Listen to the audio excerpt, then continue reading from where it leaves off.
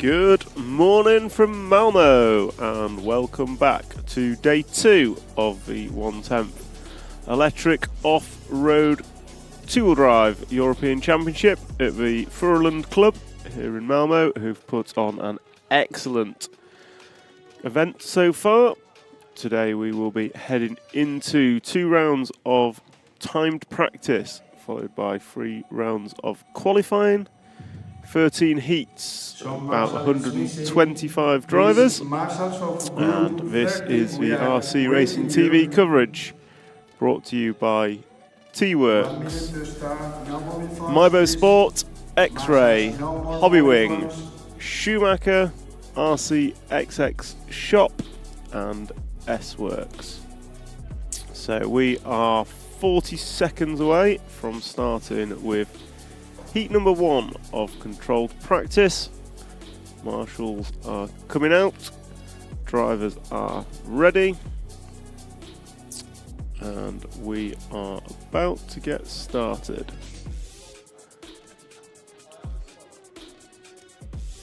So yesterday we had 6 rounds of free practice, and it was Daniel Kobovic in the Schumacher car that was quickest over 3 consecutive laps, and he is our top seed for today. Second place went to Michael Orlowski, and third place was Alexander Landon, young associated driver, and fourth place was your reigning champion of Marcus Carup. Quickest lap we saw yesterday was an 18.9 within the top heats, and the track has split opinion online, that's for sure, and the general consensus is that it's relatively easy to get around. It's very difficult to get around it fast, and there is going to be very difficult to do a full fast 5 minutes, was the general view.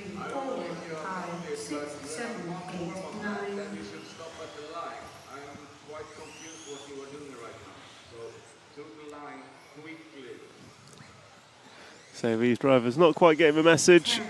There is 1 warm-up lap in control practice. 6, 5, 4, just the 1. 2, 1. 1, 2, 3. These controlled practices will be run just like qualification heats. So drivers leave on their car number. And the objective this morning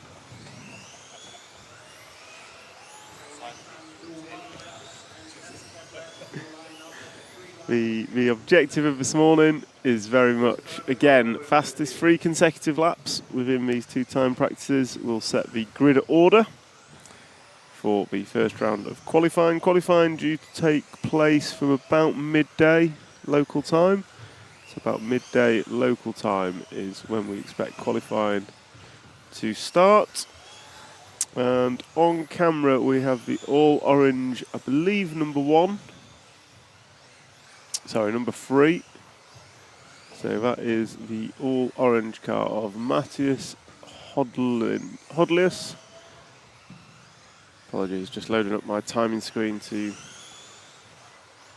get all the names.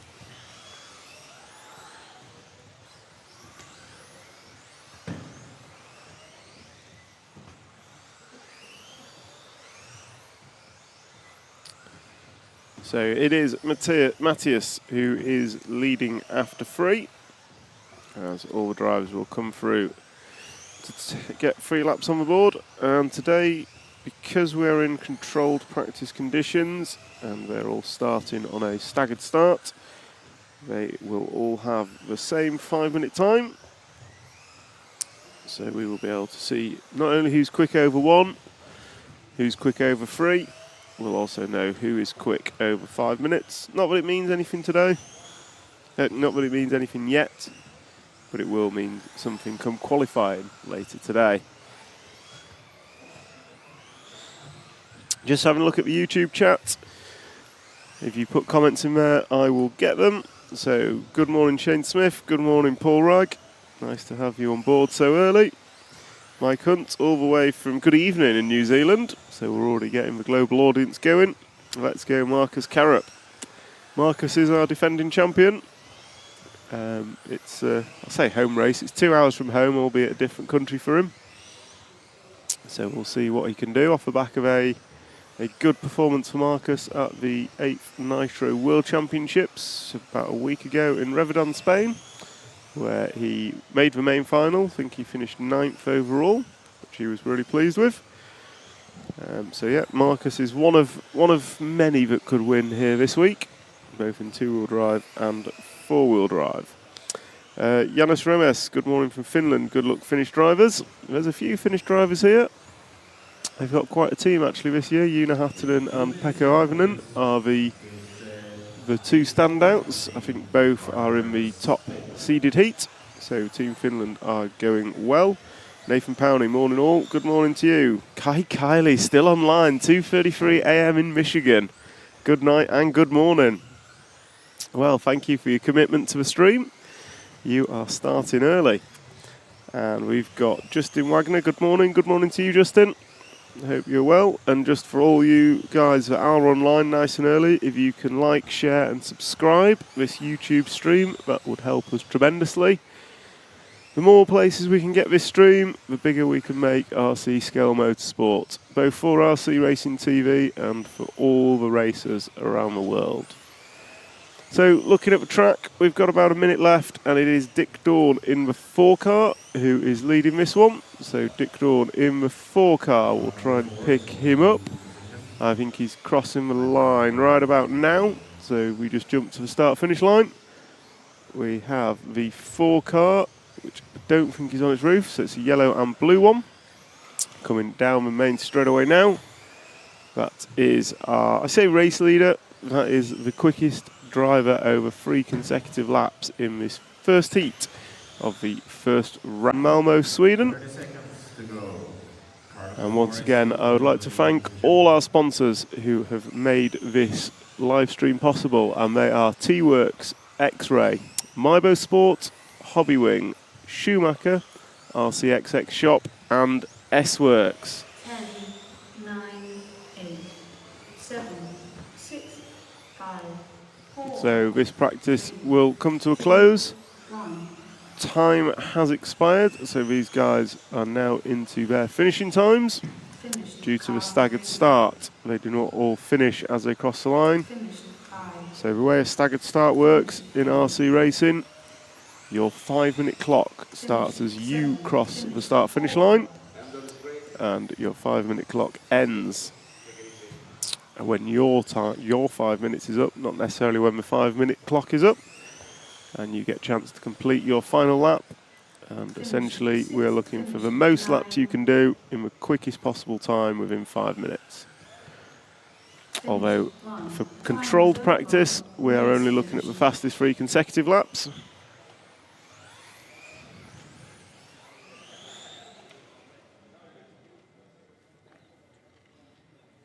And the fastest 3 consecutive laps will determine your starting position come qualifying. So fastest 3 consecutive laps will determine your starting position come qualifying. And qualifying is due to kick off in about 3.5 hours, so midday local time. I know we've got a global audience, and I don't know where you all are, but Kai Kelly, that's going to be about 6 a.m. for you. So if you can stay up till 6 a.m, you can catch the start of qualifying as well. Although that will be a good night for you.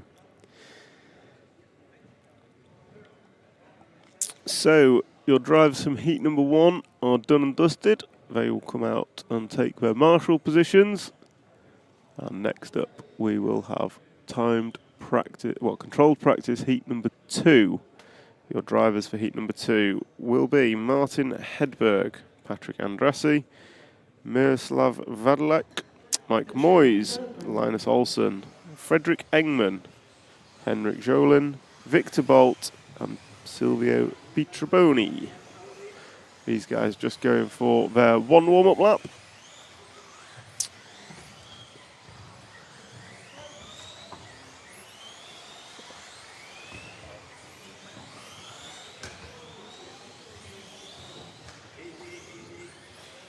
So these guys get one warm-up lap, and then they stop at the start line. Order 1, 2, 3, 4, 5, 6, 7, 8, 9. Number 1 car, you should be in the line behind you.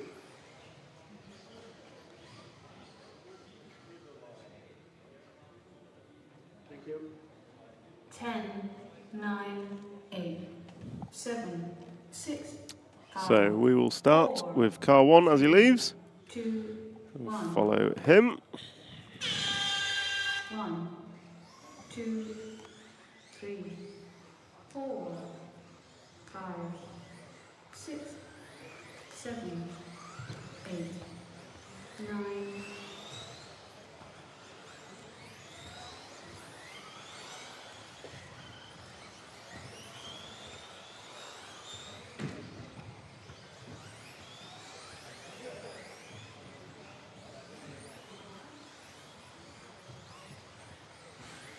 So heat number 2, rocking and rolling, and we led out with car number 1, but it was Patrick Andressi was quickest after 1. Scratch out Victor Balti coming up, but we'll stick with the 1 and 2 cars that are rocking around together. They're going to cross the line now, and it's 23.0 and a 22.9 for the pair of them, so looking good. Just having a look at some of the comments on the chat. So, time and schedules, go to rctv.one.one, and you will be able to listen to audio only and also get timing and schedules. And also, if you want some RCTV or EFRA merch, you can get a 10% discount with code 10Buggy24. It's in the chat. Mike Hunt couldn't think of a better way to spend an evening. Just poured a nice bourbon and parked up on the couch ready for action. Love it. I wish I could pour myself a nice bourbon too, but commentary would probably fall down if I was to do that. So we have group number 2 rocking and rolling, and it is a 1 car of Martin Hedberg, who still holds the quickest 3 consecutive laps. As I say that, he takes a champion's roll over and back onto his wheels. And we're just going to drop back 3 cars, so try and pick up the purple machine and watch the 3 of these trio of cars coming through the switchbacks over front side tabletop, going to cross timing and scoring, and then work their way through the left hand side double and through the fast chicane in the centre of the track. And we're going to stick with the black car. Down the straightaway he goes. That black car is Mike Moyes, so a British racer, and last time by was a 23.4 for Mike. Let's see what he can do this time round as he understeers across time and scoring. That time by for Mike was a 22.8, his best lap of the session so far. So next up we're going to try and jump to the 8 car, which is coming across the timing and scoring now. So 8 car, the purple and pink, I think. You'll have to forgive my eyesight. So yeah, the 8 car coming down the straightaway now. Last lap was not a good one, but he is the quickest driver on track over 3 consecutive laps, and also the quickest driver on track over a single lap with a 21.8. As I say that, he takes out timing and scoring. Beautifully done. Race director looks on with great disappointment, and let's see if we can get that on replay if I was quick enough. So he comes through the fast chicane. Oh, I've missed it. Just seen the marshal retrieving him there from outside the track. So it's a bit slow on the replay there. Disappointing. Tom must do better. So we're still following Victor Balti. He is the quickest driver on track, and he is just behind this 2 car at the minute. 2 car of Patrick Andressi. So Victor, 21.8 is his best. 66.5 is his 3 lap time. Not sure how it compares to yesterday. The arena's feeling slightly warmer than it was last thing yesterday. Not sure how much the temperature actually affects things. You can see there is kind of a groove picking up on the track. Just see a slight change in the colour of the track from where we're sat. Again, don't know if it makes much difference. I'm sure the drivers will claim it does. But ultimately, the lap times we saw yesterday were fairly consistent from about round 3 to round 6. So I suspect, certainly after 2 rounds of practice, the track will be consistent once again. 30 seconds. So as we come into the final 30 seconds, Victor doing very well. We'll jump back to the group coming down the start of the straight now. There is a big gaggle of cars. Gaggle of cars usually means carnage, so we will follow this group for the final 30 seconds and see what we get. As Victor Belt is going to be the quickest over 3 in this one. Silvio Pietrobroni is going to be second, and it's very close. We've got 1/10 of a second separating Silvio, Linus and Martin, all over 3 laps, so pretty consistent and pretty close, which is what this track is giving us, which is fantastic for a European Championship. We're all expecting some fast and close racing, which is exactly what we want to see. As these guys all come across the line, close out their first control practice of the day, they are done and dusted, and group number 3 will be coming up next. Excuse me, just catching my mute button wrong there. So it was going to be Victor Belt who takes that one. And as I say, these guys are just looking for their fastest 3 consecutive laps in the 2 practices this morning. And those consecutive laps will determine their grid position. Looking at the chat, Aaron Nash, good morning to you. I hope you're well and enjoying the stream, wherever you are in the world. Jakey, morning from Sweden. Good morning from Sweden. I can say that, as I'm sat trackside here in Malmo. Choette goes, RC, great to watch from sunny Sheffield. All I've been hearing is all about the rain in the UK, so you're doing well to get some sunshine in Sheffield. So, already have 150, nearly 200 people watching this morning. I'm not sure where you are in the world, but that's a good start for the day 2 here at the 2024 European Championships. So next up, we're going to have group number 3 for their first practice of the day. And the drivers are Evie Thames, Bruno Vea, Thomas Berg, Michael Ambros, Emily Sumalian, Peter Freinsdorf, Olaf Stein, Miklos Zabados and Robert Scar. So these guys just out for their 1 lap warm-up. We've got Thomas Vestergaard, hello from Denmark. Hello to you. Thank you for joining us early in the morning. So the guys go out, they get 1 warm-up lap, they grid themselves up, and then it will be a staggered start in number order for group number 1. Good morning, Rob Fox. It's not sunny in Sheffield. All right, Cockers. Good morning, Foxy. How are you doing? 6, 5, 4, 3, Hope you're well. 1. So we will follow away with car number 1, which is Evie Thames. So Evie was, by virtue of seeding, she was the quickest in this heat yesterday. Well, quickest through seeding yesterday for this heat. And that seeding was fastest 3 consecutive laps. So Evie opening up with what looks to be a decent lap. Car looks edgy. So yeah, this car's looking quite edgy. That might be new tyres, it might be some setup changes overnight. General view of drivers, it's kind of split opinion. This track, some guys saying it's too easy and need more jumps. Other guys saying it's perfect and they love it. I think the general view is it's a decent track. It could possibly do with a few more features, but it's going to give us some good racing, and it's going to be really difficult to actually be fast and consistent for 5 minutes.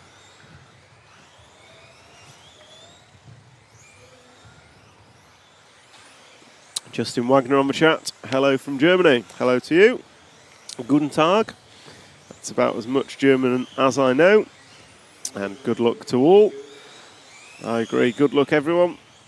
That is why we are here.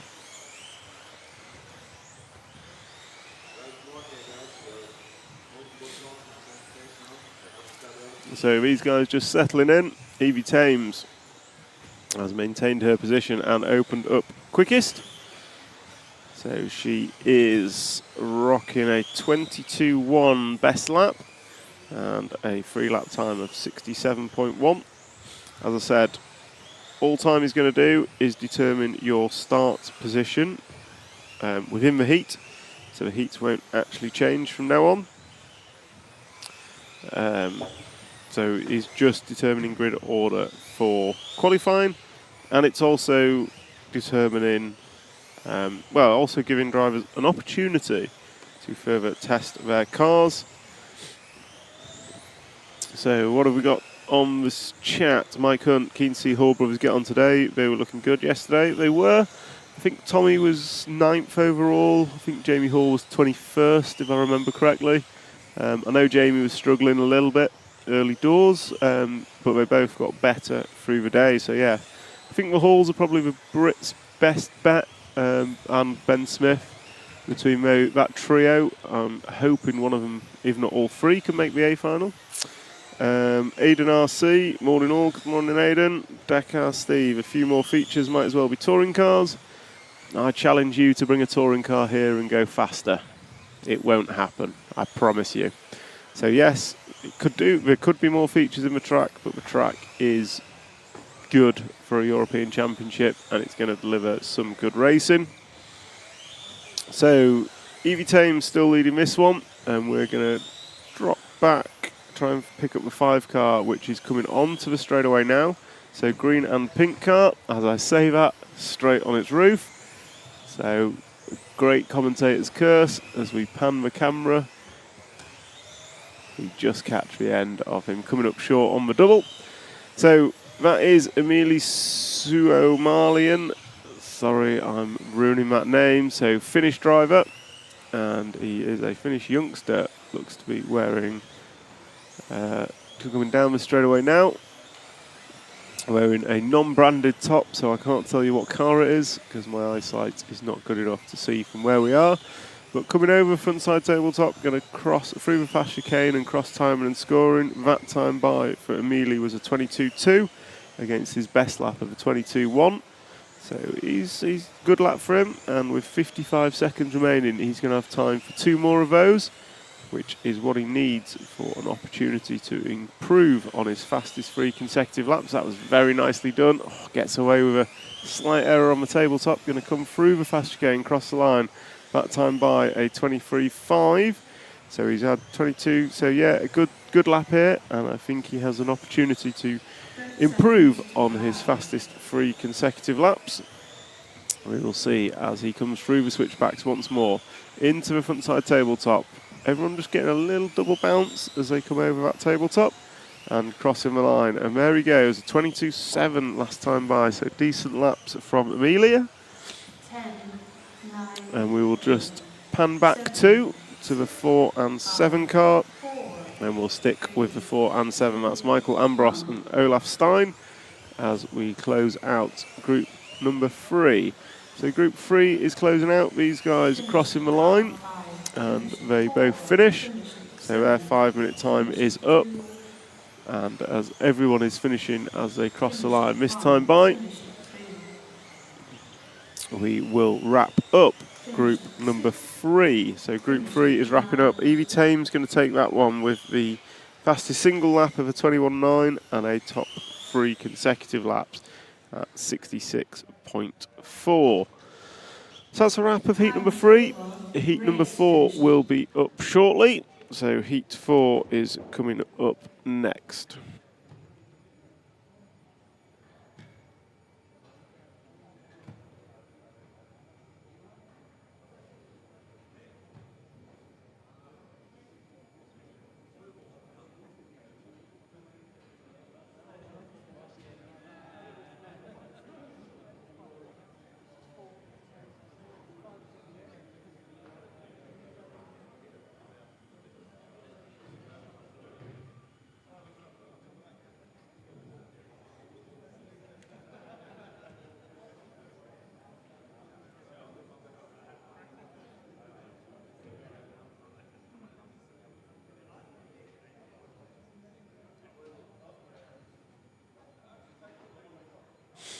So, quick check-in on the chat. Dr. J666, good morning, Switzerland, rooting for Lynn Blatter. Nice to have you on the stream. If you catch the opening ceremony walk around we did last night, I think it was on the EFRA Facebook. We did a quick interview with Lynn. That was after the stream had finished, so towards the end, after the ceremony had finished, so it's towards the end of the stream. So we did a quick interview with Lynn, one of the young Swiss racers. She was full of praise for the event. Taja, have a great qualifying day. Yeah, I totally agree. Let's hope that we do have a great day here in Malmo. Certainly the rain's not going to affect us, although we had sunshine yesterday and everyone wished we were outside. Today it's a little grayer, it's a little colder, and it's a little rainy. So we're all happy to be indoors. 1, 2, 3, 4, 5, 6. So we'll just let these guys get away and then we'll jump in to see who's doing what. For you guys. Can Marshall help them out a little fast, please? 10, 9, 8, 7, 6, 5, 4, 3, 2, 1. 1, 2, 3, 4, 5, 6, 7, 8, 9.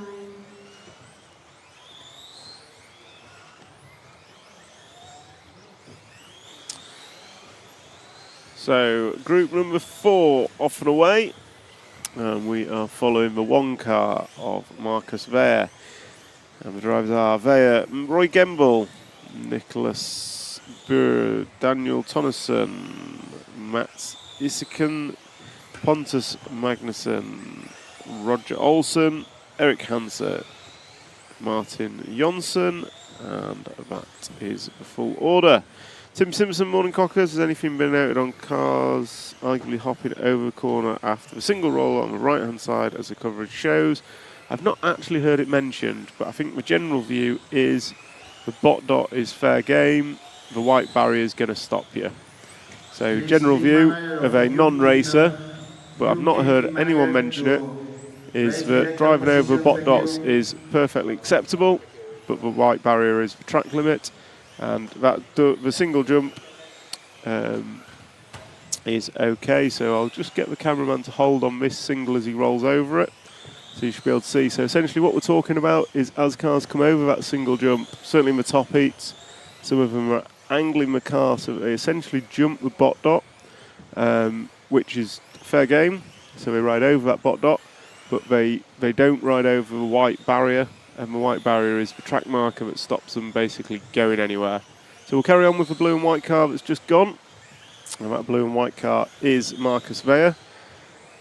Martin Ostberg, good morning. So from today, everyone is on handout tyres, right? Correct. So the control practice is run exactly like qualification rounds. So everyone is on tyres that have been purchased at the track and glued at the track. So it is completely fair to everyone, not that yesterday wasn't, but all tyres are from the same supply, direct from Schumacher. The same foams, they've all been glued with the same glue, cleaned with the same cleaner to make the tyres as fair and equitable to everyone. So we'll drop back to the green and white car, which is the free car, I think. That's Nicholas Burr. So he's running it in second with a 105.6. So 105.6 is his free lap, best free consecutive laps. And that is what we get on our timing screens for today, well for now, during the first 2 controlled practices. And then once we have done our 2 controlled practice rounds, we will jump to qualifying, and qualifying is over 5 minutes. So we're just going to jump to the yellow car at the end of the straight now. So the yellow car is Roy Gemble. So Roy is the quickest one on track in this practice round, both over best single lap, which is a 21.4, and also 3 consecutive laps, which is 65.0. Patrick Hofer, RC, calling in from Switzerland. Greetings, my old friend. Yes, Patrick, welcome to the stream. Probably a bit like me, we're now a bit old and slow, so I've taken up commentating rather than actually racing. But nice to hear from you, Patrick. Hope you're well and things are all good in Switzerland. Miss you, buddy. It would be great to see you trackside again. So we're rocking around with Roy Gemble, Norwegian driver. We've got a strong Norwegian contingent at this European Championships, both in terms of numbers, in terms of juniors, quite a few juniors on the Norwegian team, but also in terms of performance, with Daniel Kobovic being fastest in free practice yesterday over 3 laps. So the Norwegians are looking strong. So it is Roy Gemble, the Norwegian driver, 21.4 still his best. He has improved his 3-lap time, still 65.0 as he comes across timing and scoring once again. With 30 seconds remaining, we're going to just drop back to the pair of cars running behind. So we've got the all-white number 7, and then we've got the white, blue and pink number 8. That's Pontus Magnusson and Eric Hansa. Pontus had lots of support on the stream yesterday from his brother. So we will follow them round for the final 30 seconds, well, 10 seconds now, as these guys are into their final few seconds of their first practice today here from Malmo in Sweden, the host Furland club of the European Championships, put on a great venue and a great track for this week's championship. And I, for one, am excited to get into qualifying and see what it brings. So these guys all finishing. It's going to wrap up group number 4, and we will go to group 5 next. First, quick interlude from one of our many sponsors bringing you the coverage this week.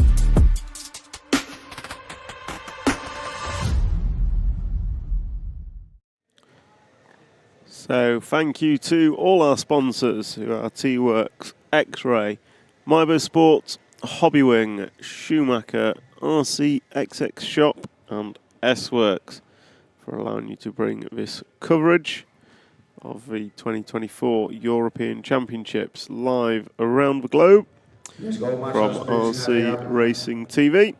So Group 4's done, Group 5 is going to be up next. Group 5 guys, track is about to open for them to take their one warm-up lap, and their drivers are Mads Skonberg, Sonja Skursbeck, René Levstow, Joshua Walton, Coro Apo, Cyril Castaldo, Didier Loic, Alexander Bodansky and Linus Carlson are your drivers. Apologies for all the names that I am butchering.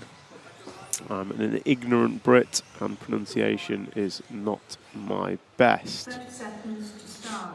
So these guys just lining up, and they will lead away in regulation order 1 to 10 on a staggered start, and that allows them all to get their own space and give them the best opportunity for getting their best lap times in without falling over each other. 5, 4, 3, 2, 1.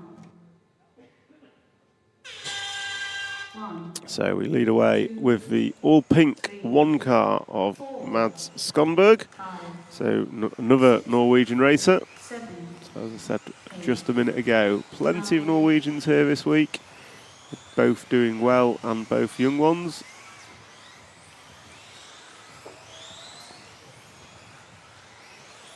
So it is Mads who's going to lead round on track for first lap, and he puts in a 21.4. That is a good lap. So very good opening lap. We'll keep following him, see what his first free can be. So Justin Wagner, how much turn have the two-wheel drive buggy? I assume you're talking about motors. And I believe, I know Jamie Hall is running a 4.5. I believe most are 4s or 5s. So 4.5 or a 5.5 in two-wheel drive. The track is bigger than it looks on camera. It's a fast layout. So these guys are running some serious motor. But actually, they all look controllable. There's nothing crazy fast. There's no stupid features that are catching people out. So yeah. Michael Finchett on the chat. Good luck, Miklos and Reese. I agree. Good luck, everybody. I think we've got... No, it's Josh Walton in this one, not Reese. We're just going to drop back one car. I think the yellow car should be the one I'm trying to follow. Maybe not. It might actually be forward too. Sorry, Jim. So yeah, we'll pick up the all-orange car. End of the straightaway now. Sorry about that, Jim. Stitching up my cameraman. So that is Joshua Walton, and Josh Walton, after 4 laps, is the quickest. He's the quickest in terms of 3 laps with a consecutive time of 64.3. He's done a 21.4 best lap. Not quite as good as Sonia Skurzpek and Alexander Badansky, who have both tripped over in a 21.3 lap time, although Loic Didier going 21.2 last time by. So the lap times are falling, but it's not all about the single lap. It is currently it's all about the best 3 consecutive laps, and that still sticks with Joshua Walton in the all-orange car that we are following, and he has done a 64.3. Good morning, Shaggy. Good morning, Yavis. I hope you're well. Wherever you are in the world, I hope you're having fun, Yavis, and it's a shame you're not here. It would be good to see you trackside again. So Josh still rocking this one round. He has improved his 3 lap time. He's improved his single lap to a 21.3, but he's also just had a crash, this lap being a 24.5. So we're going to scan to the front side tabletop now, and we're going to pick up this train of cars. So a whole freight train of cars, and we're going to try and pick up the 7 car within that. Won't be easy because there's a lot of them, but it's a purple and white car coming onto the straightaway now. So round the end of the straight, the purple and white of Loic Didier, a junior French driver, who's also the quickest driver over a single lap with a 21.2. As I say that, other people put quicker laps in, but we'll stick with Didier just for a couple of laps. The young Frenchman. He is 3rd in the group on best 3 consecutive laps. Just make that 4th as Sonia Skurzpek pulls together 3 quick laps to go 64.0. So we are following Didier. French driver crosses the line. Bit of an error on the last lap. Going to click a 23.6. Which is with 50 seconds to go. He's going to get time for probably complete this lap and 2 more, which is what we need for a fast 3. This lap is going to be a 21.8 for, 21.7 for Didier, so that is a good lap from him. He has time to get 2 more in. So Yavis on the chat, want to see you and have some Mario Kart again. We've got to go a long way for Mario Kart, so that was the 2015 Worlds in Japan, where a bunch of racers found a Mario Kart arcade and had a great time racing each other, because racers want to race no matter what it is or when it is. So Didier last time by at 21.5, and as the clock counts down on this practice session, he will get a chance to finish this and hopefully bring his 3 lap time down. And as I say that, he closes out with a 21.4 and brings his 3 lap score down to a 64.7. Club RCs, what cars are they using? They are all 1/10 scale electric off-road 2-wheel drive buggies. The major brands in use are X-Ray, Schumacher, S-Works, Team Associated, PR Racing, ever ones I've seen was Kyosho. So all your major 10th scale brands are represented here today, or here this week, I should say. But yeah, X-Ray Schumacher, S-Works, and Associated are probably the most popular.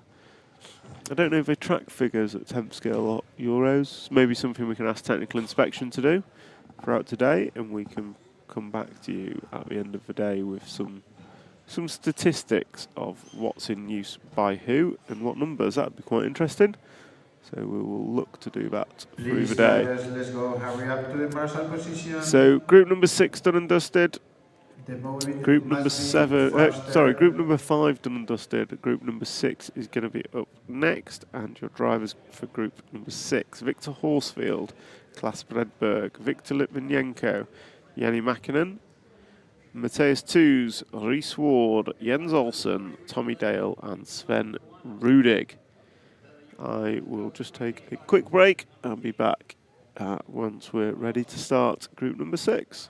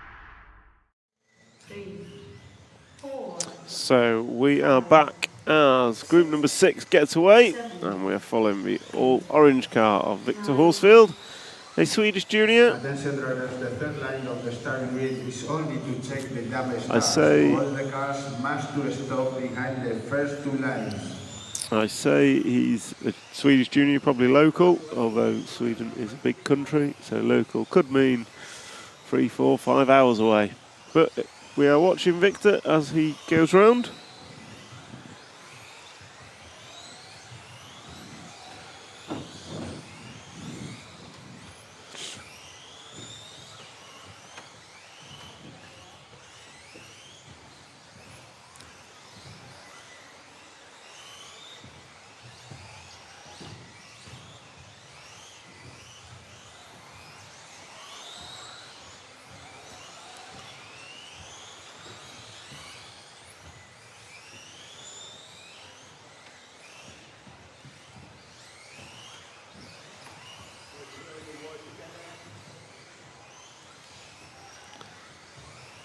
So Victor opened up pretty good, 21.1 best lap last time by to go 64.7, but it is Tommy Dale who is quickest, so I'll try and pick up the 8 car for us to switch to. So the 8 car, I think coming across us, I think he's just crashed to be honest, because that is the commentator's curse. It was, no, was it? Group 6 of this time practice. So end of the straight now if we can, Mr. Cameraman. Blue and red car with a bit of white. That is Tommy Dale. So Tommy is the quickest. 21.2 last time by as he comes off the front side tabletop on 2 wheels and crosses timing and scoring. So he's going to come through the quick chicane and he is chasing down the 6 car of Rhys Ward. So let's just have a quick look at the chat. Can we follow car 2? We will get to car 2 shortly. We have 2 minutes and 45 left in this session. Rhys Ward, can we follow him? So he's just in front of, so if we try and get the pair of these two going round, it is Rhys Ward being chased down by Tommy Dale. And he is... These two young Brits going around together, looking pretty good. I think I spoke to both of them yesterday. This is their first European Championship, and they are loving it. And would you believe they both tipped themselves to win? So good on them. That's what we like to see. Good confidence from the pair of them. So that is Tommy and Reese rocking around. Last time by for Tommy a 20.5, Reese 20.9. So good laps from both of them. Go through again, 21.3 and a 21.4 for Reese and Tommy respectively. So Tommy 63.2 and Reese a 63.7. Nicely done. Just clip the pipe and let his fellow compatriot through. So that was nicely done. And Klaas Bredberg, I was going to jump to him, but he appears to be off track. So I'm going to be unable to follow him. So what have we got on the chat? Good morning from Germany. Good morning, Burton. Welcome to the stream. John P. Good to see my smiling face on screen. I'm supposed to be the voice here, not the face. So must have been a pit walk around you watching. I'm missing you all since China. I agree. One of the best things about RC racing, especially the international scene, or things like this European Championship, is the people you meet along the way. It's definitely better than all the racing. So, looking at the scoring, we've got Tommy Dale, Victor Litvinenko and Victor Horsfield. So we'll try and pick up the free car. It's the blue car at the end of the straight. So the blue car of Victor Litvinenko. 63.6 is his free lap time. Tommy Dale's improved his to 62.4. Best lap for Victor was a 20.9 last time by, and he backed it up with a 21.5. Yossi, good morning from Israel. Good morning to you. Nice of you to be checking in with us. Sebastian, when does qualifying start? So qualifying, I believe, gets underway at about 12:15. So 4 hours from now, I believe, is when qualifying starts. We have 2 rounds of controlled practice this morning. We're about halfway through controlled practice number 1. And these 2 practices are just to determine grid order within the heats. The heats were seeded after yesterday's 6 rounds of free practice. So the heats are now set for qualifying, and these 2 rounds of practice are purely practice and to set the grid order. And then we go into 3 rounds of qualifying today and a further 2 rounds of qualifying tomorrow. And then we will have finals for all drivers on Wednesday, which is tomorrow. And that will then deliver a 2-wheel drive European champion. And then we will repeat the same format Thursday through Saturday for 4-wheel drive buggies. So that's a wrap of group number 6. Tommy Dale going to take that one on 3 lap time and fastest single lap. Next up, going to be group number 7. Group 7 will be up next in just a minute or so. I'm just going to take a quick drink break.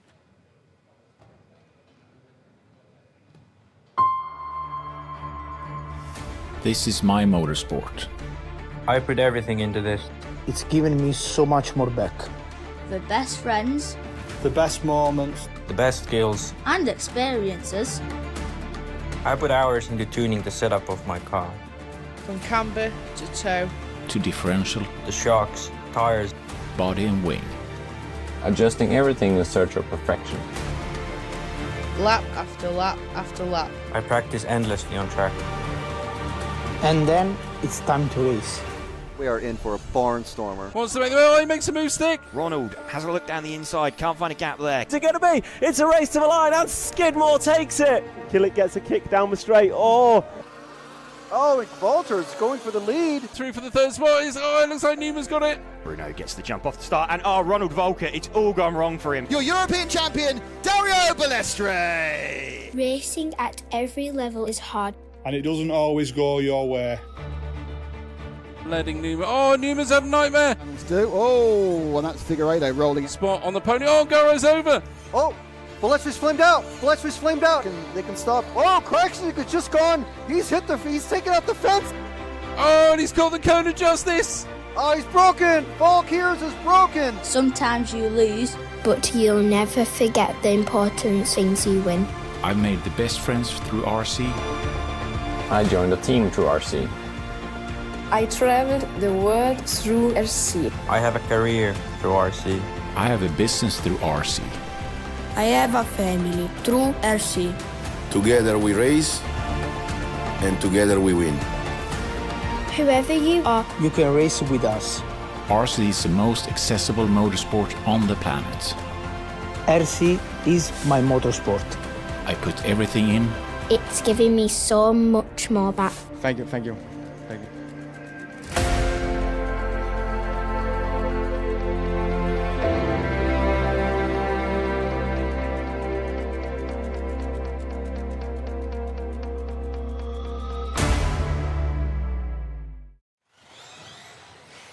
So, welcome back. We are group number 7, round number 1 of controlled practice here in Malmo, Sweden. Your 10 drivers for this one: Firebolt Jacquelut, Baptiste Rolk, Peter Harder, Carl Volter, Elias Jordan, Christian Wukonig, Zacharias Villalba Nilsson, Lauren Jesus, Lucas Didier, and Harriet Thames. Just looking at the chat, Renault Savoy joining in. Hello, Kevin Mischnut. Hello, Renault. So, Firebolt opening up quickest after 2.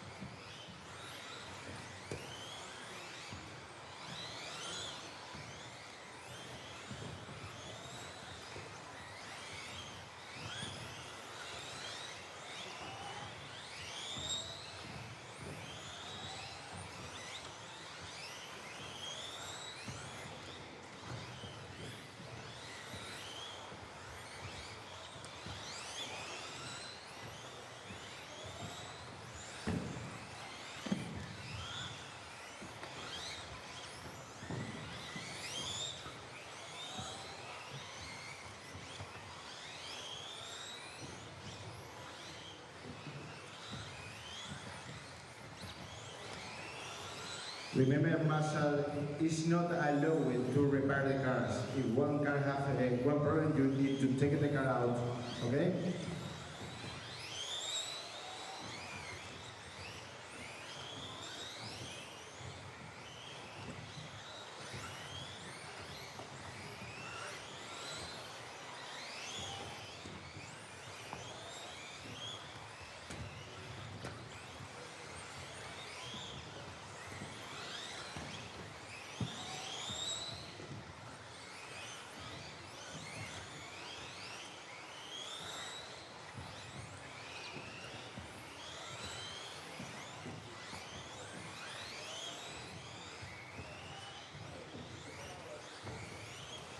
Apologies about that, a slight interlude. We are back, well, I'm back.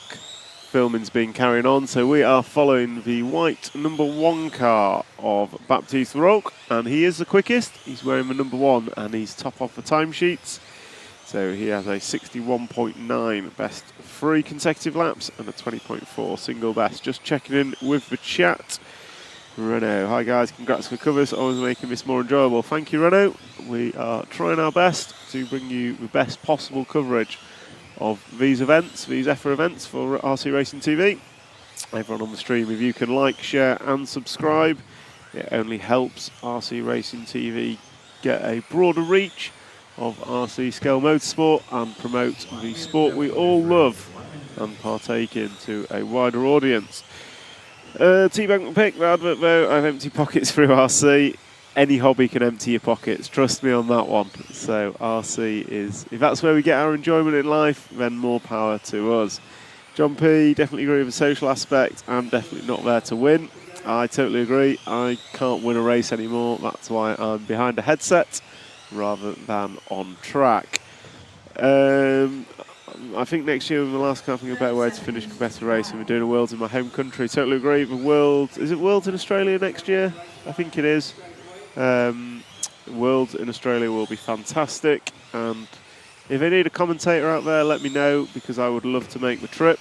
But I also know I won't be racing because my talent level does not need to be there.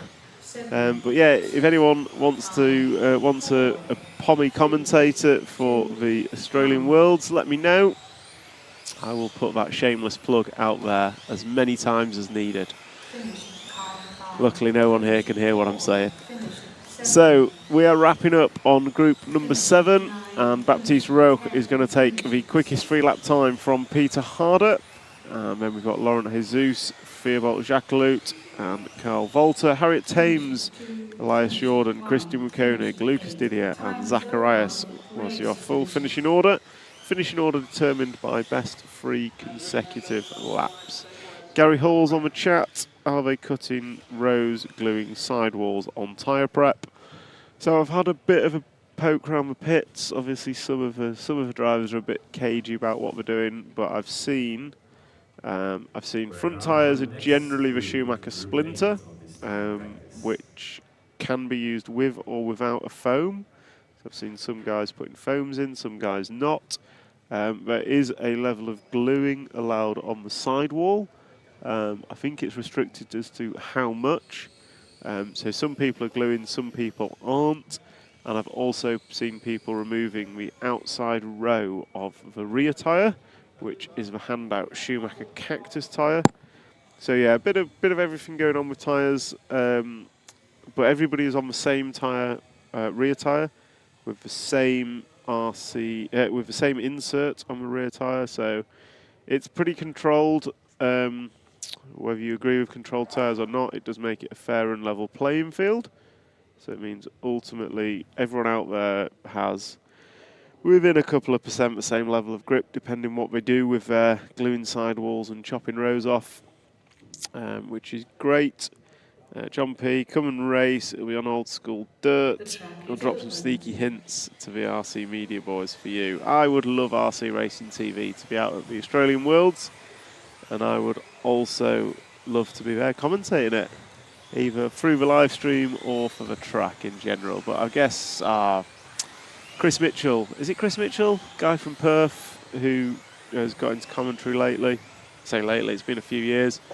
Pretty sure it's Chris Mitchell who will most likely be doing it. Last I saw, he was at Perth Motorplex doing commentary on drag racing. Can you show Patrick Bremsteller, preferably in middle of the run, from Maritz?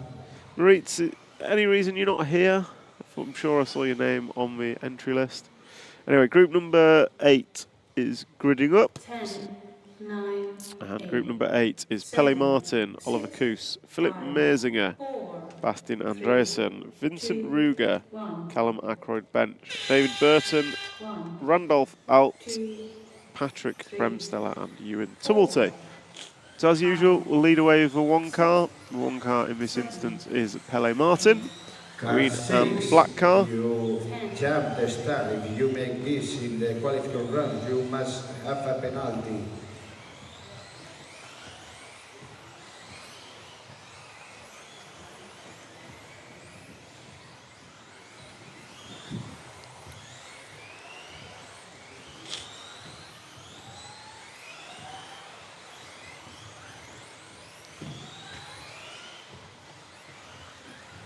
So we are rocking and rolling with Pele Martin. Kyoshi Kelly, be surprised if we don't use Mitch on the mic for Aussie Worlds. He's done a lot of the state on-road stuff. I wouldn't be surprised either. Yeah, I've seen Mitch do some off-road stuff, and he's really good, to be fair. So, yeah, absolutely expect Chris Mitchell to be doing the commentary at the Aussie Worlds, and I expect it to be top-notch. However, if there's a ticket there for me, I am more than willing to take it. Good luck, pilots. Check online monitoring results, analytics in my app, RC Buddy. Fantastic for you, Sergi. Moritz finishing his bachelor's degree this semester. Yeah, education does sometimes have to take priority. Well, good luck with the exams. I hope they go well. Go, go, go, Estonia. I think that's the Estonian flag. We have had quite a good Estonian team this year, actually. biggest Estonian team I've ever seen, and it's great to see. Off-road is expanding. Craig Gibson, hello all. Jessica J, hello guys, hello to you both. Not sure about Chris, maybe Scotty for the Aussie trip. We're going to try and get Leroy in actually on a dial-in tomorrow for some of the mains commentary. Unfortunately, he couldn't be here in person this week. He's passing of a father-in-law, so Lee Martin's not in attendance this week. But hopefully we'll get him on dial-in for some double act. Track for Worlds in Australia was awesome. Not raced on the current layout. I think the current layout will probably change for the Australian Worlds, and we'll have a fresh layout for the event, which would be great. And I think everyone's looking forward to a Worlds in Australia. I know they did a sterling job with the 8 scale Worlds not long ago in Perth, and I'm sure the club, I want to say near Sydney, with the 10th scale Worlds will also do a cracking job. So yeah, I know the 10th scale community is quite looking forward to that Worlds. And as I say, it would be great to be there. And yeah, if not, I'm sure I'll be watching the live stream, which hopefully will be done by RC Racing TV, as they do a fantastic job. So we've got Pele Martin out in the lead in this one.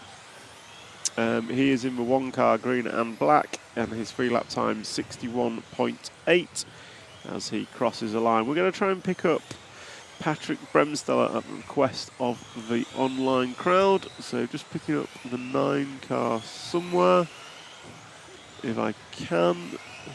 It is the orange car. Start the straight if we can, Jim. So the all-orange car of Patrick Bremsteller, the Austrian driver, is rocking around in 8th position in this one. So Patrick is doing all right, dare I say, last time by 20.7. So once again, the camera curse of doing your fastest lap on camera has hit once again. So Patrick coming through the switchbacks and into the front side tabletop. Gets it a little bit sideways, gets away with it, and comes through the fast again. Crosses a line, and that time by for Patrick, another fastest lap, so 20.5. So he will be hoping he can string a third one together as he comes into traffic. He needs to get this lap complete to get his fastest free. He's through the switchbacks. He's looking a little bit nervous. Calm over front side table, just for fast chicane to go, and pulls it across. And that lap for Patrick was, let me see where he's jumped to, 20.6. So 3 fastest laps in a row for Patrick. That's how to do it when you're looking for a fastest free laps. And he has hit a 61.8 for his fastest free. Comment from Brian Preddy in the track. Is the track slower this morning? I couldn't tell you. I don't know. I can't remember what these guys were running around at yesterday, but we will find out in about 45 minutes when we see Heat 13. The arena is similar temperature to yesterday, slightly warmer than it was late yesterday. So we'll see what happens in times in the top heats. I don't know whether it's faster or slower. Shouldn't make a difference, but we'll see. So these guys are coming into finishing times. We'll just pan out ever slightly and watch the group that are running round as they finish out controlled practice number 1 for heat number 8. Everyone getting 2 rounds of practice today, followed by 3 rounds of qualifying. So this is going to be wrapping up. Patrick still going around in the orange car, we see just going off screen. So that's a wrap of group number 8. And it was Callum Ackroyd Bench, the UK racer, but actually quickest over 3 in that one.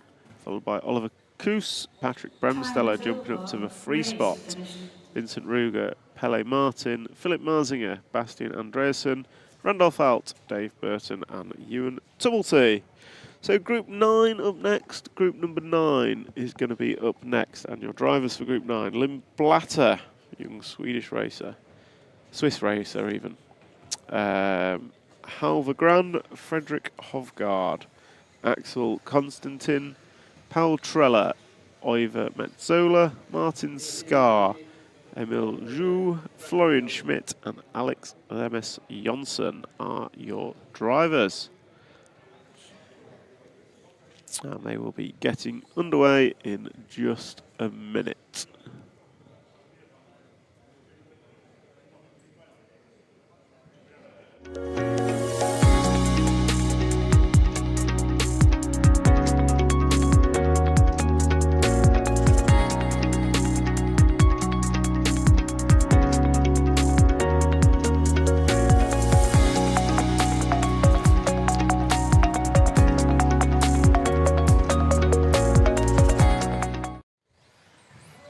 Remember, drivers, only one lap of warm-up, only one lap.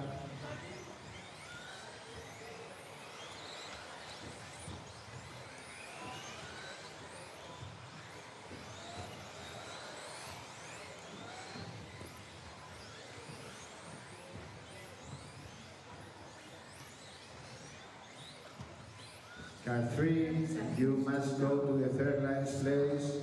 Please return. 1, 2, 3, 4, 5, 6, 7, 8, 9, 10. Behind the second line, car 3 for the next time, please. Car 1 to 5 in the first 10, middle line. 9, 8, 7, 6, 5, 4, 3, 2, 1. 1, 2, 3, 4, 5, 6, 7. So we are rocking and rolling in group number 9 with Lynn Blatter leading them away from Halva Gran. So pair of juniors leading this one. Must stop behind the first and the second line. The So third one is plenty of only junior to drivers take the here jump this start. week, which is great to see. So we have Halva's running a Schumacher car. And I can't see the t-shirt that Lynn is wearing, so I don't know what car she's rocking. Fortunately, they all look pretty similar these days. So we are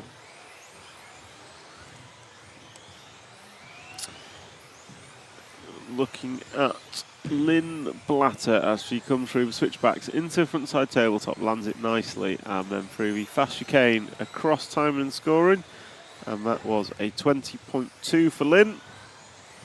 So 3 laps on the board, plenty more laps to go, and it looks like Frederick Hovgaard is the car behind her on track, and Lynn pulls over and lets him through, and then taps every bot dot through the switchback.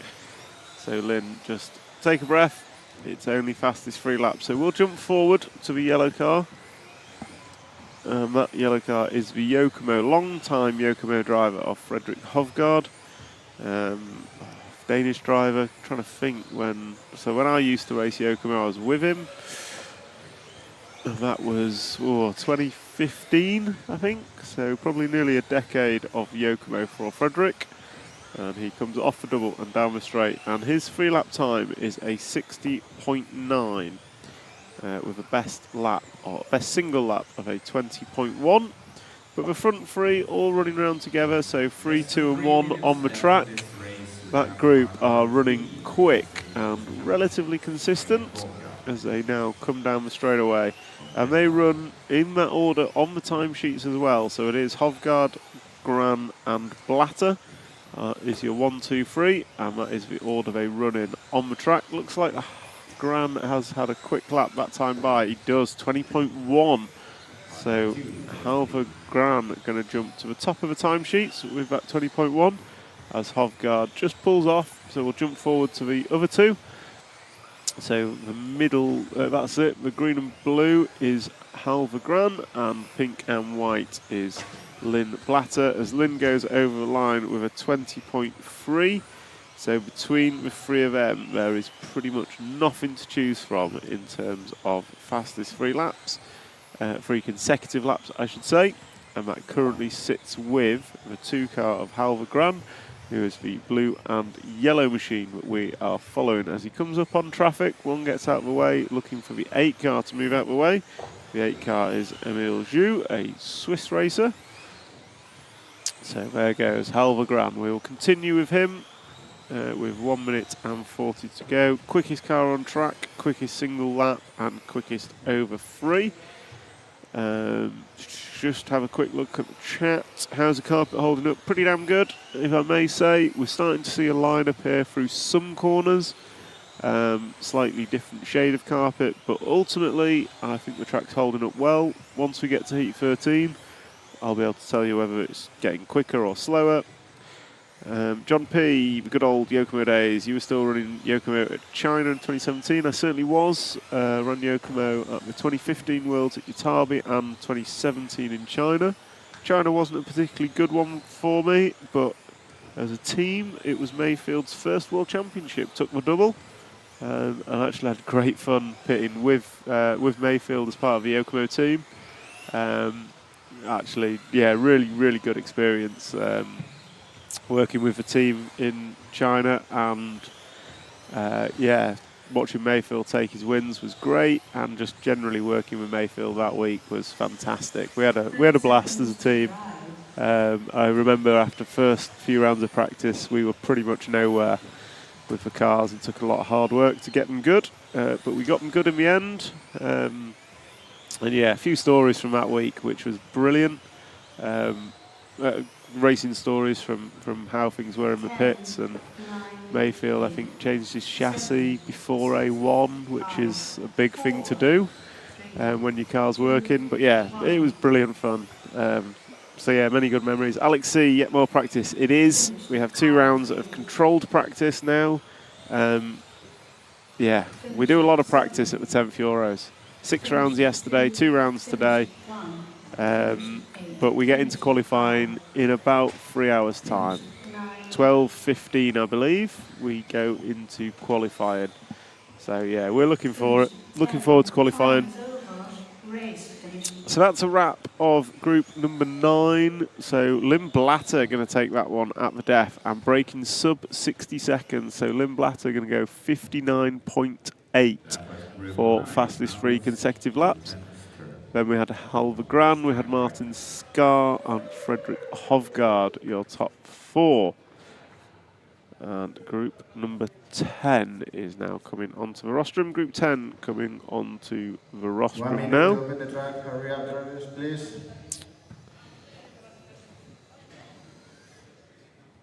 So there are your drivers for Group 10, just jostling for position. Track will open, we'll take 1 warm-up lap, and then we will go to practice for these guys. So today's format, we've got 2 rounds of control practice. We're about 3/4 of the way through the first round. And the control practice, we are timing the fastest 3 consecutive laps, and that will determine the driver's grid position and starting order for round 1 of qualifying. And once that is done, we go into 3 rounds of qualifying today, and we will round out.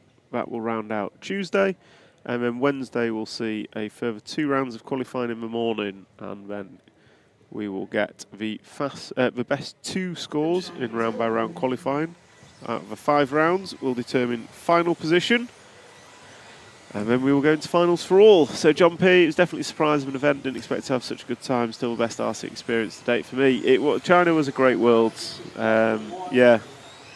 Again, questionable track, questionable tyres, questionable everything, but ultimately fantastic experience, both on track and off track. And I'm sure the Australian Worlds will be just the same. Cut the track and go to the lines. Car 7. So these guys are just gridding up. And I've lost my cameraman, so we're going to go to a super wide view.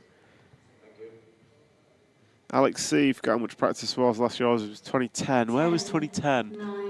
Was 2010 Bilbao? No. 2010 was Pau, maybe? Bilbao was 2009.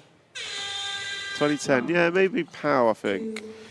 So yeah, still same format as 15 years ago for the Euros. Still the same format as 20 years ago. Although we do have something new this week, which is it's the first European Championships on carpet. Cameraman's come sprinting back so we can follow. Austria 2010. Oh, Fairing? Yeah, Fairing 2010. I think Leroy certainly won one. Ronnefolt was quick in 2010, I remember. Yeah, okay. That was a good event as well. Every international event's a good event. How's the carpet? Any new holes in the carpet? How's the table launch holding up? No holes. The tabletop launch is, yeah, it's fine. It's giving everyone a double bounce, makes the jump interesting. But yeah, ultimately this carpet track is holding up well and has been consistent. So we'll now take a look at this heat. So our drivers are Valentin Pizzat, Luke Holdsworth, Lucas Grainer, Jamil Gabrielsen, Jolan de Verde, Clement Boda, Nico Schmidt, Oliver Natras, Oscar Berg and Consta Salinen. And we are following the one car, I believe, of Valentin Pizzat, down the straight. So French racer in the blue, white and red machine, coming on the right hand side of the track. Through the switchback, gets a little bit sideways over jump, gets away with it, and going to cross the line. That time by a 19.9. So the first 19 we've seen on this circuit today.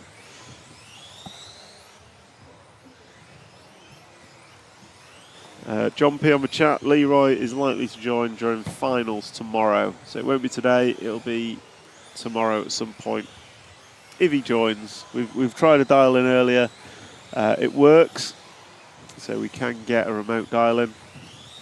So we'll see what happens. No guarantee, but the options are. Paul Ragg, most drivers using wheels, sticks finger the past. I would say yes on that regard. So most drivers coming through now use wheel radios. It's actually quite difficult to get a mid-range stick radio. So yeah, any new starters to the hobby, I think, go to a wheel radio. I think it's generally just England and Japan that do stick radios. And certainly the availability of stick radios in the market is quite low. So you don't have many options. So wheel radios are kind of the thing of the past. Mitch on the mic from Facebook. How's it going, gents? It's going awesome. The track is awesome. The event is awesome. And I can't wait to get into qualifying. But we still have a round and a half of practice to go. And it is group number 10 that are practicing. And it is still the one car that is leading. But we're going to drop back to the pair of cars behind. Just try and get some more camera time for others. So Oliver Natras and Jolan are the two we're watching. So green, white and red car of Oliver Natras, one of the Kyosho cars here at this event. And then we've got the orange, blue and white of Jolan de Verde. I'll say that Natras is stuck on the pipe, so we will continue with Jolan in the 10 car. As he crosses the line. Last time by for Jolan was a 21.3. He's also into the 19-second lap territory, but not quite strung them together. So who else can we pick up as Oliver Natras has a break? So Clement Boda crossing the line now. So green and yellow car, left-hand side of the track, yellow wheels. So Clement, the young French guy, is looking quick. He was quickest in this race with a 19.8 lap time, and he is second quickest overall with his 3-lap time being 60.0. So just a fraction off, breaking under the 60-second barrier. Sergio Prodi, the question has been asked. The track, we don't know what's happening with the track for four-wheel drive. I asked the track crew yesterday, and their response was along the lines of, let's see what happens. So they're in a position to change it. They just want to see how racing unfolds today to see whether they need to do drastic change, whether they need to do minor change, or whether they can leave it as it is. Essentially, they want the best track for racing. So if that involves completely rebuilding the track, they are happy to do that. If they think the track is perfect as it is, they're going to leave it alone. So unknown on what the four-wheel drive The four-wheel drive track will hold, but the track crew is ready to do whatever is necessary, which is good to hear, and I'm sure they will put on a superb track for four-wheel drive when that time comes. But first we have some two-wheel drive to get through. And we've just closed out group number 10. So Valentin going to go quickest with a 59.8 free laps. We had Clement Boda 60.0. Conster was a 60.1. Nathan Rawls on the chat. Thanks for great coverage, Cock. It's going to be a great race. It absolutely is. I can't wait to get racing.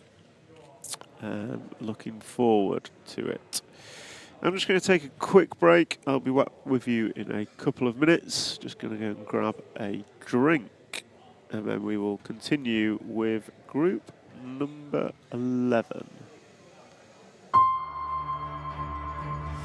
This is my motorsport.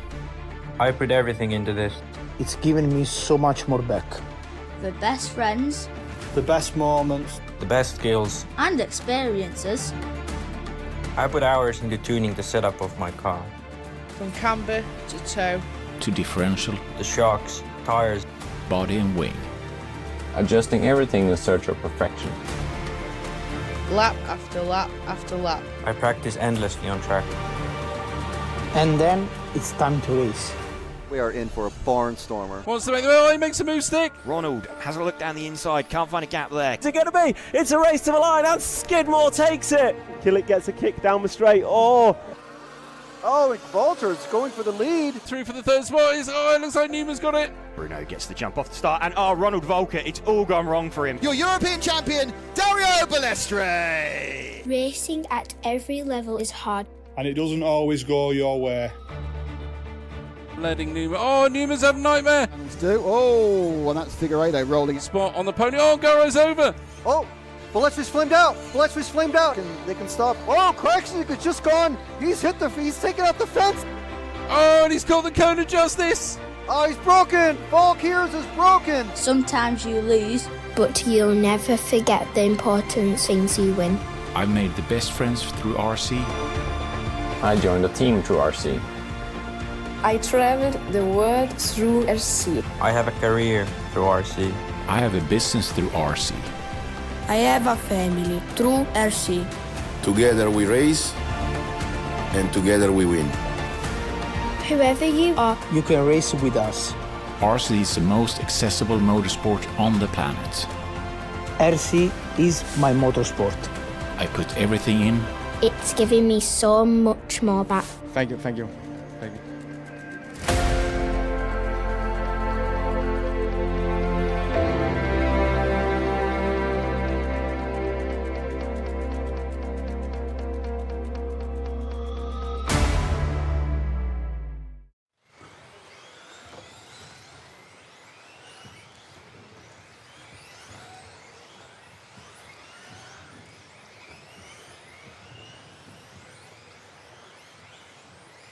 So, welcome back to group number 11, time practice number 1, and we are following the one car of Burak Killick. So, Burak off the back of the 8 scale Nitro Worlds in Revedan last week, or maybe the week before, and he is through the centre of the track. I'm going to come down the straight. So, he is Mugen actually. So, yeah, probably one of a few Mugen buggies here this weekend. Designed and developed by none other than Shin Adachi. Shin, a stalwart of the RC world, having worked for Yokomo for a long time. He was actually engineer of the 2017 World's win for Mayfield. And I believe Shin's also previously worked for Kershaw and possibly HPI back in the day. So yeah, Shin been around RC a long time. And we actually had Shin over at the 2015 European Championships when they were hosted in England. That was good. Nice to show Shin some of the European way of doing RC. So yeah, we're following the Mugen buggy of Killick, and we're going to drop back one onto the orange buggy of, I think it would be the 2 car. Might be the 3 car. It is a 3 car. Ludwig Albert, Swedish racer. So he is in the old orange car. Last time by was a 19.8 for Ludwig. So So let's see what he can do as Burak just makes way for him, not to hold him up. Looks like Burak's got a problem. And he's not looking happy about it. So we're following Ludwig as he comes double. Last time by for Ludwig, 20.0, not the best. Brian Preddy, are many drivers running the shocks upside down? Yes, too many for my liking. It's actually something we're going to check out on the pit walk we do later. So some of you may or may not know, some carpet racers have taken to turning shocks upside down on their cars. Reason being, because we're on an indoor surface where it's essentially flat, where there are no jumps, the lower centre of gravity is beneficial. Typically that lower centre of gravity of having kind of a shock body and the fluid low down is offset by a higher unsprung weight for the engineers out there. So the higher unsprung weight means your wishbones and your wheels are slower to react to bumps. So essentially there's more momentum behind the wishbone moving every time your car goes over a bump. Now on what is essentially a flat surface, that doesn't matter as much. So the benefit of a lower centre of gravity is better for performance than the higher unsprung weight that it achieves. So yeah, some guys run the shocks upside down, some don't. It seems to be a brand thing. So like I think the associated cars are mainly the ones that do it. The Schumacher guys don't. I don't believe the X-Ray guys do. But we'll check it out on the pit walk later. So I'll be able to come back to you, Brian, with a more substantial answer later on. So we're still following Ludwig. I'm going to say let's drop back to the two green cars. So one of those was number 4, which is Hampersberg, and I think maybe Fabian. Yeah, looking at the rostrum, it's Fabian. Fabian with his little top knot. Who am I to comment on European styles? So Fabian and Hampus are running around together. Hampus, Swedish racer. He is the green and white machine, and then the all green machine is Fabian Widmeyer. Fabian actually quickest in this heat so far. His 3-lap time is a 58.7. Hampersberg is running a 59.2. And just a quick check in the chat, Lucia Salado, hello to you. And also hello to Vincent, who, sorry my French isn't great, but I believe he's supporting Noah Ben Mohammed. I think Noah might be on next actually, see him queuing to go up onto the rostrum. So just a reminder to all you in the chat, if you can like, share and subscribe, that would be fantastic, would really help us get the word out of RC Racing TV and kind of reach a bigger audience and bring a better coverage to all the events that we do. And also a huge thank you to all our sponsors who make this coverage possible. They are T-Works, X-Ray, Mybo Sport, Hobbywing, Schumacher, RCXX Shop and S-Works. Paranik, wherever pit's located, cannot view from this camera, right? Well, the camera view you see right now, the gap in the curtain behind the rostrum, there's a double door there, and through that double door is the pits, and the pits kind of extend all behind the rostrum side of the track, and then to the far right-hand corner of where our camera's located. So that covers that's where all the drivers are pitting. So there's no pits in the actual race hall, but they're not far away. It's maybe a 20-second walk from the rostrum to the pits. And then technical inspection is to the right-hand side of the rostrum that you can see. So as you look, you've got race control on the left-hand side of the rostrum. You've got technical inspection on the right-hand side. So drivers come through the double doors behind the rostrum into technical inspection. Cars go down on the track, as you can see there. And at the end of the race, they're picked up and put on a table as drivers go out to marshal. Ryan Clark, when can we expect to hear you a little tender like EOS? Surprisingly, Ryan, I'm actually not feeling too great, so I sound a little tender, but it's not alcohol-induced. But yeah, the word of advice I had last night was to sleep with an onion in my room, which has actually helped me out. So I'm a lot better today. So thanks to that onion advice. Apparently, it works. Only 1 lap warm-up. And Marco Heinrich, moin. I assume that means morning in your local language. Unfortunately, I'm I'm only capable of one language. Ryan Clark, why aren't you here? Let's ask the real questions. Shouldn't you be racing? So we've got a heat number 12 gridding up. Heat 12 is gridding up. And heat number 12 is going to be led away by Dominic Vlasch. Then we've got Ben Smith, Martin Bayer, Jorn Neumann, Max Goetzel, Elias Johansson, Jessica Palsen, Noah Ben Mohammed, Jamie Hall and Mika Vidmeyer. So, Ryan Clark, your breath smells better today too. I didn't eat the onion, you just cut the onion in half, you put it on a plate, and you lay it by the side of your bed, and it stops you having a blocked nose. Trust me, it works. I didn't believe it either, but hey ho. Ryan Clark's working, that's a poor excuse, that's all I'm going to say. Vocha, really hope Dominic Vlaschek will get to the A-main after quality. He would deserve it. He drove really well yesterday. Absolutely, without a doubt, drove really, really well. We'll see what qualifying can bring. Sometimes not being in the top heat is a benefit, although crashing on the first lap like he did is not the way to do it. Luckily, it's only practice, so we'll see what comes.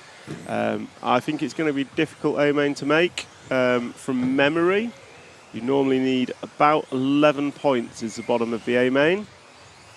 So you need 11 points from your 5 rounds qualifying, best 2 to count, to get in the A-main. So we'll be keeping a track of that, and we'll be seeing what happens.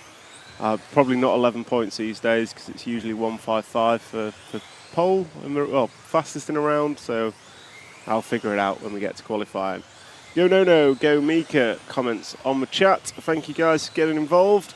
So we're following Ben Smith. He's the 2 car because Dominic crashed on his opening lap, and Ben's best lap is a 19.4 so far. Jessica Palsen with a 19.4. Jorn Neumann 19.3. So we're going to drop back 2 cars to the red and orange machine coming down the straight, and that is the S-Works machine of Jorn Neumann, a multiple European champion, and despite not being that old, I think his first European win came in 2004. Collegno, Italy, in four-wheel drive, driving the Durango machine. Very young kid at the time, I think 12 or 13 maybe, was Jorn's first win. And he's still here and competitive. I think he won a world championship not too long ago in the 8th electric GT class. And he is following around Martin Bayer, who I believe also attended said world championship. So we're following Jorn. He was quickest after 2. Anton Berger wants to follow Mika, so let me see if I can pick Mika up on track. So we're going to drop to the front side tabletop now if we can, Jim. The green and red car crossing the start-finish line now. And over the left side double, that is Mika Vidmeyer, another driver that has been around the RC scene quite a while, I'd probably say 10 or so years. Came across him as a youngster back in my Schumacher days. So Mika is looking good, and if I look at the times, he is about mid-pack. He's car 10 in this, so he just scraped it into the B-seed heat. But he's laying down some fast laps to go mid-pack. And a reminder that this time practice, there's 2 rounds of time practice, and the fastest 3 consecutive laps will determine your grid order for round number 1 of qualifying. So yeah, we'll see what that brings, and qualifying will get underway at about 12:15. So about 2 hours from now, we should be starting qualifying. At least that's the plan. And we are following Mika Vidmeyer around, and just going to pick up to the. What are we going to do? If we drop back 1 car, if you don't mind, Jim. So we're going to pick up the pink and white of Dominic Vlaschek, sorry. So he is the Czech driver, just crossed the line now. And he was the number 1 seed for this qualifying heat. He's got a 19.2 best single lap, but he's not strung 3 together in a fashion that he would like. And with 55 seconds to go, 19:55 on the master clock. He has time to put 3 consecutive laps in. That one was a 19.5 as he just clips a bot dot, puts it on 2 wheels, but nicely landing a double onto the straightaway. This lap is looking good, looking really good through the switchbacks and into a frontside tabletop. Few more laps like that and he will be doing good. That time by was a 19.6, not as good as it looked. So see what he can do this time by with 30 seconds to go. Quick look at the chat. Abysmal Gambler. Big shout out from UK to Tommy Dale, Heat 6 from all the family. You got this, Tom. He's doing well. I had a quick interview with Tom yesterday, Tommy, and he is loving his first European Championship. So Dominic, 19.4 last time by. He's just got a little squirrely off one of the jumps. I don't think this is going to be improvement. But luckily he has round 2 of practice to go after this one, as they are into finishing times and will be finished as they cross the line. Dominic close out with a 19.9 and a 3 lap time of 58.6. It's going to be Martin Bayer who's quickest over 3, 57.8. Jessica Palsson, 57.9. Ben Smith, 58.2. Best lap we've seen is a 19.1 from Martin Bayer, 19.2 from Palsson, and a 19.2 from Ben Smith. In answer to your early question, Mr. Preddy, I think the track might be slightly quicker. I don't think we saw the likes of Bayer doing 19.1s yesterday. Quickest lap we saw was an 18.9. There was a handful, I think 4. So we'll see what the top heat brings now as group number 13 gets ready. Quick look at the chat. Joy DB, my back shows good weekend, say goodbye. I stuck watching in bed. Well, at least you can watch us from your bed, so you can still have a great time. So yeah, heat number 13 just coming onto track. They'll get 1 warm-up lap and then they will go for their 5-minute practice. So yesterday we saw 4 drivers, I believe, turn an 18.9 lap time, and we saw, I think it was a 57.1 3-lap best time from Daniel Kobovic to go top seed. And he was followed quite closely by Mikael Alowski, Alexander Landon and Marcus Karup. They, I think, were your 4 18-lap drivers. Then we had David Ronnefolk, Bartosz Saluski, who was quick from an earlier heat, Pekko Ivanen, Bruno Coelho, Tommy Hall, both looking quick but maybe not stringing together their best 3. And then Una Hartonen as well, doing well. So these guys are out doing their single warm-up lap. So format here, you get 1 warm-up lap, you grid it up on the grid them up on the start line, and then we'll be called away in regulation order for practice. So we'll drive away in regulation order. So it will be Daniel Kobovic leading them away, and we'll start on camera with him. We'll see what he can do, and then we will go from there.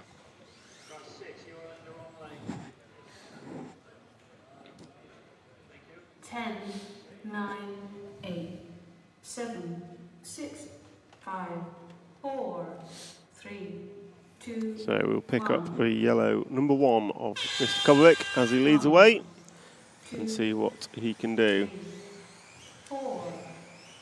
So my understanding, these guys are running new tyres every run. Partly performance, partly maintaining balance. As Alexander Landon puts it on his roof on lap 1. Doesn't matter, but obviously not a great confidence boost. So Daniel Kobovic going to open up with a 19.4 to Alowski's 19.6. Marcus Karup going to go 19.4. Ronnefolk 19.9, but he was held up by the recovering Alexander Landon. So who else is quick? Una Hartonen 19.5 from the 10 car. So yeah, it's quick. 19.2s for Alowski and Kobovic. 19.1 from Ronnefolk on lap number 2. So Ronnefolk turning some pace that he hadn't shown yesterday. 19.1 from Hartonen. So we're going to be breaking into 18s pretty quickly, I think. 19.1 from Alowski, 19.4 from Kobovic, 19.4 from Karup, 19.4 from Ronnefolk. So these guys are quick. London 19.1, 19.3 from Una. So 3 lap time, it's going to be Olowski, Hatton and Kobovic. As it stands, 19.2 from Kobovic, 19.3 from Olowski. So we are following the front two. If we just pan out ever so slightly, we should get Olowski in camera shot as well. So we have Olowski, Ronnefolk 19.3 last time by. So it's Olowski, Ronnefolk, Kobovic. Ronnefolk has crashed, but it does not matter. This isn't about 5 minute time. This is purely about fastest 3 consecutive laps to set a grid order. Tommy Hall, I think, just pulls over and lets the front 2 through. So we'll try and keep these 2 in view. Kobovic and Olowski, 1 and 2 seeds yesterday, running 1 and 2 on track. And it is Olowski 19.3 to Kobovic 19.2 last time by. Olowski leads on top 3 by 0.2 of a second. 5 minute forecast, it's about half a second in Olowski's favour. And Olowski, champion's roll there. Champion's roll. He ended up on his roof and back on his wheels. Didn't cost too much, but it was a 19.9 from Olowski. So that was what, a 5/6 error from Olowski. Just getting a double bounce wrong off the tabletop. You've got to be careful, you've got to be hitting it straight. Kobovic last time by 19.1. Yet to see an 18-second lap from anyone. Coelho 19.2, so he's right up there again. Karup 19.1, Zalewski 19.3, Pecco 19.7 best lap. As I say that, I think he might have just put a 19.4 in, so he's back on the pace. Someone is over in front of Rostrom, so still going to be Kobovic on Olowski. Olowski looks to have closed in ever so slightly, 19.3 for Olowski to 19.7 last time by for Kobovic. But Alexander Landon going to go 19.3 last time by to bring his 3 lap time down to 57.6. So on 3 laps, it's going to be Landon, Olowski, Kobovic, and Ronnefolk. Scratch that. Karup's in there as well. And your top 6 are separated by just 0.3 of a second over 3 laps. And that top 6 is Landon, Olowski, Kobovic, Karup, Ronnefolk, and Coelho. So we're going to drop back a few cars and find Alexander Landon on track. He is left-hand side of the track, coming onto the straightaway right about now. So we're going to pick up the 7 car of Alexander Landon. He was quickest early doors yesterday, and then dropped off, I say ever so slightly, we're talking 100ths of a second. And he has just crossed the line with a 19.5. So he's your quickest over 3 as it stands. From Olowski, Kobovic, Karup. I've not seen an 18-second lap, but I do have 1, 2, 3, 4, 5, 6, 7 drivers all running 19.1s.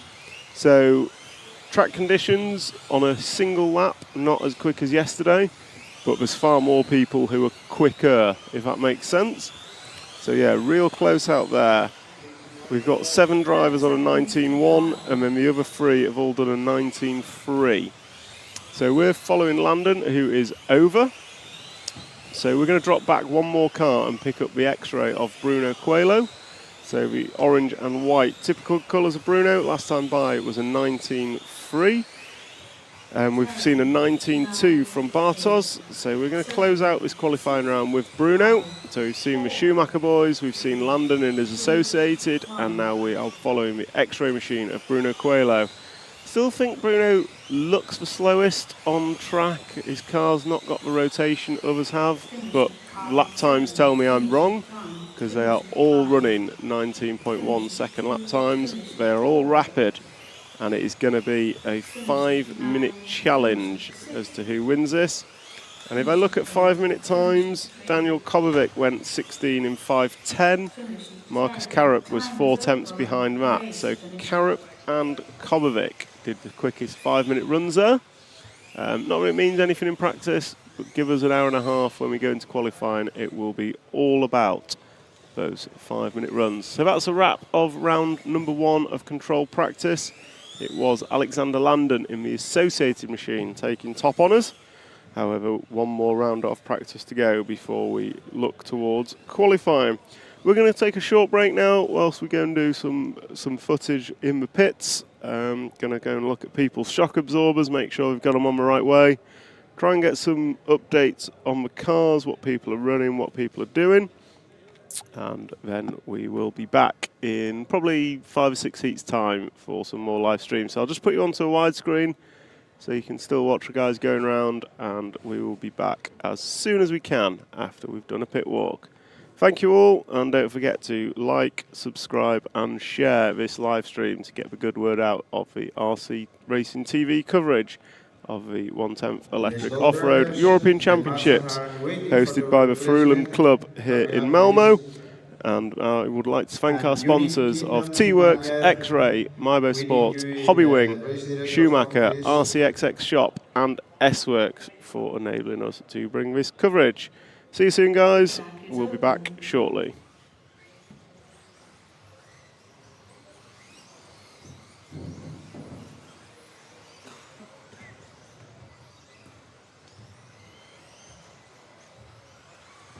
Master 9, we are waiting you.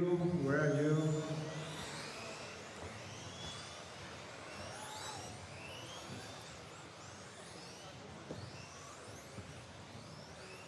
No more laps. 30 seconds to start. Start. Order. 1, 2, 3, 4, 5, 6, 7, 8, 9.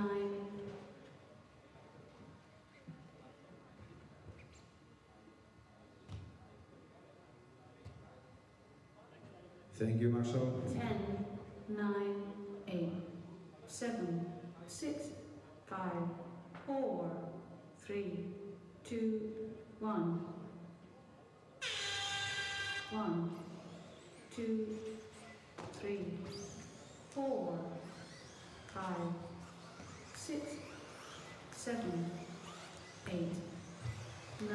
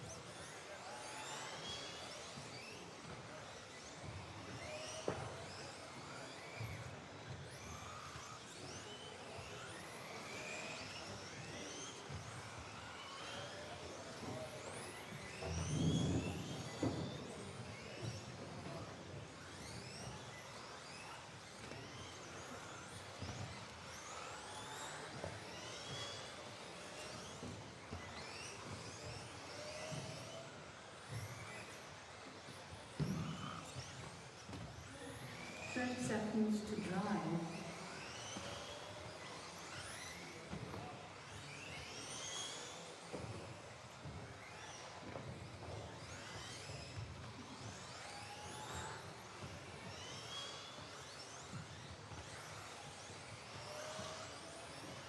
10, 9, 8, 7, 6, 5, 4, 3, 2, 1. Finish car 3. Finish 5.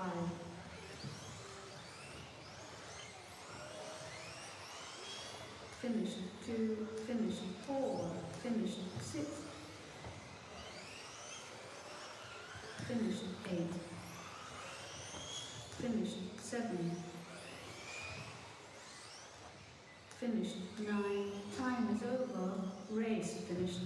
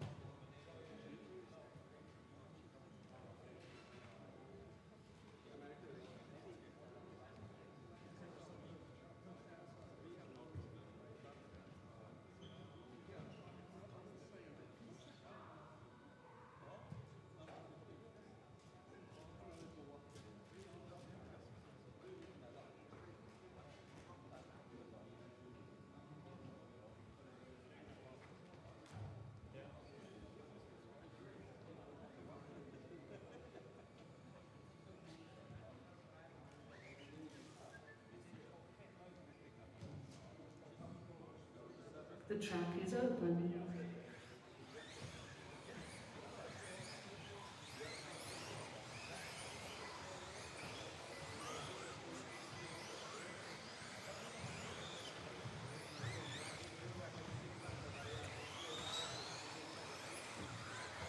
Excellent. Ready to rejoin the racing line on the last turn. Thank you. That's Alex will be back in the racing group. 30 seconds to start. Start. Order.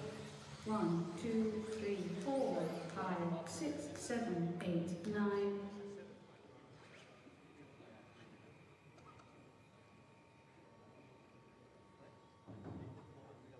This is more like it. 10, 9, 8, 7, 6, 5, 4, 3, 2, 1.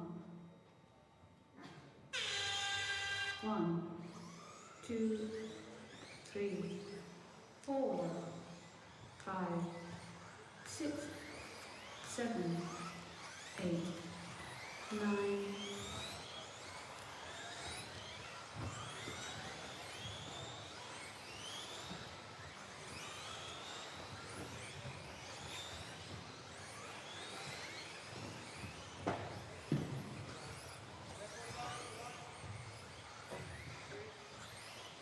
Work together.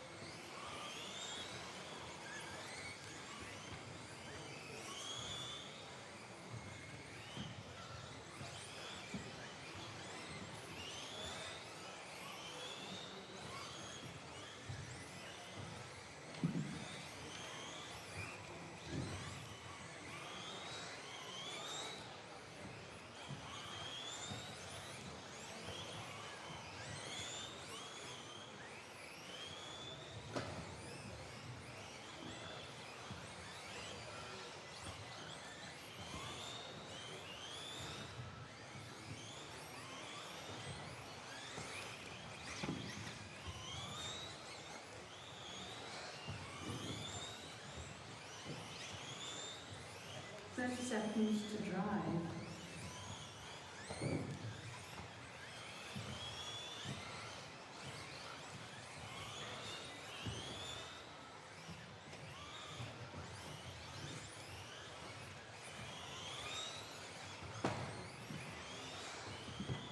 Ten, 9, 8, 7, 6, 5, 4, 3, 2, 1. Finish at car 2, finish at 4.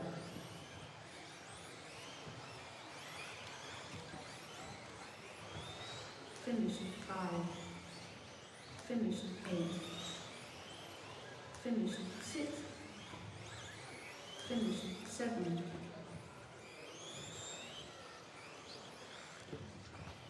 Finish at 9. Time is over. Race finished.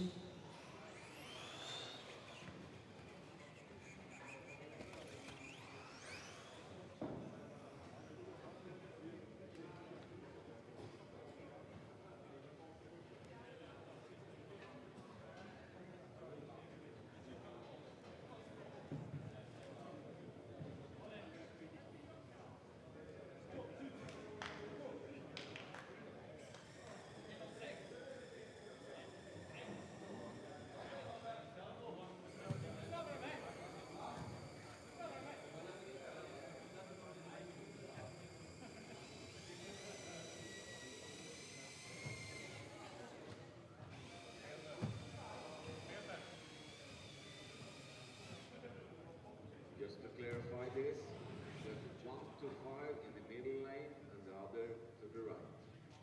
Hope everybody understands this now.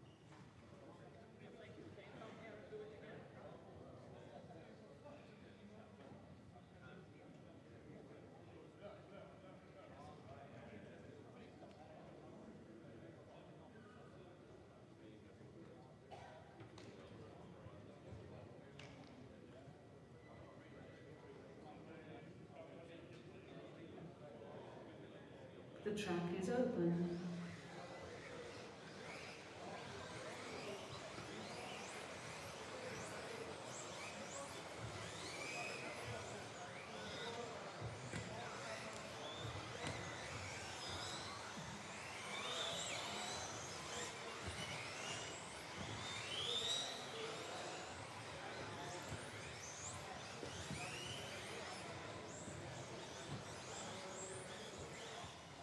Seconds to start. Start. Order. 1, 2, 3, 4, 5, 6, 7, 8, 9.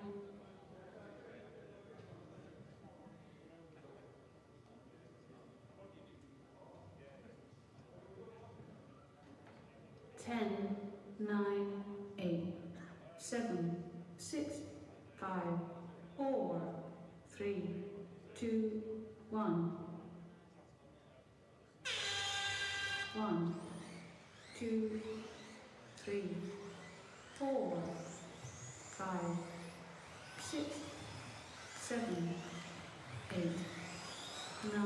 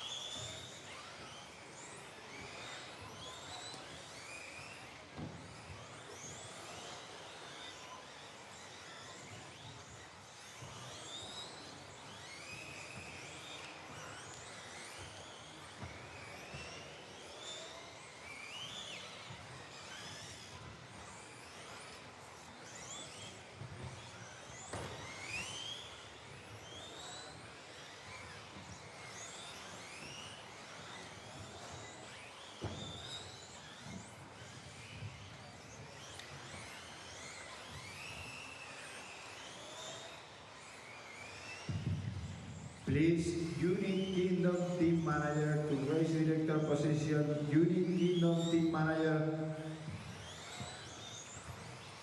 Car number 8, you must to revise your transponder. Your hits are very low.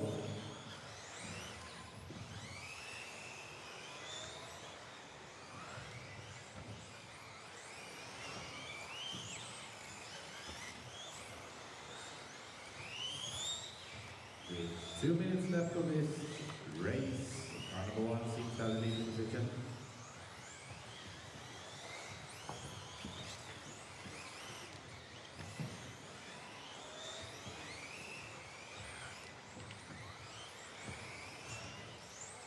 This is the time practice group number 3.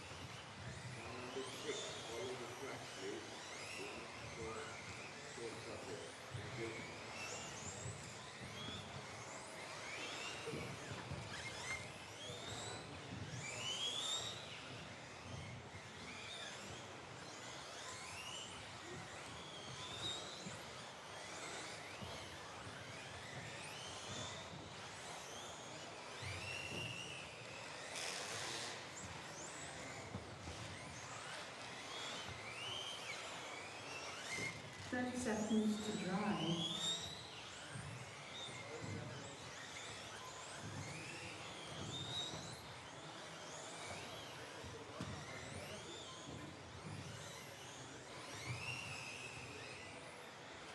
Thank you, son of the doing. Thank you. 10, 9, 8, 7, 6, 5, 4, 3, 2, 1.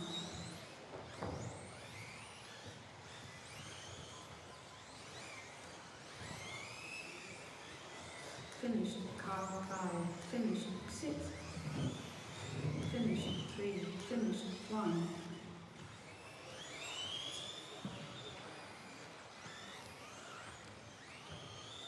Finish 8.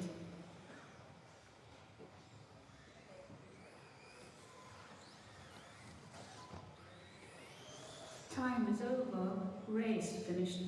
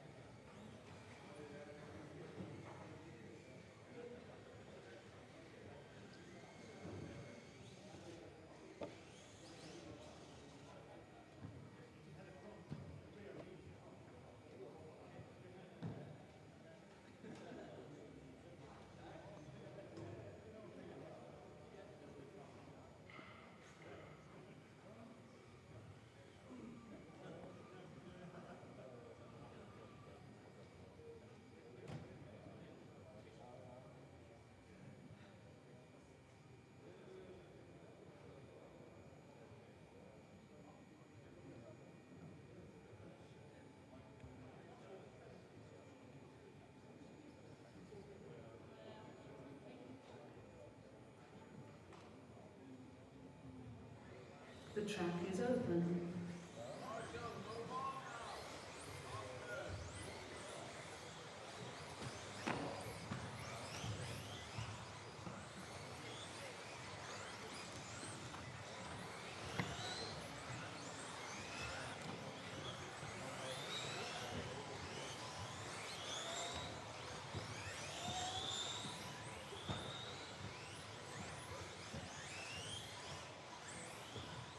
Seconds to start.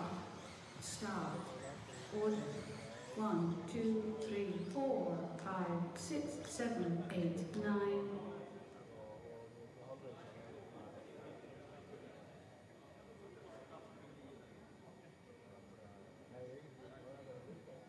10, 9, 8, 7, 6, 5, 4, 3, 2, 1.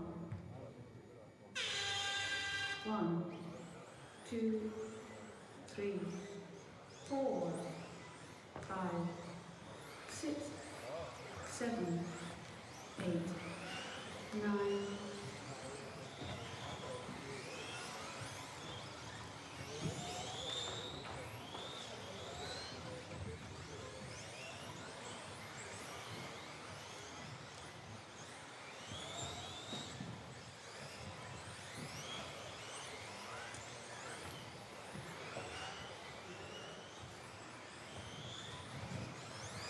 We have now started the time practice group 4, and with 40 seconds into this race, we have car number 1 seems to have the leading position after Zimbabwe.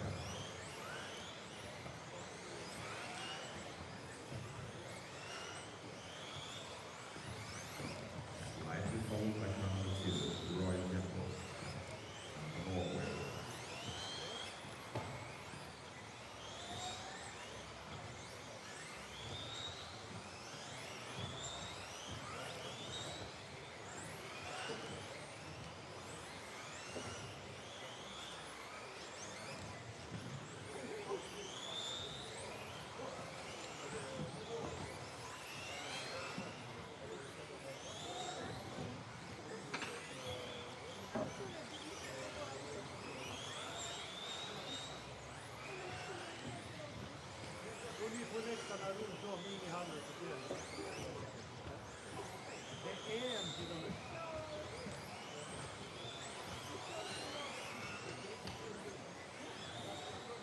Vad ska du ha då?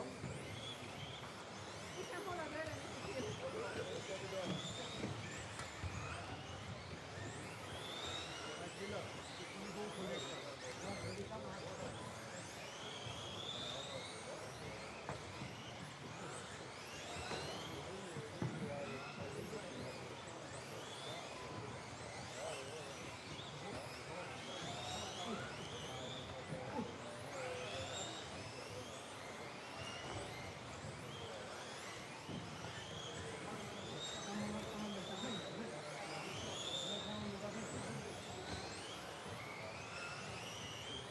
With half the time left here, we have still car number 1 lead, followed by car number 7, Focus Microsoft on Sweden.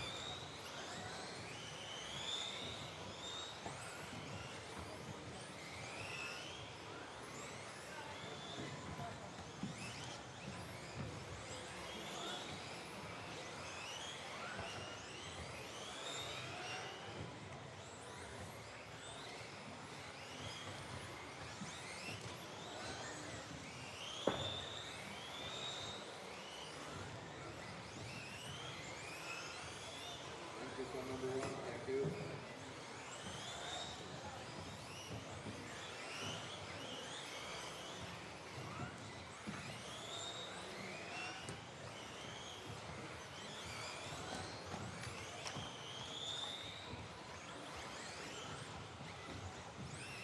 Come on guys, work together. Good time for everybody then.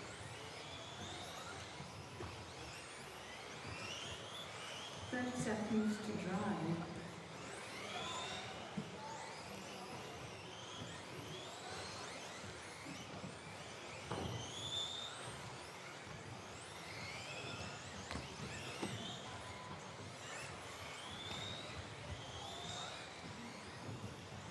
10, 9, 8, 7, 6, 5, 4, 3, 2, 1. Finish car 2, finish 5.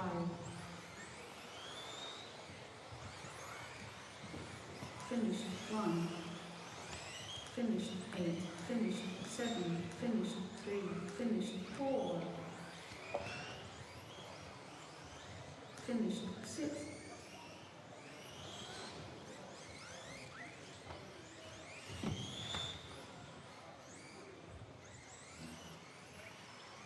Finish 9. Time is over. Race finished. That was time practice group 4. If you want to see the exact times, you can look at the big screen. Now it's time for time practice group number 5.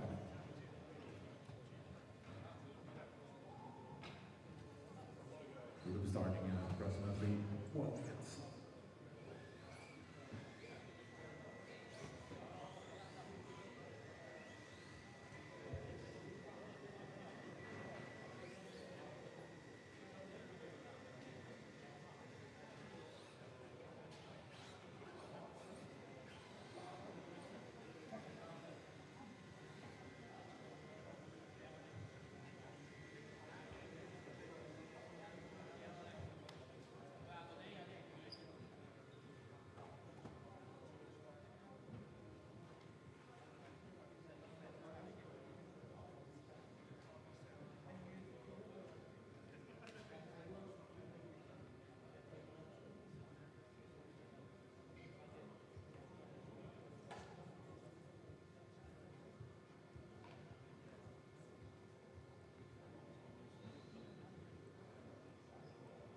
The track is open.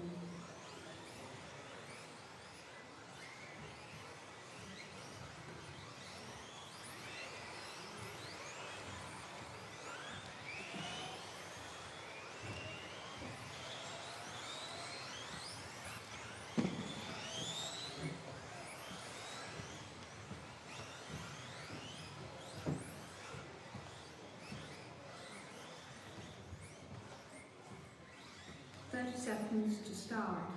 Start. Order. 1, 2, 3, 4, 5, 6, 7, 9.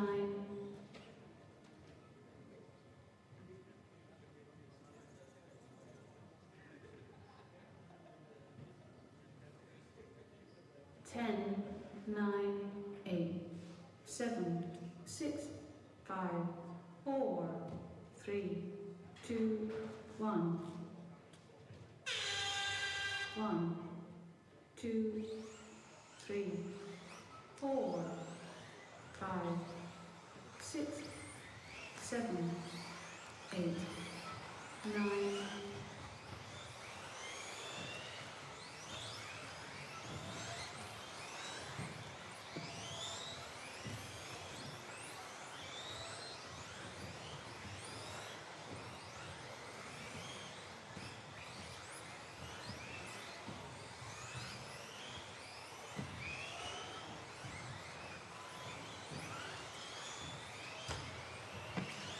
Please, Sweden team manager to raise the top position. Sweden team manager.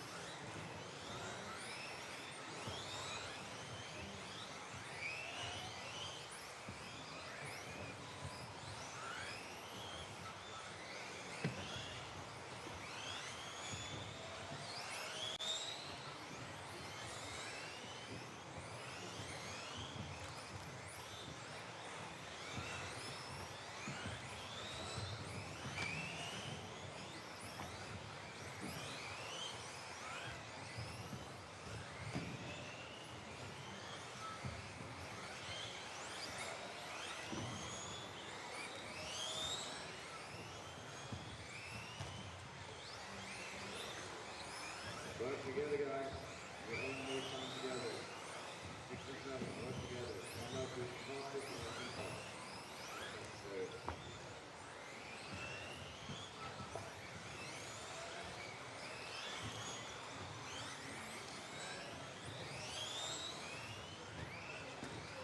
Half the time of the race here, and car number 2 is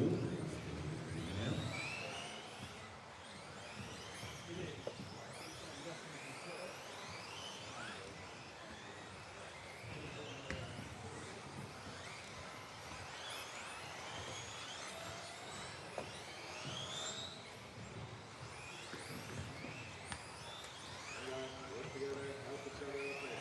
Perfect.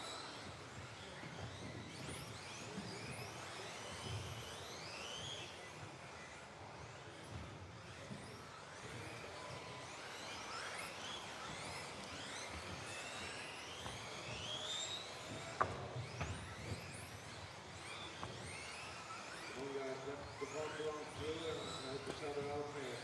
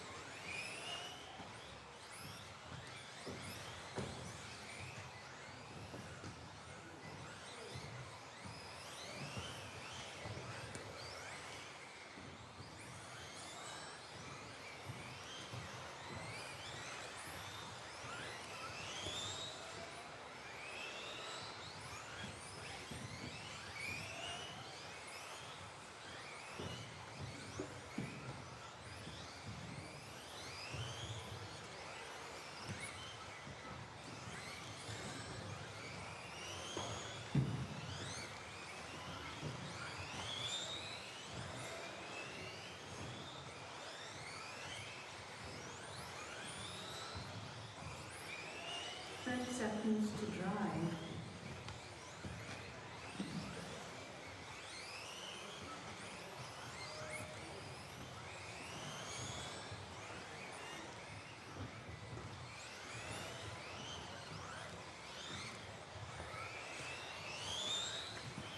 10, 9, 8, 7, 6, 5, 4, 3, 2, 1.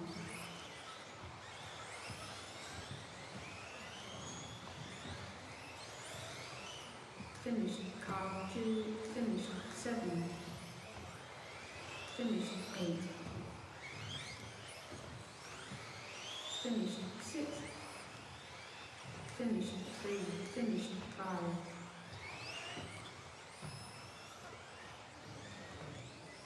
finish 9, finish 4,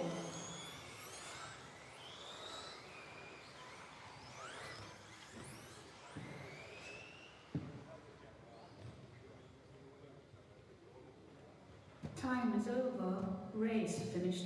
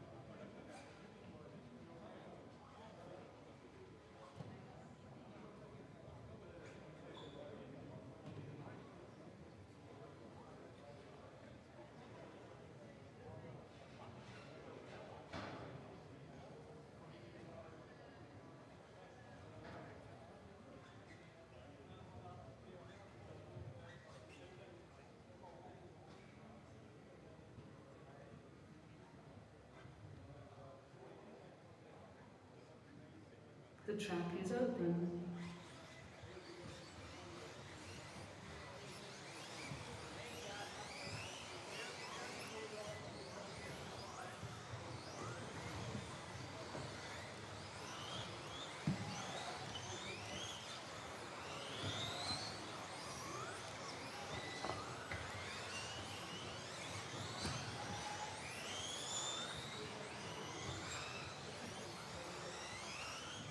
30 seconds to start. Start. Order. 1, 2, 3, 4, 5, 6, 7, 8, 9.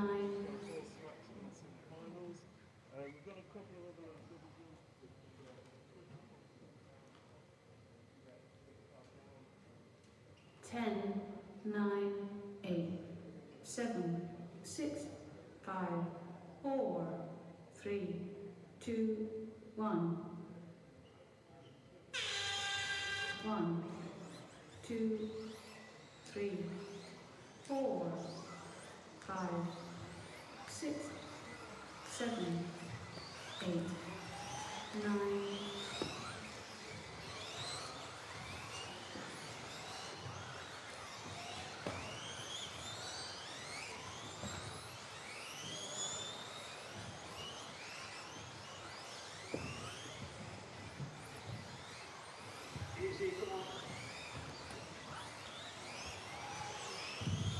Please, Norway Team Meyer to race director position. Norway Team Meyer.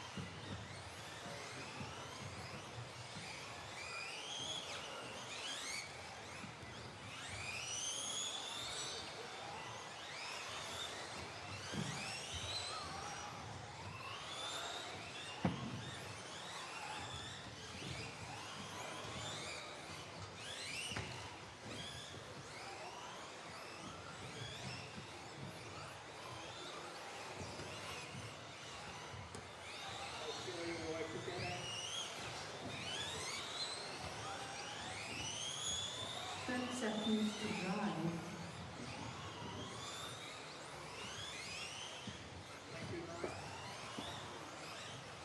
Easy, well played, go.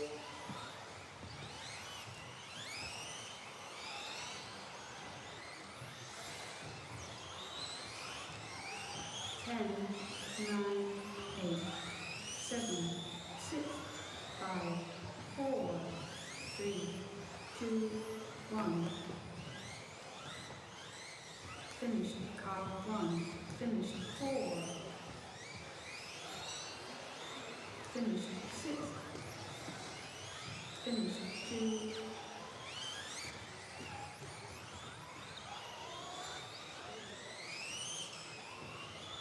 Finish 7. Finish 5. Finish 3.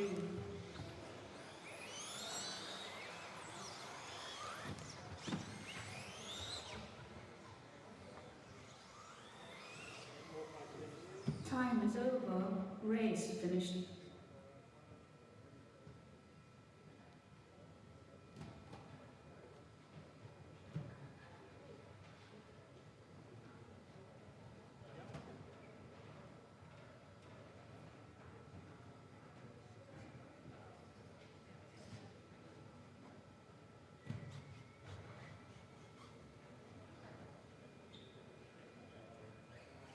Car number 2, please don't go the wrong way.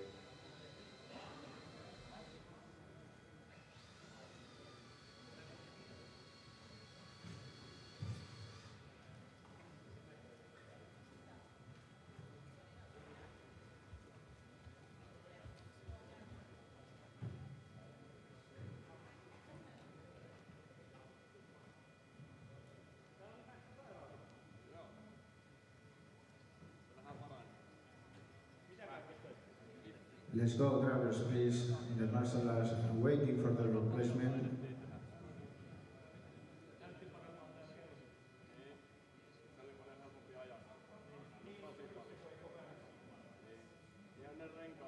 The track is open. Marshal number 10.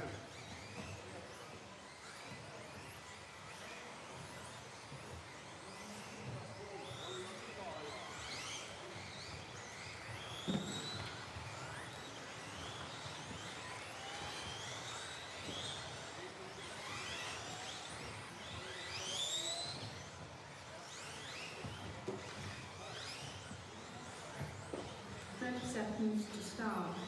Start. Order. 1, 2, 3, 4, 5, 6, 7, 8, 9, 10. Car number 1 to 5 in the middle row and the next 5 in the back. 10, 9, 8, 7, 6, 5, 4, 3, 2, 1. 1, 2, 3, 4, 5, 6, 7, 8, 9, 10.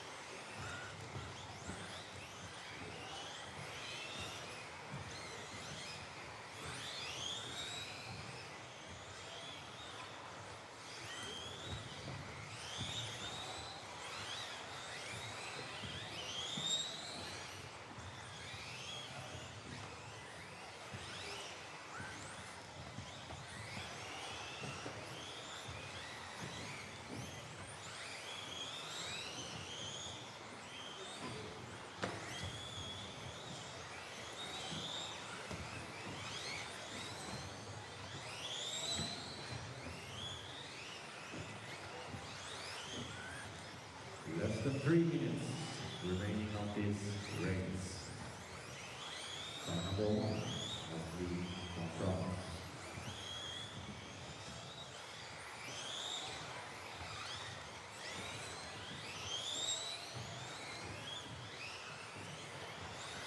Half of the time.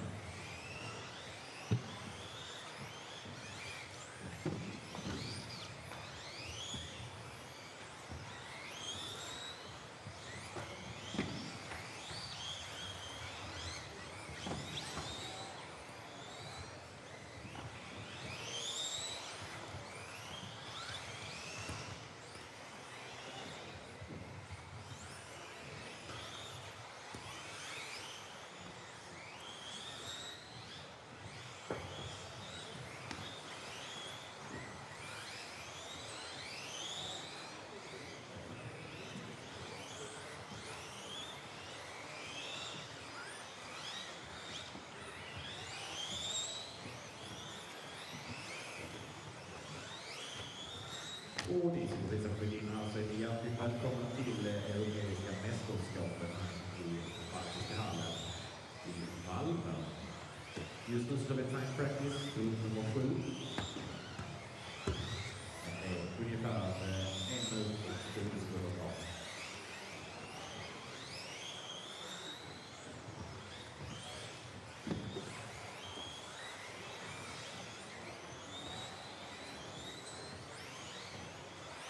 Thank you, Commander. Nicely done. Thank you. Thank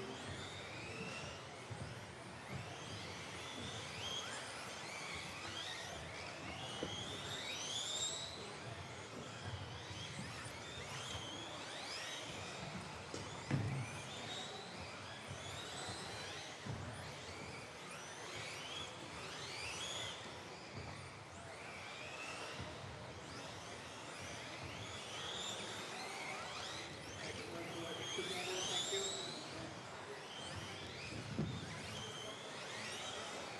30 seconds to drive.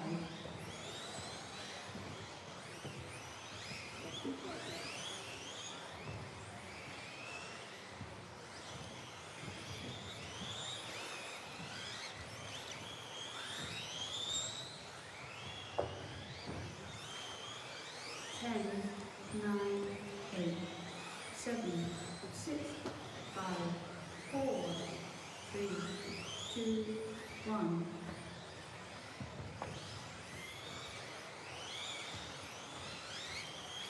Finish car 3.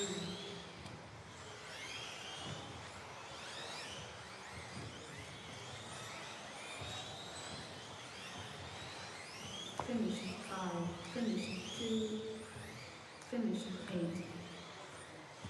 finish 10, finish 6, finish 7, finish 9.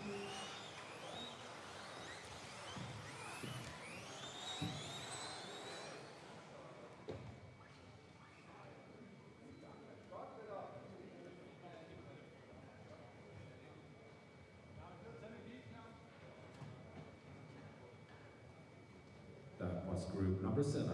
Now further to group number 8. Time practice. Time is over. Race finished.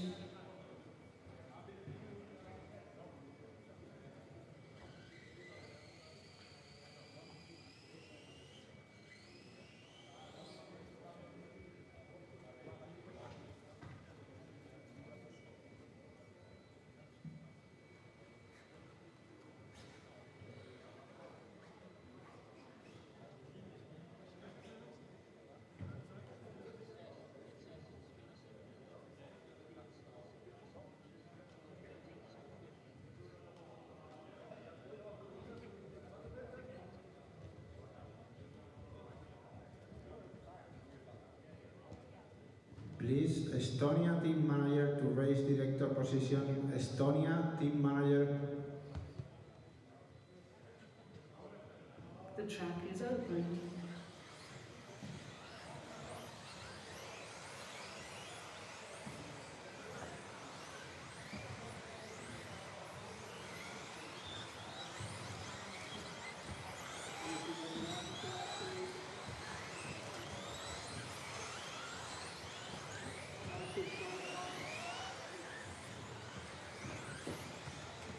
Only one lap of warm-up. 30 seconds to start. Start. Order. 1, 2, 3, 4, 5, 6, 7, 8, 9, 10. Car 1 to 5 in the middle lane. Car number 1 to 5 in the middle lane. And the other ones next. Thank you. 10, 9, 8, 7, 6, 5, 4, 3, 2, 1.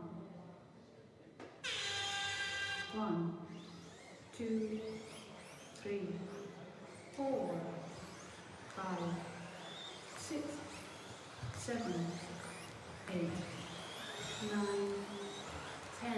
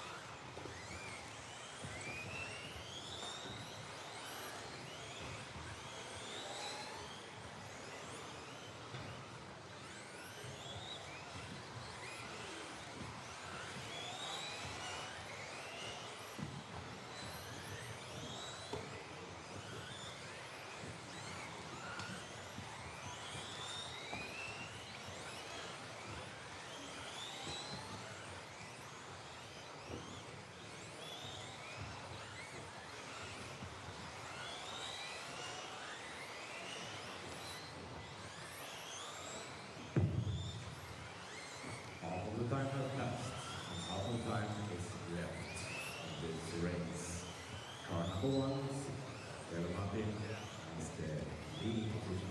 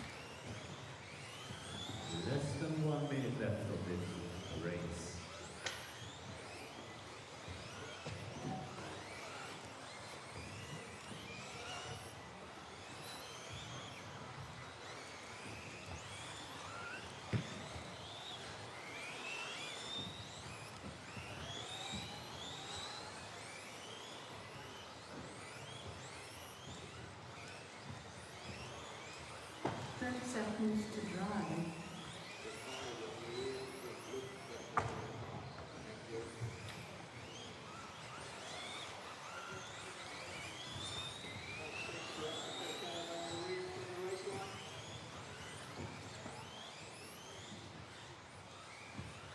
10, 9, 8, 7, 6, 5, 4, 3, 2, 1.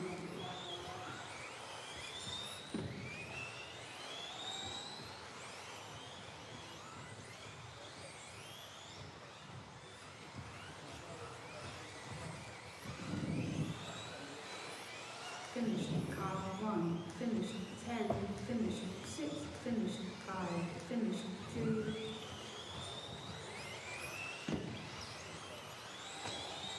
Finish 7, finish 9, finish 8. Time is over. Race finish.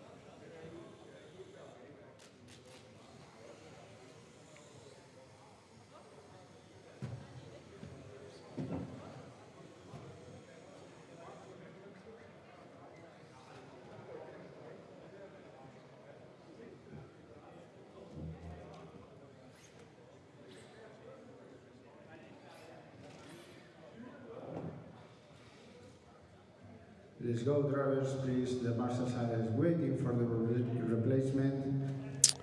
Okay, welcome back. Apologies for being quiet. We've just been out doing a pit walk with some of our drivers, getting some of the insights, and the team are now working on pulling that into a little VT that can go out on air later. The track is open. So what are we doing? We are at group number 9, just going through their warm-up, and let's have a look. We've got some comments on the chat. Track must be fun to race, but so boring to watch. It'll be fun racing, trust me. It's so fast and so close. It's going to be tenths of a second, but less than tenths of a second will be the difference between winning and losing here at the 24 European Championships. Tony Parr, how long before qualifying actually starts? Qualifying should start in about an hour's time. So about an hour, we should have qualifying going. Just got a few more heats of time to practice to go. Live timing through Live RC. All the live timing is on my RCM. If you scroll up in this chat, there is a link to rctv.one, O-N-E. So rctv.one will show all the links you need, so schedule, timing links, etc. But my RCM is where the live timing is hosted, so log on to there and you can follow. At Raceway 1, all the links are there. Yeah, there at the top of the chat there's some links. Pavel Baliant doesn't feel too off-road. I guess things have changed. Yeah, things have changed, Pavel, over time. So I've just found out through my track walk that actually some of the guys are struggling to make run time here today. They're using super light small batteries and thus don't have huge capacity. So run time, which for me was a thing of the past, back in the early 2000s I struggled with run time. Lipos came along and everyone forgot about it. Apparently it's back on the cards. Hello to Best Commentator, thank you very much. Appreciate the love. I'm not sure I'm the best, but if I can make this event slightly better, then I am happy to contribute to a hobby that has given me a lot over the years. So happy you're enjoying it, and if you can like, share and subscribe, that would really help RC Racing TV bring better streams both now and in the future, and spread the word of RC Scale Motorsport wider. X-Tech 101 is the new off-road Leicester and more touring car. I wouldn't say that. I would say the new generation of off-roaders like things easier. So instead of spending hours cleaning the car between runs, they're spending hours socialising with each other, getting the best out of the car, kind of working towards an optimum performance of a car rather than spending time cleaning it. It's a bit like the transition from brush to brushless. Makes life easier, and you spend your time looking for performance gains elsewhere. So it's going to be the best driver and car combination that wins this event, as always, as it always is. Pavel, what milliamp are the batteries? Well, I've just passed I was speaking to Jürgen of LRP and Nosram, and they have batteries that range from 3,700 capacity all the way up to 6,200. And the racers want the smallest, lightest battery. The smaller and lighter the battery, the less capacity it has, the less runtime it has. So yeah, and we're running crazy motors. Well, not crazy, we're running motors like 4.5 or 5.5. So yeah, it's runtime's back on the menu. Never thought it'd be, but I guess we're looking for the highest levels of performance at the European Championship, and this is the drivers are pushing every single element. So yeah, it's interesting, but pursuit of optimum performance, drivers will do what drivers will do. And it's people like Jürgen and the suppliers of equipment that kind of have to push the boundaries and provide the best. Just like Carpet and Astro, they're easy to clean, and you spend more time doing the good stuff and less time doing the cleaning. And you probably won't know because we're all inside, but it is raining here in Malmo. But luckily, as we are inside, it doesn't change anything for us. So I'm going to look at the track for a little bit.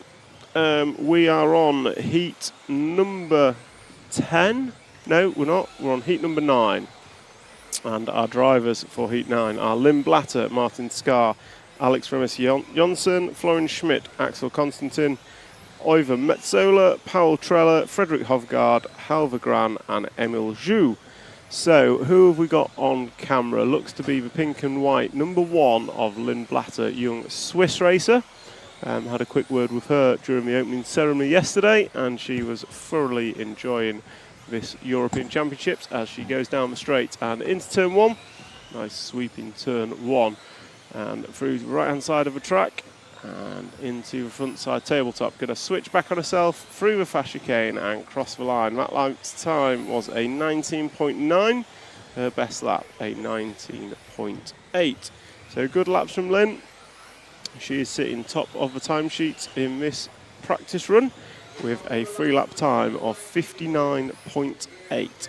And we're just going to drop back a couple of cars, pick up the white car coming into the front side tabletop now. So that white car looks to be number 8, if my eyesight does me good, and that is Emil Zhu, and it is Swiss racer Emil. So we're just going to close down this run with Emil, with 30 seconds remaining. Pavel Balian, don't get me wrong, I did enjoy indoor racing, especially at workshop, but I got Euros associated with outdoors and more preferably with dirt tracks. Pavel, I totally agree. My history of racing is Euros is outdoors on dirt. My history of racing Euros also includes rain delays and all sorts. There's no right or wrong answer, it's just different. And I guess as racers we should embrace difference. If it doesn't work, we can go back and try something different. But at least you can say we've tried. And the entry to this championship certainly suggests carpet is more popular with more entries here than the previous few years. Whether that's a good thing or a bad thing, I'd say more entries is good, and I'm sure we'll learn from this experience of a championship on carpet. And next year, I think next year's Euros are already determined. If not, apologies for speaking out of turn, but I believe next year the plan is to go back to Hoodie Arena and have an indoor dirt track, I believe, at Hoodie Arena. We all know Hoodie Arena well. I think they've hosted the Euros and the Worlds previously and put on excellent events. And yeah, the Hoodie crew, fantastic race events every time. So yeah, that will be a good event next year as well, I'm sure. Alex C, opening ceremony available to watch. It was live streamed on the EFRA Facebook page. So if you nip to the EFRA Facebook page, you should be able to watch the live stream from yesterday. and I believe we're going to VT it and get it out over get it uploaded to the RC Racing TV YouTube at some point. I'm not in charge of that. All I'm good at is speaking. Well, all I'm here for is speaking. I won't say I'm good at it. But yeah, I'll speak to a tech guy when he returns. He's off getting some cables like any good tech guy. And we will try and get the opening ceremony uploaded to the RC TV YouTube. Pavel, definitely good to have more drivers. I totally agree. More the merrier, especially as it helps grow our wonderful sport. Euros should be held outside. True, track is quite boring too. I mean, yes, they should be held outside, but if it was outside, we would be all sat here watching raindrops. I'd prefer to be watching racing than raindrops, but such is life. You can't have it all. I haven't been to Hoodie Arena since I moved out of the country, but venue is top-notch. The venue is top-notch at Hoodie. One of many good venues we have. I would say this venue is also top-notch. But yeah, I don't doubt Hoodie will put on a fantastic European Championships next year, if indeed that is where they're held. Someone's told me that, but I don't know for sure. Sky Flake, better to watch outdoors racing, agree. Don't disagree with that. Although I think we'll get some great racing come finals tomorrow. I'm from Australia, but I'm back in Hatton as Dark Horse. Definitely has talent to win B main, but I'm thinking podium in the A main. I'm hoping Hatton will make the main. He's seeded 10th overall. He showed some good pace in practice 1. It's all going to be about 5-minute times. It's going to be difficult to string together five minutes of fast laps. So it'll be really interesting to see what happens come qualifying. And qualifying is due to start in about 45 minutes. So qualifying due to start in about 45 minutes. And I suspect the top heat of qualifying will be on around 1:45 local time. So about 3 hours from now, I think we will be getting the top heat of two-wheel drive.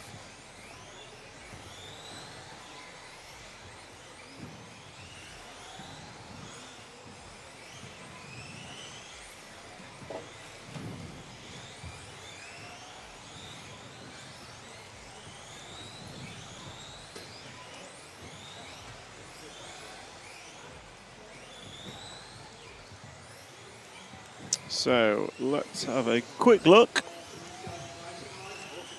at what we are looking at on camera. So I believe we're following number 1. We usually are. And number 1 is Valentin Puziat. And he is being chased down by Luke Holdsworth in the 3. Scratch that. We're not following the 1. Are we following the 1? I'm confused. Yes, we are following the 1. So one car comes over the front side tabletop and across the line. At that time for Valentin was a 20.0 and a 20.3 from Luke Holdsworth behind. So let's just drop back onto Luke for a couple of laps. The 3 car, blue, red and white. Schumacher machine. What have we got on the chat? EOS biggest series in the RC right now. So to host this race on carpet is right. I mean, there'll just be one EOS this winter. I'm not sure what's happening with EOS, but you're right, the EOS races are large. Don't forget EOS has multiple classes, both in terms of two-wheel drive, full drive, truck and stock, whereas this championship is just two-wheel drive and modified for the first 3 days and full drive and modified for the second 3 days. Neil Cragg, awesome job. Thank you very much, Neil. Really appreciate your comments. Maybe I can do the next 8 scale worlds. I'm happy to do whatever I'm asked to do. I really enjoy doing commentary and giving something back to the hobby. And Neil, I don't think you'd make a bad commentator yourself with your knowledge, history and experience of RC. Been there, done it, got the t-shirt, so to speak. Shame you're not here, Neil, because I think, as always, you would be a factor in any race meeting at the top of the timesheet. So let's just jump probably forward one car to the green and orange crossing the line now. So that is the 6 car of Nico Schmid. So Nico is a Swiss racer coming down the straightaway now. Good Swiss team this year as well. So I know we had Patrick Hofer on the track earlier, who was a stalwart of Swiss RC racing. But we've also got quite a large Swiss team this year, which is nice to see. Quite a few countries turning out more drivers than expected. Let me rephrase that. More drivers than I'm used to seeing from countries in my past of doing Euros. Pavel, track is missing something like a triple-double tabletop corner or something. I kind of agree with that. I think if we had a corner tabletop or a big double section, which could be done in a way that it's easy, but it just adds a bit of airtime and flair to the track, I think that would absolutely enhance the track. However, I don't think missing it ruins the track, if that makes sense. And I do think we're going to get some good racing. But yeah, everyone's entitled to their opinion. And I think the track could be improved, but I also think pretty much every track in the world could be improved in some way, shape or form, apart from Kampenhout in Belgium. That is my favourite track and is the best track. So 1 minute remaining in this session, and if we jump to the line now, yellow and white car, Clement Bode, yellow wheels, clear wing. So Clement Bode, young French racer, I'm pretty sure he's still young. He's young to me anyway. And I believe he's an S-Works driver, rocking the LRP t-shirt today. So he will be running blue motors and batteries. And he is just going to follow him round. So he's currently fourth in this. Last time by was 20.0. He has tipped into the 19-second lap times. And his free lap time for Clement is 60.0. As we come into the final 5 seconds of group number 10, round number 2 of practice. This is the final practice round, so we've got 3 more heats after this of practice before we go into qualifying. Finish car 1. Finish 9. Finish 6. Finish 4. So these guys finishing, and we're just going to wrap up there. And it was Konstas Saarinen taking this one in a 59.5 free lap time from Luke Holdsworth and Oscar Berg. Clement Bode finished fourth, Jamil Gabrielsen, Valentin, then Oliver Natras, Jolan de Verde, Nico Schmidt, and Lucas Grainer did not run his car, failing to start. So to say, we're closing down practice now. The best 3 consecutive laps will determine the grid order for the first round of qualifying. And that is all they're practicing for in terms of competitiveness. So it is just the first round of qualifying grid order is determined by these timed practices. And we go into qualifying in about 45 minutes. So about 12:15 local time, we will start with qualifying. And it will be 5-minute runs in qualifying as always, with a round-by-round qualifying format with the best 2 from 5 rounds of qualifying to count. And we will see 3 rounds of qualifying today, and then 2 rounds of qualifying tomorrow. So let's have a look at chat. Go Clement. Thank you, Jessica J. We followed Clement for the last few laps of that. Invisible Speed RC, I agree with Neil Cragg. Most people do. Neil generally knows what he's talking about. Quality seems great, agreed, but I guess touring car could even finish this. Track is fast and heavy in electronics, that's for sure. High-speed racing it is, with some jumps in between. I think that's a fair assessment. It's a high-speed track. Accuracy and precision is going to be important. Visible RC, if carpet is a future, why not pick a control tyre which offers less grip and long life? Would make much more sense. I kind of agree with that. I have seen clubs in the UK pick a slower, longer-lasting tyre for some of their winter series. And numbers actually dropped, so less people attended the Winter Series because the tyre didn't have a lot of grip, essentially. So I think we somehow need to find a tyre that has lots of grip and lasts a long time. But yeah, we could have done this event on a different tyre, either harder compound or a bigger spike or a bar-type tyre, which would offer less grip but much longer life. Or slicks, that would be controversial. A Euros on slicks, could you imagine? 1 step at a time, Pavel. We will stick to carpet for the first one and then go from there. So, group number 11 getting away. These guys are headed off by Burak Kilik. And then we've got Zolt Bejus, Ludwig Alberts, Hampus Berg, Jesper Rasmussen, Fabian Widmeyer, Josh Holdsworth, Hupo Honigol, Alexander Gembel and Wesley Van Helmond are your drivers. And I'm going to try and pick up on Hoopo. So the 8 car, blue and yellow, coming through the switchback into the front side tabletop. And he's going to switch back on himself through the fast chicane and cross the line. So Hoopo, a figure at the 10th Euros for at least 2 decades.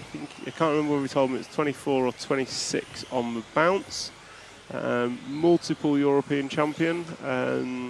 Pretty sure I saw him win one in Austria in my early days.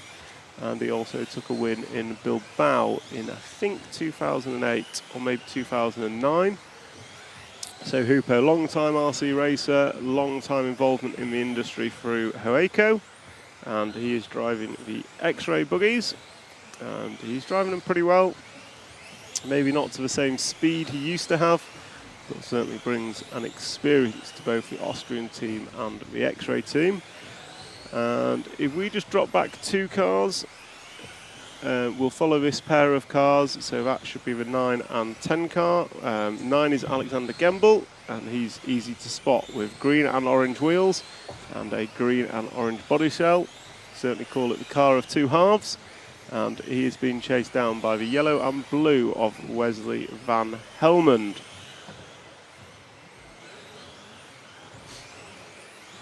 Jessica J on the comments. The paradox is everyone complains about carpet is not off-road, but they also don't like racing on dirt and grass. Totally agree. You'll never please everyone, and dare I say, this event's got the entries because it's on carpet.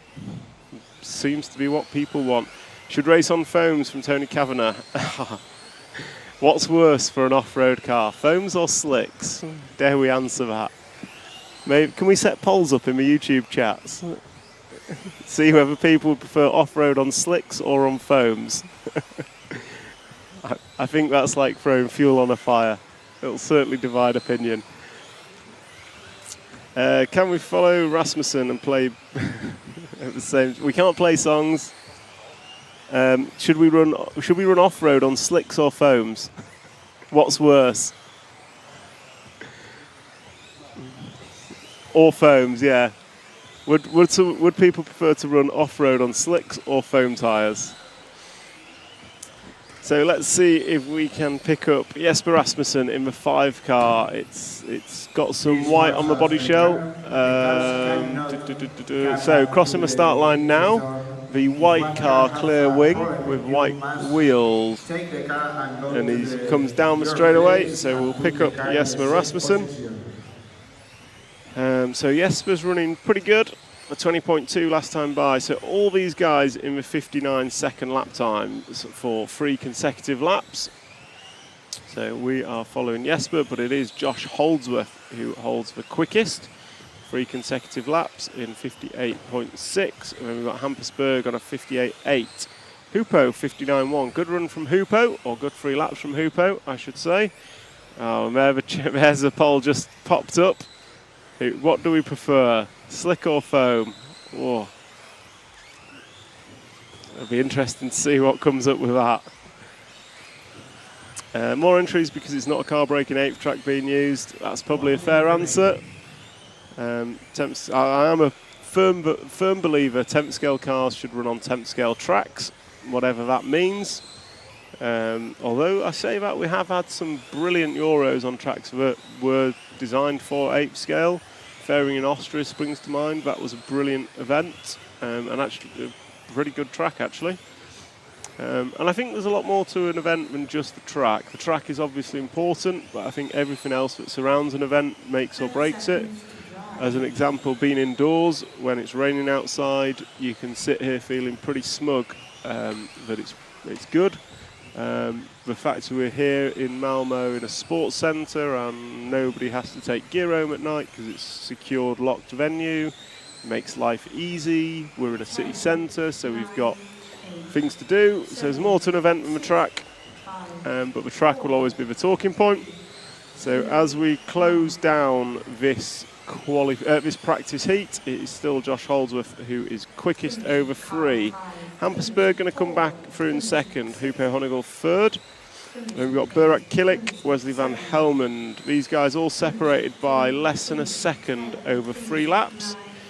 Jesper Rasmussen going to be 7th, Ludwig Alberts 8th, Zoltz Bajus in 9, and Alexander Gembel going to be in 10th. So that's a wrap of Heat 11. We've got 12 and 13 to go. I'm going to leave the poll open until we see out practice. So that poll, for those of you who've just joined, is whether we should run off-road cars. What's worse? Or, no, what's better? Would we prefer to run an off-road car on slicks or on foams? My view, I'm not sure I have a view on that. It's a dangerous one. Raceway 1, we had a Worlds on slicks last year. Dirt and slick wasn't great. Yes, you're right. Phoenix, I believe, Arizona, was a slick trodden Worlds, but it's slick without additive, which additive is generally not accepted in off-road racing. I believe it's slicks without additive. So you end up in a position where you're essentially on the wrong tyre again because the rules dictate no additive, which again makes it tricky. Please, drivers, let's go to the marshal position. I just noticed a few people saying that they can't vote. It's because the chat goes across Facebook and YouTube for EFRA and RCTV, but the poll will only live on RCTV YouTube. So if you really want to take part in this poll, flip over to RCTV YouTube and you'll see the poll. There we go. There you go. And that's why there's a technical guy supporting me in everything that happens, because I am computer illiterate. And the two-wheel drive pit walk's ready when you are. We'll Obviously play not now, but yeah. We'll play the pit walk after after practice. Perfect. So, a couple of quick comments. We ran off-road mid-90s in the States for Team Associated Foams. Worlds on slicks. Track in Austria 2012 was for large scale. I think that was fairing again, Pavel. I think we did fairing twice. I could be wrong on that. It's been a few years. So we have more entries due to that time. That's true, but what's not true is most drivers are happy with the track. Most are not. They found it too flat. Sergio, I think I've asked quite a few drivers, and it's about 50-50 split on those that love it and those that wish it had more features. I don't think anyone dislikes it, just wishes it had a few more features. Visible speed, slick tyre made for off-road and carpet with additive like on roads works very well. Quite possible. Never run additive, so I don't know. Request to follow car 9. We will see if we get to it. We generally start off with car 1 and then we'll pick up. Kevin Redfern, can we follow car 1? We'll follow Dominic for the first couple of laps. Don't you worry. Sergio, 2 different and separate points. Agree. We're trying to mix everything together. Invisible speed. Points have a control tyre that's made fun and easy to drive. Not the best performance. Completely agree. But drivers generally want the quickest tyre and then complain that they have to use a new one every run. Sometimes, you have to go with what the drivers want, even if it's not the right thing, because they vote with their feet and don't turn up. Tony Camino, we're on foams, our club on EOS carpet. Don't allow truing or additives, they last for ages. Yeah, I think generally we all want something that's easy, and we all want something that's fast. And we also want something that's cheap, and it's one of those, pick 2 or 3. But I have seen in my experience when you pick a long-lasting, simple tyre, where life is easy, but it's not necessarily the ultimate grip, people do tend to not turn up. Drivers don't know what's best for them. Sometimes I am in complete agreement. But if drivers don't turn up to your race meeting, you haven't got a very good race meeting. Okay, so let's jump into heat number 12, and we are following Dominic Vlaska,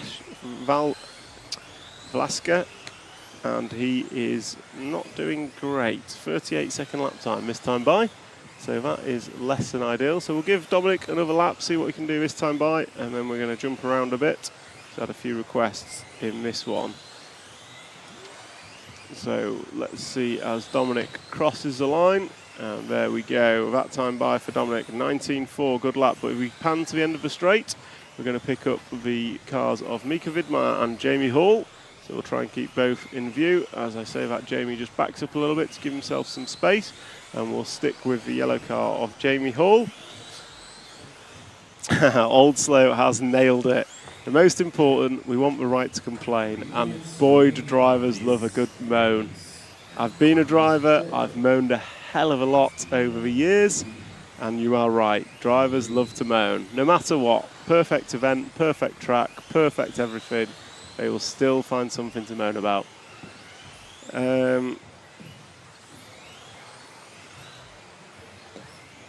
So, what have we got? Jamie Hall, we are rocking round.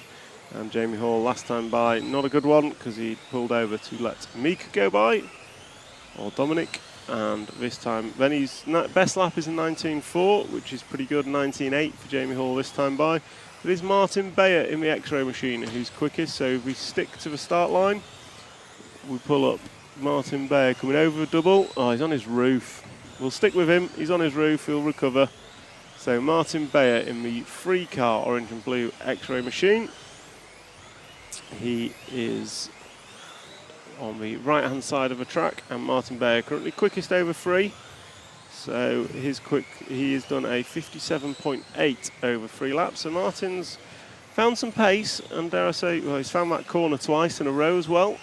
Dare I say, the X-ray team have found some pace. I think Bruno was quicker this morning than he was yesterday on single lap pace. Obviously going to come down to 5 minutes. And Martin also showing some good pace, probably more pace relative to most than yesterday. So it looks like the X-ray team have done some work overnight and got it going. So as we follow Martin, he gets round his troubled corner, and we'll see what lap time he can put in this one. With 1 minute and 18 on the clock, he's got time to have another attempt at fastest 3 laps. Martin's car, a bit like Bruno, just looks slow on rotation through the switchbacks. Looks slow, doesn't mean it is. They're certainly turning some quick lap times. That time by was a 19.7 from Martin. And this time by very smooth through the switchback. Car's not doing a lot. And he comes through the fast chicane in front of race control. 19.6 at that time by for Martin. So we're going to now, we'll drop back 1 car onto the yellow number 6 of Elias Johansson. And with 36 seconds left, we will close out watching Elias while I just have some look at the comments. Visible speed, drivers turn up if the tyre was good. Now it's 1 run's super grippy tyre, which sucks, yet the drivers turn up. Yeah, the drivers have certainly turned up. It'd still be nice if more turned up. We all want the sport to grow. And to grow the sport, we need big events, big races, and just making sure everyone is having fun. Dominic's missed a lap, can't help you with that one, sorry. I have 0 authority here. Just gluing up sidewalls of practice tyres for driver takes ages and messy. Agree we should use a tyre that's good out of the packet without any voodoo. I totally agree, Dom. That is the best thing we can ask for in life, is easy. Problem is budget. Sponsors race have tyres for every race, but unsponsored have to pay for them, and it becomes expensive to have the same advantage. Yeah, I kind of agree, Sergio. It would be nice if we had limited tyres. Racing can get expensive when it's a set of run. Answers on a postcard as to how we fix it, and keep races coming to events, and. Are they using the new 2025 XB2? Not sure. It's one of the questions I need to ask. I will challenge Martin on that when I see him. Yeah, Pavel loved racing in the 90s more than 2000s, even though it got easier. Yeah, we all have nostalgic views of the past where everything is perfect, right? Do we have a tyre cap? No, as many tyres as they want, I believe. There's no limit on the number of tyres, just on the tyre that is used. Okay, so we have Heat 13 coming up next. This Hungary team manager to race. So these guys. Hungary team manager. And please, drivers, let's go. So these guys are on the rostrum. And cars go down. They get 1 warm-up lap. How many cars are running shocks upside down? Interesting. We've just done a pit walk, and I was looking out for that. It appears just the associated guys. So the associated guys seem to be running shocks upside down, and everyone else seems to be running the conventional way. I won't say what's right or wrong. But yeah, conventional way seems to be for everyone bar the associated guys. And Dom, you've got to buy tyres at the track. Absolutely true. I actually saw Trish Neal, the Schumacher engineer and Schumacher employee, having trouble buying tyres because he couldn't get his card to work or something. So every single person is having to buy tyres at this event. As I watch Marcus Carrot cheekily get an extra half lap of practice. So we're going to start this one following Daniel Kobovic, your first seed. So Daniel was top seed yesterday. However, it's Landon who was quickest this morning. We didn't see any 18-second lap times this morning. We did see 7, 6, 5, 4, 3, 2, we did see a couple of 18-second lap times yesterday, but we did have 7 drivers in the 19.1s in first practice this morning. 5, 6, 7, 8. So let's follow Mr. Kobovic, and he is driving the Schumacher machine and crosses the line for a first lap of a 19.0 to Orlowski's 19.4, Landon and Karup 19.3, 19.6 for Ronifolk and Zalewski, Coelho 19.5. So 19.6 is the slowest opening lap, 19.0 is the quickest. Kobovic backs it up with a 19.1, Orlowski 19.0, Landon 19.3, Karup 19.4. So lots and lots of fast laps coming in. Ronifolk the first to blink with a small error. So we'll try and get the front 3 in camera, or at least the front 2. So it's we've had an issue from Kobovic. So Kobovic had an error. So Orlowski's gone through on track with a 19.1 last time by. So it is Orlowski and Kobovic out front on track. Orlowski quickest over 3. Kobovic's 3 was a 59.7. So I think that's catching his error on his lap. So Kobovic going to have to go again. Landon having an error on the double. So a few errors thrown in. Orlowski yet to make one. His best was last time by was a 19.0. As the Schumacher boys run round together. Orlowski crosses the line in 19.3 and Kobovic 19.1. So Zalewski going to run third over 3 with a 19.2 best lap. Landon going to be second over 3. So let's see, we'll pull back from the Schumacher boys and we'll try and pick up the associated of Landon. So he's across the start line. The yellow and red car of Alexander Landon. So he's doing well this week. He was quickest in first practice and he's held that speed. Still only in practice, but we'll see what is to come. So Landon looking hot. That time by for Alexander Landon was his quickest with a 19.1. We've got Kobovic and Orlowski in the 19.0s. We've got Hattinen, Landon, Bartes all in the 19.1s. And then we've got 19.3s for Irvinen, Ronifolk, Hall and Karup and Coelho. So pretty rapid out there. And we are now going to jump to, let's have a look at Mr. Ronifolk coming onto the straightaway now. Green and yellow X-ray machine, a home Euros, the Swedish driver. 3 previous European Championship wins, I think 2018 and 19, if I'm not mistaken. So Ronifolk, no stranger to 10th off-road, certainly an 8th off-road driver in his main, but no stranger to 10th electric off-road. So we're following David Ronifolk. He is currently the 9th quickest in this with a 58.5 over 3 laps, but a best lap of 19.2. To say that, we watch him put in a 19.4, and that brings his 3 laps down to 57.9, which moves him up the order. Orlowski still quickest over 3 with a 57.1. Kobovic is second. And you've got Una Hattinen. So let's pick up the 10 car of Una. He is on the, where is Una? Crossing the line now. So he's on the left-hand side of the track, green and grey. Associated car going to come over the double and onto the straight, being chased down by the 4 car of reigning champion Marcus Karup. So Una Hattinen, 3 lap time of 57.5, best lap of a 19.1. So all 10 drivers have a 19.3 or lower as their best lap. 19.0 is the best we've seen from Orlowski and Kobovic. So no 18s today. So we're yet to see an 18-second lap time today. Slightly surprised, but I guess the drivers are concentrating more on 5-minute time rather than a single lap. As we move into qualifying next, 5 minutes is what it's all going to be about. So Kobovic and Orlowski, slow laps at time with 30 seconds to go. I don't believe they'll get another opportunity for a fast free.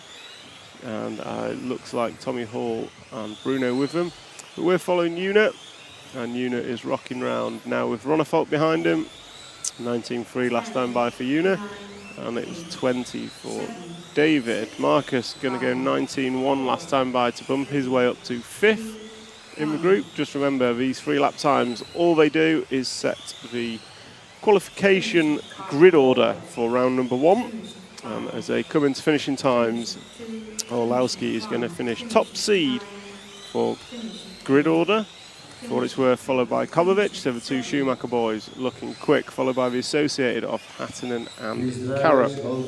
Just going to have a quick look at some of the comments. Lots of comments about the sponsorship of tyres. Some drivers are always going to be sponsored. That is life. On-road track like touring car, rotation dampers might work. Peter Roth, that is possible that the rotary dampers could work on these sorts of cars, but given the jumps, I suspect you would end up not very good. So although there's very few jumps, the landings are actually critical to achieving a fast lap time. So there's still work to do on the suspension. It's still being changed regularly by the guys.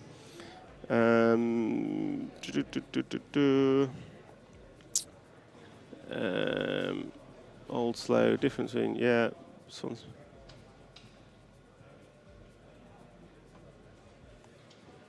So there we go. That is a wrap of practice. Next we go into qualifying. So all the practice is done.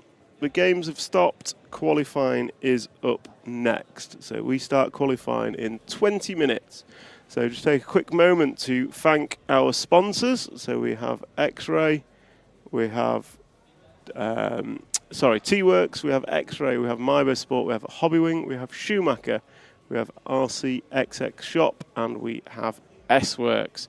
So they're our sponsors, so thank you very much for allowing us, supporting us to bring you this live stream live from Malmo. And it's a fantastic venue put on by the Furuland Club in Malmo, Sweden. We've got a fantastic venue, we've got a fantastic set of drivers here, and we are all ready for this championship to get going.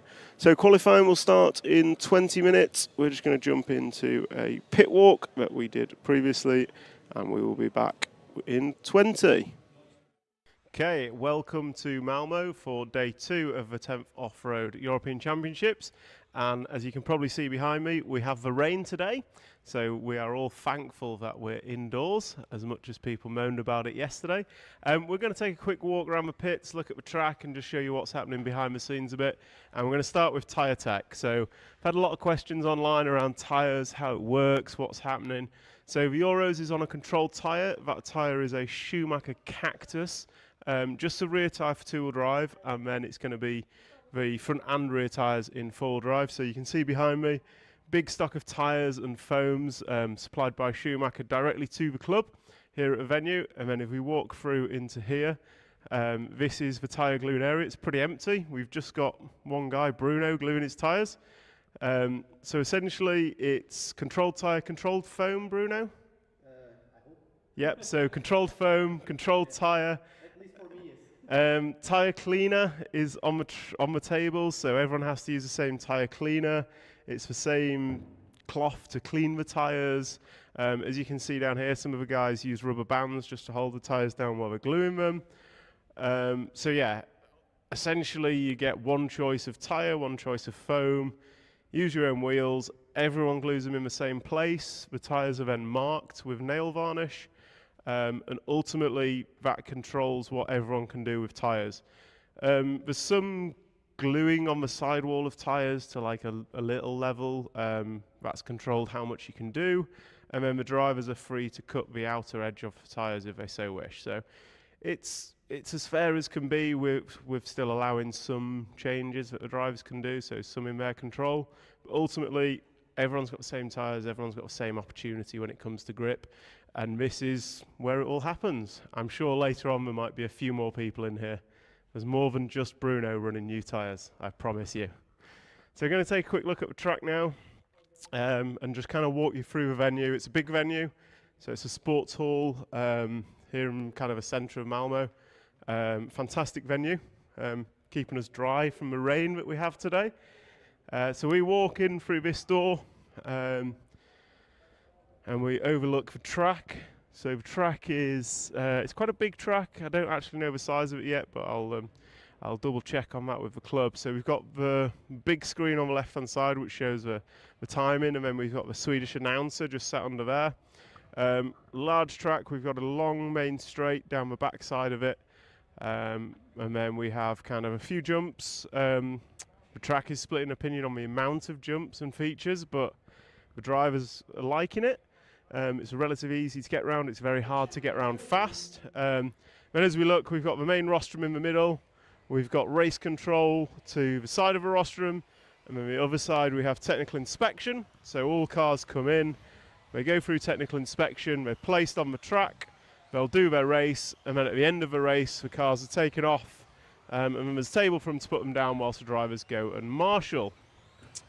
So the track, few interesting features. So we've got the main tabletop in front of the rostrum, which is proving quite challenging. Because of the low ride height guys are running, they're having some trouble on that with a little double bounce as they come over it, which is going to cause some accidents in the finals. We've got a couple of other little double jumps, which is critical to hit the downslope to get the car down and around the corners to carry the corner speed. As I say, the track's a lot about precision and accuracy. You can see the bot dots on some of the apexes, so you're allowed to run over those. The white barrier is the track marking, but the bot dots, you can run over them. If you hit them too fast or too much, your car will flip. So it's kind of that risk versus reward. You want to be as close to it as you possibly can, but you don't want to be too close that your car's gonna flip or go over. So now you can see, obviously, we're in a stadium. There's seating everywhere, so get a lot of people coming to watch out the pits, which is good. And we've got great viewing area all round, which is fantastic. So now we'll just take a walk out and find the pitting area. So as we come out the track, we've got here's our EFRA chairman for the week. So our 10th scale rate. How's it going, Chris? Only the temporary chairman. No, a substitute chairman, that's right. Great. It's substitute chairman. Unfortunately, Paul couldn't be with us this week. Travel restrictions, I believe. So Chris is standing in and doing a sterling job, if I may say. Thank you, Chris. So come in, we've got a nice cafeteria area and the cafe kiosk for all our driver refreshments through the week. So yeah, nice little cafe, good food on site, range of sandwiches and salads and drinks, whatever you want. We have a ping pong table, because when the competitive racers aren't racing, they always want to be doing something else. So a couple of guys just playing ping pong, keep themselves entertained between races. And then we will walk into the pits. So everywhere you'll see people stopping. So there's quite a lot of public here. So we've got restrictions on access for public, so they can't get into the pits, but they can kind of go around and do what they need to do. So we're just going to try and doorstop a few drivers on the way. And my first victim is going to be Michael. Have you got a minute for us, Michael? Excellent. So we've had 6 rounds of practice yesterday, 1 today. How's it going for you? It's been good. Practice, just driving clean, learn the track at the beginning. But it was quite simple layout, and then just adjusting the car since everyone is so close on pace, and we're all similar level drivers, so we need to find the advantage wherever we can, and we can do that with our cars. So my car has been extremely good so far, very consistent over 5 minutes, which we'll be counting now, and just making really small adjustments every run, trying to get the perfect balance of the car, because I'm not happy with the balance, but the pace is very good. So still the car is not feeling perfect, but the pace is very good, so that's good. And last one try now, and then into qualifying. When the actual real stuff starts. Do you think your on-road experience this year is helping with this week, or does it not really make much difference? I don't think so. I mean, people told me it's what I've been doing all year and to like 12 scale, but we're driving buggies. Yes, there's not too many jumps, but it's a track that it's the same track for everyone. There are many tight corners. So I would say like the layout, the style of corners similar to 12 scale, but I'm not driving at 12 scale, so it's totally different. And we all need to adjust our cars to the track and the conditions, tires. I don't know. I mean, I think it's quite simple. So usually I feel like when the track is more difficult, I can gain an advantage here and there just from driving. Here, probably not. We all, can do the same thing around the track. We just need to find an advantage where we can. So I don't think so, but I don't mind the layout being this way. Many people are complaining, but I don't mind at all. The track looks nice, and that's it. That's what we have. Yeah, it seems to split opinion. Lots of people loving it. Some people want more features, but generally accepting the track is good. Just maybe could do with a little bit more. 2 key questions. Are you running your shocks the right way or the wrong way? As you can see, it's the right way. And who's going to win? Trish is going to win. I didn't see him in practice, but he must be pulling something special out later. Trish will win as a mechanic. As a mechanic, there we go. Thank you very much, Michael, and good luck for qualifying. So we're going to move on from Michael, who I'm going to suggest you double check that because we were distracting you. Don't blame me if it's all wrong. Blame Trish. So we're going to move on down and see who else we can find. Let's have a chat with Jürgen. Jürgen, how's it going? Busy on this track. Very busy. Yeah, lots of traction. Everybody with the latest tires, the latest cars, want to run with the lightest, lowest batteries. Then, of course, there's the conflict with the runtime, running bigger batteries, more weight, and so on. So it's plenty of work. Do you find, is runtime an issue then? Of course.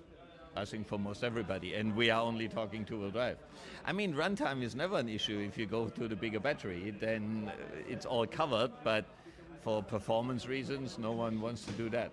Okay, does that mean people are running the cars on the weight limit, or is it just they want a lower weight battery to get the weight elsewhere? To be honest, I don't really know where the cars sit with the weight limit, but I know for the center of gravity, for the rotation and the handling, they want the lightest, lowest batteries possible. Interesting. Well, thanks for the insight. I mean, I remember struggling with runtime back in 2000. I didn't think it was an issue anymore, but clearly life moves on. Yeah, I mean, it is like when you're running a 6200, it's not an issue.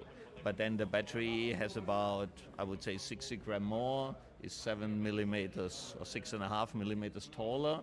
And I think at the end of the day, pushing things to the limit, we will always arrive at some obstacles. But like you said, being out for a while, you would assume now with lipos, hey guys, just put the batteries in, that's it. No, but it's always, if you want to maximize things, you always have to push. And I mean, it's so tight and the cars are so fast. I mean, it's exciting, but a lot of work to do. It's racing. We're all here to push the limit. And the Nosram T-shirts made the appearance? Not only here. Nowadays, it's one day the LRP, one day the Nosram. I mean, Daniel yesterday top seat with our batteries, and it seems like the black color, some people like this, and matches well with other speed controllers and motors. So with the Nosram, it's mostly batteries at the moment, and we appreciate that, and looks good. And on the blue side, we still fighting on the whole front. Excellent. Well, good luck for the week, and thank you very much. Thanks a lot. You're welcome. Thank you. Okay, there's a word from Jürgen. So interesting there that actually cars are running out of runtime, which I never expected, but I guess if there's an advantage to be gained, the racers are going to look for it, and that's okay. We'll continue down the pits and see who else we can bump into. Try and get some drivers we didn't speak to yesterday. We'll come and wander down here and see who we're speaking to. Good morning. How's your English? A little bit. Excellent. So we're on camera. We're doing a pit walk for the RC Racing TV. How's it going? So far, pretty good. Feeling comfortable. So, getting familiar, prepared for the qualifying. So, Excellent. Plenty of practice, isn't there? Different. And how do you find the track? So, it's unconventional for a European Championship, I guess. It's the first time on carpet. They've taken a brave decision to do something different, but do you think it's worked? So you have to deal with different things instead of driving outside. The layout is different. It's more an on-road thing with jumps, I guess. But nevertheless, so we have to compete. So it's for everyone the same. So we will see. And looking outside at the rain when we started this pit walk, I think we're all glad to be inside today. Oh, I didn't recognize that it's raining outside. So So I'm right now in the bubble. So I think we all are, but it's a good bubble. There's RC racing on, and we're all happy to be here. So it's great to see the guys from all over the European countries, and it's well organized competition so far, and so have a good one. Excellent. One final question: who's going to win? Oh, it's pretty tough, but I think Alexander will make it. Excellent. It would be nice to see a new winner. Thank you very much for your time. We'll catch up with you later. Thank you. So we will carry on. Who else have we got?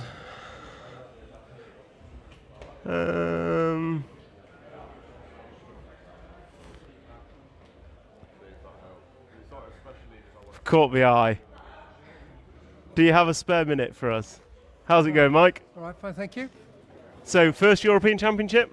Second one, I did Utrecht last year. Okay, and how are you finding it?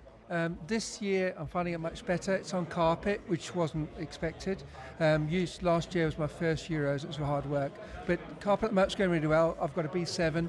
The first time I've actually run it. So I used it last week at home. And this is the first time I was actually using an anger. So it's going really well. We've got the setup right. I think I'm doing okay. So, yeah. Are you enjoying it? Yes. That's all that really matters. So, obviously, the track's divided opinion online. Yeah. What do you think of it? It's a touring car track with jumps. Excellent. Is that not just carpet indoor tracks as standard? No, I think a lot of the UK tracks have a much more challenging jumps arrangement on it. I think they could have put more jumps in it in the day. I did the EOS last year at Dawn, and that is a pretty good example of what an indoor off-road track is. The jumps were set up predominantly to cope with the stock motor setup, but it worked very well with modified. And so the sculpture of those jumps made it very good to race on and very good to drive around, and also very good to look at as well. So I think they could take some lessons from here for the EOS, in my opinion, in that case, and get the jumps right. But yeah, I think if it had more jumps on it and different style of jumps, it would have been just as interesting. But it's very fast. Yeah, it is a very fast track, and lap times are certainly very close between everyone. So it's going to be for me as an old racer, it feels like it's more precision and accuracy is important rather than balls out and hanging on. Yeah, I've got a pretty hot motor in my car. If you can drive precisely, which is what I've learned, and get the car set up right, it's very rewarding to get that flowing around. But if you make a mistake, you go down so far in the day. So here it's probably more important to be precise and smart and careful. And sometimes when you get behind slower cars, you just need to hold back because it can go so wrong if you just thinking, well, just get in front of them. No, let's hold back a bit. So. Okay, well, thank you for your time. One last question. Yes. Who's going to win? I'd like to say a Brit, but I think our boys are going to struggle a bit. The Europeans are doing very well. I mean, Bruno's doing very well. Michael's doing very, very well. Newman is doing very well. I'd like to say Marcus. Marcus, I think, could pull it in, but I don't know. I shouldn't say this, but I reckon probably Bruno or Michael on a good day. But I wish that Marcus would do well anyway. It's fine. There we go. Well, thank you very much for your time. Catch you soon. Okay, I'm just going to go and try and find Mr. Landon, because we missed him yesterday. So we'll have a quick walk through. X-rays all together. Chris talking to Bruno, giving him some tips. Not sure Bruno needs any. Certainly round one of qualifying, he pulled it together a bit. Round one of practice today, Bruno's pulled it together a bit. I can't see Alex, unfortunately. So not sure where Mr. Landon is. No, can't see Alex. So I think we will call it there. Yeah, here we are. Alex, sorry, I've just been looking for you. How's it going? It's good, going really good. So what were your expectations coming into the event, and how do you think you're doing relative to them? Well, obviously we're working quite a lot. It's been an event I've been looking forward to, and I really like carpet racing. So we've done some testing, and yeah, I was expecting to maybe be in the top 10, but topping the first practice was maybe a bit of a surprise, and keeping the pace up there it's been good. Okay, excellent. I think there's a lot of support for you through the pits. Obviously, I think it's fair to say you'd be a new name at the top of the European League, so it's great to see, and lots of support for you. Do you think you can carry it on through qualifying? Yeah, hopefully. First practice was quite good. I had quite good free lap pace, but made some mistakes. Car was a bit difficult to drive, but we made some changes that I really believe in, and hopefully I can keep it on the wheels for 5 minutes. Yeah, I think everyone said that 5 minutes is going to be pretty challenging out there. How are you finding the track? Yeah, obviously there's not many jumps, quite flat. Yeah, and you know it's off-road and people complain, but at the end of the day it's same for everybody. So I just try to do the best from what is out there. So. Okay, and a couple of last questions. Why are shock absorbers upside down?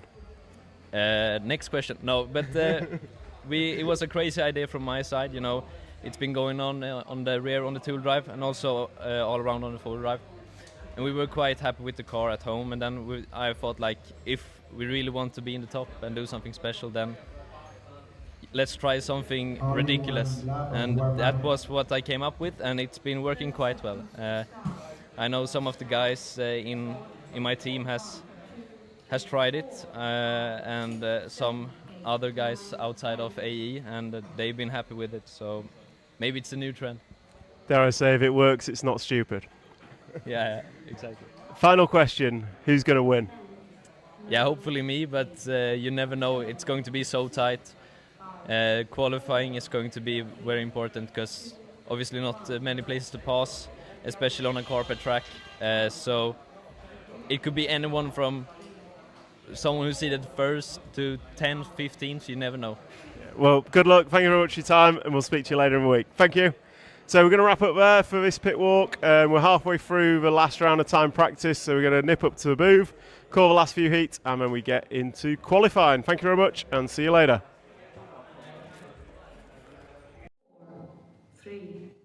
Okay, welcome to qualifying. And that finished just in time for the start of heat number one, round number one of qualifying.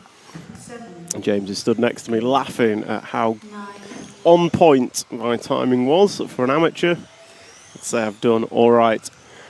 So everything's all the rumours, the hearsay, the games all stop now as we move into qualifying here at the 1/10 Electric Off-Road Two-Wheel Drive European Championship, hosted by Faruland Club here in Malmo, Sweden. And we are following the one car of Jonas Rauke. So Jonas, one of our Swedish racers here this week. And this is, so qualifying will be 5 rounds of qualifying. And that will be in a changing order. So we run groups 1 through 13 for round number 1. And then I think it's 4 through 13 and 1 through 3 and then 5 through 13 and 1 through 6 or whatever. So we have a heat rotation, just so it's not always the same guys going off last in the round. And it will be the best 2 rounds, so your best 2 rounds of the 5 will count towards your final position. So we have, in the lead is car number 4, and on camera I believe that is the car coming across the line now. So Jimmy, if we just jump to the car crossing the line, the yellow and blue car is the 4 car of Dick Dawn. So he's got 4 laps on the board. He's got a bit of a mangled body shell, so an instant earlier coming together with one of the cars. So he has a mangled body shell.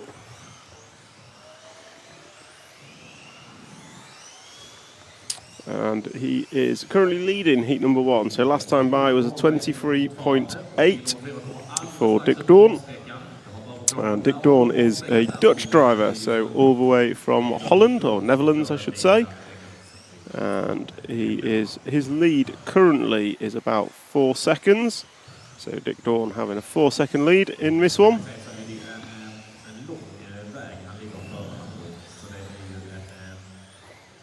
And he is looking to go 13 laps in 5:05. So 13 laps in 5:05 is predicted time for Dick Dawn. And whilst we are following him round, I'm just going to have a quick look at the comments, see what I missed whilst we were out. Little Style RC, best commentator. Oh, thank you, Little. I'm not sure about the best, but certainly if I'm making it more enjoyable for guys at home, then I am happy to do what I can. Stephen Playford ran a set of tyres. Still talking about tyres.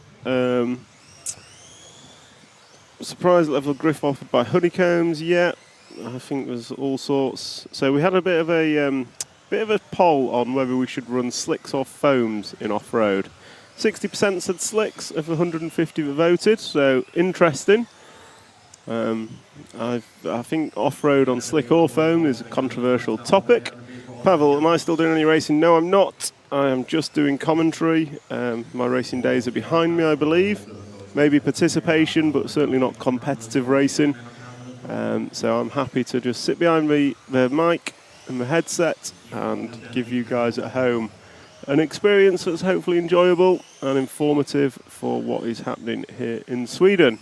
And what is happening is we are following Dick Dawn, the number 4 car of Dick Dawn, the Dutch driver who's leading heat number 1. And he has quite a lead, about a 7-second lead over Tim Donk in the 9 car.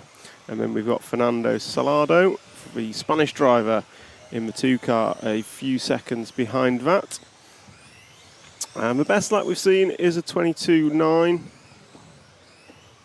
So 22.9 from Dick is the best lap we've seen in this heat, and he's forecast to go 13 laps in 5 minutes 11. He's completed 10, so he is on his 11th excursion around this Malmo track as he goes up the inside of Neil Dickens. Neil Dickens, a now Swedish racer, formerly of the UK. I've known Neil for many years, from the days when I first started racing. Back in the UK, he was at the same club as I was, and he's ventured over to Sweden. So we come into the final 10 seconds of this race. We're going to close it out with Dick Dawn, our race leader. And he is, he's just been hit by a back marker. Going to lose a couple of attempts, not too much. So Champion's roll back onto his wheels, and he's about half a lap to go. He's going to come through the switchbacks into the front side tabletop, and then he goes through the fast chicane and across the line.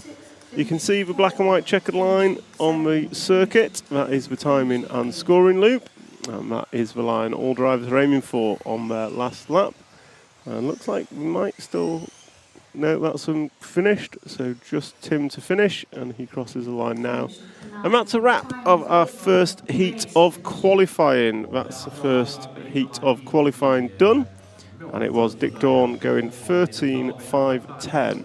So 13.5.10 is the target time that everyone will be aiming for. Pavel, faster, stronger, better, big boy racing now for Tom. Oh, that stopped as well, I'm afraid. I did venture from scale motorsport to full scale motorsport, racing a Caterham 7 in the UK, which was fantastic, but also extremely expensive. So I'm now giving up on all forms of racing and just talking about it. Dom, can we follow Mr. Moyes in Heat 2? I think we probably can find a way to follow him.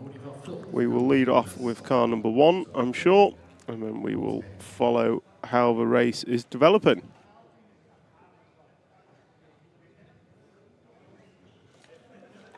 So the pit walk we've just done, Tom, not sure if you saw it, but we did have a good chat with Mike, just about how he's doing and how things are.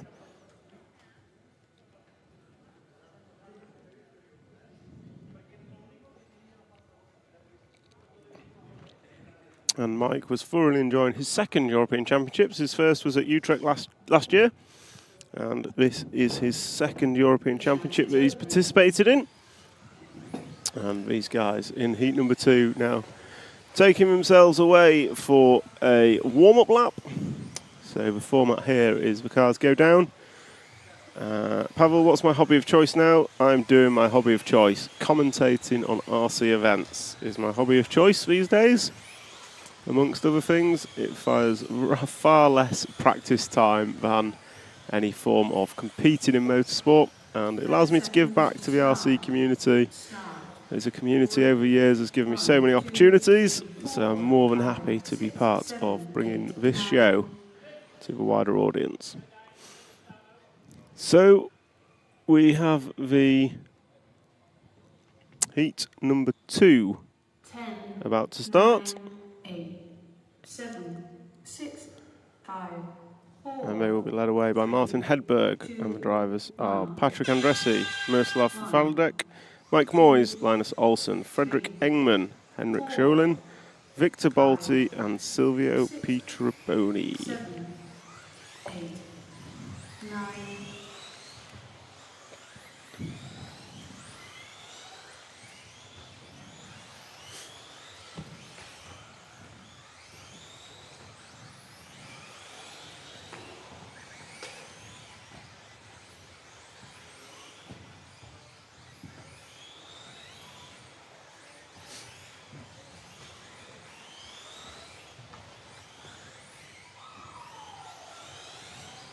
Lite mer än 30 sekunder in I detta loppet här nu så har vi alltså en... So we are following the one car of Martin Hedberg.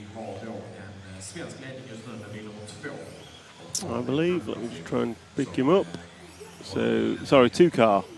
We're following the 2 car of Patrick Andressi. So Patrick leading him away on track. As we had an error from the 1 car. So Martin Hedberg actually looks to have expired and pulled off. So it is Patrick Andressi that's going to be the first through for free. And he is the pink and blue car coming down the straightaway now. And he comes round over roller jump and going to go single through the switchbacks. Keeping it nice and neat, nice and calm. Does the tabletop very neatly. So Patrick, an associated driver, is keeping his car very neat out there. And it is looking very good as he comes into the double and will power off down the straightaway. And he is being chased down by what looks to be Linus Olsson in the all-green car. So Linus had a bad first lap, hence has fallen behind already. Victor Balti, is the quickest. He's looking to go 14 laps in 5:17. So already in heat number 2, we're looking to go 14 laps. It was a 13-lap run in the first race. And we are looking to go 14 laps in this one. So we'll pick up Victor. He's in the 8 car. Let me just try and pick him up on track. I believe he's coming over the tabletop now. So Victor on the left-hand side of the track in the all-pink car. Just go forward 1. Purple, pink. Oh, don't know. But it's that car at the end of the straight. We just nip forward 1, Jim, to the pink/purpley car. And that is Victor Balti, who was our leader. So Victor was leading this, estimated to go 14 laps in 5:22. But I think he may have had an error. Sorry, I think I'm We might be following the 3 car actually, Miroslav. So within that group, we'll follow the group of 3. There we go. Keep going with the front car. Front car is the 8 car. Sorry, we were following the wrong car. So that is Victor we are now following. And last time by was a 22.9 for Victor. He's just fallen off his 14 lap pace. So Victor now running 13 in 5 minutes dead. So a quick lap from Victor, but he's on his roof. Sorry, no he's not. I'm looking at the wrong car. Victor's off the tabletop, through the fast chicane and crosses the line. And that time by for Victor was a 22.1, which pulls him back onto the 14 lap pace. 14.522 he's looking at. So full running order is going to be 289, 463, 5 and 7. That's 289, 463, 5 and 7 is your full running order. Martin Hedberg did 1 lap before retiring. So Victor Balti, new fast lap, 21.8 fastest lap of the race. And also brings him down onto 14 in 5.17 pace. So looking very good for Victor out there. And the crowd online are supporting him. Thank you, X-Tech 101. So it is Victor Balti and Patrick Andressi separated by just 0.2 of a second. So these 2 drivers separated by not a lot, with 4 minutes and 30 seconds down, just 30 seconds to go.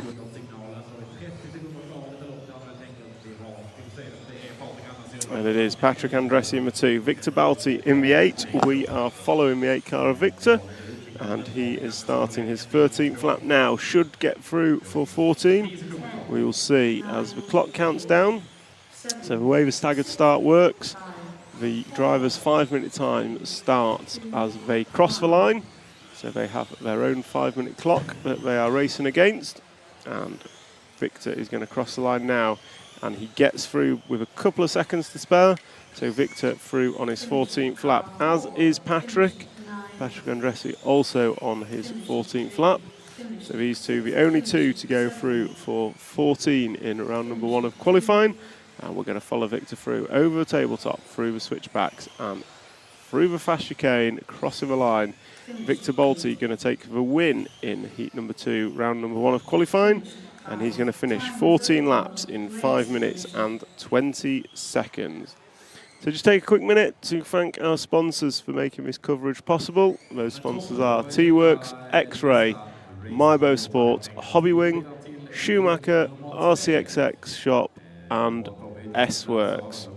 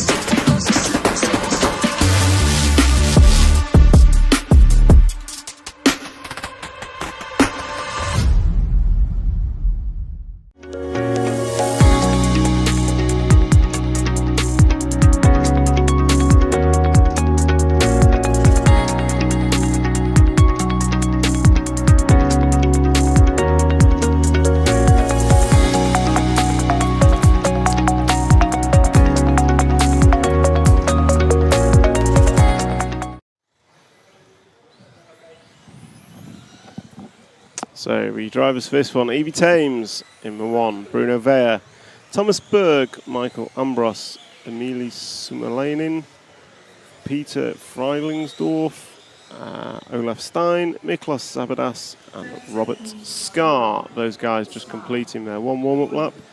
1, 2, 3, 4, 5, 6, 7, 8, 9.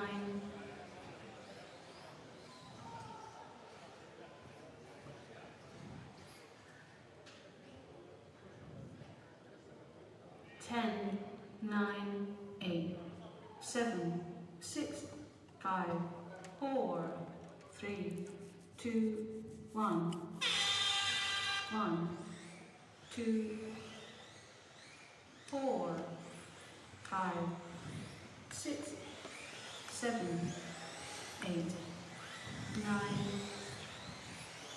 So this is group number 3, rocking and rolling. Their 5-minute times start as they cross the line. They're called off in number order.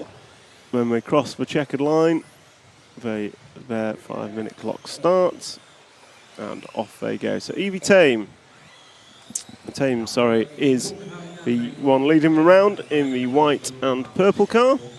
And Evie opened up with a 22.9. However, the best lap we've seen is a 22.3 out there from Olaf Stein. Michael Ambros going to go at 22.5. So some quick laps out there. Evie rocking a lap 2 of a 22.2. So good lap from Evie. It is, however, Olaf Stein who leads after 1. Top 3 separated by just 1/10 of a second, and they are Stein, Ambros and Thames. So very close race this one. Close on the computer. These guys leave their grid at a 1.5 second stagger. Just to give each other space, we are racing the clock in qualifying, so it's not about track position.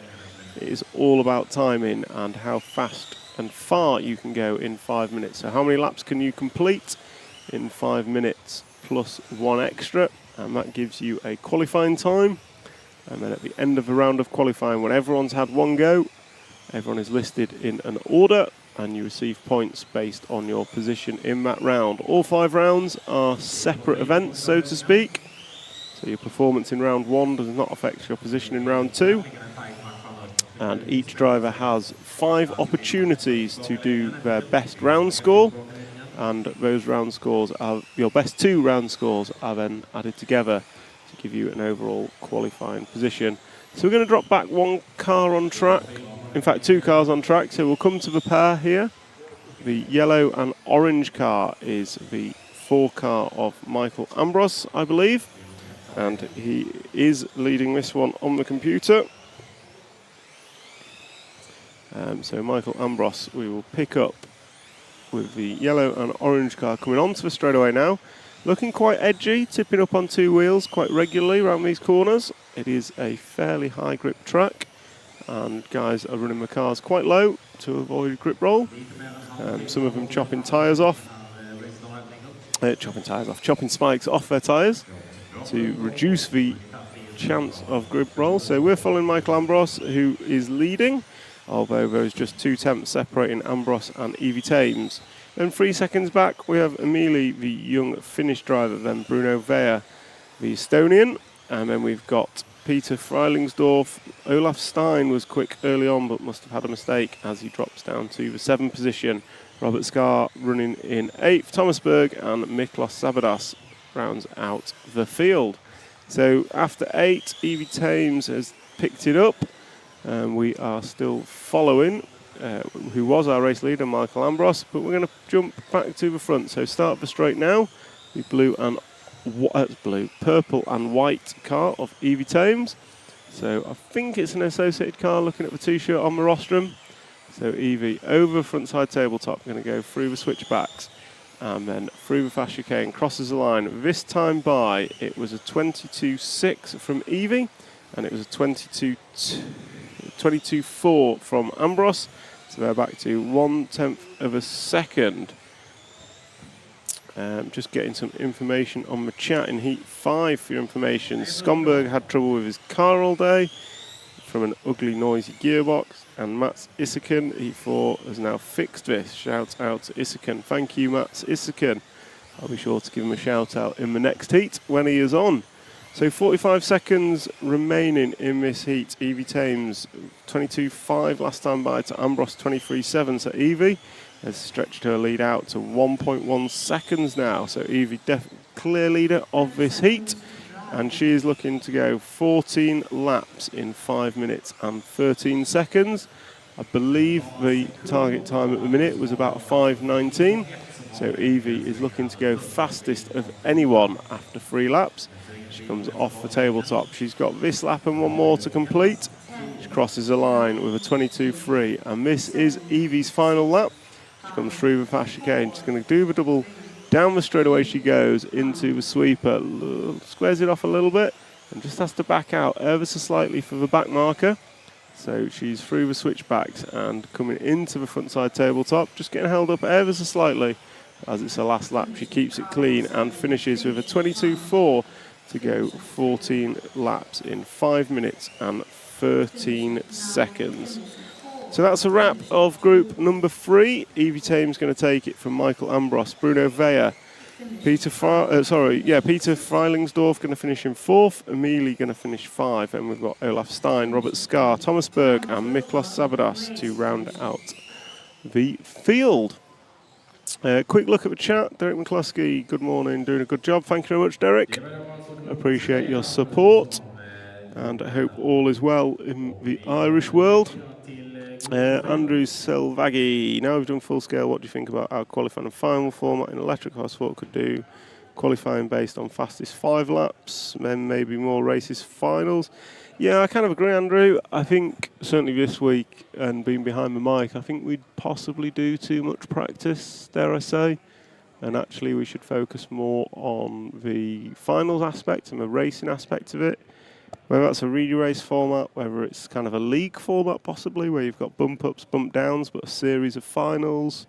I don't know, I think we could do something different where we focus more on the race than the actual, than the practice and qualifying. But that race needs to give opportunity to all to win. Obviously in Nitro they can do that through bump up, and I don't see why we couldn't do that. If you look at us, we ultimately will decide our champion over 15 minutes in 3 days of racing. So could there be a better format? Possibly. But yeah, I think it'd be good to look at different ways of doing it. Is an EFRA European Championship the place to change it? Possibly not. But I'm sure there's some clubs and series that could maybe do something different. Ultimately, what we want is more people to enjoy our hobby and sport, and if that means doing more racing in a day and less practice, then that's what we should be doing. I don't think it quite relates to full scale in the same way. I think it's a different thing. Full scale is slightly different, but ultimately, even in full scale, it's all about race time. Qualifying's really short in full scale, but there's more opportunity within a race to change where you've qualified. Less qualified, more finals, yeah, I agree. FCJM78, hello from France, bonjour. Hope you're having a good day in France, and thank you for joining. So, group number 4 is about to start, and we'll give a shout out to Mats Isaken in the 5 car, who has been instrumental in helping a fellow competitor sort their car out, so thank you very much, Mats. Oh, what a stunning start from Roy Gamble. Did we get that on replay? So straight off the line, wheelies it, and is on his roof. What a start to your qualifying, my friend. So luckily his time hadn't started, he hadn't crossed the loop, so he just gets relegated to the back of the field. But given the staggered start system we have in RC racing, it means that his start is not affected. His 5 minute starts when he crossed the line, so he still has opportunity to put together a good qualifying run. So we are following what I believe is the 1 car, white and blue of Pontus Magnusson. Quick look in the chat. Controversial idea, use format from the players, Pavel. I can't remember what that format was, but yeah, don't know what it was, but if it's more racing, I think it's a good idea. Where can you find time schedule? Max Bursell. You can either go to rctv.one, that's ONE, and that website will show you the schedule, it'll give you the links to the results, it'll give you everything. Or you can go to MyRCM, where you can find this event, and within that event page there is a time schedule, live timing, results, etc. So back here we have the 1 car of Marcus Vea in the lead as he crosses the line.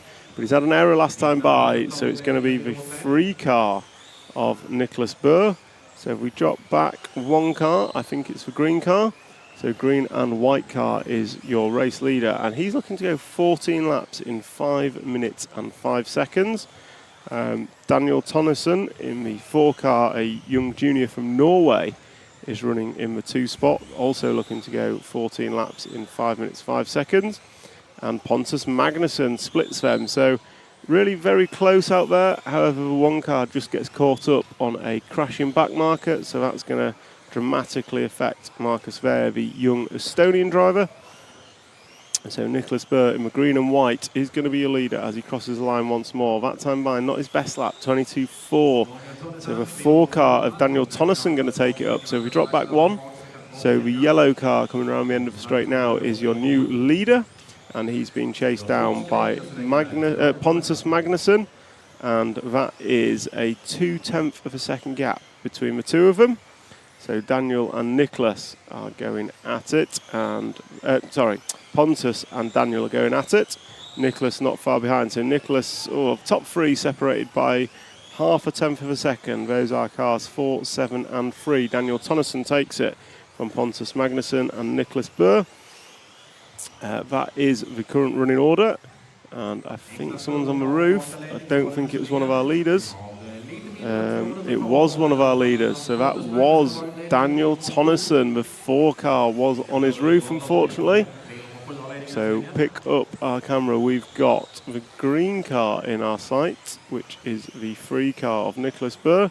But we're going to drop back 2 to the all-white car, number 7, crossing the line now, and that is Pontus Magnusson. So 21.6 last time by for Pontus in the all-white car, and he is our race leader. And his lead is pretty much 0.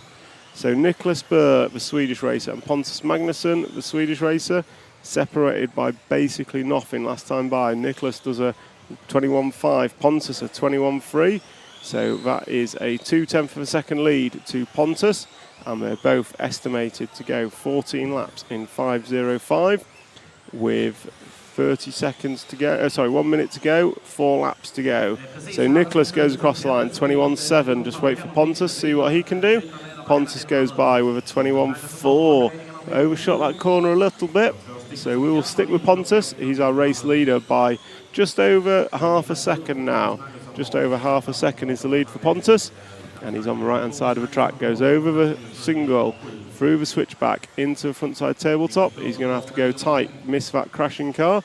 Nicely done through the chicane. That's a 21.8, so his lead reduces slightly. And with this lap and 1 more to go, we will close out with Pontus. He comes around the end of the straight, going a little bit wide, but didn't seem to lose much time, if any. Just seems to be pushing a little bit too much, overshooting some of the corners. Could it be nerves in the last minute of this race as he comes round to start his final lap? Nicholas Burr has a bad lap, 22.6, so Pontus in a comfortable lead. Just needs to close this out with a clean lap as we watch him through the sweeper, over a single roller, drives away from us, into the single, through the switchback.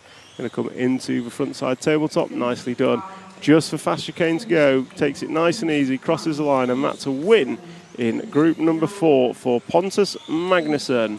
And he's going to set a new fastest time of the round with 14 laps in 5:05. Roy Gemble is going to finish in second, 14:5:06. Nicholas Burr going to fall down to 3rd position at the end with a 14:5:06.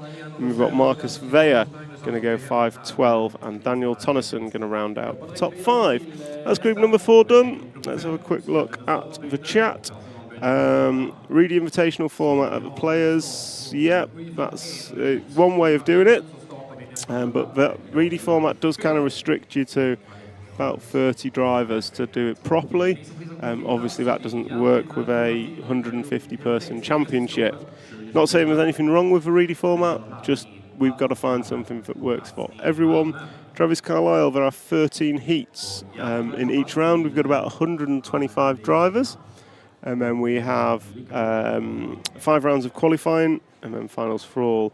Andrew, I think our qualifying format, you lose the spectacle of absolute peak performance. That's why people enjoy quali. What's the absolute fast you can go 1 to 3 laps? It's captivating.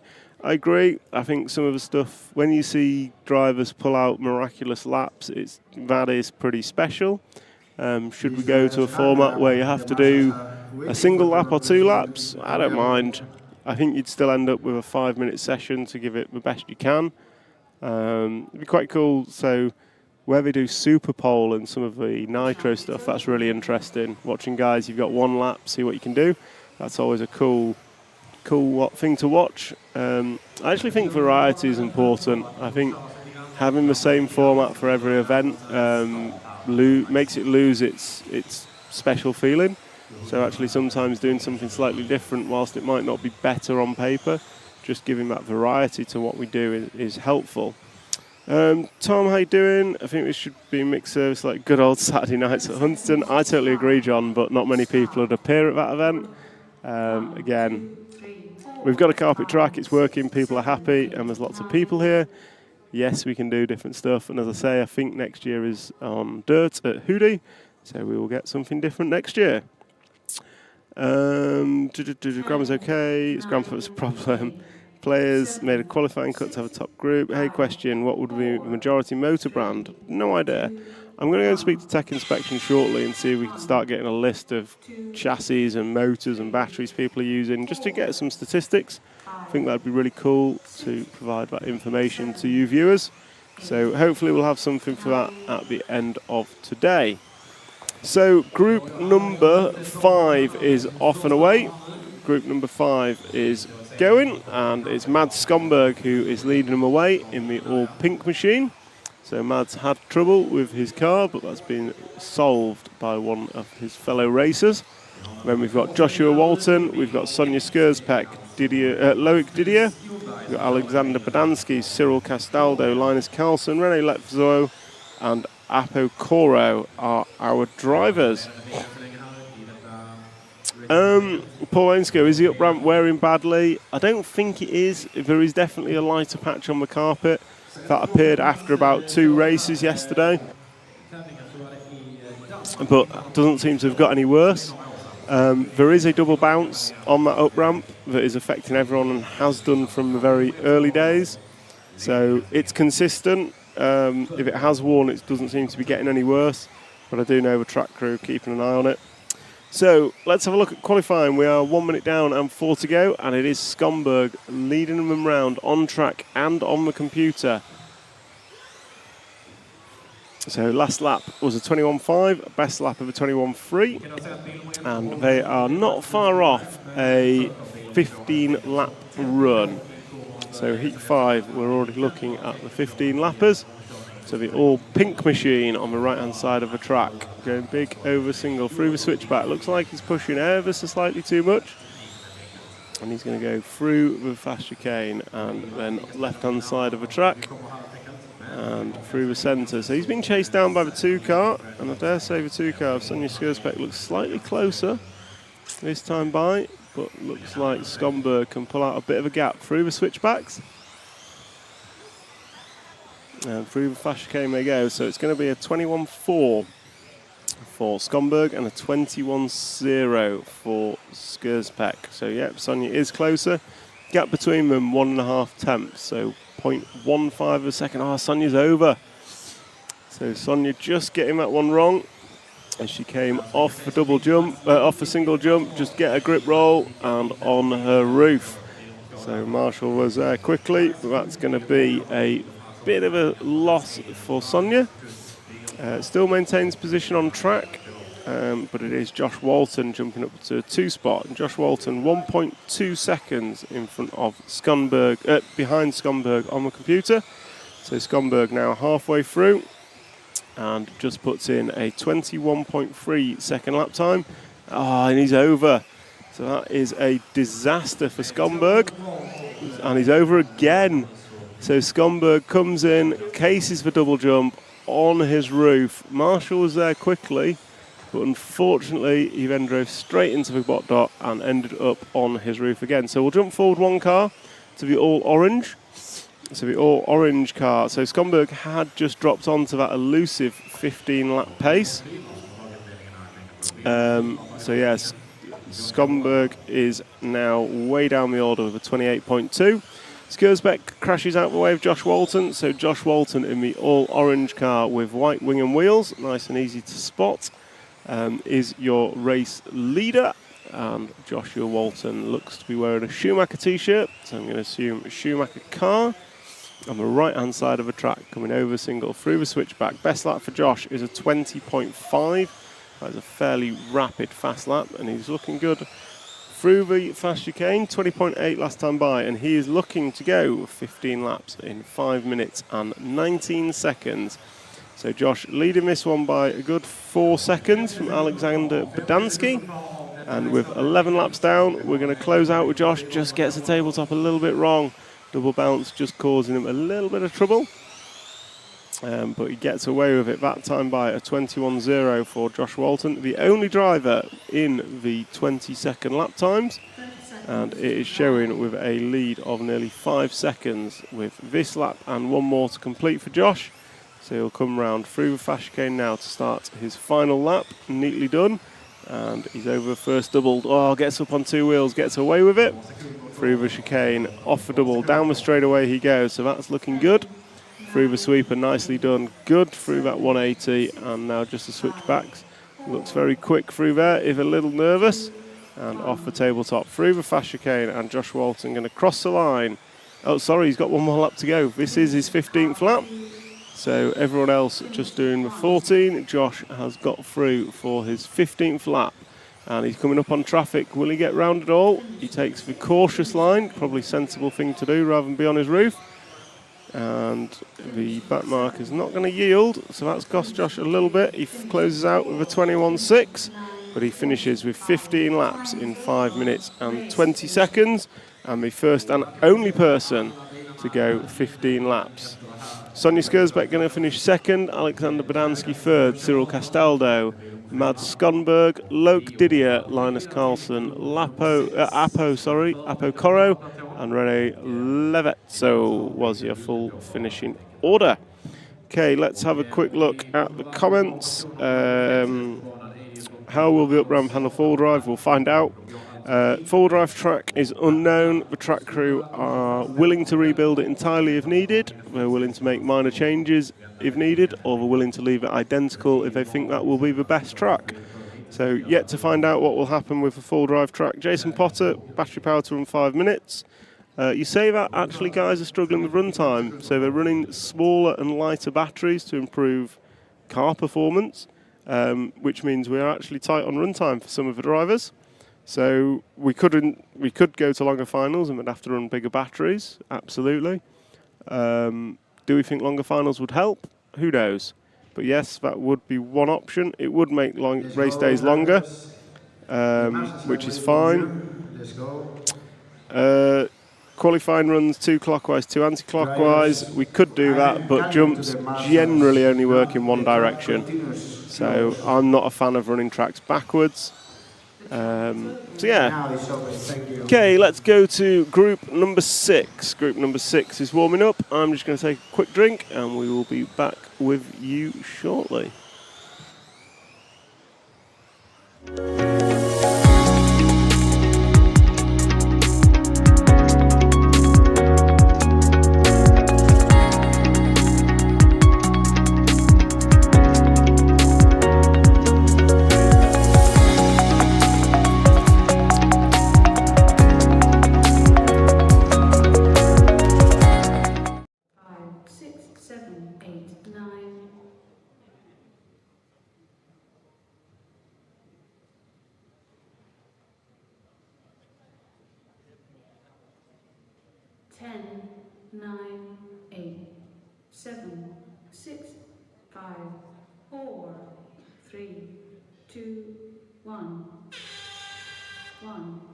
So we are going with group number 6, and they are led away by Victor Horsfield.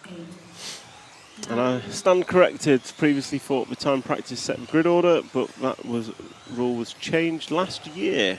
Shows what I know. So grid order is 1 to 10 for all these qualifying round number 1. And it is Klaas Bredberg that leads us away in the 1 car. However, he has made an error, so we'll jump forward to the 2 car. So the 2 car of 2 car is Klaas Bredberg. It's Victor Horsfield that led us away. So we're on the 2 car, white and green with a bit of red, or white and red with a bit of green. and he crosses the line. So Bredberg running a 20.9 last time by. 20.9 last time by. And he's being followed on track by Viktor Litvinenko, the Ukrainian racer. As there's trouble at the start of the straightaway. 6 car of Reese Ward getting caught up in that, and also Dale Thomas on his roof. Tommy Dale on his roof. Tommy having a good start, but a poor lap number 3. So we'll stick with the 2 and 3 cars.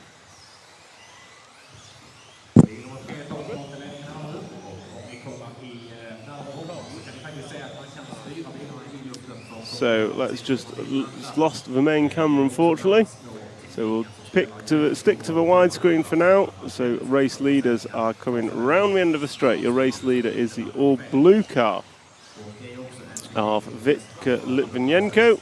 So he's into the front side tabletop now, and he's going to go through the switchback, and then on the left hand side of the track crosses the line once more. So Viktor running a 20.8 last time by, his best lap, and he's coming down the straight. Just see him on screen in front of us.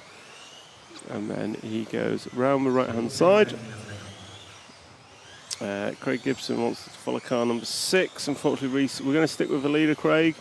So Viktor is on the left hand side and coming through the centre chicane at speed, and then he's going to do the double jump down the straightaway and into the sweeper.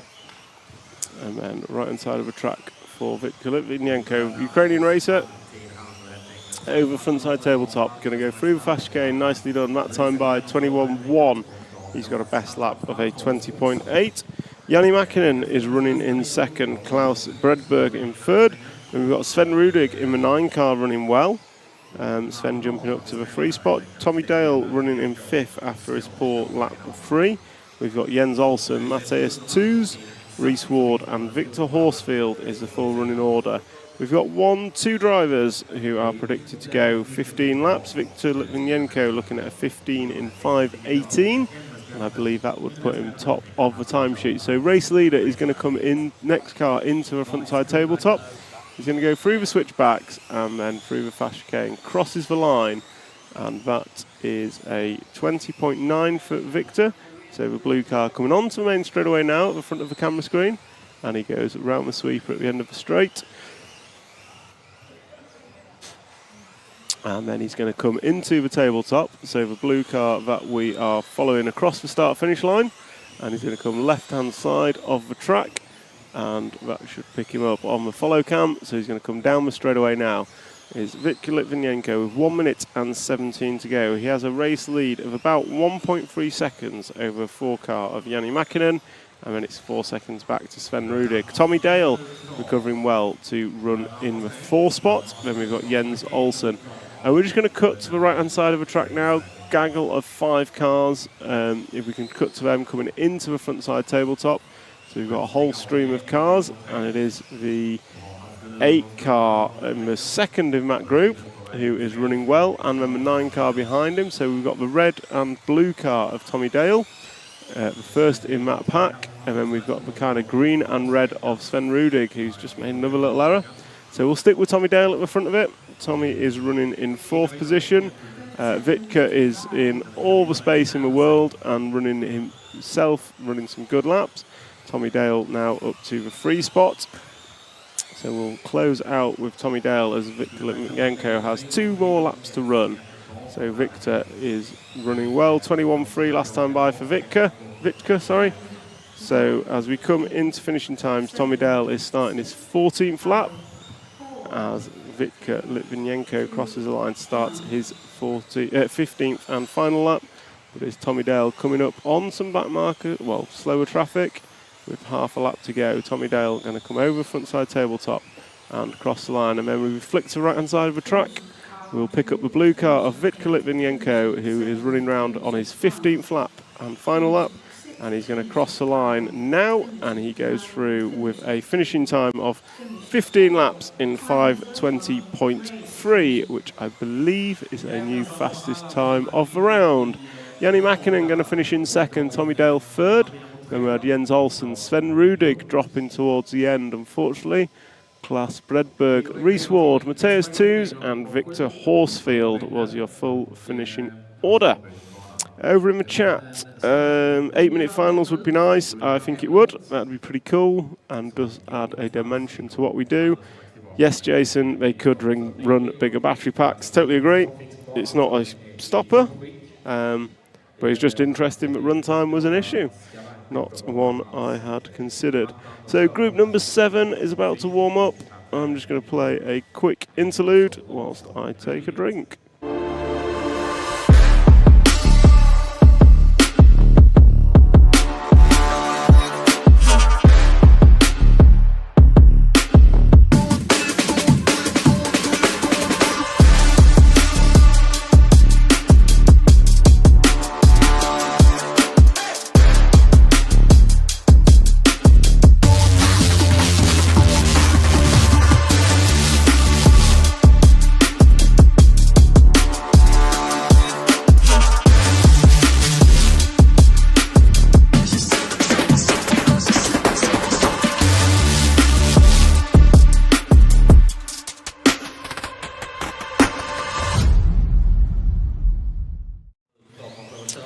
So heat number 7 on their warm-up lap. Heat number 7 on their warm-up lap. And your drivers for this heat. Baptiste Roque, Peter Harder, Elias Jordan, Theobald Jacquelot, Zacharias Villabel Nelson, Harriet Thames, Laurent Jesus, Lucas Didier, Carl Volter and Christian Koenig. Comments in the chat, why is there such a huge interest in fixing race format? Is it really that broken? Stefan, I don't think it is, to be honest. And I think the fact that we've got a good entry shows that it's not broken. I don't think there's anything wrong with trying things and aiming for improvements. I wouldn't recommend trying them at a European Championship. Maybe some of the clubs around Europe could try a different format and find out what works. Truck drivers always stretch the envelope. Absolutely. That is racing. People will always strive for improvement, and that is one of the joys of racing. Tristan, can we follow number 10, Christian Koenig? We'll pick him up at some point, but we will lead away with our one car of Baptiste Roque, the French driver. And he is, I'm going to try and pick him up on the rostrum to see what he's driving. Got Peter Harder out there in the 2 car. We spoke to Peter during yesterday's opening ceremony. And I'm struggling to pick out Baptiste. There he is. Baptiste got a Absema jumper on, which doesn't tell. No, he hasn't. Yeah, I can't find. Oh, Schumacher driver. Baptiste Roque is a Schumacher driver. I see him now. And then I believe Peter Harder last night when I spoke to him was a associated driver. So Peter is chasing down. Sorry, I've got you on the widescreen. So Peter is chasing down the white car of Baptiste, and it is Peter leading at the minute. So it's 2 from 1 on the computer, and it's 1 from 2 on the track. Gap between them, 0.8 of a second, so not a huge amount, as Peter dives up the inside. We'll just have a quick look at that pass.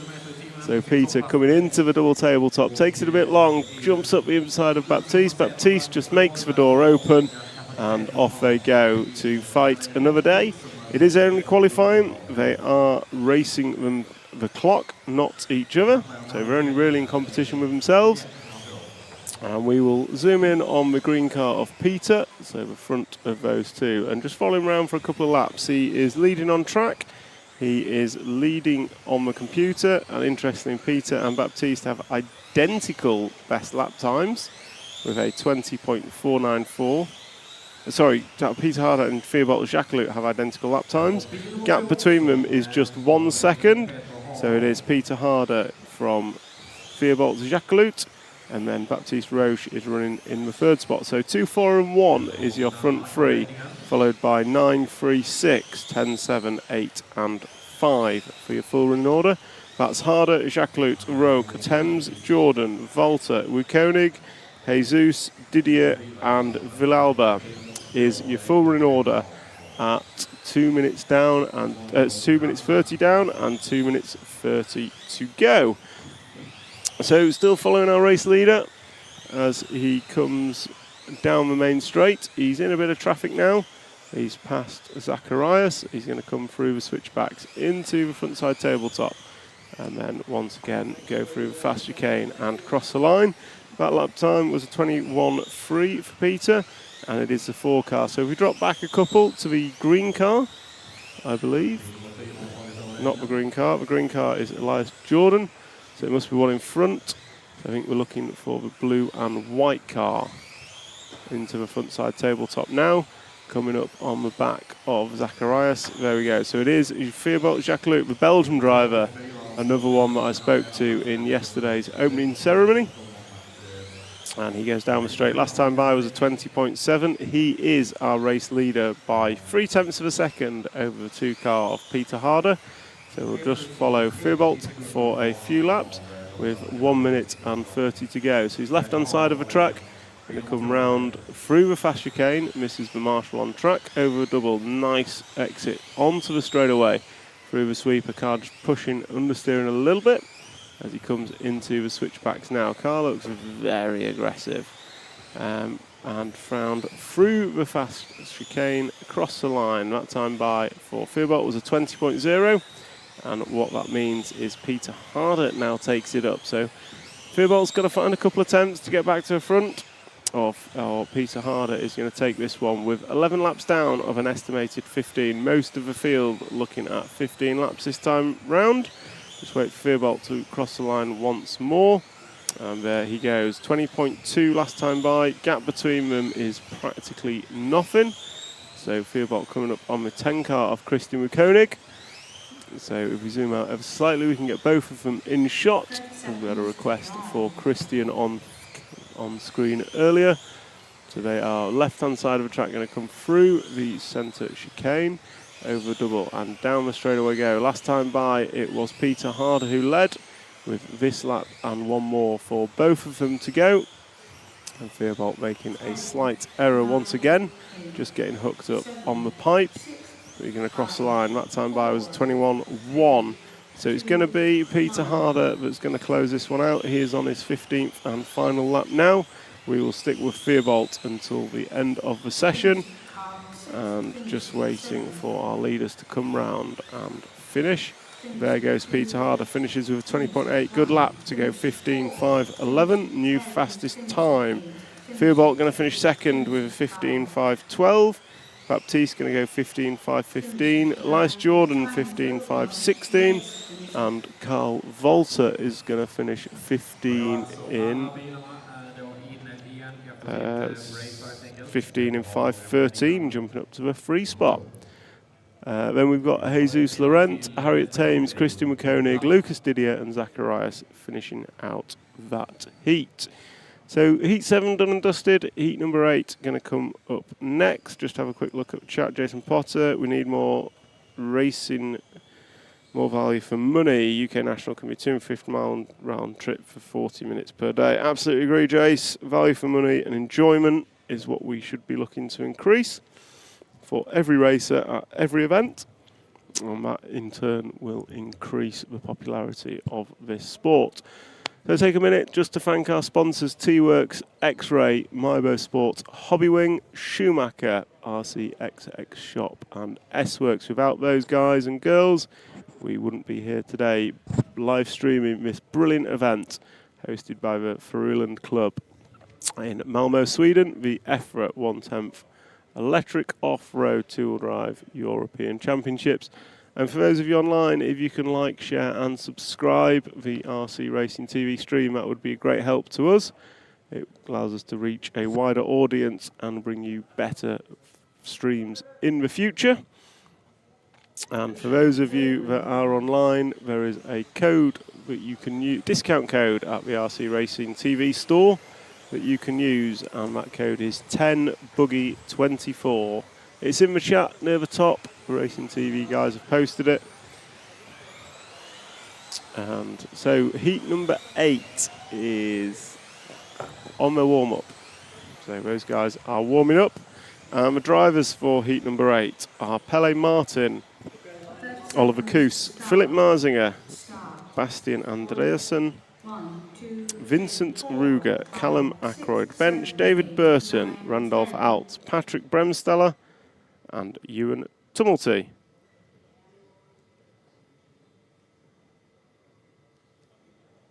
Ten, 9, 8, 7, 6, 5, 4, 3, 2, 1.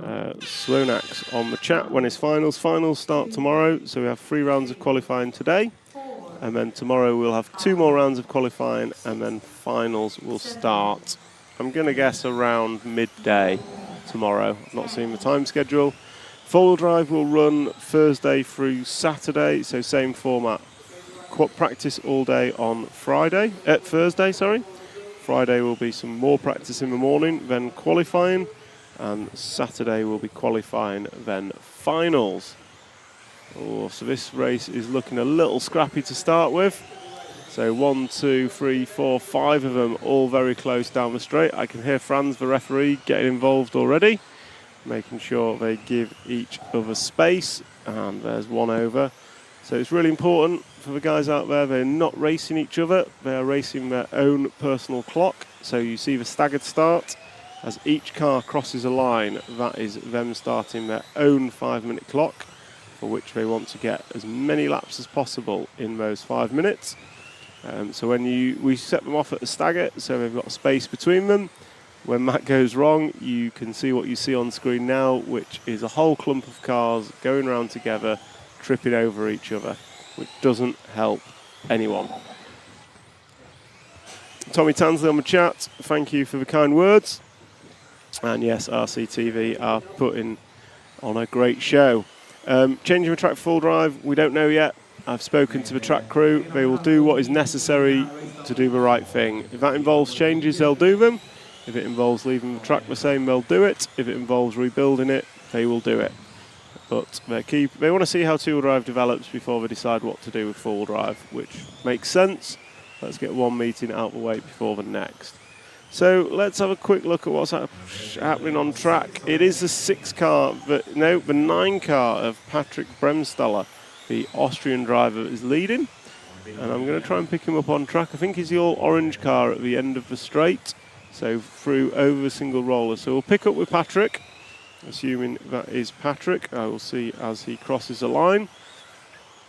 And yeah, there he goes. So it's a very close race. In fact, there's 1/1000th of a second between the 6 car and the 9 car. So Callum Ackroyd Bench and Patrick Bremsteller are separated by 1/1000th of a second last time by. Callum goes through with a 20.6, and we watch Patrick cross the line with a 20.6. So still separated by less than 1/10 of a second.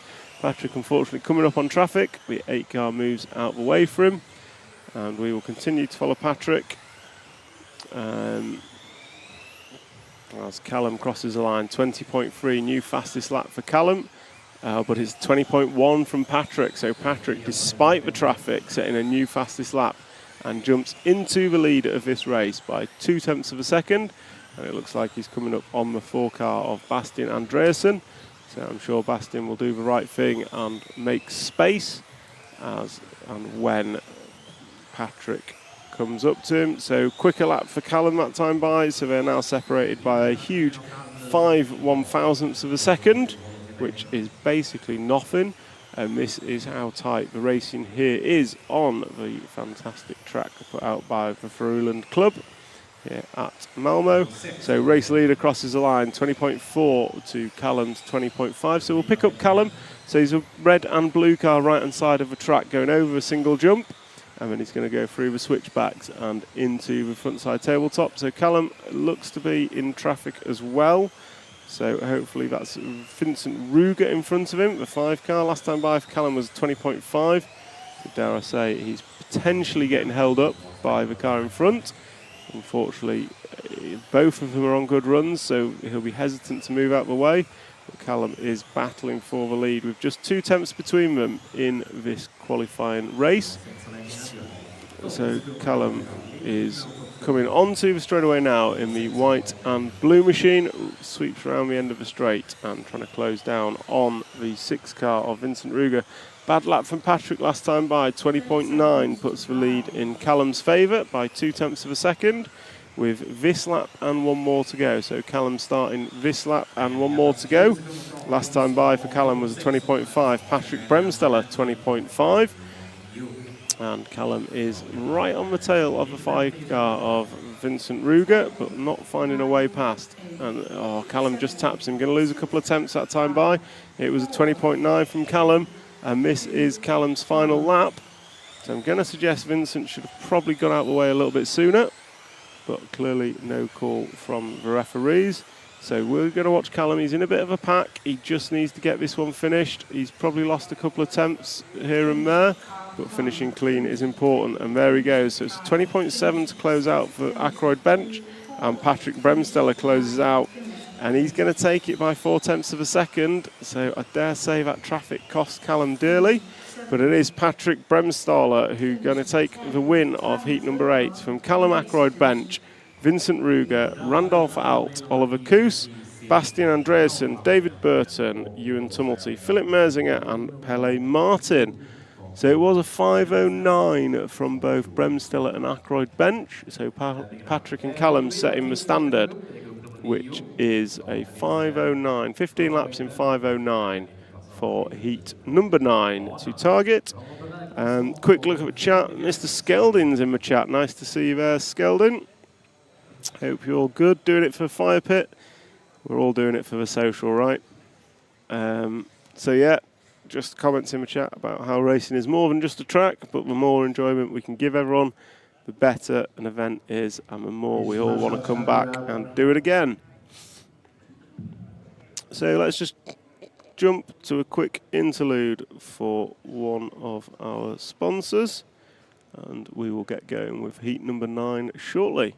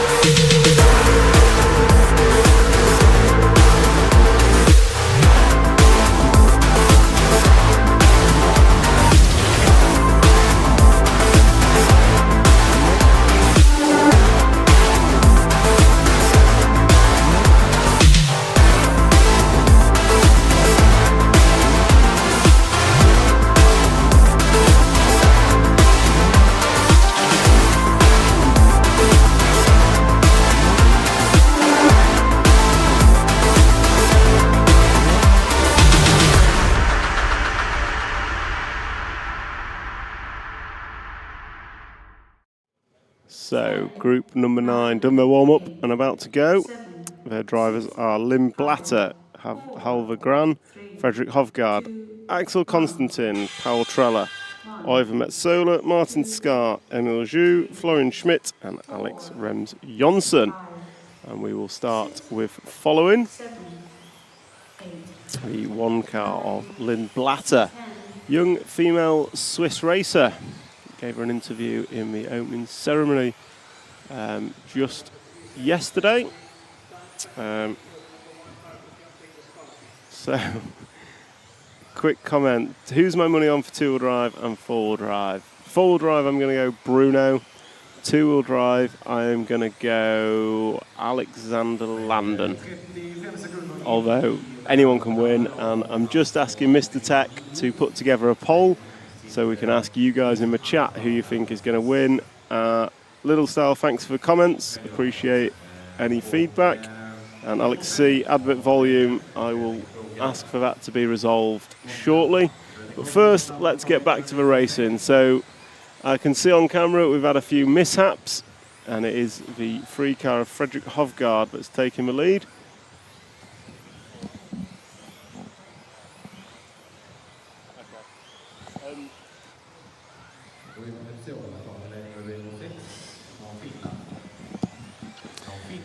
So we have Ivar Metsola leading this, the Finnish racer. So we're going to pick him up as he crosses the line now. now, should I say. So one of the two green cars, we'll pick up which one it is, but the two green cars starting the straight. One in front, green and white car, is Oiva Metsola, and that is your leader. Young Finnish racer is Oiva. Sorry if I'm not pronouncing the name right. Alex C, we've got the advert volume turned down for next time. Apologies. So Oiva crosses a line, that time by for Oiva, 20.2, new fastest lap, and looking to go 15 laps in 5:04. Fredrik Hovgaard is running second, and he is just a couple of attempts behind. And we've got Axel Konstantin. So 6, 3 and 4 are your leading car numbers. Then we've got Jonsson, Schmidt, all changes, Blatter, Scar, Gran, Trill and Zhu, I believe. Richie Fawn asking if it was stop-go. Not sure, I didn't see it. Could possibly have been. Apologies. The stop-go area is after the front-side tabletop. There is a white track marker you can see as we go round, and the stop-go is in that area. Okay, so Oiva Metsola is leading this one. Down the straightaway they go. And Metsola last time by 20.2, so that's a few 20.2s I've seen from Metsola. So consistent and fast, nicely done. And Metsola is coming through the centre section now and try and pick him up. Looks to be an X-ray shirt, so I'm going to assume an X-ray car for Oiva. And 8 laps down of a predicted 15 in 5:05. So you're going to come across the line now, and that time by was a 20.0, so new fast lap for Oiva.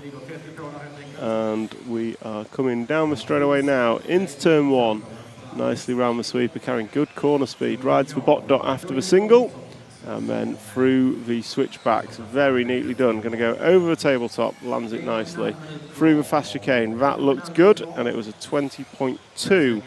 And Axel Konstantin going to move up into the 2 spot, Fredrik Hovgaard in the 3. 2 seconds separating the front 3 in this one, and it is those 3, 6, 4 and 3 are your cars that have led away in this heat.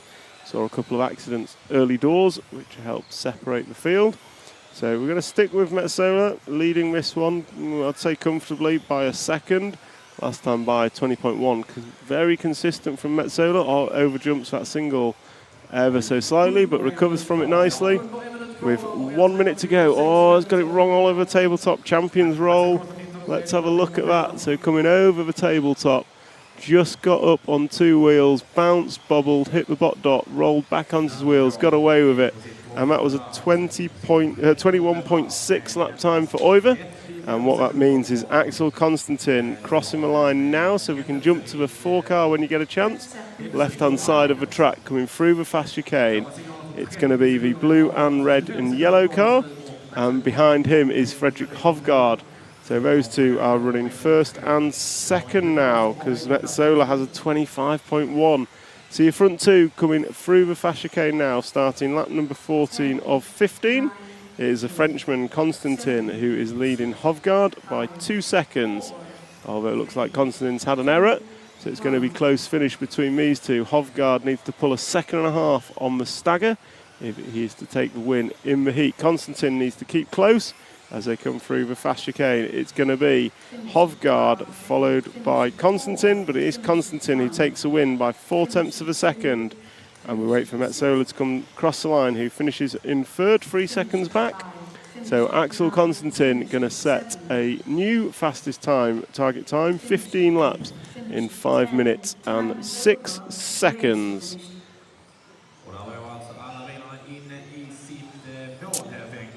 So that's a wrap of group number 9. Group number 10 is next.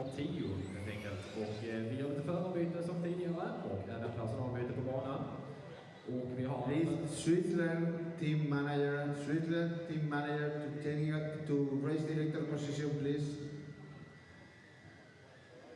Vi har en beräknad start om cirka 50 sekunder.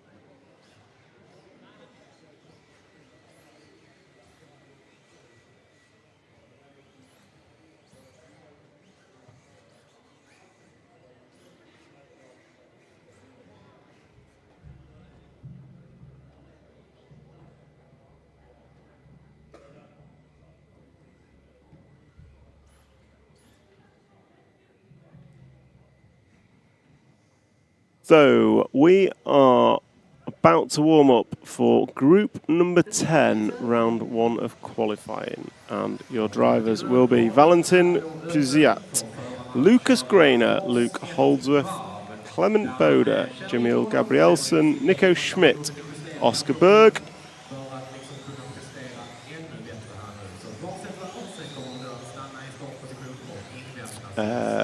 Oliver Natras, Constance Sarinen, and Jolan de Verde.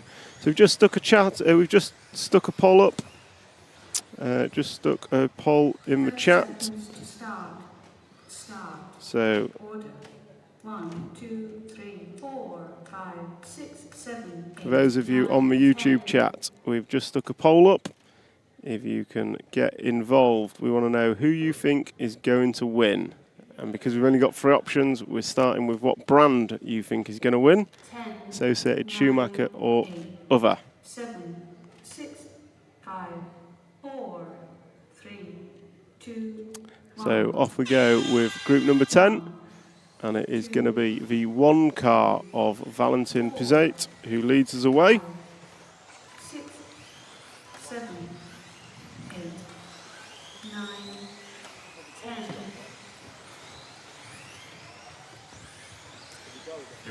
So it is Valentin leading them away. We've got a request to follow car number 3. We'll see car number 8, I assume Oliver Natras, but we'll see where we get to.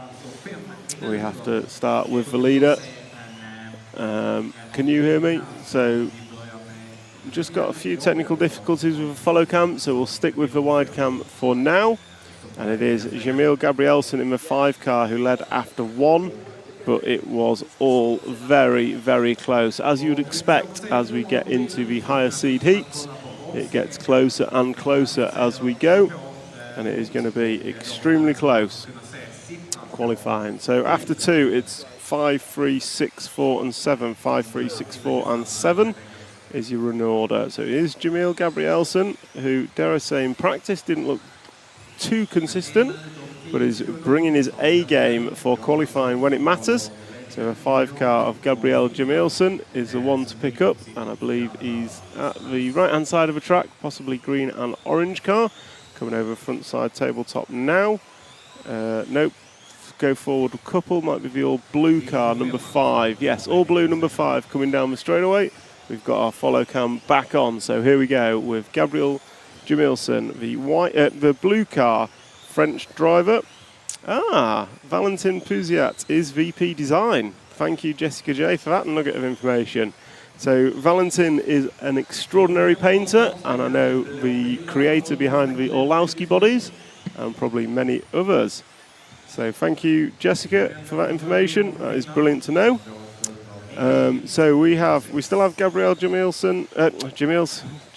Gabrielsen out front, 19.8 last time by for Jamil, and 2 French drivers, Jamil and Clement, both looking to go 16-lap runs. So they'll be the first 16-lap runs we see as we follow the blue car of Jamil.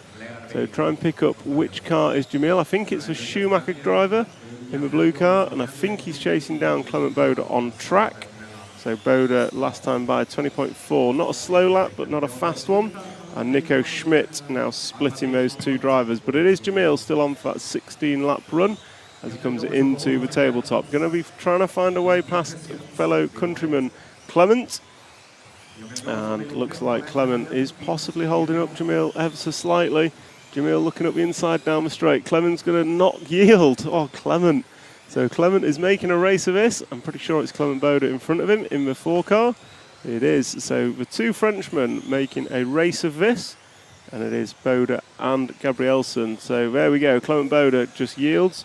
Probably a lap too late in my less than expert opinion. But it is still Jamil Gabrielsen leading this one. 20.5 last time by. A lead of 1 second. Still looking to go 16 laps, would be the first to do so. So for those of you online, if you head over to YouTube, you can get involved in our poll of who do you think will win 2-wheel drive. Limited options because of how YouTube do it, so we'll start with what brand you think is going to win. and then we will go from there. So, Jamil Gabrielsen running a great race so far, following the all-blue Schumacher car through the right-hand side of the track. Going to go through the switchbacks into a front-side tabletop, nicely done, and then drive through the fast chicane, cross the line. That time by 19.8 from Jamil. And the one car of Valentin Puziat is now up to the 2 spot. Sorry, Jamil's Finnish, not French. I'm reading my screen wrong. So the Finnish driver of Jamil Gabrielsen. Coming over the tabletop once more, going to go through, cross the line. That time by 19.8 and looking to go 16.518. Yep, sorry, on the chat I was reading FI as French for some reason, but Jamil is most definitely Finnish on the listing. So we are at the last 15 seconds. So Jamil starting 15th lap now. Going to get one more after this. So it's this lap and one more for our leader. Everyone else going to close out in 15 laps.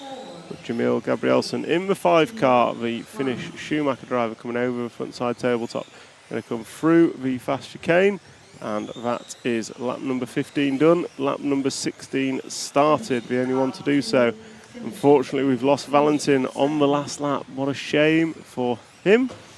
So your race leader is going to come over the front side tabletop now in the blue car and through the chicane, cross the line, and Jamil Gabrielsen going to finish 16 laps in 5 minutes and 19 seconds. A new target time for this round of qualifying. Oscar Berg going to finish second after Valentin and Clement Boda both fall away on lap 14.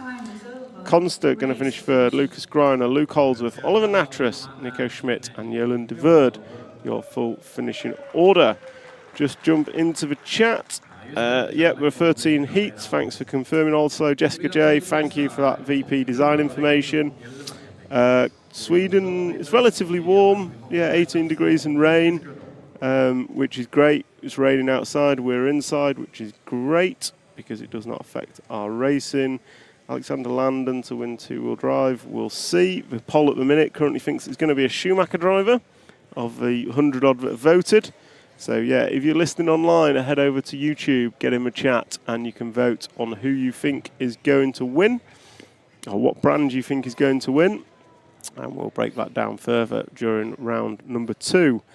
RCM reports Jamil has been Finnish, not French yet. Thanks for that. I was wrong. He is Finnish, not French. I was just reading it incorrectly. A couple of hours north of Euros, 19 degrees and sunshine. We're a bit colder and a bit rainier. What brand won? We haven't finished the poll. We'll probably finish it at the end of this round, and then we'll see what we think. Currently, the poll is saying a Schumacher driver is going to win, followed by an Associated and X-Ray, and 2% think it'll be someone else.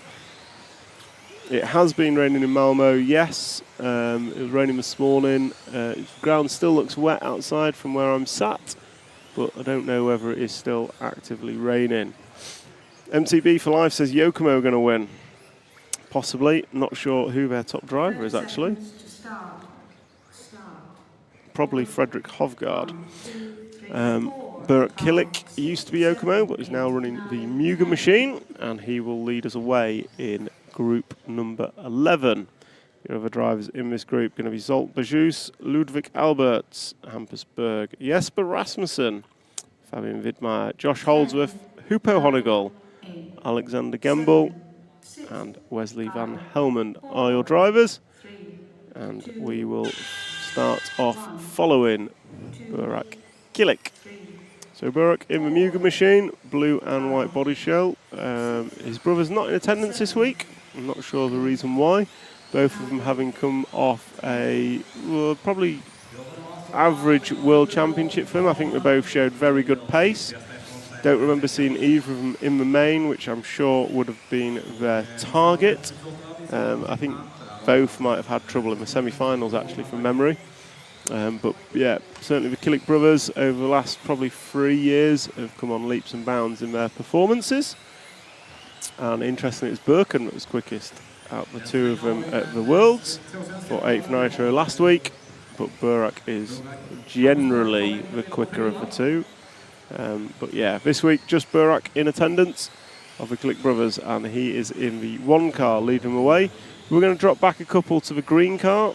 So the green number 4 car is Hampusberg, and Hampus leads after 2, and only 2 of them on for an estimated 16-lap run, which is interesting.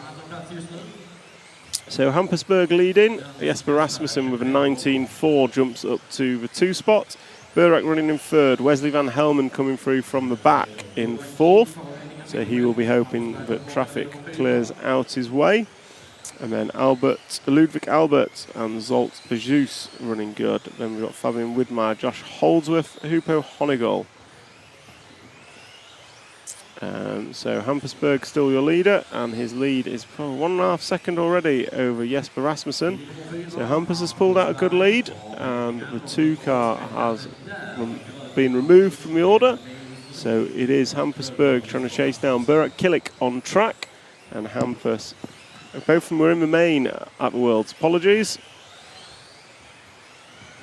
So apologies, I got that wrong. Both Kiliks were in the main final at the Worlds. Maybe they had trouble in the main, but I'm pretty sure they didn't. They weren't featured in the race as much as I thought they would, and I'm sure they both had ambitions of at least making the podium. But a World's final is still a good result. So Hampusberg is your leader, and he is in the middle of the track trying to chase down Burak Kilik. And Hampus is the Swedish driver, 7 laps down and estimated to go 16 laps. We've got 4 drivers estimated to go 16 laps. They are Berg, Rasmussen, Kilik and Wesley Van Helmond. So we'll try and pick up Jesper. So green car coming into the start of the straight. White car coming down the straightaway now. End of the straight goes Jesper. So he's running in 2nd in the 5 car. He's a couple of seconds behind Hampusberg. And Jesper last time by was a 20.7. This time by goes through with a 19.7. So he's estimated to go 16.5.16. Hampusberg looking to go 16.5.11 as someone else, Burak Kilik, hitting the barriers. So he has retired. Unfortunately for Burak, he was on a decent 16-lap run there. So we've got Berg, Rasmussen, Holdsworth now is your top 3. Scratch out Van Helmond jumps into a 3 spot. So Berg, Rasmussen, Van Helmond and Holdsworth are your top 4 drivers, all on for 16-lap runs. We are continuing around with Jesper Rasmussen, a Danish driver, been racing for many, many years, and his dad a previous Danish national champion who raced before.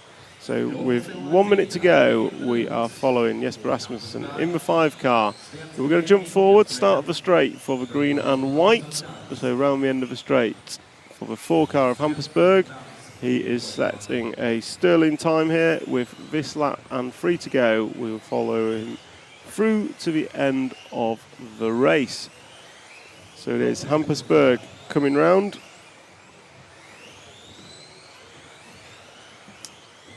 So Hampusberg, the green and white car, through the switchbacks and over the centre tabletop, through the switchbacks once more, and going to cross the line and starts his 15th lap. So Hampusberg last time by 19.5, and his lead is 4 seconds over Jesper Rasmussen. Jesper's had a pretty clean run, but Hampus has been clean and fast. So Hampusberg has really laid it down in this run in the X-ray machine, as he crosses the line now to start his 16th and final lap. 19.6 last time by. He's looking for about 5.12 pace. So this is going to be a solid run from Hampus. Good way to start qualifying as he comes across the centre tabletop and crosses the line now to take a 16 in 5.12. Jesper's going to come across the line next.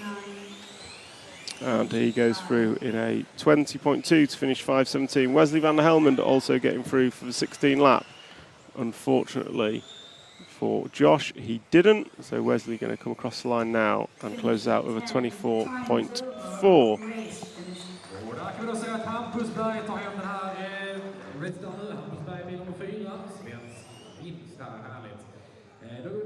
till nästa grupp, det var grupp nummer 11, det är precis så. Vi går vidare till grupp nummer 12. Litet förarbete och sen är vi alldeles strax igång. Jag har beräknat start om 50 sekunder.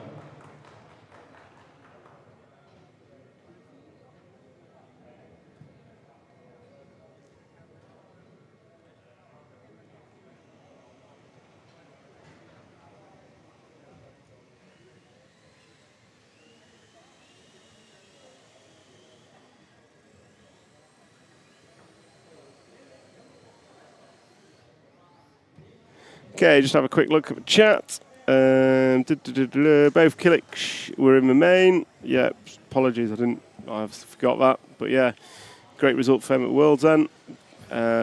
Follow car 3, TLR cars. I'm not sure how many TLR cars we've seen. Not sure of any top drivers running them.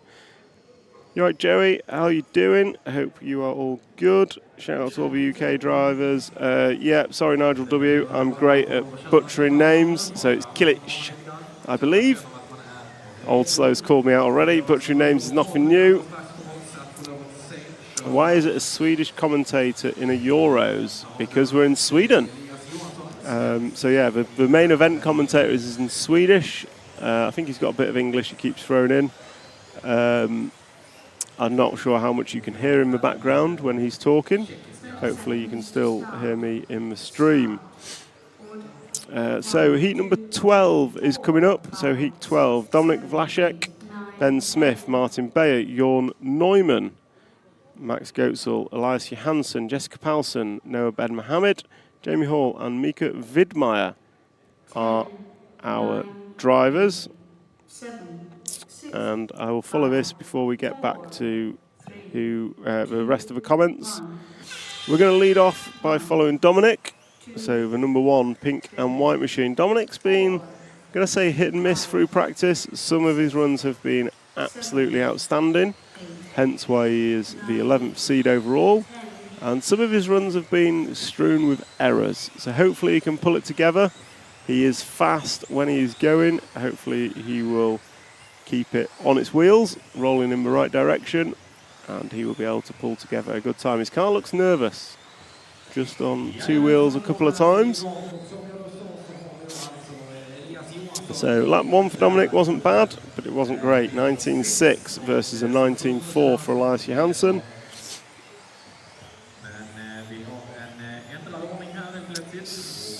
So thank you, Nigel W. So Birken and Burak were in the A main at the Worlds. I've been corrected.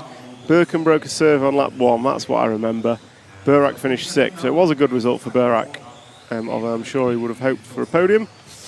Okay, so back to this one. I'll come to comments after the race. So Dominik is going well, but if we drop back a couple of cars to get Neumann and Beyer at the end of the straight now. So orange and blue is Beyer. Orange and yellow is Neumann. So Neumann winning his first Euros 20 years ago, I reckon, if I'm not mistaken. A Durango Euros at Collegno in Italy. And he is trying to chase down Martin Beyer. And Neumann was leading after 3, doesn't lead after 4. The gaps are super tight. Couple of tenths of a second separating the top 7-8 cars. So 3-4 tenths of a second is all it takes to go from 1st to 7th in this heat. So that is how close it is. Everyone jumping around all over the spot. So we are following Beyer and Neumann. Beyer is running in 8th, Neumann in 6th, but just a couple of tenths of a second off the lead. So next up, we're probably going to jump back forward to the corner table, the centre tabletop now if we can. Pink and white car. Pink and white car coming on the left-hand side double, going to go through the centre section and then come down onto the straightaway. So Dominik Vlašek has established himself as a leader by 3 tenths of a second, so not a great deal. Best lap of a 19.1, and he is being chased down by Ben Smith in the green and white machine behind. So last time by, it was a 19.4 for both of them. Lead remains at 3 tenths of a second. So Dominik is running in first. Ben Smith is running in second. Jessica Paulsen in the 7 car running in third. Then we've got Elias Johansson, Jorn Neumann, Mika Vidmeyer, Jamie Hall, Noah Ben Mohammed, Max Goetzel and Martin Beyer. And I will wait for Martin to come through, but I think it's about 5 seconds separating the entire field. Lead at the front has reduced to just 0.2 of a second, so Dominic and Ben Smith are both on stellar runs as it stands. So we'll drop back one car and we'll follow Ben Smith for a little bit. So Dominic Vlasic is your leader by 0.2 of a second to the young Brit in Ben Smith. Ben Smith had a good UK national year.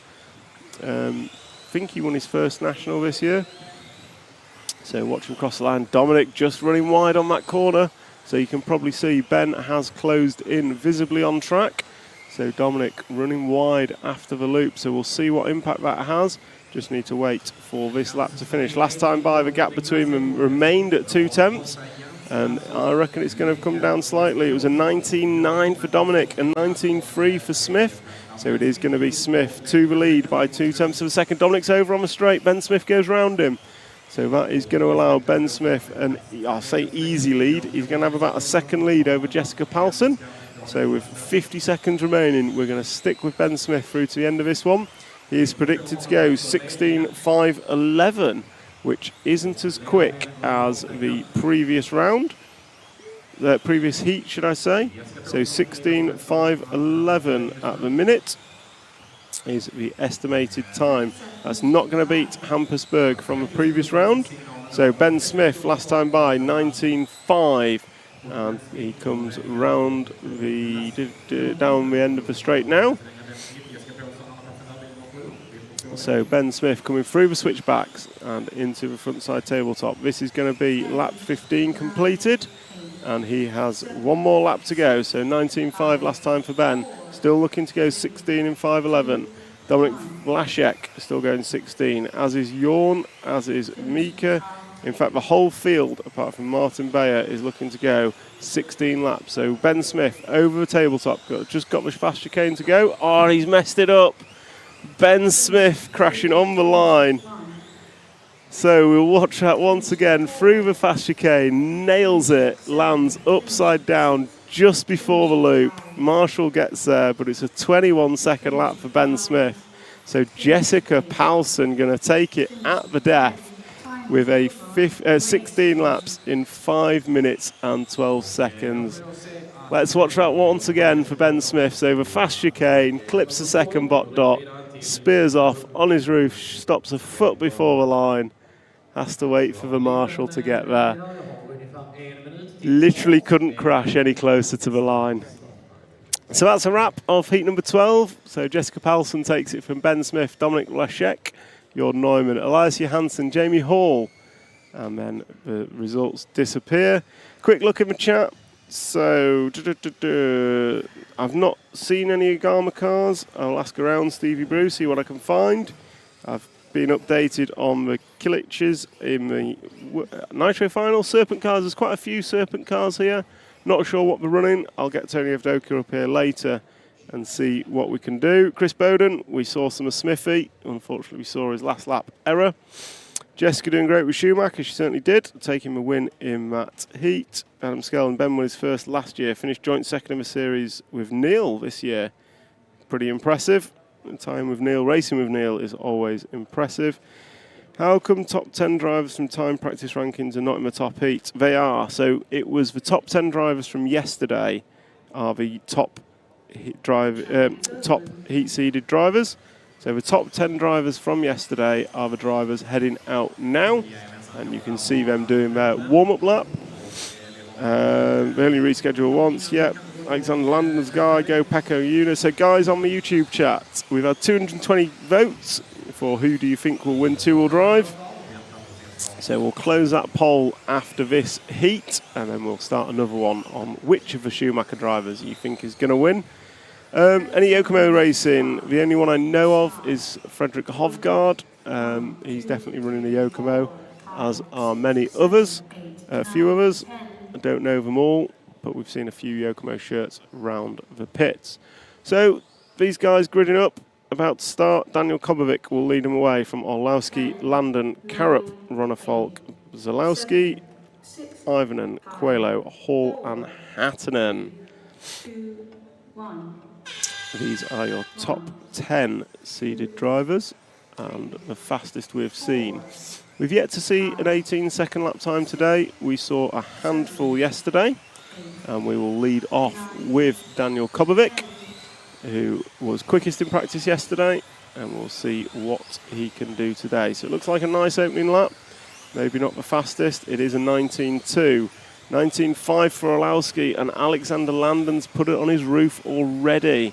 So Landen having a disastrous start. K-Rup going to start 19.5, Ronnefolk going to start 19.5, Landen going to take a second error. So 2 errors in 2 laps for Alexander Landen is not the way to start your European Championship qualifying campaign. Kobovic going to go 19.3 on lap number 2, Orlowski 19.4, K-Rup going to go 19.0. So it is Kobovic, K-Rup, Ronnefolk after 1. That is Schumacher Associated X-Ray. 19.3 for Kobovic, third time round. 19.1 for Orlowski, 19.1 for K-Rup. So there's going to be 0.4 of a second between K-Rup, Kobovic and Orlowski, those 3. Ronnefolk going to be a 10th behind that, so 0.4 separating the top 4. 3 different chassis, 4 different drivers, 4 different countries. So K-Rup 19.1, Kobovic 19.1. Gap between them is 0.2 of a second between the 4 and 1 car. So we're going to drop back to K-Rup. He's a third on track, coming across a single jump now. So blue and white car, your reigning two-wheel drive European champion. And he is coming through, nicely done. That time by 19.2. 19.2 to Kobovic, 19.1 to Orlowski. 0.4 of a second separating the 3 of them. So 0.4 separating the front 3. We'll stick with Marcus K-Rup for now. Looks like he might have just lost a fraction there, but super neat through the front tabletop. And that time by, it's a 19.3 for K-Rup, 19.0 for Orlowski, 19.1 Kobovic. Gap between the 3 of them is 0.1 of a second. So 0.1 of a second separating these front 3 on the computer. Then you've got Ronnefolk, Coelho, Ivanen, Zalewski, Hattinen, Hall and Landen. 19.1 for Kobovic, 19.0 for Orlowski, 19.2 for K-Rup. So it's going to be Kobovic taking it up now. 0.5 between the 3. It's Kobovic, Orlowski and K-Rup is your front 3. So we're going to jump forward once again to Kobovic, crossing the start-finish line now. So the yellow Schumacher machine is your leader. As I say that, Orlowski jumps to the front by less than a tenth. From K-Rup, from Kobovic. So Kobovic having a 19.3 last time by. And it looks like Orlowski's closed in once more. So we'll drop back 1 and pick up Orlowski as the main follow. So coming through, Kobovic 19.3, 19.1 for Orlowski again. So his lead over K-Rup is 0.2 of a second. K-Rup last time by 19.1. So it's 0.2 in the favour of Marcus K-Rup from Mikael Orlowski. Daniel Kobovic running 3rd. David Ronnefolk, Bruno Coelho in the X-ray machines running 4 and 5. Oh, K-Rup's over. So K-Rup making a mistake and making another mistake. So it's going to be Ronnefolk now through to the 3 spot. So that's going to leave this as a 2-way battle as it's been through practice between Orlowski and Kobovic. Orlowski just getting up on 2 wheels, going to lose a couple of attempts, but Kobovic not managing to break away. So gap between them as they cross the line is 0.7 of a second in favour of Mikael Orlowski. Orlowski doesn't know it, but all he's got to do is sit behind Kobovic for the next 1 minute and 20 seconds, and he will take round number 1 of qualifying. David Ronnefolk running in 3rd is 1.5 behind. It's not insurmountable, but it's probably unlikely as Orlowski goes through on Daniel Kobovic. So that might just promote Ronnefolk. It does. So Ronnefolk leading Kobovic by 0.5 of a second. So it is Orlowski from Ronnefolk, from Kobovic and Coelho. Zalewski running in the 5. K-Rup has dropped to the 6th. We'll stick with the front 2 Schumachers. So it is Orlowski leading from Kobovic on track, and it is Orlowski leading from Ronnefolk on the computer. Gap between them, 1.6 seconds. Fastest lap, 19.0 for Ronnefolk, 19.0 for Orlowski. We've not seen an 18 from anyone yet. So Orlowski comes over the line, 19.2, Kobovic 19.4. I'll keep an eye on Ronnefolk as he crosses the line. There he goes. It's a 19.6 for Ronnefolk, so a tenth between Ronnefolk and Kobovic. But it is Mikael Orlowski looking to go 16.507. 16.507 for Orlowski. Predicted time. Crosses the line, starting his final lap now. This is Orlowski's final lap, and Kobovic moves up to the 2 spot with 1 lap to go. So down the straight goes Mikael Orlowski. He's got half a lap to go to round out round number 1 of qualifying here at the 2024 Two-Wheel Drive European Championships. 1 chicane to go, and he clears it fine. Orlowski finishes. Kobovic is done, waiting for Karup and Ronnefolk. Looks like Karup's got past Ronnefolk. So across the line, Ronnefolk's got a problem. Ronnefolk's steering's gone. 1 lap from the end. Oh, disaster for Ronnefolk. So we'll just get that on replay. Ronnefolk just loses steering right before the death. So he's going to fall right down. So it's going to be Mikael Orlowski taking that round in a 16 in 5:08. And if we just look at the overall for qualifying, it's going to be Mikael Orlowski going first. Daniel Kobovic is second. Bruno Coelho going to finish in 3rd overall in round. Then we've got Bartosz Saluski, Hampus Berg, Jessica Paulsen, Ben Smith, Marcus Karup, Dominik Vlašek, and Jorn Neumann rounding out the top 10 for round number 1. Elias Johansson going to go 11th. And Jamie Hall, Tommy Hall, Jesper Rasmussen, Pekko Ivonen, David Ronnefolk falling to 16th with that issue at the last corner.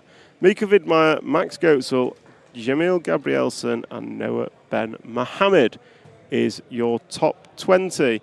So I'm just going to disappear for a few minutes while we go and do some driver interviews. And we will be back starting round 2 of qualifying in about 5 minutes with group number 4.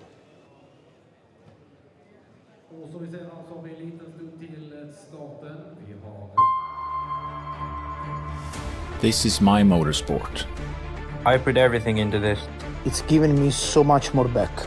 The best friends. The best moments. The best skills. And experiences. I put hours into tuning the setup of my car. From camber to toe. To differential. The shocks, tires. Body and wing. Adjusting everything in search of perfection. Lap after lap after lap. I practice endlessly on track. And then it's time to race. We are in for a barnstormer. Wants to make the move, he makes a move stick. Ronald has a look down the inside, can't find a gap there. What's it going to be? It's a race to the line, and Skidmore takes it. Killick gets a kick down the straight. Oh, and Walter's going for the lead. Through for the 3rd spot. It looks like Newman's got it. Bruno gets the jump off the start, and Ronald Volker, it's all gone wrong for him. Your European champion, Dario Balestre. Racing at every level is hard. And it doesn't always go your way. Letting Newman. Oh, Newman's had a nightmare. Oh, and that's Figueiredo rolling. Spot on the pony. Oh, Garo's over. Oh, Ballestri's flamed out. Ballestri's flamed out. They can stop. Oh, Krajcik has just gone. He's taken out the fence. Oh, and he's got the cone of justice. Oh, he's broken. Valkyrs is broken. Sometimes you lose, but you'll never forget the important things you win. I've made the best friends through RC. I joined a team through RC. I traveled the world through RC. I have a career through RC. I have a business through RC. I have a family through RC. Together we race, and together we win. Whoever you are, you can race with us. RC is the most accessible motorsport on the planet. RC is my motorsport. I put everything in. It's giving me so much more back. Thank you.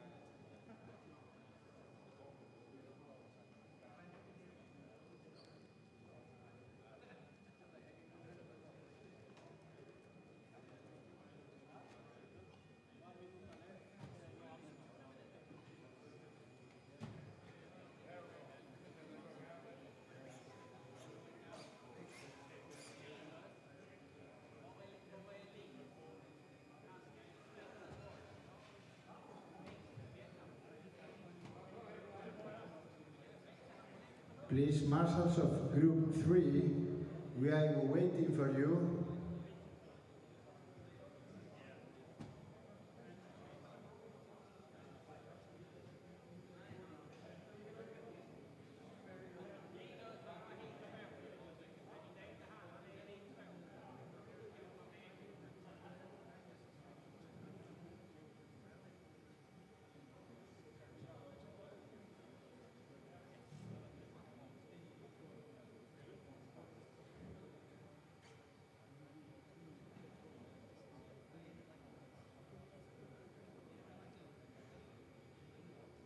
The track is open.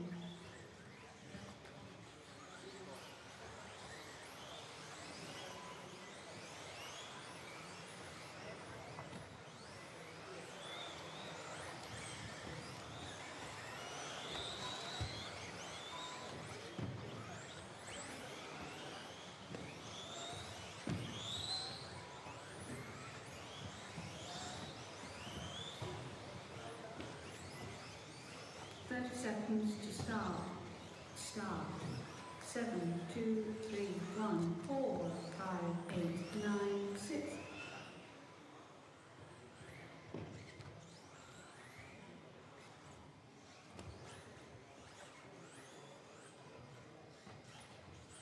10, 9, 8, 7, 6, 5, 4, 3, 2, 1. 7, 2, 3, 1, 4, 5, 8, 9, 6.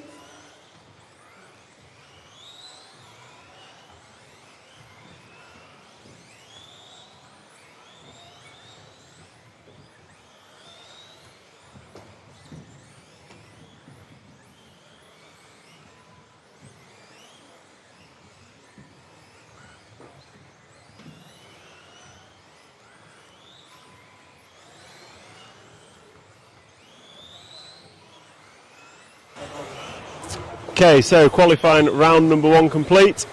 Michael, taking round 1, how was that? It was good. It was a clean run. I knew we'll be close on time because a few of us can make a clean run, and then we're all close on lap time. So it was nice to be behind Daniel. He was very fast at the beginning, where I just wanted to settle into the run and then just followed him around. And to be honest, I wanted to finish behind him because I thought he was the only one I'm fighting with. I didn't know Bruno had a good run, but then he let me by, and my car was perfect. So the changes I did good because I was always looking for the balance, and I was quite perfect. Okay, lap times look a little slower than yesterday. I think everyone's slightly more consistent. Is that just people backing off to make 5 minutes, or has the track changed? I think the track got a little bit slower, and of course now we're going for the 5 minutes. So I was doing that in practice, and I could make a single 18.9. Now I was 19.0 something. So it's very close. But the guys that were doing the crazy lap times yesterday, they keep crashing. So it's also having a part of that. But also the track is getting a bit slower as the fluff is coming out of the carpet. Okay, thank you very much. Good luck for the next rounds. Daniel?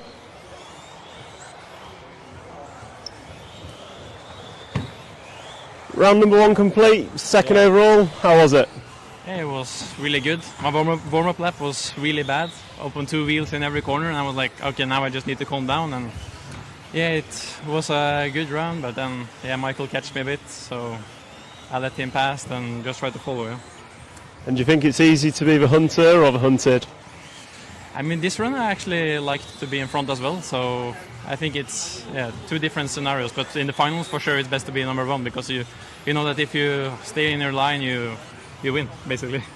Yeah, easy, right? Yeah. So going into round number 2, any changes to beat the guy you're pitting next to? To beat him, I don't know, but to make my run better, for sure some changes I think I will do, because the grip is coming down, for sure, so we will see. Excellent, well, good luck for round 2, thank you very much. Thank you. Bruno? Round number 1 complete, how was that? Yeah, it was a a not 100% clean run. I had some bubbles during the run, especially the last 3 laps. I was a bit nervous. But yeah, the car was working good. I have a good pace, let's say, not for the first position at the moment, but for the top 3 for sure. And I knew it from the practice. We are working hard to try to get, Michael. But yeah, it was a good run. Excellent. Any changes going into the next round? Yeah, all the time. We have been changing the car a lot. From now on, of course, we are going to change small things, not a lot. So for me to also get used to the car 100%, because until now we have been changing really a lot. But yeah, the car is getting slowly there. The track is also very, as we spoke in the beginning of the event, it's difficult because we cannot make any mistakes and we want to make the difference in every corner. So a small mistake costs a lot. Yeah. So yeah, I will try to work the car to be comfortable and fast at the same time. Excellent. Well, good luck for round number 2. Thank you very much. Thank you. Cheers, Bruno. So that's a wrap. Round number 2 of qualifying is underway, and we will be running up to a booth and following those guys. Thank you very much.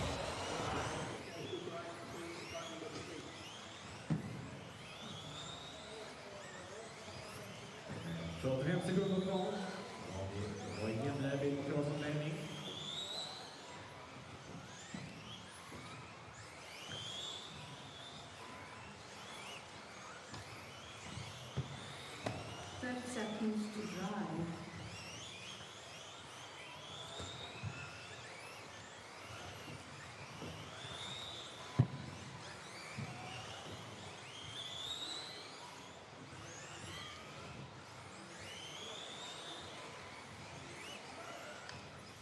Ten, 9, 8, 7, 6, 5, 4, 3, 2, 1. Finish car 2.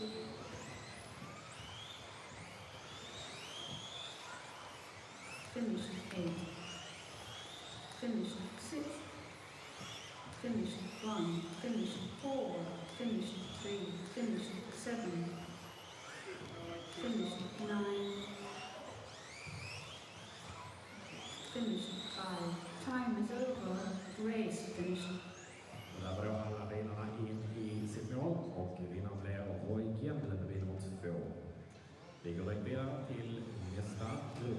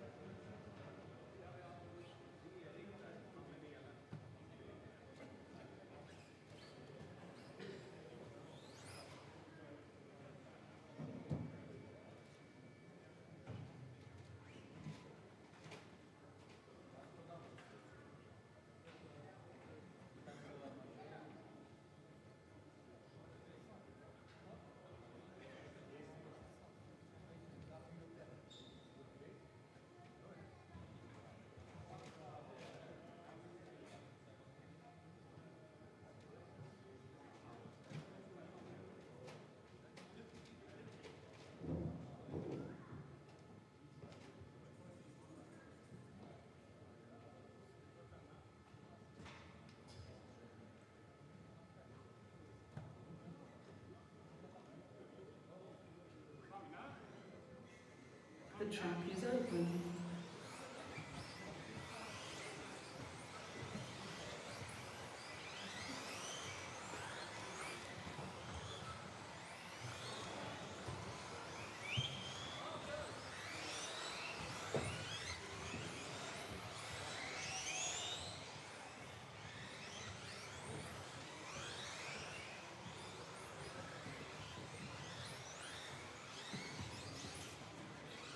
Seconds to start. Start. Order. 4, 2, 8, 6, 1, 7, 9, 5, 3.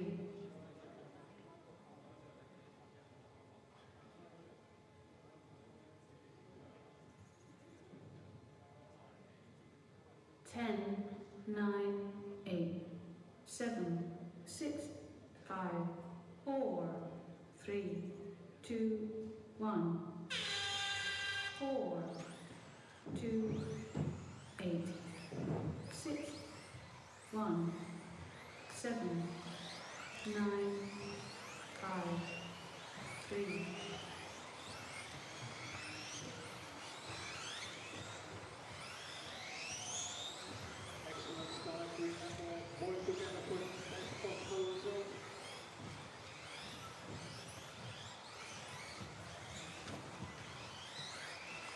So, welcome back. Apologies for a small delay getting back from the interviews. So, this is group number 5 rocking and rolling with Josh Walton leading them round. And I'm just going to have a quick look through the chat, some of the questions that I've missed.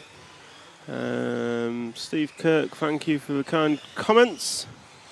Ongaro is not present. He's unable to attend this week, unfortunately. Go, Tommy, anyone? Front tyres, most are using a Schumacher Splinter tyre, I believe, from what I've seen around the pits. Nigel W, I think Bruno and the X-Ray team have been doing lots of changes. It seems the car looks more like a 5-minute car than a single lap. Bruno obviously finished third in round 1. David Ronnefolk was on it and then had an error on the last corner. So I think the X-Ray team's not far away. And you're right, Bruno, this is right in Bruno's wheelhouse. Although two-wheel drive is not Bruno's game, I think he's the first to admit four-wheel drive is his preference.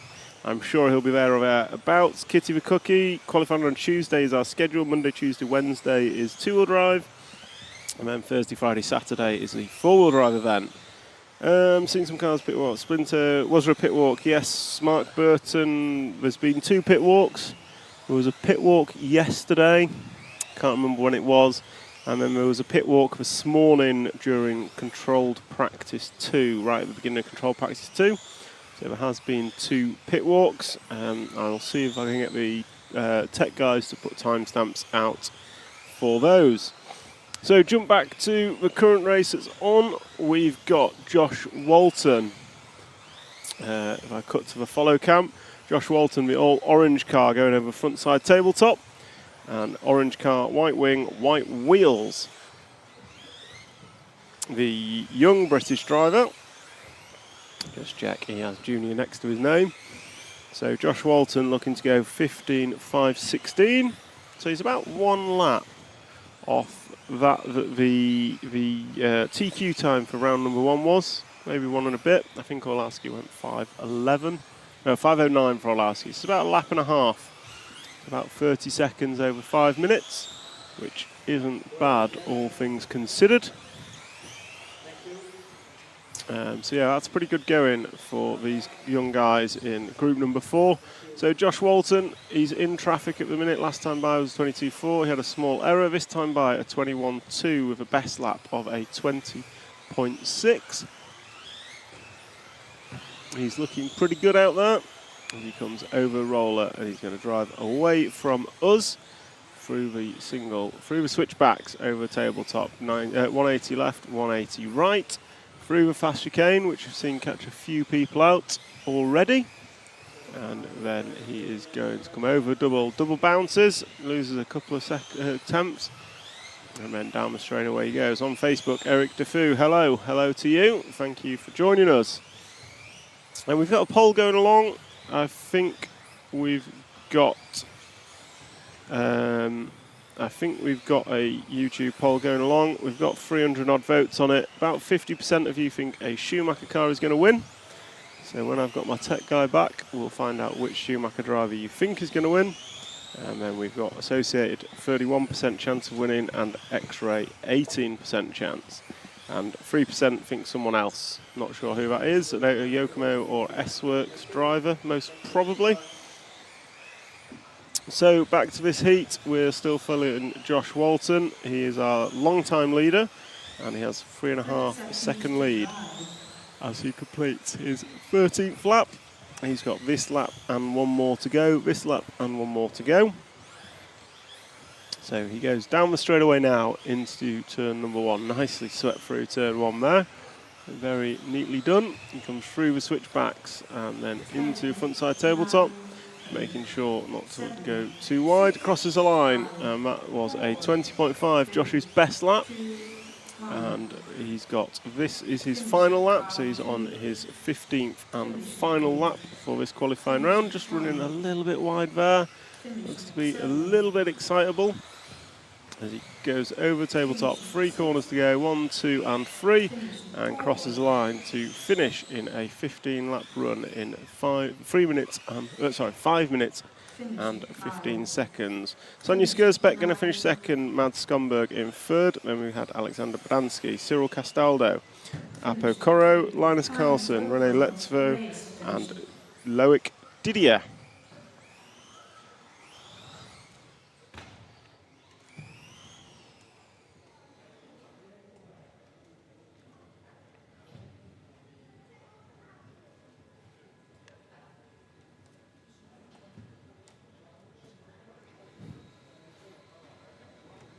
So that's a wrap of group number 5. Group number 6 will be up next in just a moment.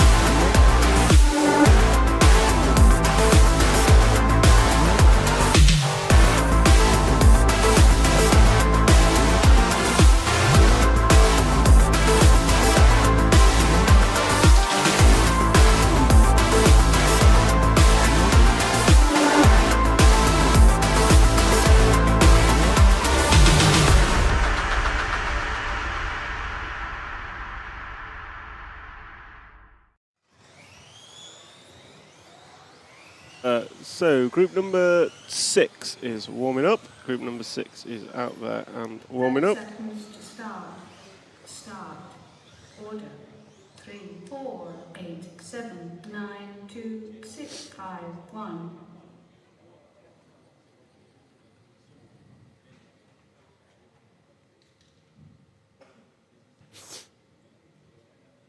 Ten, 9, 8, 7, 6, 5, 4, 3, 2, 1. 3, 4, 8, 7, 9, 2, 6. So off and away we go, following Vitka Litvinenko. He was a standout of round number 1 for this heat. So car number 3 crosses the line and it's 21-0.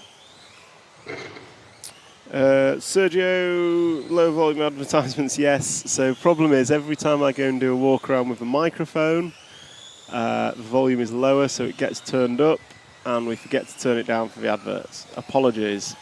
I will make a note and stick it on our tech guy's keyboard so he turns it down. Apologies for that. But yeah, it's because I run off with a microphone and it's a bit quieter.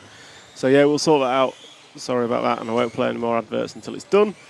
So where are we? We've got Vitka Litvinenko, Ukrainian racer, coming across the line now. 20.5 last time by, and he's on for a solid 15-lap run. And he's been chased down on track by Tommy Dale. So we'll just drop back one car if we can. So the blue and red car of Tommy Dale. Gap between them last time by was less than a second. So we'll see what it is as they come across this time. I think I had Vitka have a slight error. So it was 21.3 from Vitka. And it was a 20.3 from Tommy. So Tommy takes it up by 2 tenths.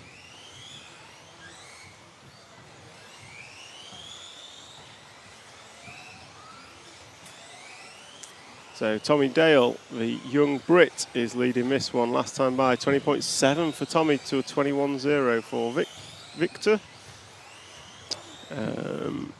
and it is Tommy Dale round the right-hand side of the track, over the roller, through the switchbacks and into the front side tabletop. He's going to go through the fast chicane and cross the line, and that is a 20.6 for Wittke. And I've just, if anyone's Swedish out there, I've just been delivered a punschrulle. Whatever one of those is, it looks like half chocolate and half pistachio.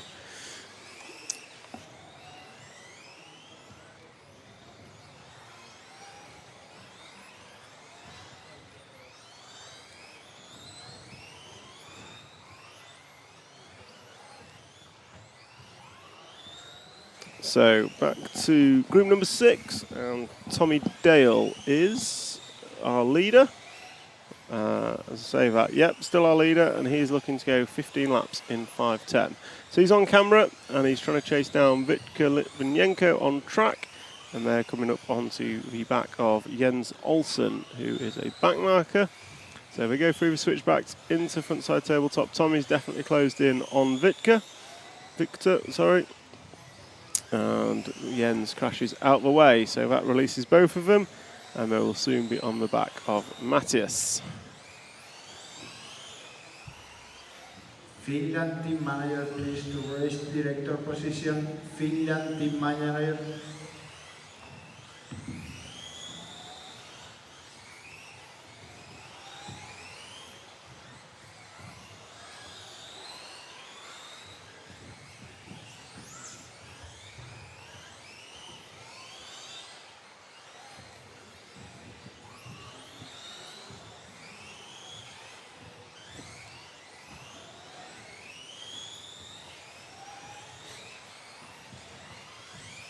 So Tommy Dale coming onto straight away now, nicely lands that double jump, goes around the sweeping corner at the end of the straight, and then into the single on the right hand side, through the switchbacks and over the centre tabletop. So Wittke Litvinenko is still ahead on track, 0.4 of a second is the gap on the computer in Tommy Dale's favour, and they're going to come round and go down the straight one more time for lap number 13.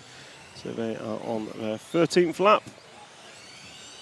And over the over the tabletop, through the fast chicane to complete lap number 13. So we've got this lap and one more to go. This lap and one more to go as they come up onto the back of Victor Horsfield. Last time by was a 20.4 for Tommy Dale. Good lap from Tommy. And he's got this lap and more. Been a really good run from Tommy. I hope he can finish it off without error. As I say that, he bobbles over the tabletop, but he crosses the line, finishes out lap number 14 with no issues through the fast chicane. He's got about half a lap to go as they're coming up onto traffic through the sweeper. So 4 cars in front of Tommy on track. He just needs to keep his cool as he comes through the switchback, maybe taking it a little easy. Better to live to fight another day with 2 corners to go. Tommy Dale crosses the line, not the best last lap, but he finishes 15 in 5:13. Good run from Tommy Dale. Victor Litvinenko going to finish 5:14. Reese Ward going to get through for 15 laps as well. Well done, Reese. And then we had Matthias Tooze, Victor Horsfield, Sven Rudig, Jens Olsen, Klaas Bredberg, and Janni Mäkinen. So that's a wrap of group number 6. Just going to take a quick drink, and then we will come in with group number 7 next.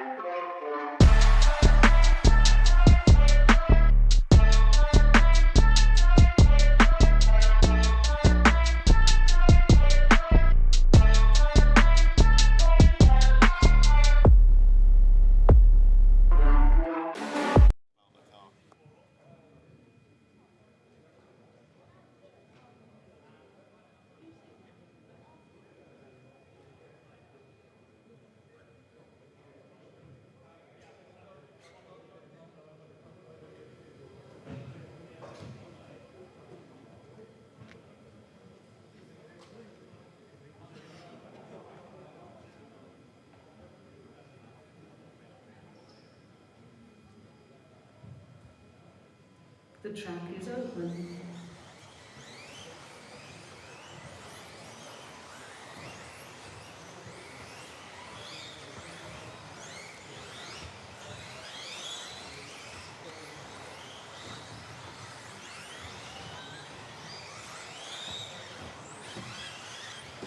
So the track is open for group number 7, and I'm trying my punch-ruller. Seems to be a bit marzipan-y, chocolatey type thing. It's bright green. I know you can't see it on camera, but it's bright green and, yeah, a bit of a strange thing. But one of the joys of travelling. Get to try all these delightful random foods.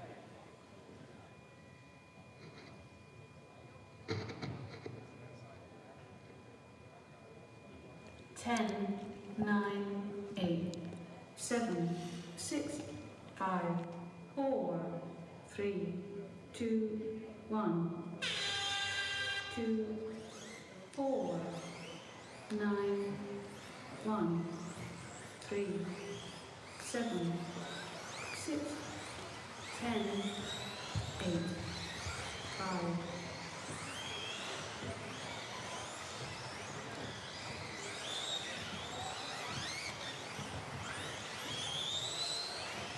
So off and away we go with group number 7, and we are following round the 2 car of Peter Harder. He wasn't the first off, I don't believe. Car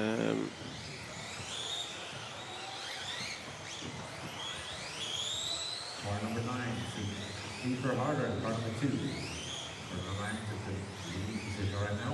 Peter Harder back, car number 2.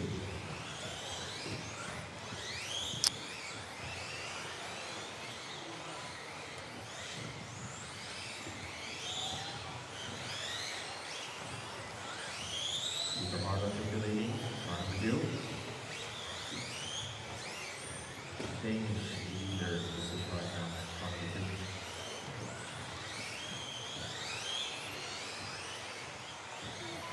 2. So the poll has finished on what brand we think is going to win, and with 48% of the 340 votes, it's a Schumacher winner, followed by Associated with 30%, X-Ray 17. So next poll is being written.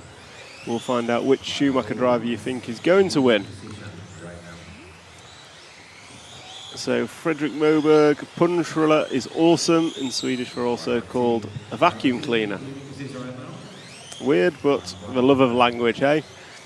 So looking at this, we have the 1 car in the lead. So Baptiste Roque is leading from Peter Harder. We are following the green car, so we drop back 1 to the all-white car. I think that is the one of Baptiste. And we'll follow him, who is our leader, and he is, as he goes across the line. So the Frenchman running a lead of 0.6 of a second over the Danish Peter Harder. We've got Harriet Thames running in 3rd. Scratch out Zacharias putting in a good run. So the Spanish Swede is now in 3rd position. But it is Baptiste Roque who is leading us, and last time by a 20.7. Peter Harder going 20.6, so closing that gap by a 10th. But it is still Baptiste who has a relatively comfortable lead. And there we go for you guys and girls on the chat. Which Schumacher driver do you think is going to win? You've told us it's going to be a Schumacher driver, so let's see which one you think it will be. And then we can see what happens as the day unfolds. So Peter Harder now takes it up. Baptiste Roque jumps to the top. So last time by was 0.8 in the favour of Baptiste. So he now leads by almost a second. So we're still following him round as he comes into the front side tabletop. Nicely done. Going to go through the fast chicane and put his 10th lap on the board. So 1 minute and 20 seconds left of this race. Car 1 is still the leader, followed by car number 2. So it is car 1 through the switchbacks and into the front side tabletop. The all-white car. I think it's an associated. I'm trying to pick up the driver on the rostrum. No, Baptiste was a Schumacher driver. You can see him now. So down the straight he goes, through turn number 1. Nice sweeping corner.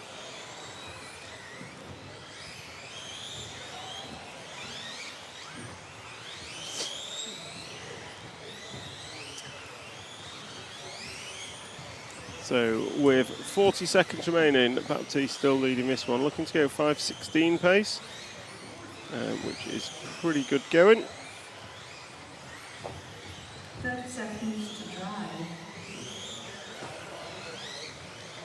As we come into final 13, so 13 laps completed for Baptiste and Peter. Veerbolt now moving up the order, but the lead is still between Baptiste and Peter. 1.5 seconds between them. Baptiste still leading them as he's going to come up on a back marker with this lap and 1 more to go. Back marker crashes out the way, perfectly done. And across the line goes Baptiste, 20.9 last time by, so this is his final lap. And he should not hit any more traffic as he closes out this group number 7. Qualifying round number 2 through the chicanes and over the frontside tabletop. Going to cross the line now, and that is a wrap for Baptiste Race. Going to finish in 5:14 to Peter Harder's 5:15. Harry Thames and Zacharias also through for 15 laps. So good work to them. So it's going to be Baptiste Rose taking the win. Peter Harder, Harriet Thames, Zacharias Nilsson, Veerbolt Jacques-Luc, Christian Rukonig, Carl Valtier, Lucas Didier, Laurent Jesus and Elias Jordan is the full finishing order.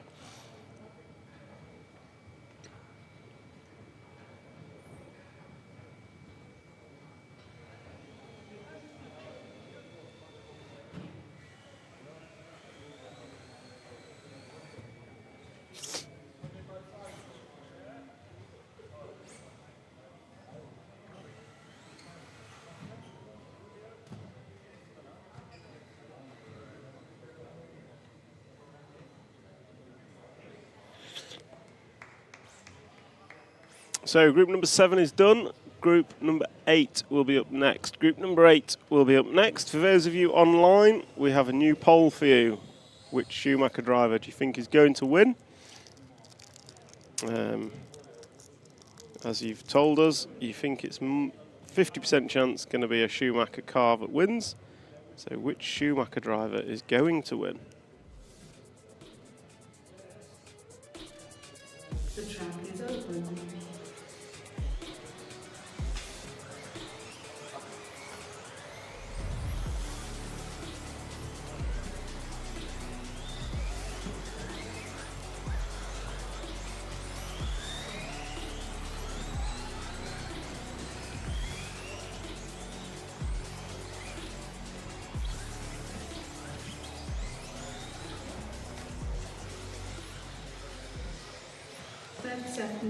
Okay, group number 8 is warm-up done. 6, 5, 8, 3, 2, 4, 10, 7, 1. So looking at the comments, Anders Mikkelsen, it's a good thing with any younger drivers, absolutely agree. We need youngsters coming through, and we need the old guys to stick around to grow RC in general.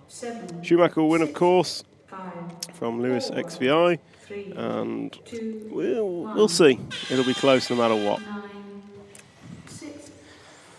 So, group number 8, rocking and rolling, and we are starting out with Patrick Bremsteller. 10, 7, 1.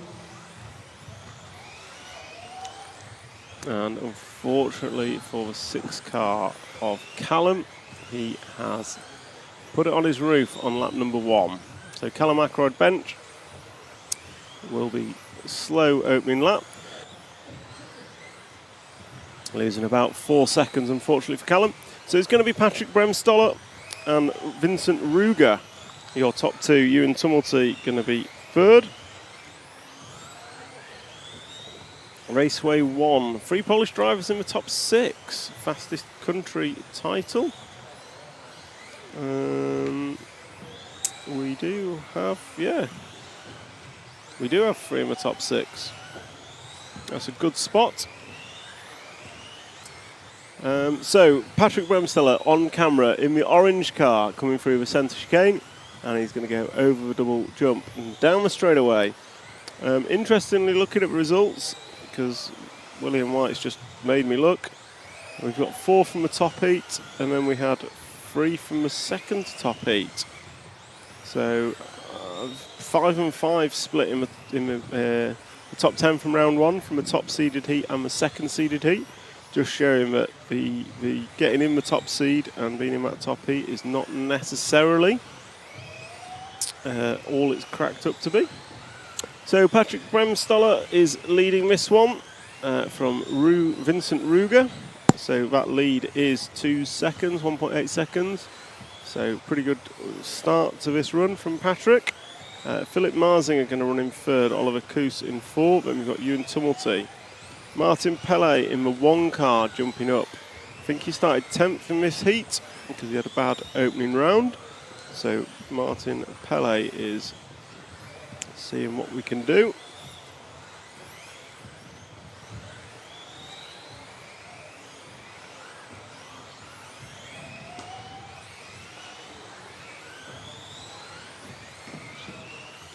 So Patrick starting his 8th lap now. Last time by was a 20.9. Vincent Ruger goes through in a 20.5, so 4 tenths in his favour, but the gap remains at 1.4 seconds between the 9 and 5 cars, so the lead is 1.5 seconds.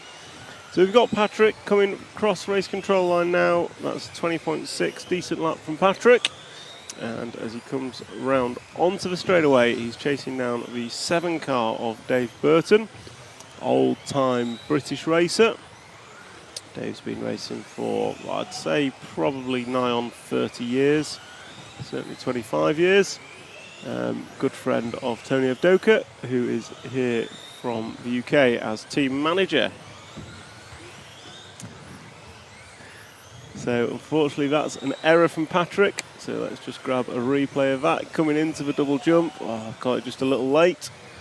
I think we need to make it like a Mark 10 for me because I'm a bit slow on capturing them. But Patrick just catching me the second of the double jump, the one you see now. So the yellow car in front has become the leader. If we hit that replay again, through the magic of tech, we managed to extend that replay and just catch him getting the second of those 2 jumps and over onto his roof. Goes by Vincent Ruger, so the yellow car that we now follow is the new race leader, and Patrick falling down to the 2 spot. Still holds the 2 spot by a couple of tenths of a second, but it is Vincent who has improved his car from round 1. Certainly round 1 he was a bit slow within this heat. So Vincent's definitely improved his car and driving better. So the Norwegian racer, but he's just done exactly the same as Patrick did. So he comes in, we'll see him through the chicane, comes round into the double and falls short and over onto his roof he goes. So that is both the leaders of this heat have had the same error. And that's going to promote Patrick Bremsteller back to the front by 6 tenths of a second. So 6 tenths of a second in favour of Patrick as they come into the final 20-30 seconds. Patrick's going to cross the line now and start his final lap. But it is actually Martin Pelle who has taken up the lead. Martin starting from the back of the field. So we'll try and pick up Martin once Patrick has finished. So Patrick going to come through the tabletop.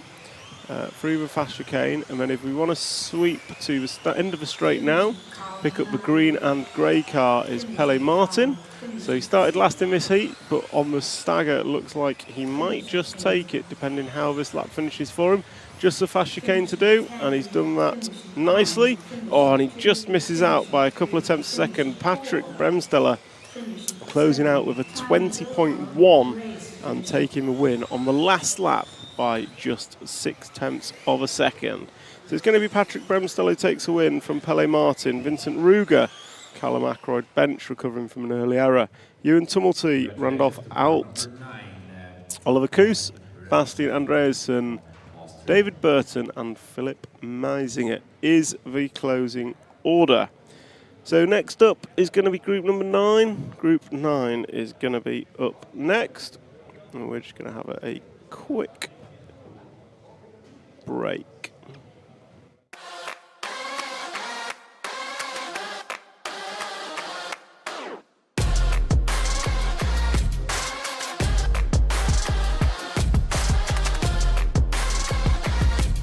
This is mine. Oh, okay, fantastic. Yeah. Feels amazing, it's unbelievable. The legend, Masami Himashaka. So Michael Olowski is going to cross the line to take the European title. What's it going to be? It's a race to the line and Skidmore takes it. 3-time winner David Ronnefout takes the Euros, European champion. That's crazy, man. I can't believe it. Balestro's flamed out. Balestro's flamed out. Oh, he's broken. Valkyries is broken.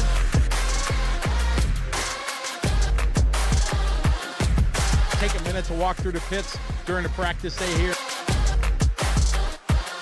It is in order of when you won your first World Championship. It's insane. You guys need a race director, and I'm lost my contracts. Give me a call. Thank you guys for the coverage. I appreciate it.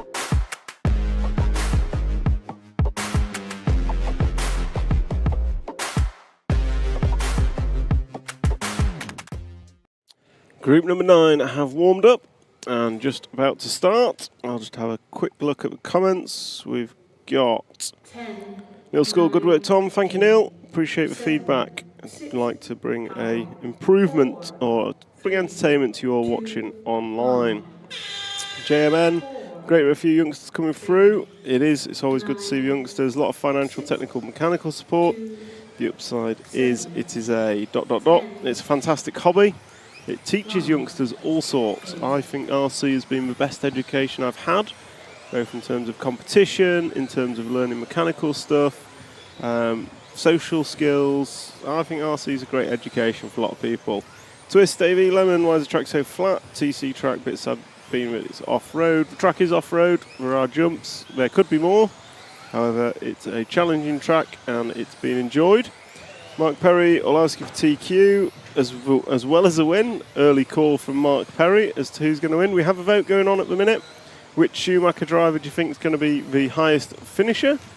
So you told us earlier in a poll that you think Schumacher's going to win. Now let's see which Schumacher driver you think is going to win, or at least be the top Schumacher.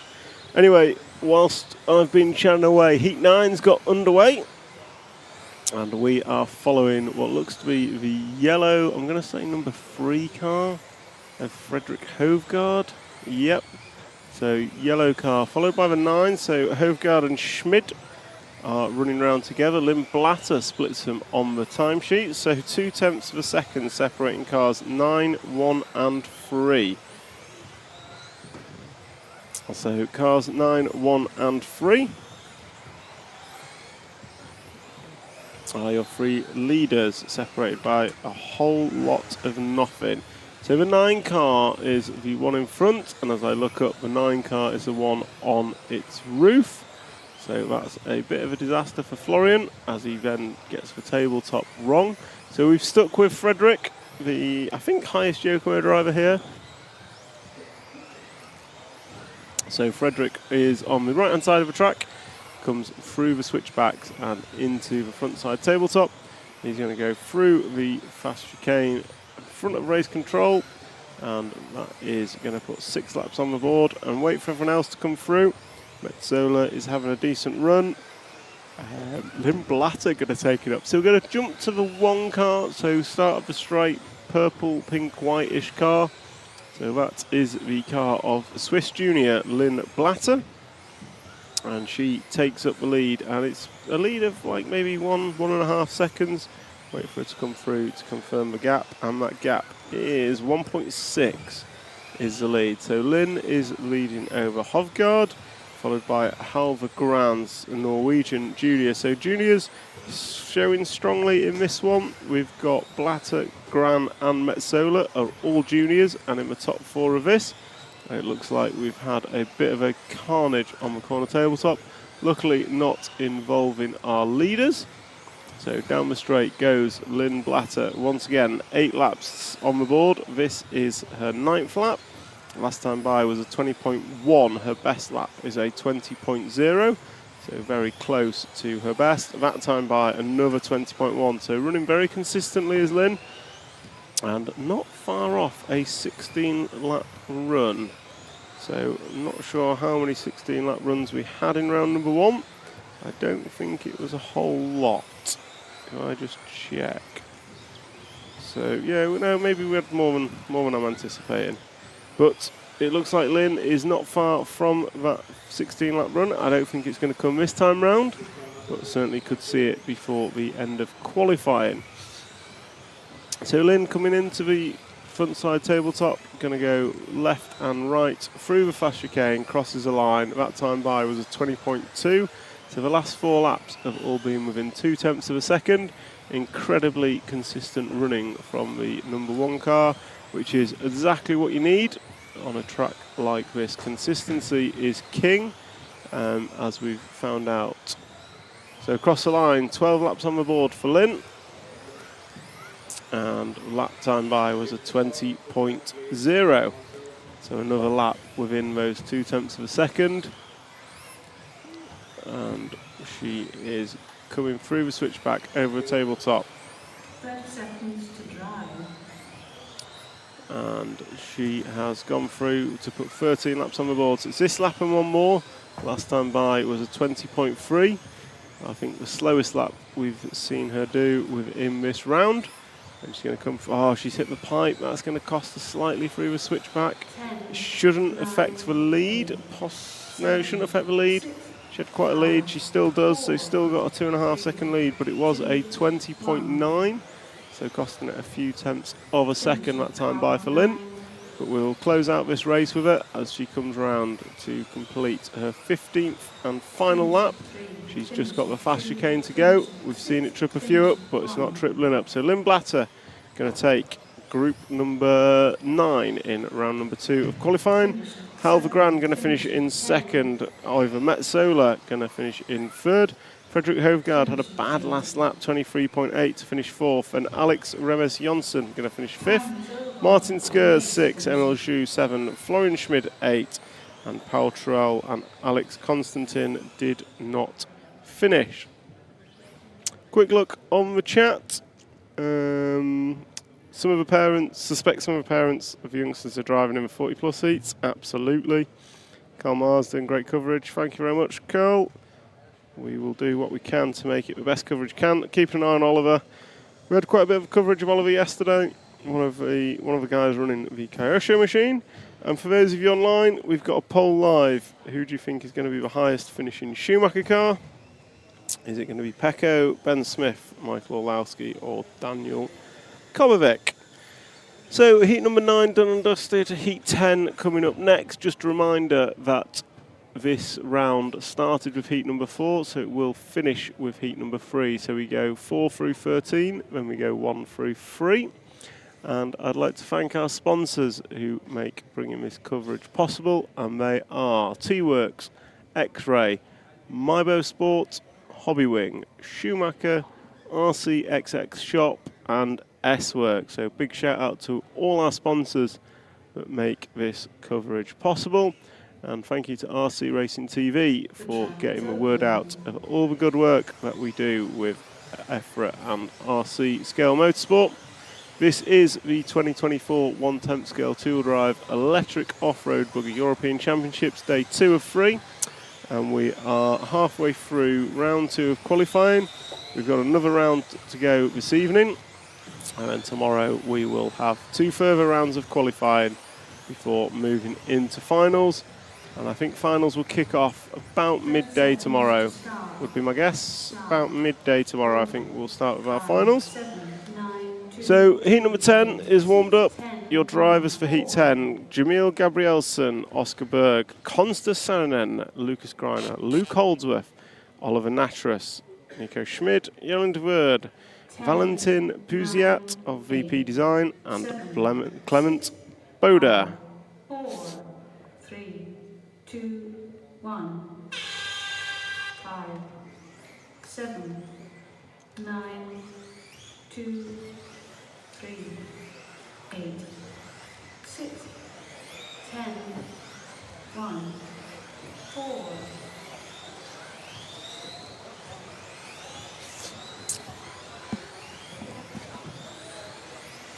So we will follow and open up with Finnish driver Jamil Gabrielsen.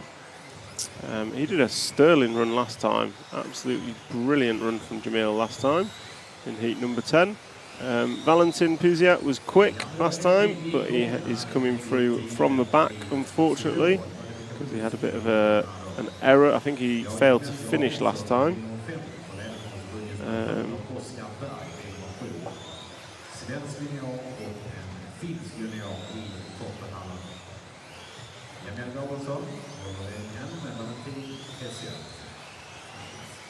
So we are following Jamil Gabrielsen as he crosses the line to put 3 laps on the board, and he's already into the 19s, 19.9 last time by, with a best lap of 19.8. Oscar Berg going 19, as is Valentin.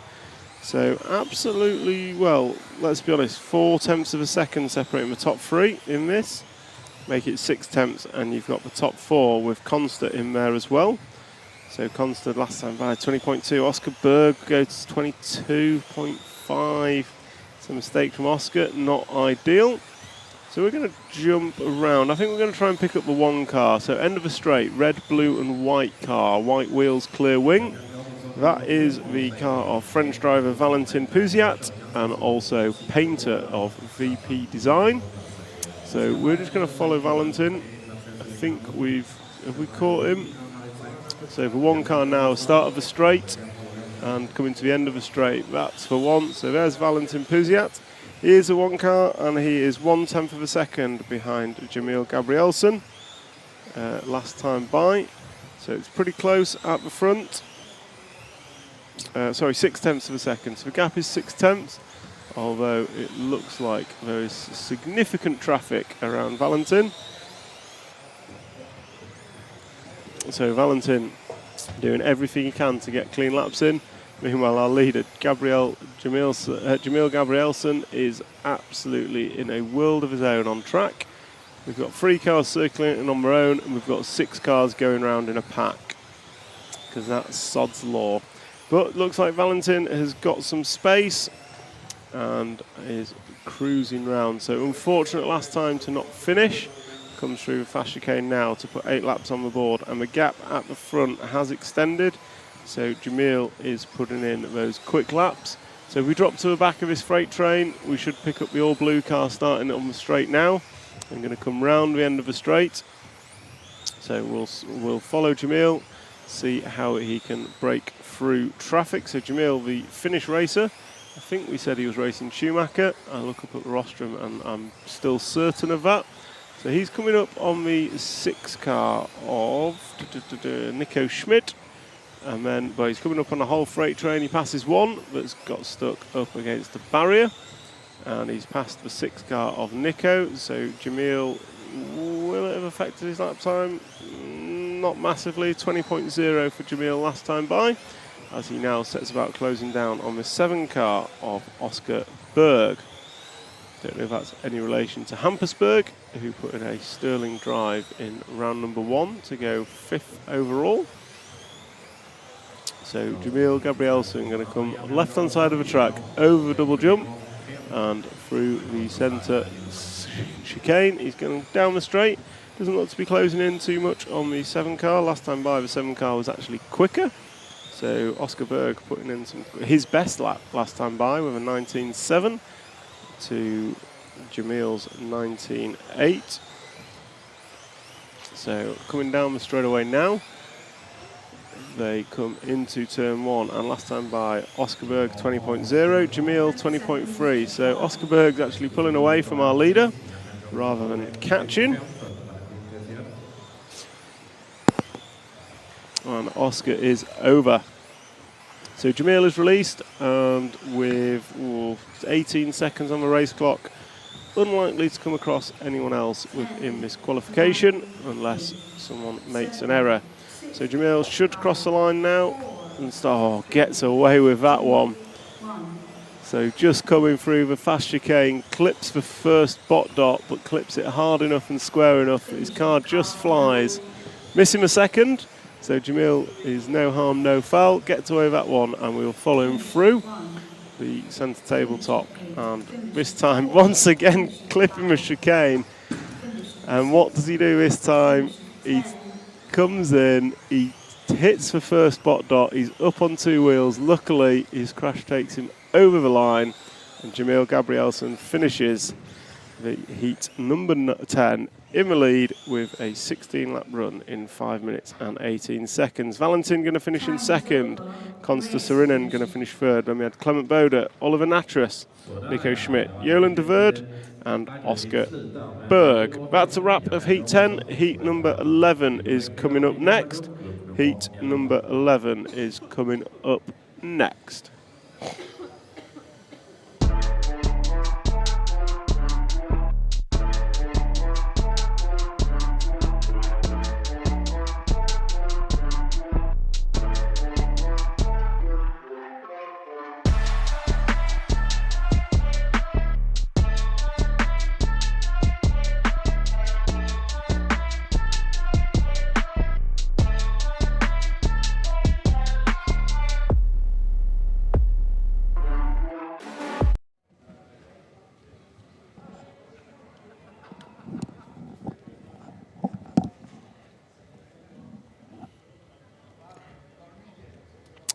So, heat number 11, you can see the drivers on the rostrum. Those drivers are Hampus Berg, Jesper Rasmussen, Wesley Van Helmen, Josh Holdsworth, Fabian Widmeyer, Ludwig Alberts, Hupo Honigel, Alexander Gembel, Burak Kilic, who unfortunately did not finish last time, and Zolt Bajus. So Hampus Berg went 5th in round 1, absolutely fantastic result for Hampus. He had a stellar run. So yeah, great result for Hampus. We'll see what he can do this time. I said earlier, I think it's usually about 11 points to get yourself in the A final. I've also seen 11 points be top of a B final. So these guys will be aiming, if you can get 10 or less points, I think you're confirmed in the A final pretty much. So Hampus, if he can go top 5 again, he's done his work for the week, basically. So let's see, as group number 11 is counted in, and it will be the 4 car that leads them away that we will lead with and see how this race unfolds. 5, 10, 7, 6, 3, 8, 9, 1. So comment from Brian Glynn in the chat, good to see Ollie Natras creeping up. I totally agree. Nice to see the youngsters doing well. So we might have it on replay. So no, we just missed it on replay, but Hampus Berg set off a little early from the line. Luckily, it doesn't look like the referees have reacted, because that would have been a great shame. So Hampus Berg is off and away. Belgium team manager to race director position. Belgium team manager. So Hampus Berg is scampering 19.2 opening up. So 19.2 for Hampus Berg. Paul Ainscough in the chat, cracking round 1 for Smithy. It was a cracking 4 minutes and 59 seconds for Smithy. He crashed a foot before the line through the fast chicane. Sergio, next pit walk, can you ask top drivers about their speedo and transmitter settings? Guess that would be interesting. Yep, absolutely. Anything you want me to ask for drivers, let me know, and I will go and ask them. Most of them are running 4.5 turn motors. I asked Michael and Daniel. I'll ask some of the X-Ray guys. We're also going to go and do a bit of a look at the X-Ray car, because there's been quite a lot of comments on that. Anything you guys want to see on our pit walks or anything you want to know, drop a comment in the chat and I'll do my absolute best to go and find that information for you. So back to group number 11. So Hampersberg is looking at going 16.508 pace. Now if I just have a quick look at round number 1, I believe Michael did a 16.508. So Hampersberg is looking at going as quick as Mr. Orlowski did for the round 1 TQ as it stands. So we'll stick with Hampus because he is rocking and rolling in this. If he can close out this run as well as he's opened it, oh, he's over and he's turned the wrong way. Hampersberg, so coming over that jump, you see he makes an error and then as he's reversing, rolls the wrong lock on. That's where someone like Neil Cragg would have definitely turned the right way and carried on moving. So that's going to cost him. We'll see as he crosses the line. It was a 21.0, so he's lost about 2 seconds.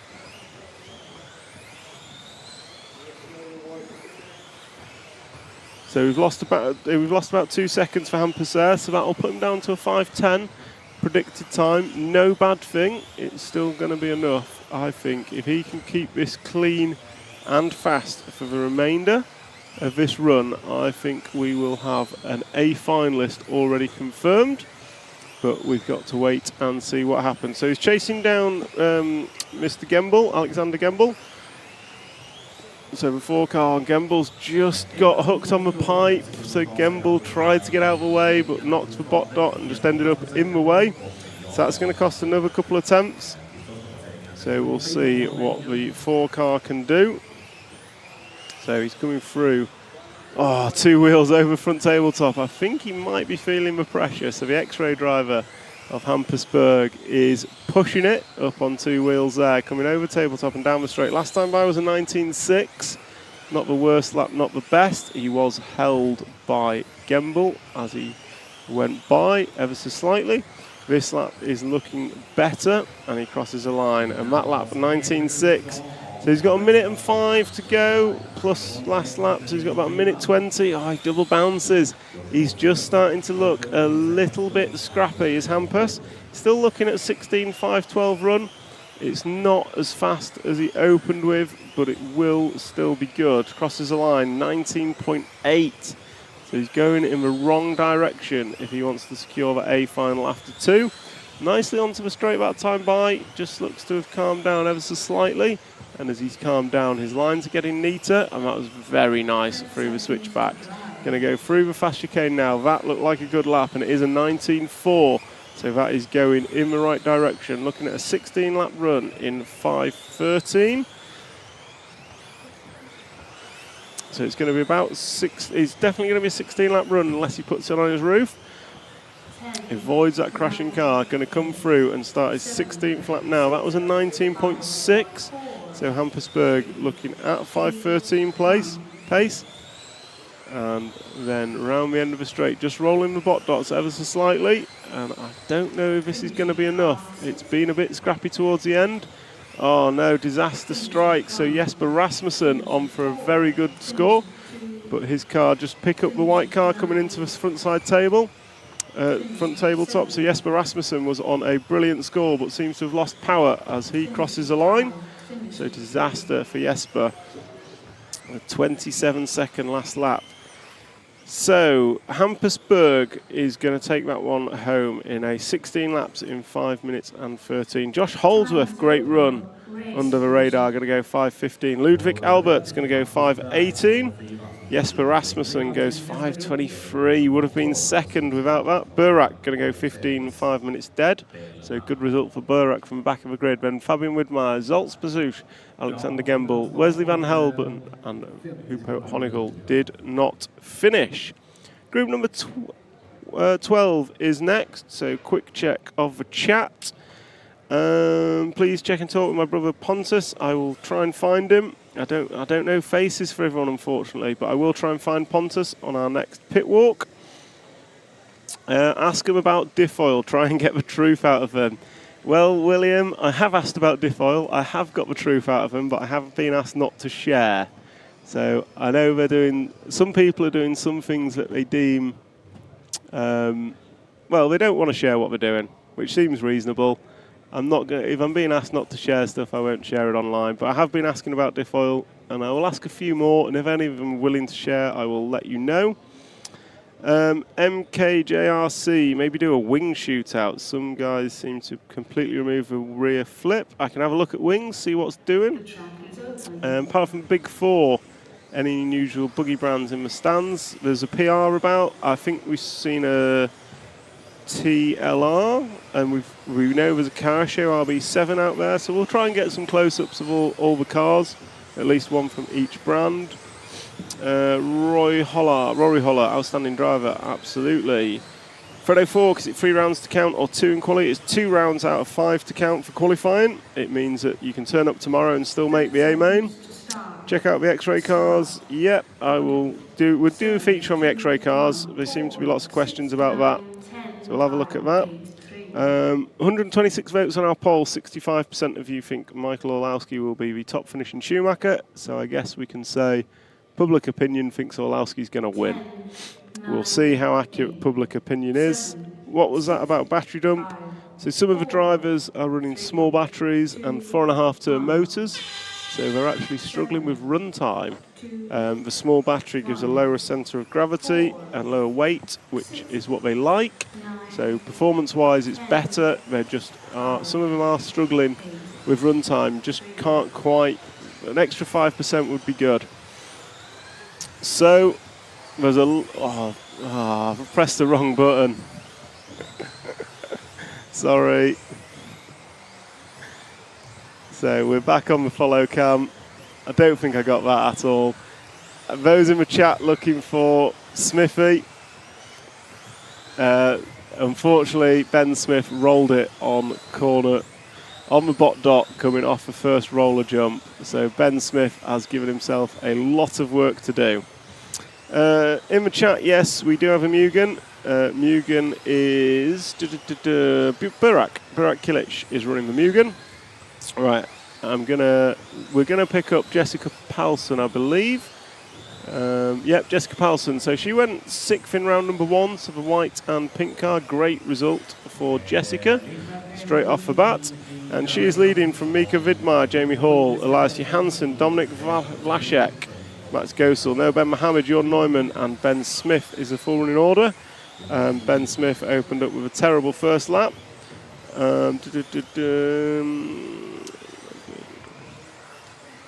So Pontus Magnusson, lot of beard and drives an X-ray. We should see him.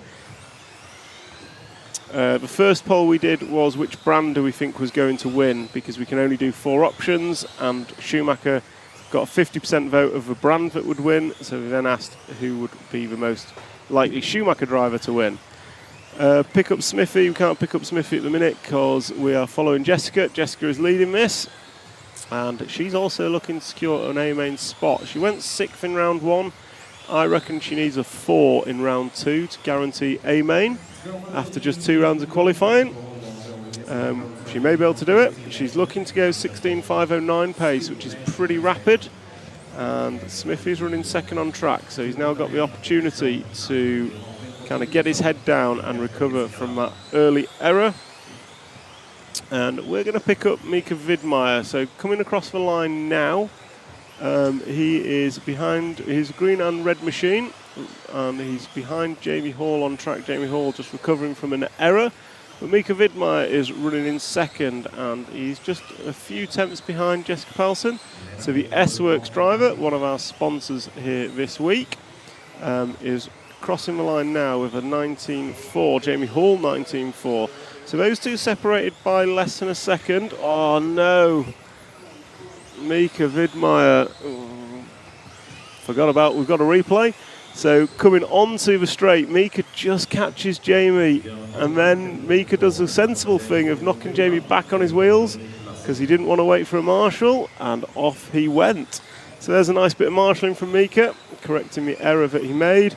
But unfortunately, that just causes disaster for everyone, and Mika has just fallen from that. So unfortunately for Mika, that's going to cost him dearly. Also not great for Jamie Hall. So we're going to jump forward one car from Mika and pick up the orange and blue of Martin Beyer. So Martin Beyer had a terrible round number 1. Looks really good in practice this morning. Did say to us yesterday that he is going to keep changing stuff on his car in the hopes of helping the team. I have a fair understanding of the role he does, having previously played it for Schumacher, where you are there to race and race for your best personal result, but you're also there for the best team result. And Martin's fulfilling that role. He's changing his car every run. He's trying stuff. He's trying what he can to support the team drivers. So that's Hupo, your David Ronnefalks, your Bruno Coelhos, to give them the best possible opportunity of taking the win at this meeting.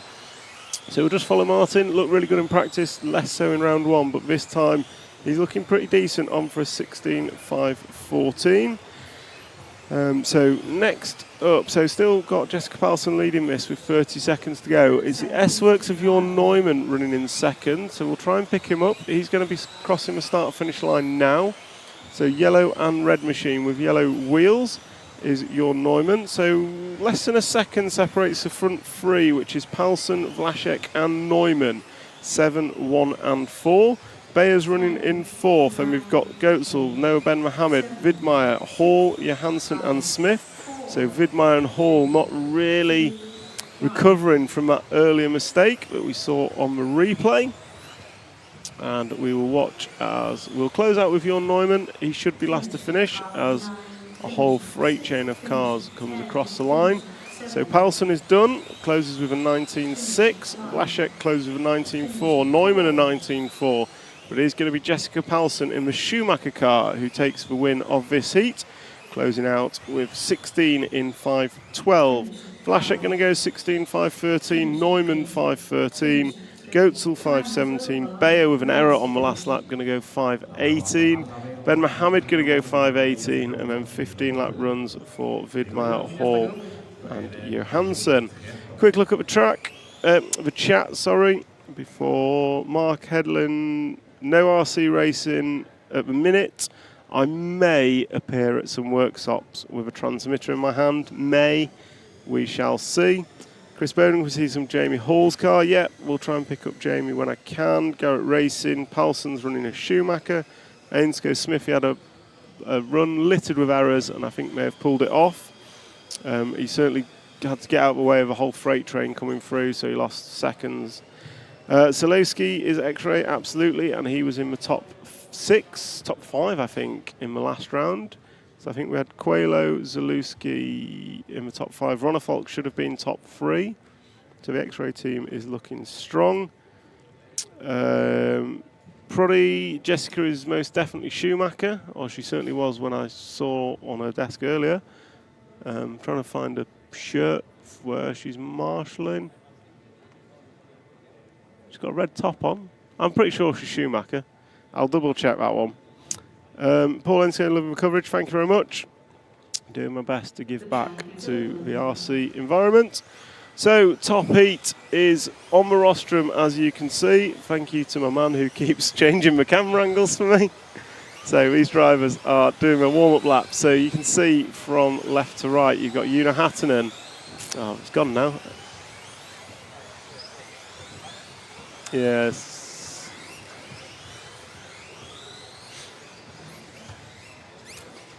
So drivers on the rostrum. You've got Una Hattunen, far left-hand side, Pekka Ivanen, Mikael Olowski, Daniel Kobovic. I think that's Tommy Hall. Then you've got Bruno Coelho. You've got, I'm going to say that's Zalewski. Then you've got Landon, Ronnefalk, and Marcus Karup. 9, 8, 7. So we will lead away with Olowski. He was quickest in the last one. Kobovic not far behind, and then Coelho a few seconds behind. Ronnefalk was in there. Karup was there early, but Karup had an error. Ronnefalk had, I think, a broken car right at the death, like literally 2 corners from the end. He lost steering. So there's going to be quick cars coming through from the back. Landon's quick. He's started 9th, but it is Olowski that we will follow. 19.2 for Olowski, 19.1 for Kobovic. 19.4 for Coelho, 19.5 for Karup. So 4 tenths already on lap 1 in Kobovic's favour over the likes of Karup, but not everyone's through. 19.6 for Ronnefalk, Landon 19.3. So it's fast and frantic from the off. So Orlowski is going to be leading on track still. So Orlowski was quite happy to follow Kobovic last time, just knew he needed to cruise up to him and stay there. Kobovic quite likes leading, but this time he gets a chance to beat Hunter rather than the hunted. And this time by, it's a 19.3 for Kobovic, 19.1 for Orlowski. Gap between them, 0 point nothing. Karup 2 tenths behind that, and we'll wait for some of the others to come through. So Landon is in traffic. I think Landon's had an error. He has. So Landon's dropped back behind Hatton and... Landon's behind the 7 car of Pecco on track, so I believe that is an error. Certainly not running as quick as he likes. So 19.2 for Kobovic, 19.3 for Orlowski. Ronnefalk now up there, 4 tenths off the lead. 19.5 from Karup. He's about a second off the lead now. So the top 4 just starting to space out a little bit. Ronnefalk is where he was last time. 3rd place behind the 2 Schumachers. So I think the general consensus is the 2 Schumachers are a fraction ahead of the others. So it's an 18.975 from Mikael Orlowski. So that's our first 18 we've seen today. So Mikael Orlowski has just done the first and only 18 we've seen today. As I say that, David Ronnefalk's also tipped an 18, so maybe the track's getting a little bit quicker, a little bit warmer in the sports hall possibly. But we are watching Mikael Orlowski, who leads this one by 8 tenths of a second over Daniel Kobovic. And then, scratch that, David Ronnefalk, 6 tenths. So we're going to try and find Ronnefalk on track. He's coming to the end of the straightaway now. So we've followed Orlowski for half the race. Now let's follow the challenger. So these 2 completely different parts of the track. You've got Orlowski around the end of the straight, but we're watching Ronnefalk as he crosses the line this time by. That time by for Ronnefalk was a 19.3 to Orlowski's 19.2. 7 tenths of a second separating Orlowski, Kobovic and Ronnefalk. Then it's a further 9 tenths back to Karup. So it is Orlowski and Kobovic for Schumacher, and it's Ronnefalk for X-Ray, 2 of our sponsors here at this event. And we're watching David Ronnefalk come over the double, nicely round that corner, through the fast chicane, into the double, and he's going to go down the straight, round the sweeper, over the roller, nicely good, and goes all the way around the bot dot. Last time by for Ronnefalk, 19.3 to a 19.1 for Orlowski. This time by, it's going to be a 19.4 for Ronnefalk. He's just falling off the pace ever so slightly.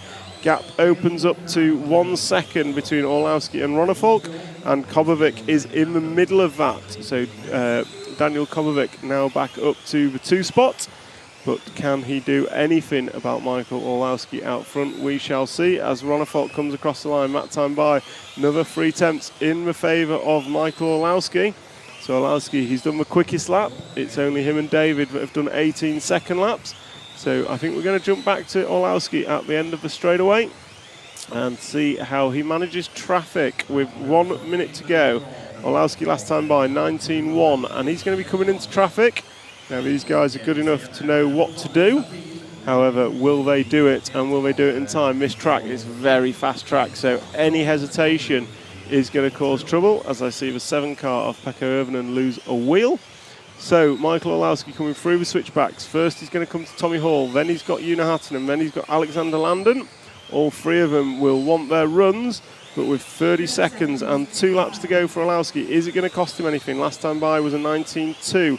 He has a 2-second lead over Daniel Kobovic, so he can afford to lose a couple of tenths, but not much more. So Orlowski over frontside tabletop, going to be starting his final lap now. Last time by was a 19.1, over double, nicely done, through the 180, nicely through the chicane, and onto the straightaway, good rotation.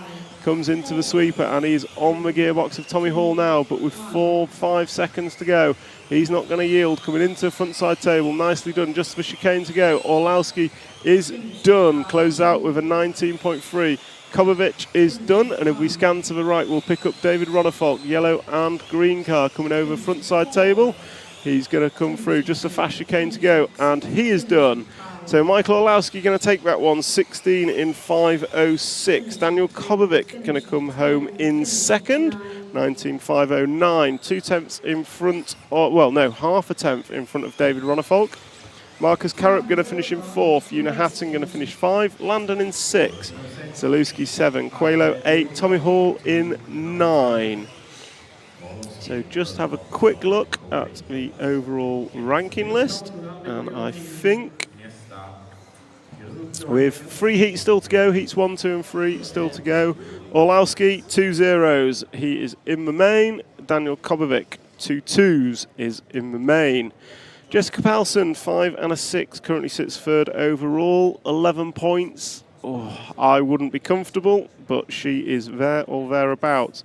Marcus Carup has a 4 and an 8, work to do. Hampersberg a 5 and a 9, good chance with that 5. Bruno Coelho a 3 and a 12, he has work to do. Bartosz Zalewski 4 and an 11, work to do. Dominik Vlašek 7 and 9, I think he needs 2. David Ronnefolk a 3 and a 16, so work to do for him. Jon Neumann currently sits 10th with 2 10s. Then we've got Tommy Hall, Matt Goetzel, Alexander Landon, Jesper Rasmussen. Jesper unfortunate in that second round with an error, with a car failure on the last lap. Jamie Hall sits 15th. Josh Holds with 16th. Jamil Gabrielsen 17th. Elias Johansson 18, Martin Bayer 19, and Mika Vidmar in 20. So your top 3 for that round was Michael Orlowski, Daniel Kobovic, and David Ronnefolk. Drivers, the track is open.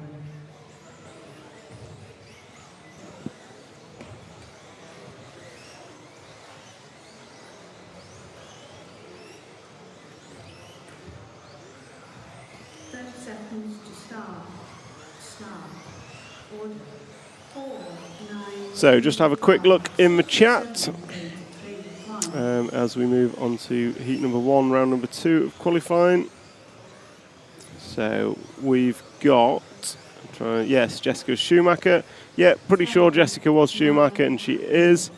Magnussen, when you're going to go pit walk and you're going to film that, don't know. We'll get a pit walk done at some point today. There's a guy there who makes custom buggies. I think he's a Greek fella. Manolis. Manolis is a Greek fella who made his own cars. I've not seen him for many, many years, unfortunately. But he was great. Manolis was an absolute... He came up with chain-driven cars and all sorts back in the day. Absolute superb person to have at the Euros. Follow Orlowski and Zalewski. We're following who we can. Can't follow everyone, unfortunately. It is the 10th Buggy Euros. You are correct, Stefan. Shocking karma. I'm not sure what you mean there. Have a chat with Evdoka and Moen. Tell them I said hi from Jonathan Wolf. We got Evdoka in the end of the pit wall, the opening ceremony yesterday. If you go over to the Facebook page for EFRA, there was a live stream of the opening ceremony, which was fantastic. So yeah, there's our comments. So just going to have a quick look at heat number 1. So you've got Dick Dawn, Neil Dickens, Matthias Hudelis, Tim Donk, Fernando Salado, Ricky Enclo, Martin Larson, Jonas Rauke, and Peter Sandström. Twist AV11, Lemon. It's not about the sponsors and the track, it's about what people want to enter. Actually, a lot of Europe race on carpet, and so they want to go to a European Championship, which is on carpet, which is why they're here. So yeah, we've got double the amount of entries we had last year, so we've done something right in terms of giving them a track that they want to race on.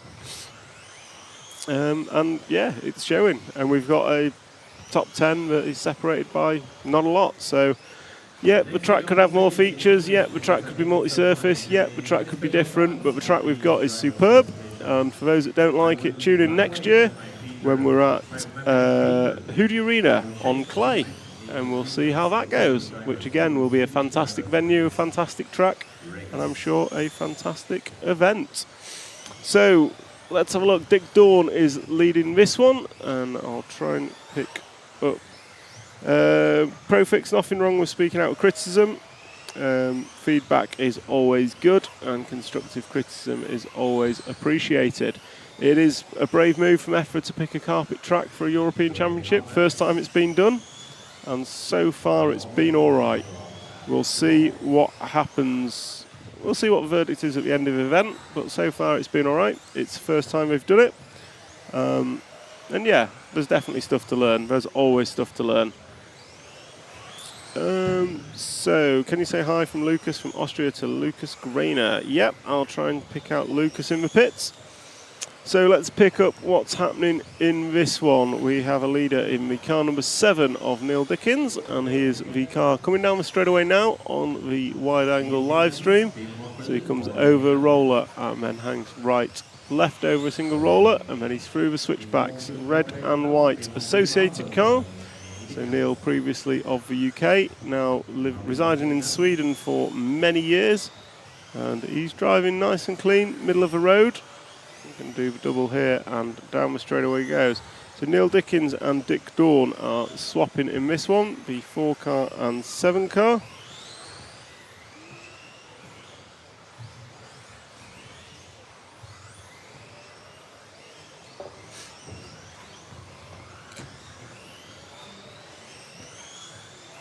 So yeah, Dick Dawn and Neil Dickens and Matthias Hedelius. 3 of them split by 0.6 of a second in heat number 1 at the European Championships. If that doesn't tell me that this is a good track for racing, I don't know what will. So the 3 of those, 0.6 of a second separating 3 drivers in this one. And those drivers are car 7, 4 and let me just find his number 3. So it is 3, 7 and 4 is the run order now. And it looks like we had a mistake from Dick Dawn last time by. So it is the 3 car and 7 car of Matthias and Neil Dickens are the ones we are following. 30 seconds to drive. And with 30 seconds to go, I am going to excuse myself while I just go and conduct interviews with the top 3 from the previous heat.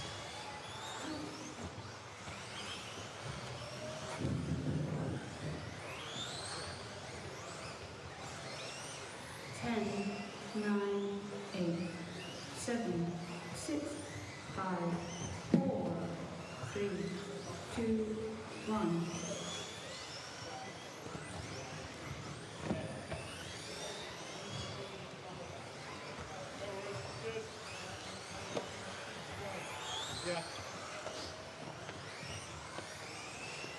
Finished car 4. Work together, help each other out here.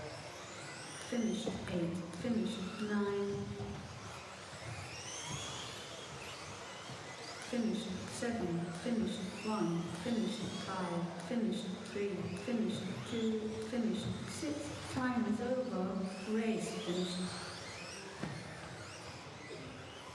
Damerna avslutad och gratulerar till nummer 1, Jonas Rauton, svensk vinst.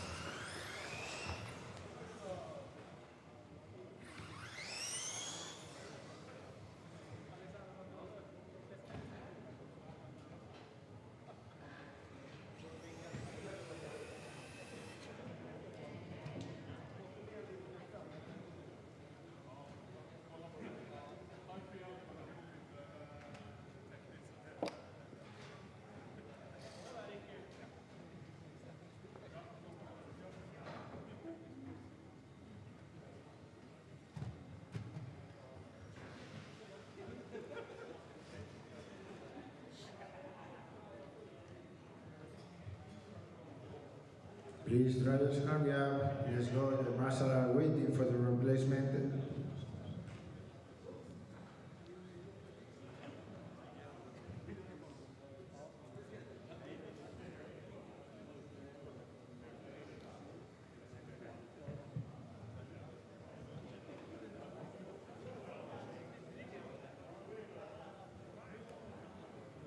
The track is open. Let's go, please, marshals. Let's go.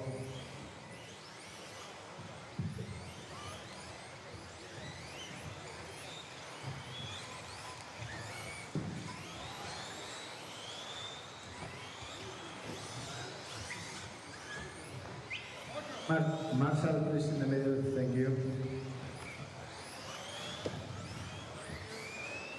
Start. Order. 8, 2, 9, 4, 6, 3, 5, 7, 1.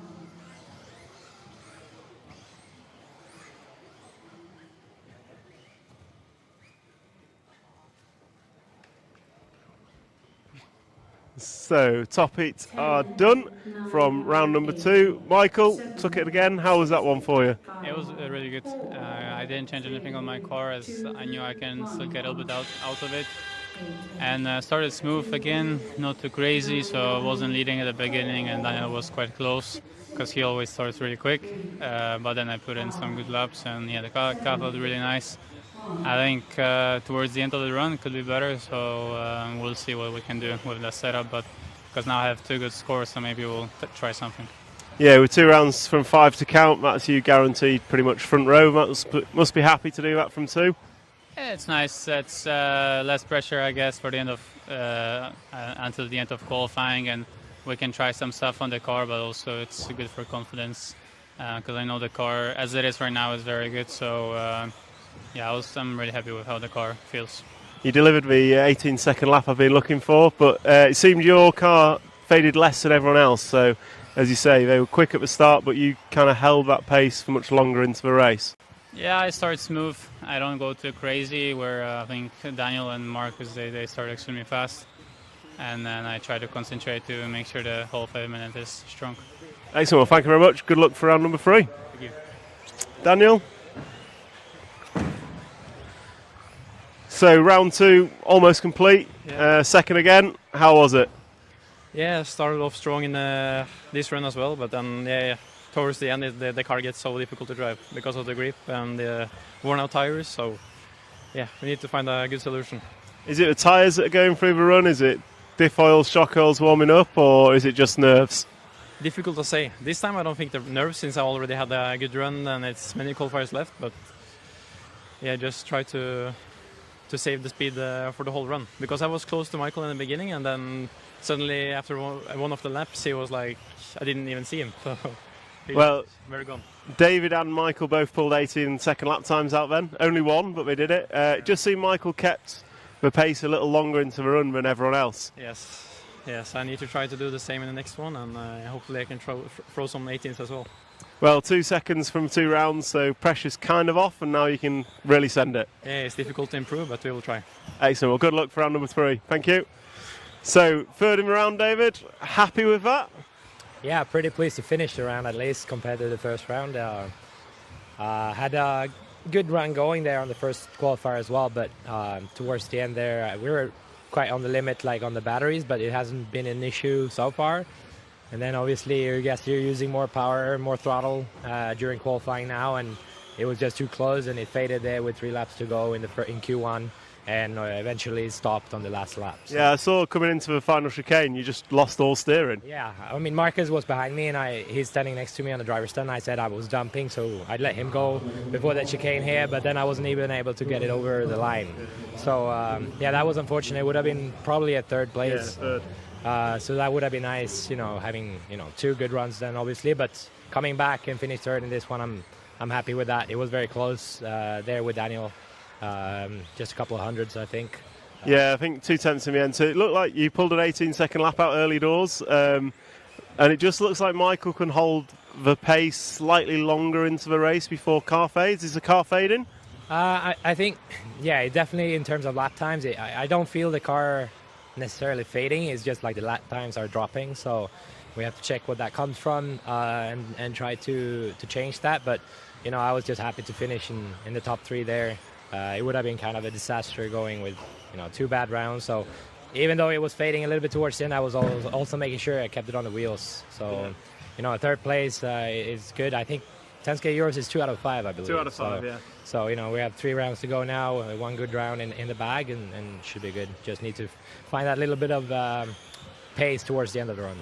Yeah, there's only Michael and Daniel that have 2 good runs, and it looks like everyone else needs at least something else. Obviously, 1 more round today. Any changes going into it, do you think?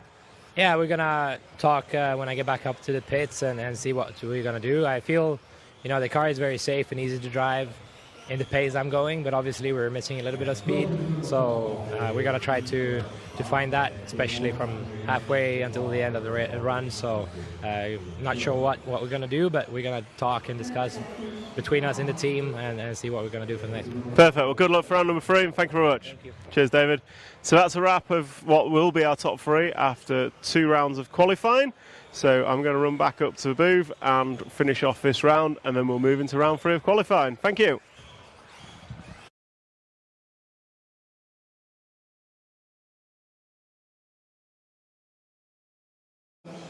Three, two, one. Finish car 4. Finish 3. Finish 9.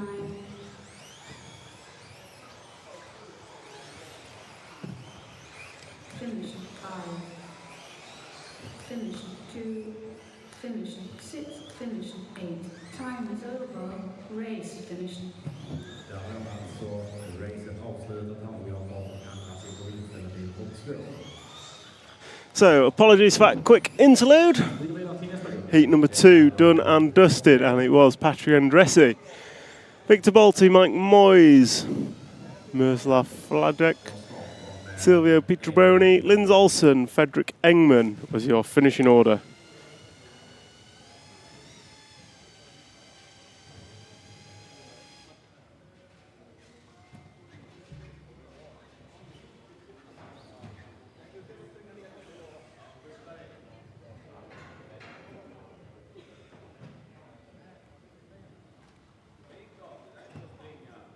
So next up will be group number 3. Group number 3 is next. And this will close out round number 2 of qualifying. So just going to have a quick look at the comments that I've missed whilst I was away from my screen. So Brian Preddy, Manlis turning up. Manlis was a legend of Euros. So yeah, Manlis, for those that were around in the early to mid 2000s, competing in 10th European Championships, Manlis was a legend. He would turn up, he would fabricate a car out of whatever materials were available and go racing. He was last at every event, I think. I remember an Austrian event, maybe 2008 Euros or 2006. Every time he went over a jump, the crowd were going wild.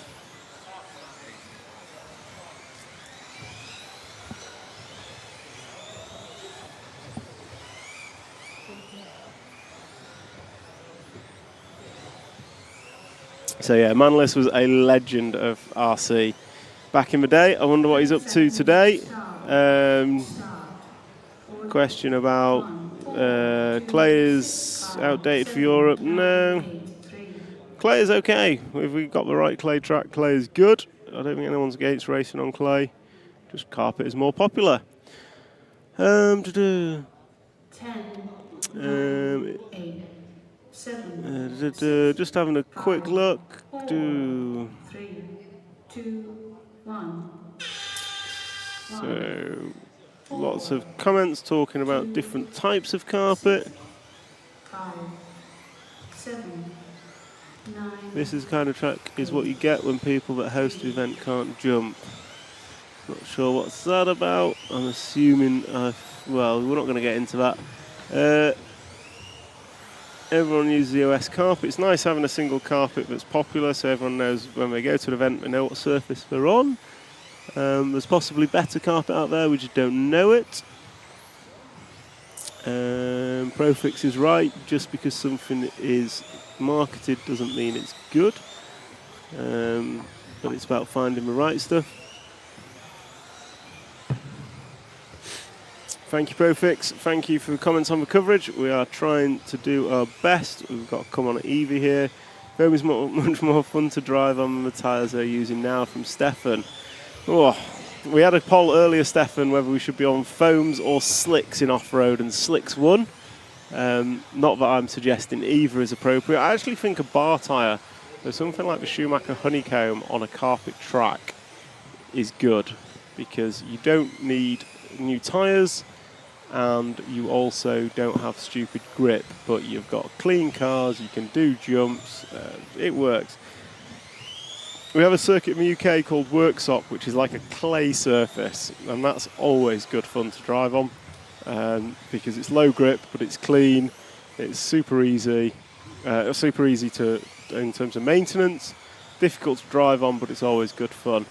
But anyway, we're here for racing, and we have heat number 3, qualifying round number 2 on the track, and Michael Ambrose is leading it.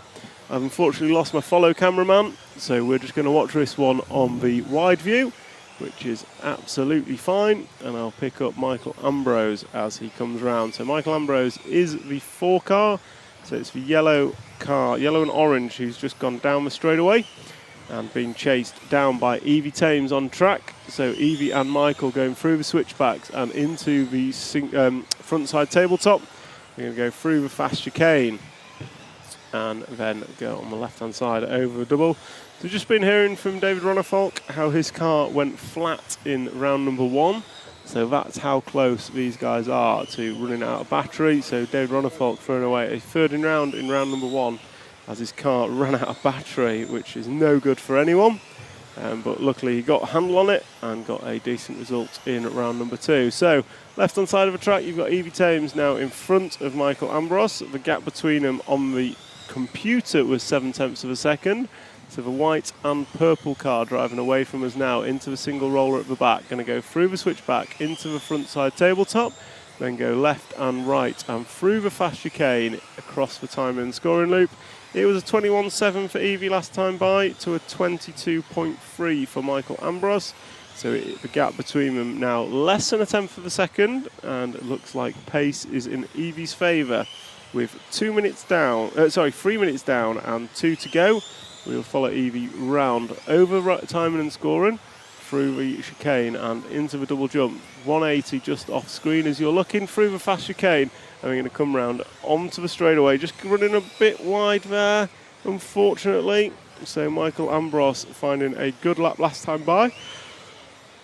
New fast lap for Michael Ambrose last time by the Czech driver, and he has caught Evie back up. It's a 22.7 for Evie and a 22.5 for Ambrose, so the gap is now half a second in Ambrose's favour. Now you might be maybe wondering how he's in front on the computer when he's behind on the track, and that is because we have a staggered start system here in RC Racing qualifying, whereby they leave at 1 second intervals, and the 5-minute clock starts for that driver when they cross the line.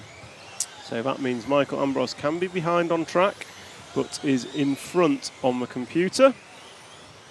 RC Racing TV, well, we've had a tripod fail. Thanks for putting that on. So didn't even notice that, but we had a tripod fail in the top heat of filming, so apologies for that, and that's why my cameraman's off doing fixes. That makes sense. So Mike, tripod's had a formal written warning. That seems reasonable.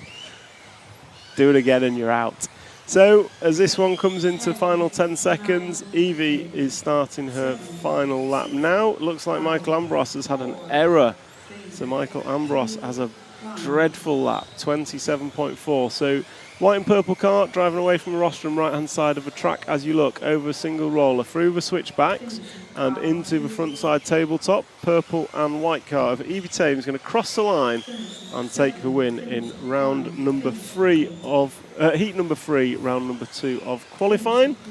And just wait for all the cars to finish, and this will close out qualifying round number 2. So with the conclusion of this, we can confirm Michael Olowski, Daniel Kobovic and David Ronnefolk were indeed the top 3 qualifiers for round number 2. And that is the conclusion of the second round of qualifying here at the 2024 European Championships. This is the RC Racing TV coverage, sponsored by T-Works, X-Ray, Mybo Sports, Hobbywing, Schumacher, RC XX Shop and S-Works. So we've got about 5 minutes break, I think. We've got about a 5-minute break before we go into round number 3 of qualifying. And round number 3 of qualifying will start with heat number 7. So round number 3 of qualifying will start with heat number 7. And we're just going to take a quick look at a 18-second lap. If my tech guy can load it up. So we managed to get on camera our first 18-second lap, and it was Orlowski's from the previous, the latest qualifying round. So let's just have a look at this. So Michael Orlowski crossing the line, nicely over the double, very neat, fast through the chicane, and as he comes down the straightaway, absolute blistering pace, about 4.5, and jumps the bot ever so slightly. Quick change of direction through the switchback, nicely done off the tabletop, and then across the line. And that, ladies and gents, is how you do a sub-19-second lap around this Malmo track. I'm going to take a quick break. We've got 4 minutes to the start of qualifying heat number 7, round number 3, and we will be back shortly.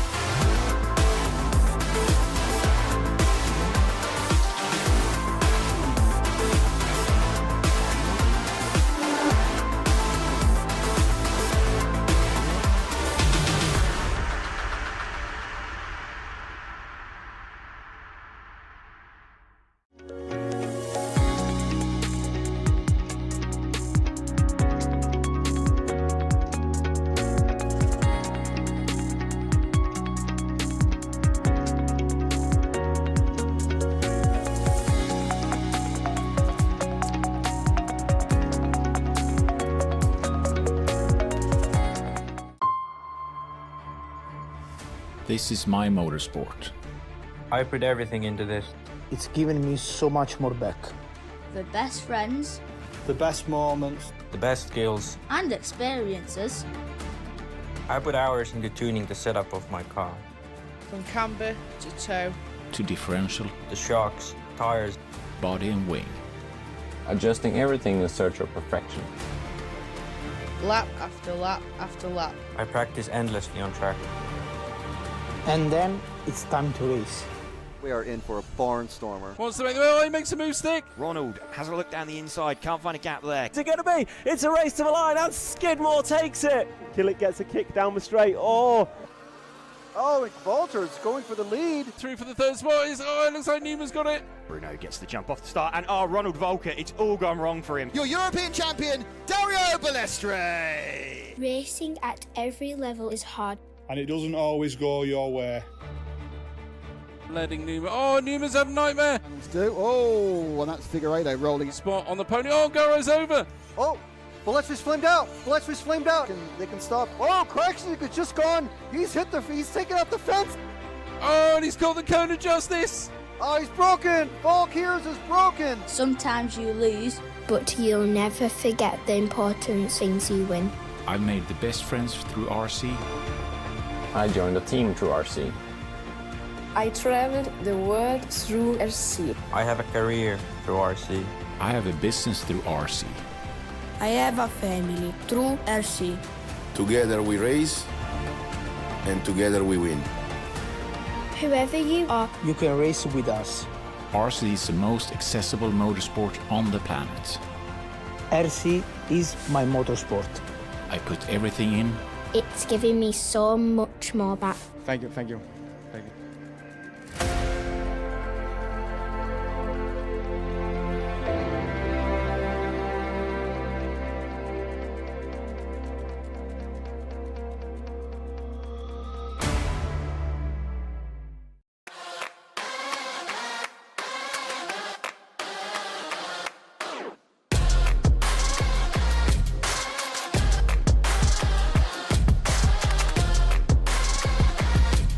This is mine. Oh, okay, fantastic. Yeah.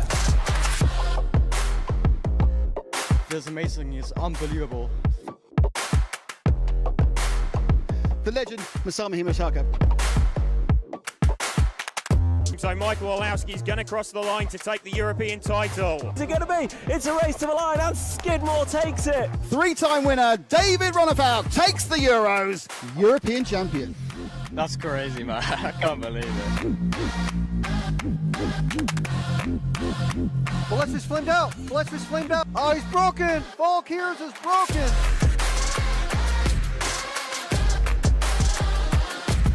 Take a minute to walk through the pits during the practice day here. It is in order of when you won your first World Championship. It's insane. You guys need a race director, and I'm lost my contracts. Give me a call. Thank you guys for the coverage. I appreciate it.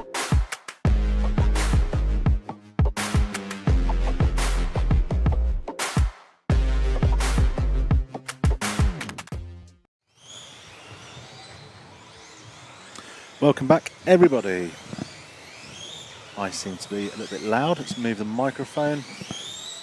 So Tom's off on a natural break to get refreshments, coffee, probably a snack.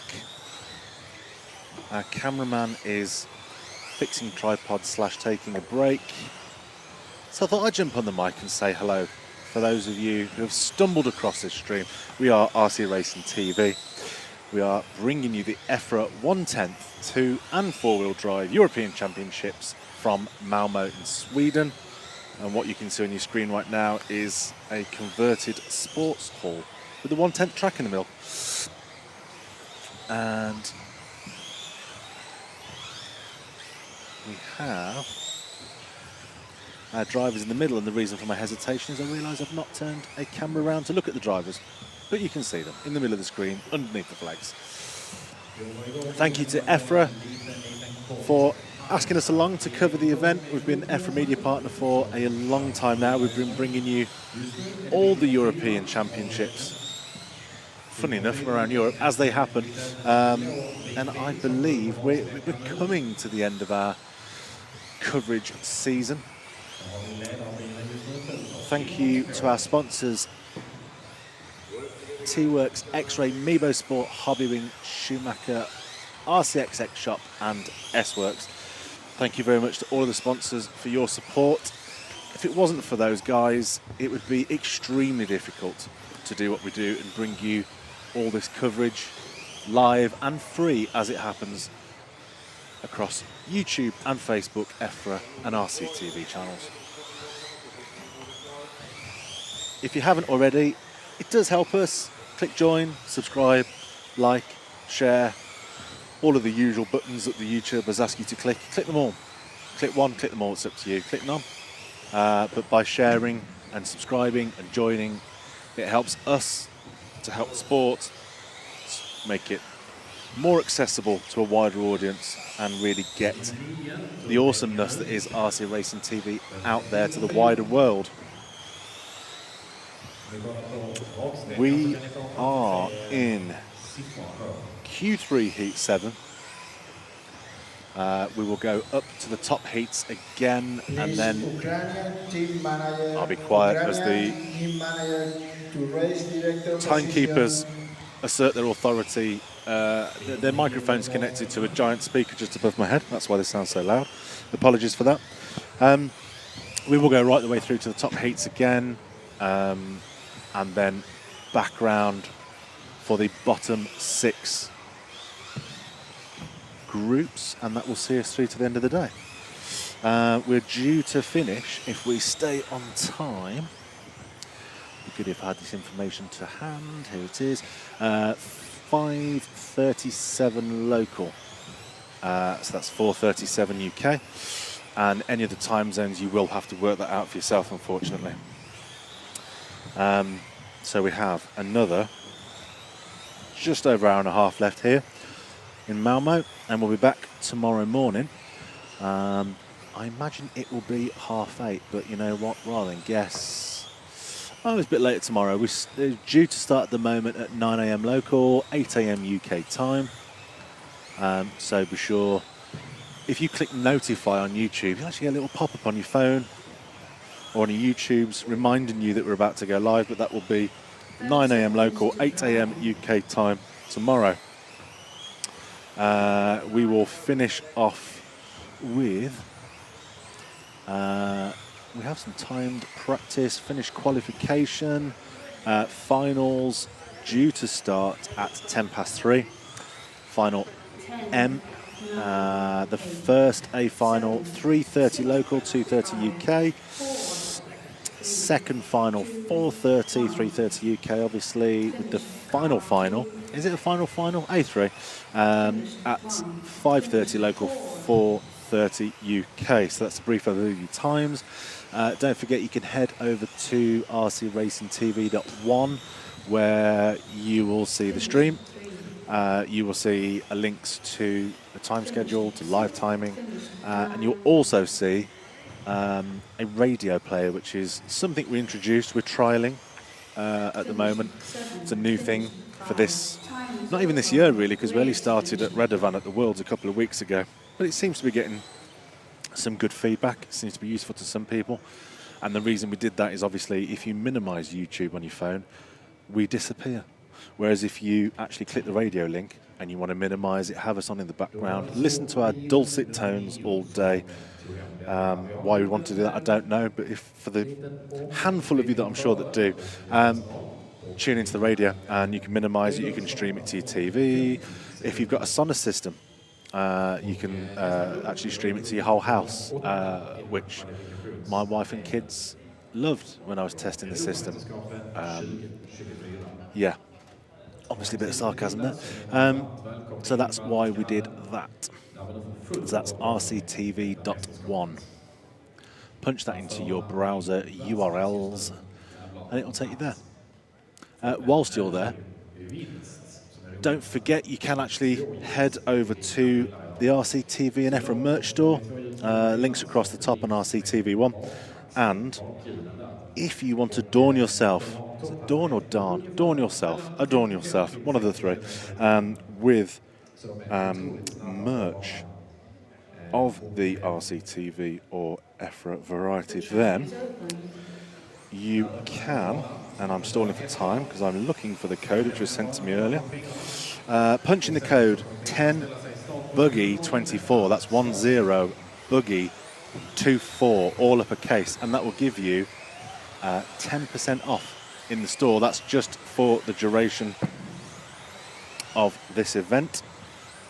We have hoodies, beanies, t-shirts, EFRA water bottles, I believe, are in there.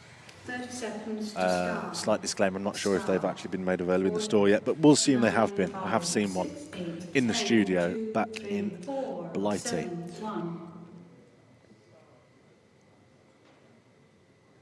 Let's have a look. Is it possible to see the event on site? Is it possible to see the event on site? Do you mean see this event on the RCTV1 website? If it's that, then yes. If it's not, then please explain and I'll try and clarify for you. How many warnings has the tripod had? One at the moment. It is allowed one more verbal warning. And then beyond that, it's actually instant dismissal, aka it will be thrown in the bin. One per leg. Very good, Old Slow. One per leg. I think you too will need to get your coat and leave immediately.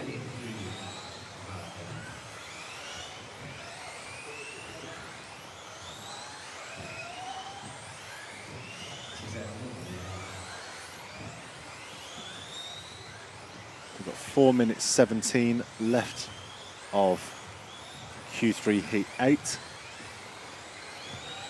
I don't actually attempt to pronounce people's names because I usually end up mangling them severely. So to save embarrassment for me online and in person when I bump into them at the event, I won't try and do names. You can see the names, you can see the times on your screen. And thanks to RCTV1, you've actually got the links to live timing. I am purely filling for Mr. Tom Cockrell, who does a massively better job than me. I'm not a commentator. As I pointed out to Nick Damon yesterday, who thought I was trying to take his job, I assure you I am not. If on site, as in person. Yes. Oh, yeah. Sorry, I see what you mean. Yeah, it's if you happen to be in Malmo, I believe you can come in, grab a visitor's pass, and come and sit in the bleachers. You can see some of the bleachers on the screen in front of you. It varies throughout the day. I think there are waves of locals that pop in, either to and from work, school, etc. We did have quite a good crowd here earlier today. I don't know if maybe that was a lunchtime thing. Maybe people pop over on their lunch break, not sure. But yes, you can watch. What's really nice about this venue and the organisers, the local organisers, is it's not just the track you see here. In the hallways behind us, there's lots of things. Ukraine and Estonia team managers to raise I'll the pause. position. There's lots of things for families and young kids to do, so they've got even smaller, I was going to say scale, but this is scale, but scale tracks for them to drive cars around. There's some sports activities in the hall, which is pretty cool. I am getting a video call from Tom Cockrell. Let me find out what he wants.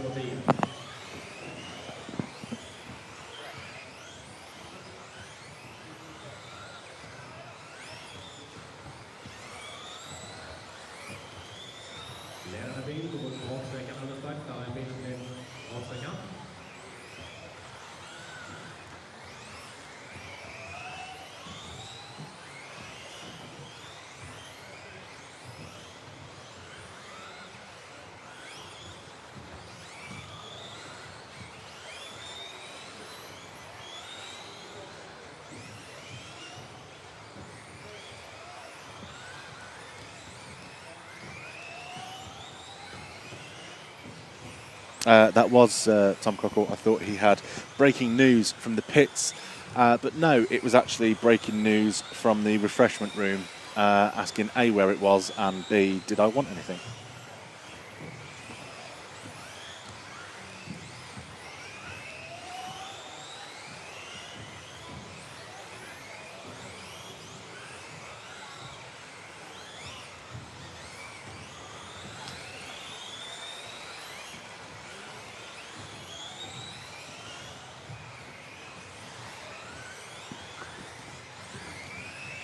So 37 seconds left of Q3 Heat 8. Beyond this event, I can't remember if this is actually the last one, the last EFRA event of the year. We do have more RC coverage to bring you. I will be spending, I think, 3 days at home, and then we go off to Buggy Land in Madrid, so we'll be bringing you that next week, from Thursday, Friday. Not sure the exact schedule yet, so be sure to look out on our YouTubes for that. Obviously, that's not an EFRA event, so it won't go out on the EFRA Facebook and YouTube, but that will just be on our RCTV. And I believe that will be all the RC coverage until, I have a feeling that even ETS, which is another organisation / race that we cover, I believe that's not actually until December, no, not December. It's either not in our diary yet, or it's very late in the year, or very early next year, and it's quite a way away yet. Helt enkelt att vi har bil nummer 8 som tog hem detta. Randolph Alt. Vi går vidare till nästa grupp, och det är grupp nummer 9. So you can see the results there on your screen, which finishes Q3 Heat 8. Let's have a look.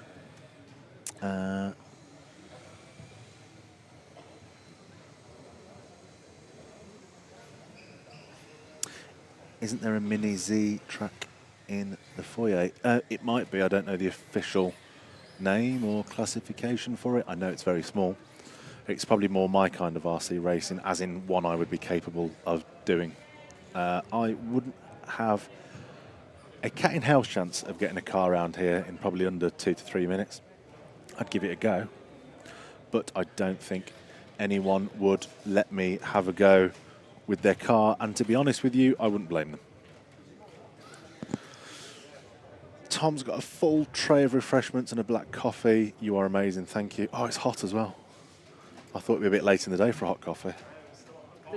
Boom. Is it as strong as it was this morning? Oh my God, it is. I don't know who's making that coffee. I mean, I'm not complaining, but I am expecting to hallucinate in about 5 minutes.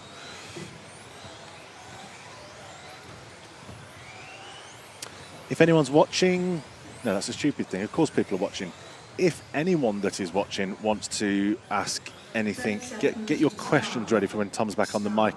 He's just bought refreshments. I think he's popping to the bathroom, and then he'll be back. So if you've got any questions, you want to ask him about cars here, 10th cars in question. He obviously used to race 10th cars himself, so he's very knowledgeable. He knows the cars, the team, the drivers, strategies, components, anything, ask away. He's your man. Don't ask me. You can ask me questions on live streaming. That's my thing. It's not cars, as you can guess from the waffling over the last 10 minutes. 7, 10, 9. Will these videos be available to watch on YouTube for a while in case I miss one? JMN. So yes, multiple answers on that. The live streams stay on YouTube forever. If you want a laugh, go to RC Racing TV YouTube channel, go to the videos section, order by date, oldest to newest, and have a look at some of the earlier videos which were actually before YouTube even enabled live streaming. Back in the day when it used to be all offline media and you would literally just upload a video, before my time with RC Racing TV, when it was just Nick and Matt and Paul, and you will see extremely young versions of those three people. I can assure you that they don't look like that now, especially Nick. Nick's very old. But yeah, so we've got every video, every live stream we've ever done on there. I think there is a bit of an RCTV story about some lost tapes. I'm not sure. Matt or Nick will have to confirm that. I would say 99.9% of everything we've done is on YouTube, so you can watch that. And the pit walks from this event have been uploaded to our systems, where Matt, who's back in the studio in the UK, I believe he's going to make them available on Facebook or YouTube. I'm sure he'll send me a message if he's listening, but be on the lookout for that. Basically, if you subscribe and like to EFRA and RC Racing TV, you will see those on YouTube and Facebook. You will see those videos pop up at some point today / tomorrow, and we'll be catching more of that footage. We're here until Saturday, and we fly home at ridiculous o'clock on Sunday morning. So we've still got another 4 days here. Obviously, for those of you that don't know, this is two-wheel drive. Also, it says on the screen, but they will crown a two-wheel drive champion tomorrow, and then we reset and do four-wheel drive all over again for another 3 days. We're not sure at this point if they are... we've been to events before where they reverse the track. We're not sure if they're going to do that here. And we've been to events where they move obstacles. I spoke to a track crew yesterday. Yeah? They're waiting to see how the two-wheel drive racing unfolds to see what we're going to do with the track. And what would the options be? They might change a little bit. They might change a lot of it. So they want to see how the layout flows in racing, whether it produces a good spectacle, and then they're going to do whatever they need to do to make a good track for full drive. Okay. Is there an option that they'll leave it exactly the same? Surely Yes. they can't. Oh, they can do that. Well, I think they're happy to do that if it means we get a good four-wheel drive track. So if you actually look at the carpet, and we'll do this on a walk later, you can see a lot of fluff appearing in certain places. Yeah. So the track is actually bedding in. Yes. So I think we're a little hesitant to move corners by like a foot here and there because it just makes it really awkward. But yeah, so the track, what we're doing with the track is not yet decided, but they are willing to do whatever they need to do to make a good event for full drive. Be a shame if anyone's only entering four-wheel drive though. They'll figure something out, give them an extra practice. Whoa, there's a huge tyre just gone. Someone's forgot the glue. Same size and a good Marshall's out the way. We just saw that in the middle of our screen. Yeah, I suppose. They'll make the right decision for the right reason. Yes, yeah. All for the greater good. I can see who's lost a tyre on the rostrum. A very desolate looking X-ray driver. I was saying to you yesterday, wasn't I? I couldn't believe Wesley Van Helmond how old he looks now. I think what you mean is how long you've been doing this. Yeah. I remember him looking, he must have been about 13, 14. And now he's taller than me and tattoos and a beard. And I'm like, oh my God, I've been doing this way too long. And I'm not the longest serving member on the team by a mile.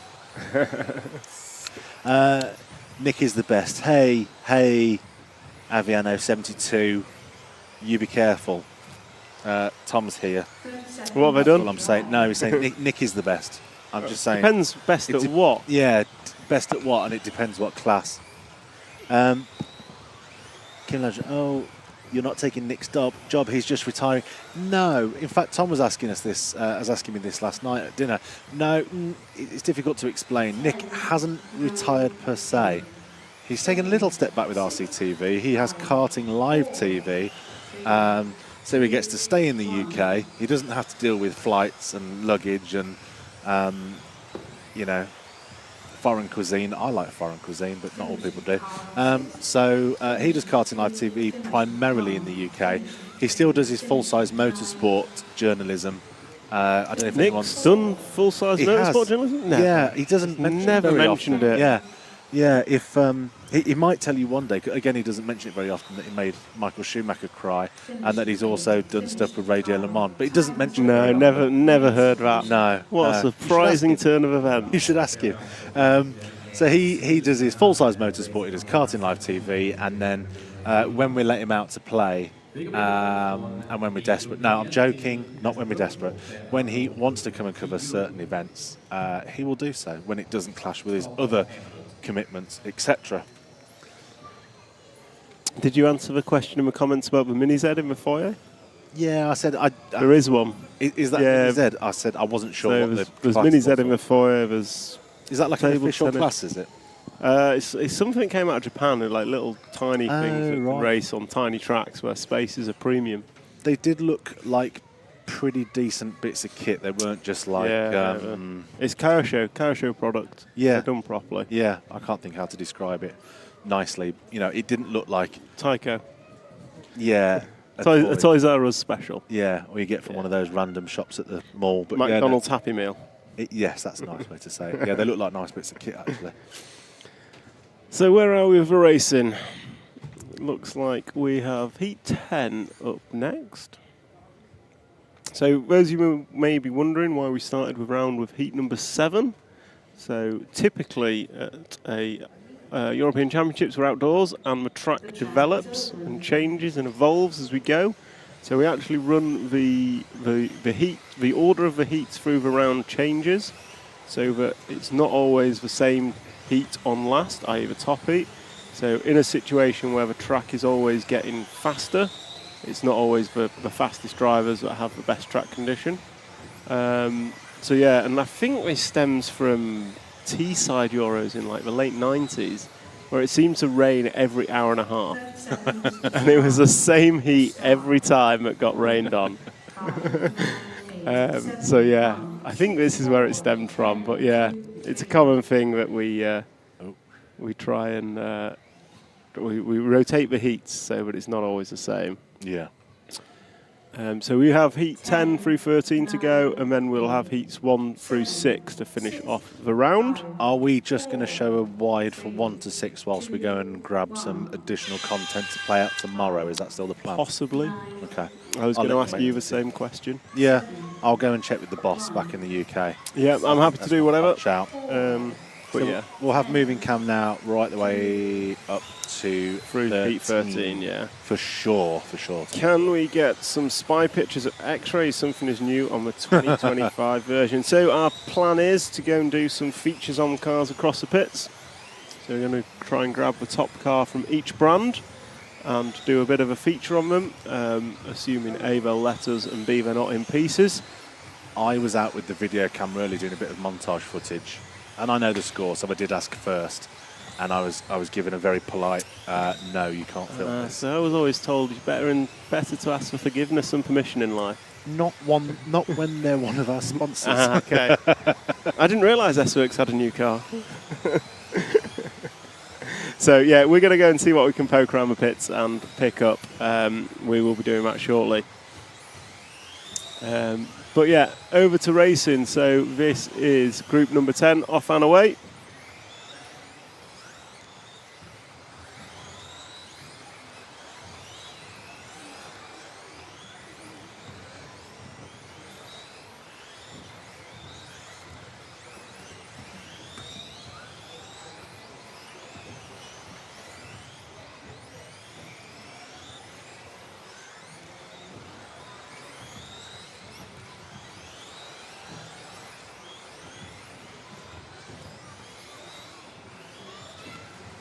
Okay, so we are following the all-blue car of Jamil Gabrielsen, and I dare say he underseeded because he's dominated this heat every time. So yeah, Jamil is running in the... Unfortunately, my timing doesn't match that of the venues. It does now, yep. So Jamil crosses the line once again, so 6 laps on the board for Jamil. As I say, is that him on his roof? It is. So Jamil having a bit of an error. And through the advent of a longer replay button, because I'm slow on the mark, we can see him just catch the bot dot as he comes onto the straight, and he ends up on the roof, the camera moving where he's expected to be, but the car never arrived. So yeah, that's going to drop Jamilson down the order, but it is Clement Boda who leads after 7. So we've got Boda, Schmidt and Berg and Natras. So we're going to go and find the 4 car of Clement Boda, and I believe it is on the tabletop now. So he's going to go right, left and right across the start-finish line. So yellow and green car, yellow wheels. So easy to pick up with his yellow wheels. So he's the second one of that group of 3 down the straight, and that is Clement Boda. So the French driver with 8 laps on the board of a predicted 15.502. And just checking the comments, old slow, X-Ray all new. So rumours in the chat is X-Ray running a 2025 edition. I'm not clued up to know what X-Ray are or aren't running. We're going to go and have a chat with them later, so we'll find out what the word in the pits is. Sebastian, check the schedule for finals. Correct, A final get AAA main, everyone else gets single final, and there is no bump up. Dennis Rice, how many sets of tyres do you get for qualifying? You can have as many tyres as you want. It's just they all have to be purchased and glued in the controlled tyre compound. So we're still following Clement Boda. He's at the back of this group, which suggests to me he's had a bad lap somewhere. because as there's 11 goes on the board, he's still leading, so he's looking to go 15.503. Old slow, a mentality that is just top guys worth watching. I don't think that's the theory. I think AAA mains came in because it seemed disappointing that a championship could be decided in a 1 5-minute race where something abnormal could happen. I do also appreciate it'd be good for everyone to get more time on track, and we should endeavour to do triple finals for all. I think that would be fairer. But yeah, it's not a top guys are the only ones worth watching mentality. So we are watching Clement Boda, who is leading this one, and he is the 4 car from France, was leading this one, but Oscar Berg in the 7 car has jumped ahead.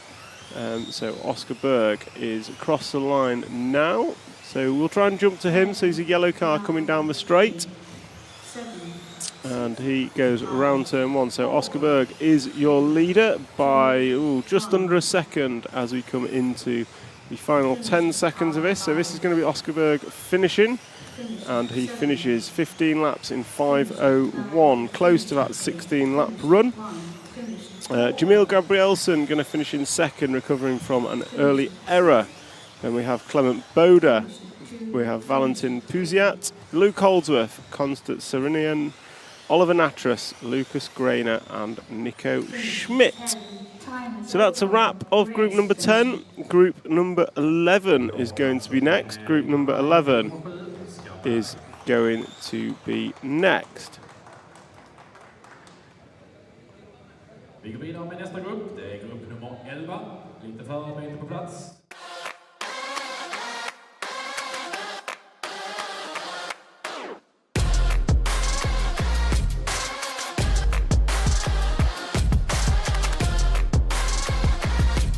This is mine. Okay, fantastic. Yeah. This amazing is unbelievable. The legend, Masami Himashaka. So Michael Orlowski's going to cross the line to take the European title. What's it going to be? It's a race to the line and Skidmore takes it. 3-time winner, David Ronnefout takes the Euros, European champion. That's crazy, man. I can't believe it. Balestro's flamed out. Balestro's flamed out. Oh, he's broken. Valkyries is broken.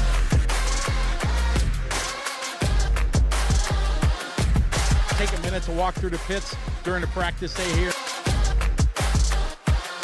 It is in order of when you won your first World Championship. It's insane. You guys need a race director, and I'm lost my contracts. Give me a call. Thank you guys for the coverage. I appreciate it.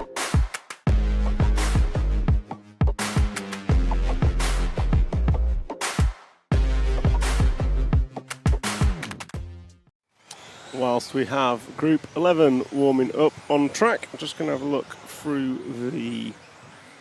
the comments talking about how many sets of tyres unlimited for finals, for 3 finals, but no bump ups. Do they use a set of tyres for each race? I believe they do run a set of tyres. I think the top guys are running a set of run. You may see on the camera view that there's starting to be a lighter line on the carpet, and apparently the fluff's breaking up, and that is actually reducing traction, so they are keen to get a set of tyres a run. Sebastian, trade 2 practice for 2 additional finals. I think I agree with you. I think definitely would be good to have more finals, more racing, full stop, less practice, maybe less qualifying, and more racing. Seems a shame to do 8 rounds of practice, 5 rounds of qualifying, and only 1 final. Seems we have it slightly backwards. But maybe we need to get our suggestions in to our representative home nations who can forward those suggestions to EFRA, and we can change things. That's the joy of RC racing. There's no one person that runs it. It is run by associations made up of all the members. So if you wish to change how we go racing, it's all on us to do it. So heat number 11 is rocking and rolling, and we're going to follow, I'm going to say drop back 1 car to Jesper Rasmussen, because Jesper is leading after 2. And Jesper had a disaster in the last round, so Jesper, running an associated car, had a failure with about 2 laps, well, on the last lap actually. So Jesper's car last time round failed on the last lap when he was on a brilliant run.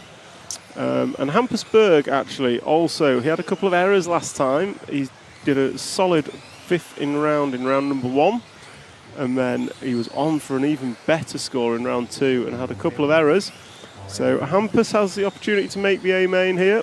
You can sew it up before day 2 is done. And Jesper Rasmussen will be looking to go with a solid run. So Jesper and Hampus looking good out front. Both of them on for solid 16-lap runs. And the gap between them just 0.2 of a second in the favour of Hampus Berg now. So Hampus solid last lap, 19.3, his best lap. Just pulling it out ever so slightly. So we've got Hampus Berg, Jesper Rasmussen, and then Zolt Bezus, and Wesley van Helmond is the top 4. Burak Kilic is running in 5th, and he is pushing on as much as he can. We've also got Josh Holdsworth in the mix. So if we just jump forward now onto Hampus. So Hampus Berg is just on the left-hand side of the track coming through fast chicane now. Green car is coming up on the back of Hupo Honigel. So Hampus Berg is running the X-ray machine, coming up on fellow X-ray driver Hupo Honigel. And I'm sure Hupo will do the right thing when he gets there. So Hampus has pulled out from Jesper over the last couple of laps. Solid few laps from Hampus, but it seems to be actually more Jesper is fading slightly. That is something we've seen through qualifying, is whilst the guys open up absolutely rapid, cars are dropping off after the first minute, 2 minutes, and lap times just fall ever so slightly. I'm talking maybe 1, 2, 3/10 of a second a lap. It's not a lot, but there's just a slight fade within the cars. I don't know whether it's tyres or motor or oil's warming up or nerves. But the cars are fading, and that fade is just clocking up in terms of solid time. So Hampus, for example, he's now on for a 5.13 pace in Jesper Rasmussen 5.15, and they both opened on 5.11 pace. Speaking with Orlowski and Kobovic, Orlowski's car seems to last slightly longer than Kobovic's in terms of that fade coming in. So Orlowski can run that ultimate pace of around a 19.1 lap time. Slightly longer into the race, whereas you look at Kobovic and Ronnefolk, they could open up, and the Associateds of Landon and Carup, they could run that 19.1 pace, but then they dropped to 19.3, 19.4 much earlier than Michael was. So that's the difference within the top 8, and we're seeing it here with Hampus. He's now turning 19.6, 19.7, rather than the 19.3s and 19.4s that he was early on, as he goes past Gembel. So that's Alex Gembel he's just passed in the car of 2 halves. So Hampus Berg with 45 seconds on the clock. He's putting a solid run in, and Jesper Rasmussen's coming back at him. So the gap between them less than a second with 13 laps on the board. However, Hampus has worked his way through traffic, and Jesper's still got that to do. That traffic being Hupo Honigel and Ray Gembel. So as it crosses the line now, Hampus is going to be starting his penultimate lap. That was a 20.0 for Hampus and a 19.6 for Jesper Rasmussen. So gap between them on the computer is just 0.4 of a second in the favour of Hampus Berg. As Hampus is going to come over the front side tabletop now, nicely done. And he's going to cross the line to start his final lap now. That time by a 19.4 for Berg, 19.8 for Jesper. Gap extends 0.8 of a second. Someone's over, it's Hupo. No harm, no foul. So we're going to watch Hampus Berg close this one out. If it's clean, he should go 5.14 pace, and that may be enough to solidify an A final ahead of tomorrow's running. And it is a 5.13.8 from Hampus Berg and a 5.15.4 from Jesper Rasmussen. Josh Holdsworth going to close out with a 5.16.1. Great run from Josh. We're just waiting for Zolt Bezus on his 16-lap run, and there he goes. So it was Hampus Berg going to take it home from Jesper Rasmussen and Josh Holdsworth, and then we had Wesley van Helmond, Fabian Widmeyer, Zolt Bezus, Ludwig Albert, Alexander Gembel, Hupo Honigel and Burak Kilic DNFing once again. So it's a wrap of group number 11. Group number 12 is next. Group number 12 is next.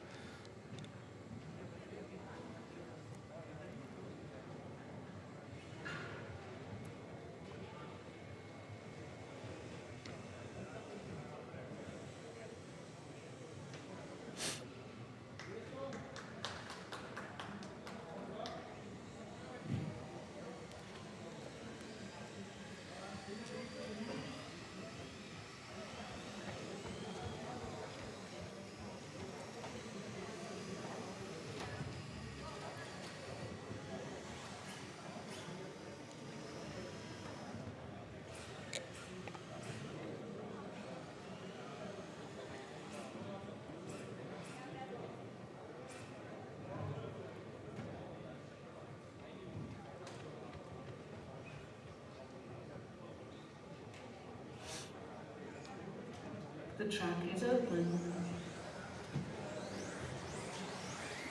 So track is open as we look at the driver's stands, looking at our Heat 12 drivers. The second from top heat, and 5 of these in the first round put it into the top 10. Question from Phil Slay on the chat. The dominant front tyre is the Splinter. In fact, I don't think I've seen anything else. So Schumacher Splinter tyre, variations of foam or no foam, and variations of glue or no glue. The real MCJ, sorry, but no one's discussed the track, but the track surface is carpet, believe it or not. And yes, we are racing off-road, and no, there are not loads of features. And yes, it is completely split opinion, 50-50. So we are going to pick up the 7 car of Jessica Palsson. 4, 5, 9, 6, 3, 10, 8, 2,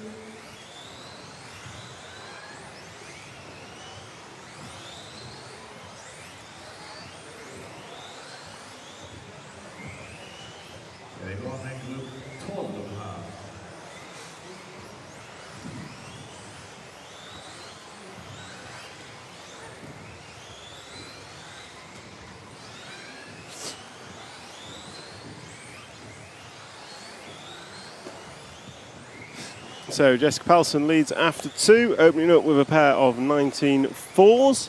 And Max Goetzel running in second. And even with my headphones on, I can hear the growl of a gearbox. So the rumours running through the pits are there are 2 brands running a 5-gear gearbox, I think it is, that are having some gearbox failures, possibly to do with a high traction. I think that's what hit Jesper Rasmussen in the previous round. It sounds like I can hear a growl of it already.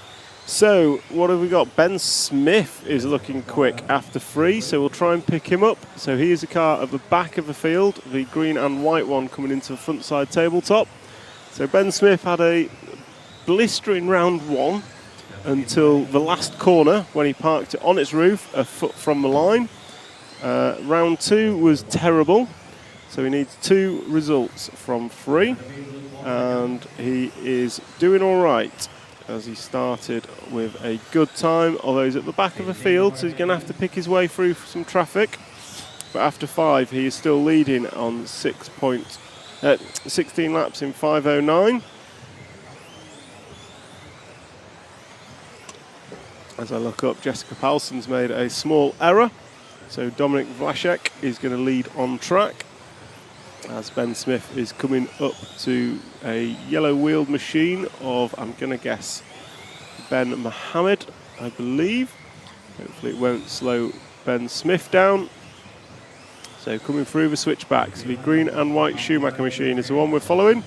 He is on the quickest predicted time. That time by was a 19.7. And Ben, beautiful move up the inside. Don't think he wanted to let him go there.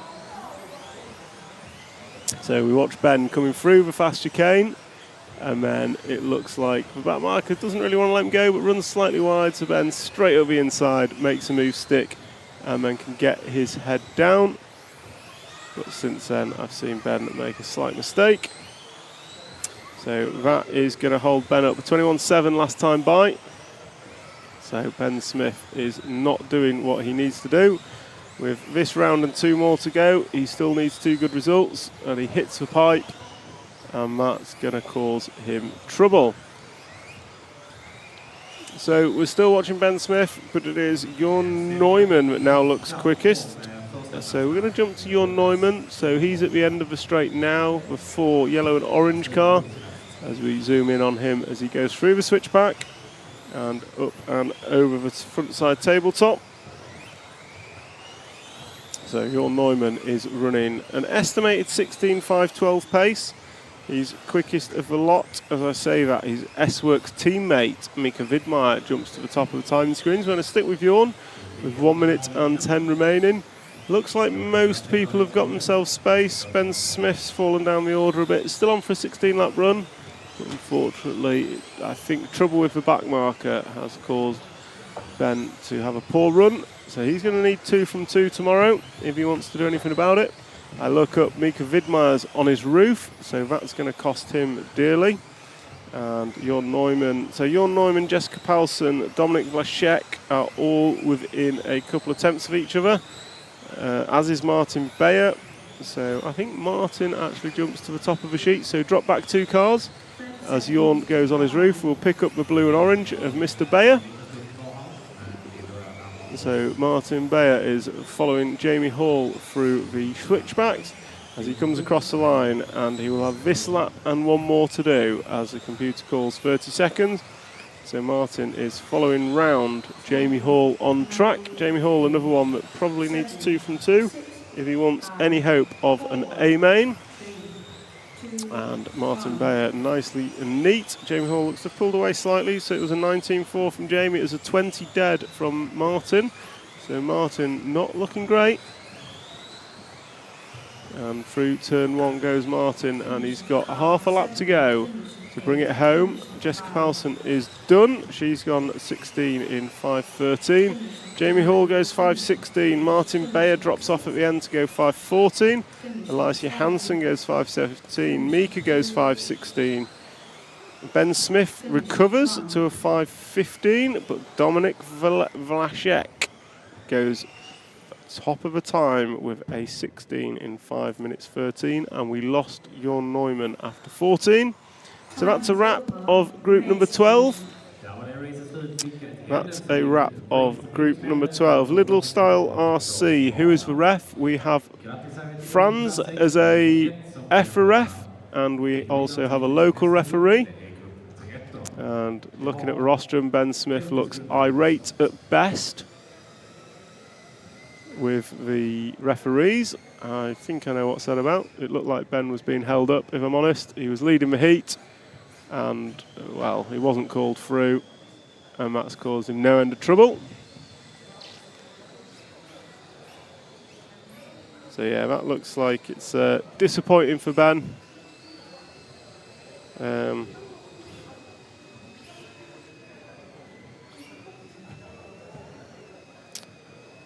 Any wheel speed, Martin Burton Young on YouTube. Not seen any wheel speed that I know of.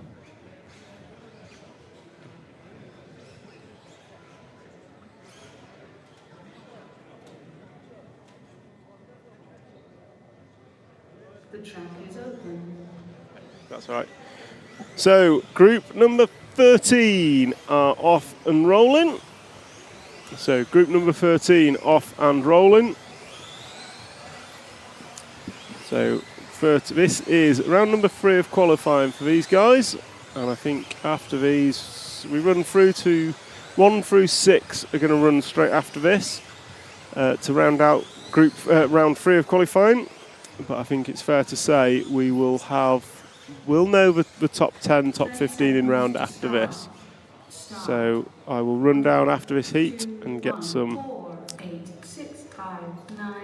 I'll get some thoughts from the top 3 from this heat.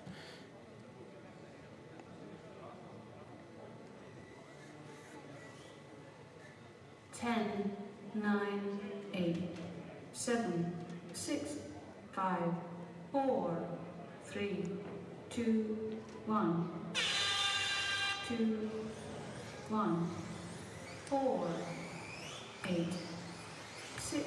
So 5:13.1 from Dominic Vlašek in the last heat is the target time. And we are leading off with Michal Olałski. He's taken round 1, he's taken round 2, and he will be hoping to take round 3. So with 2 rounds from 3 to count, Michal Olałski cannot sew up TQ today, but I think it's fair to say he's on the front row, regardless of what happens now. Danny Kobovic has gone 2 twos, and they're the only 2 who are safely in the A main after 2 rounds. And then Marcus Karup is opened up quick, not quite as quick as Michael. So Michael has done is what 1/10 of a second in front of Karup. Then you've got Ronnefolk, Hatton, and Coelho Landon. So Kobovic down in 7th already, and Kobovic is what 4/10 of a second behind Michael. So 4/10 separating the top 7 after 2 laps. And lap number 3 is another 19.1 from Karup, sorry, it's 19.2 from Olałski. So Karup is your leader. So let's drop back 2. We've seen enough of the Schumacher boys. We'll pick up the blue and white of Marcus Karup. We've got Karup, we've got Ronnefolk, we've got Coelho. So top 5. Wait for them all to come through, and I'll give you a full top 5. And that top 5 is Olałski, Karup, separated by nothing. Then Ronnefolk, Hatton, and Coelho, Kobovic, Landon, Hall, Ivanen, and Zalewski. So yeah, Karup and Olałski was separated by 2 1,000ths of a second last time by. 2 1,000ths of a second. That was all. Next time round, it was about 200ths of a second in Karup's favour. No 18-second lap times this time by.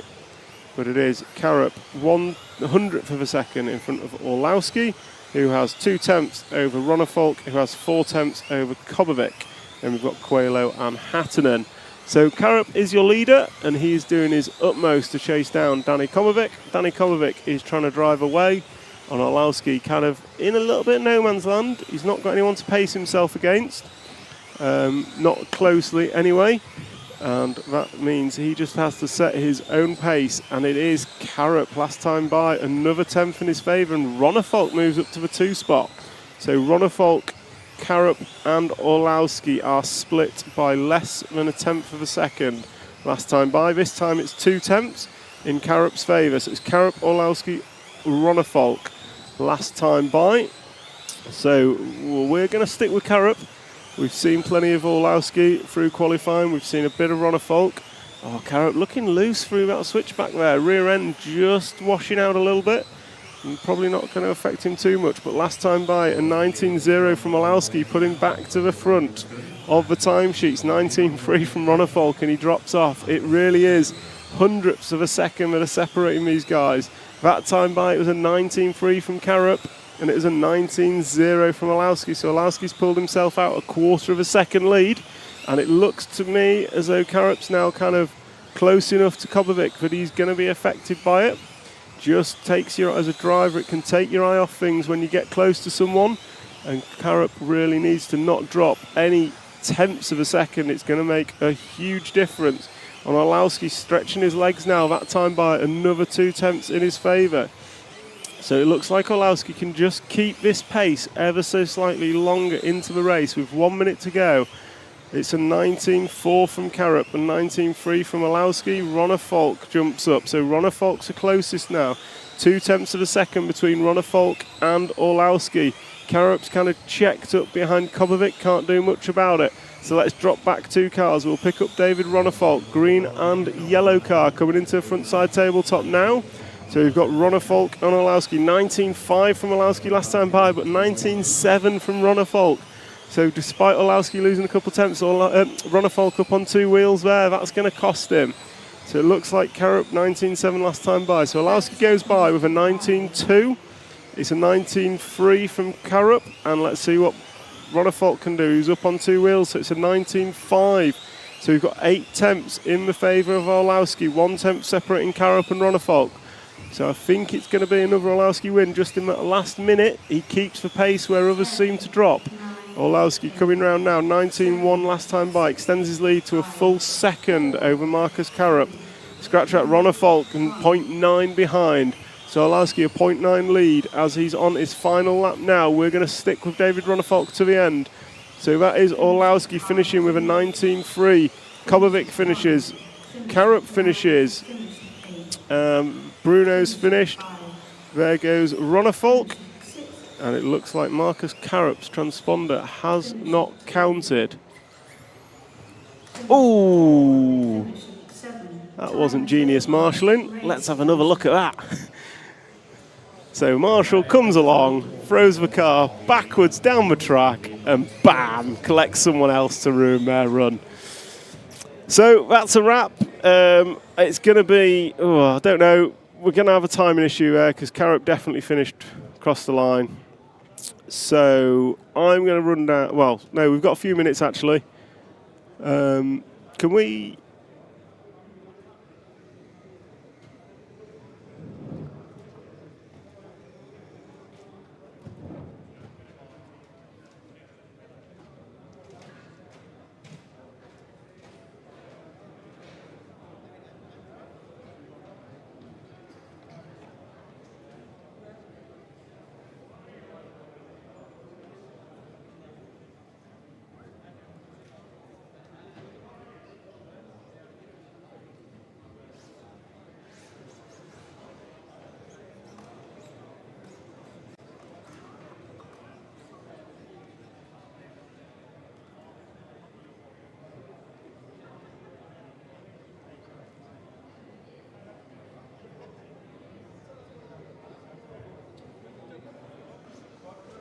So we're just having a small delay. I think we've had a bit of an issue with the timing there.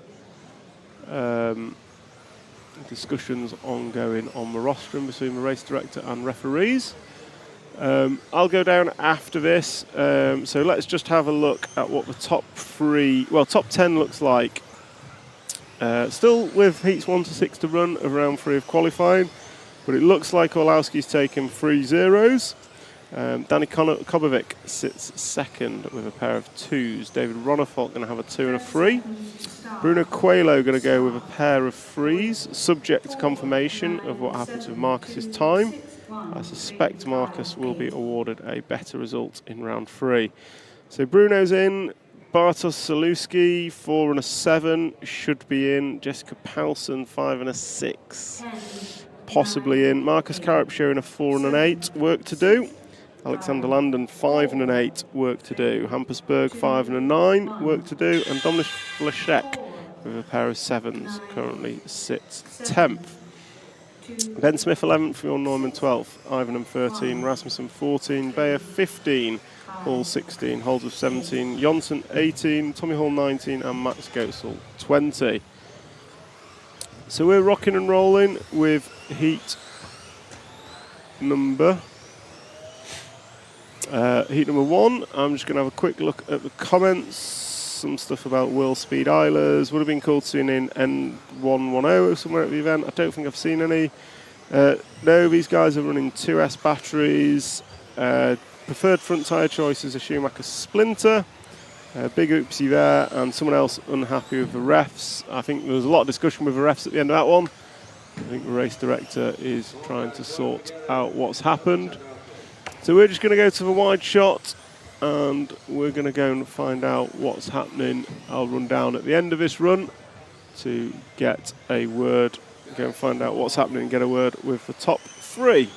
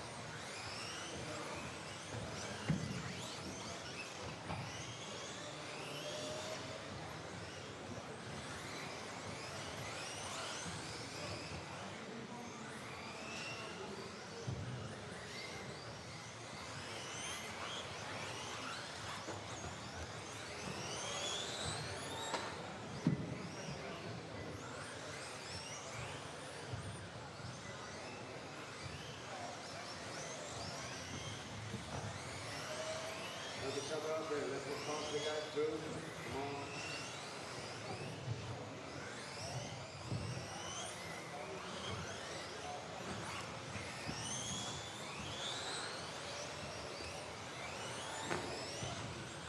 care of line, up, it's over, it's clear now.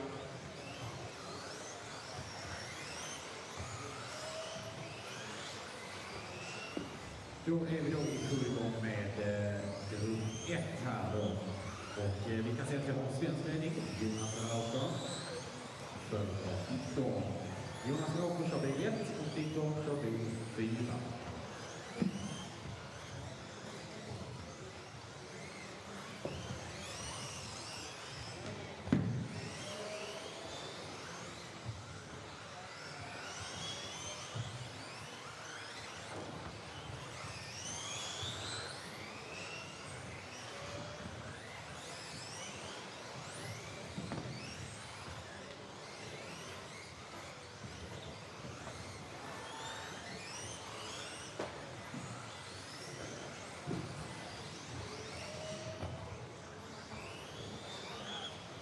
Lärarna vet hur de får avsträckan.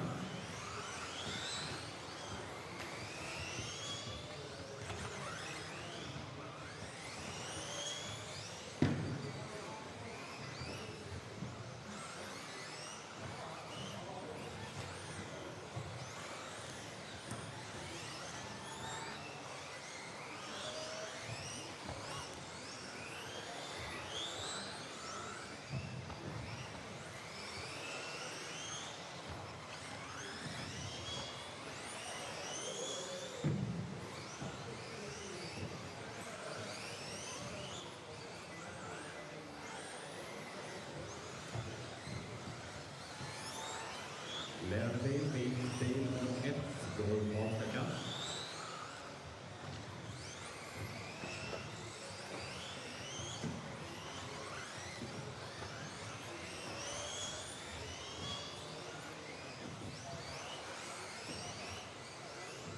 Seconds to drive.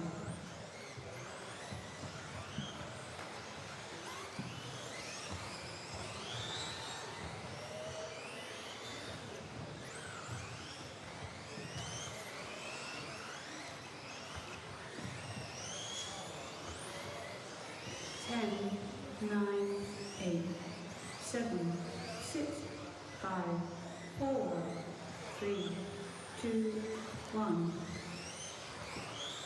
Finish car 4. Finish 9.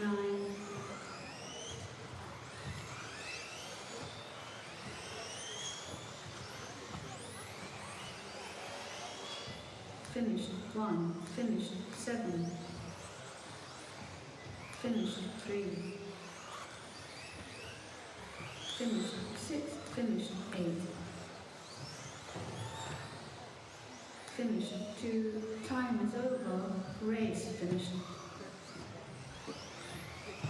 Då var det alltså racet slut och vi säger grattis till bil nummer 1, Jonas Rauter, som tog hem detta här. Vi går vidare till nästa grupp.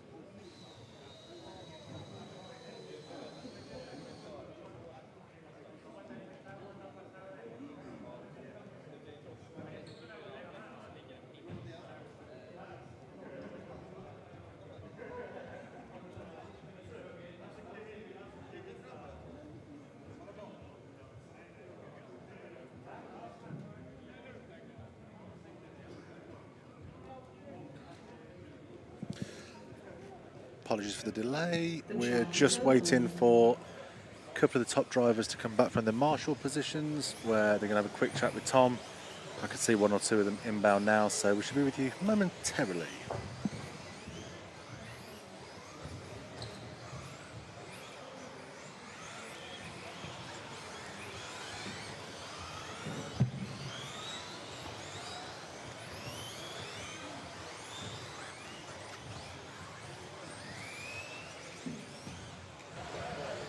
Okay, so conclusion, well, semi-conclusion of round number 3. All the top heats are done. And once again, Michael Olowski, top of a tree. How's it feeling? It wasn't that good now. I tried something in the car and it was really hard to drive and not faster, so I'll just go back with the change. But still happy to be on top, a little bit closer now, but I had a few small bubbles in the car, wasn't that good, so I'll go back and maybe think of something else, but probably for tomorrow we'll see how the track is, so we'll start with the setup I'm most comfortable with. Do you feel the track's still changing, or has it got to a pretty consistent state? It's quite consistent. I think when we started the race it was quite higher grip, but then it doesn't really get lower and lower and lower. It's quite consistent, but you never know, on a different day and maybe slightly different temperature or something happen. It's nice to always get a feel for the track.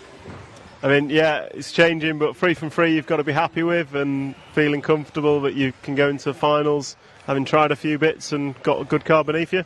Yeah, I'm feeling good. It's nice to get always clean runs as when you're struggling with mistakes, and having Daniel there with me now, he did the same thing as me, and he dropped back as well, so we'll go back together. We always work very closely and very well on setup together.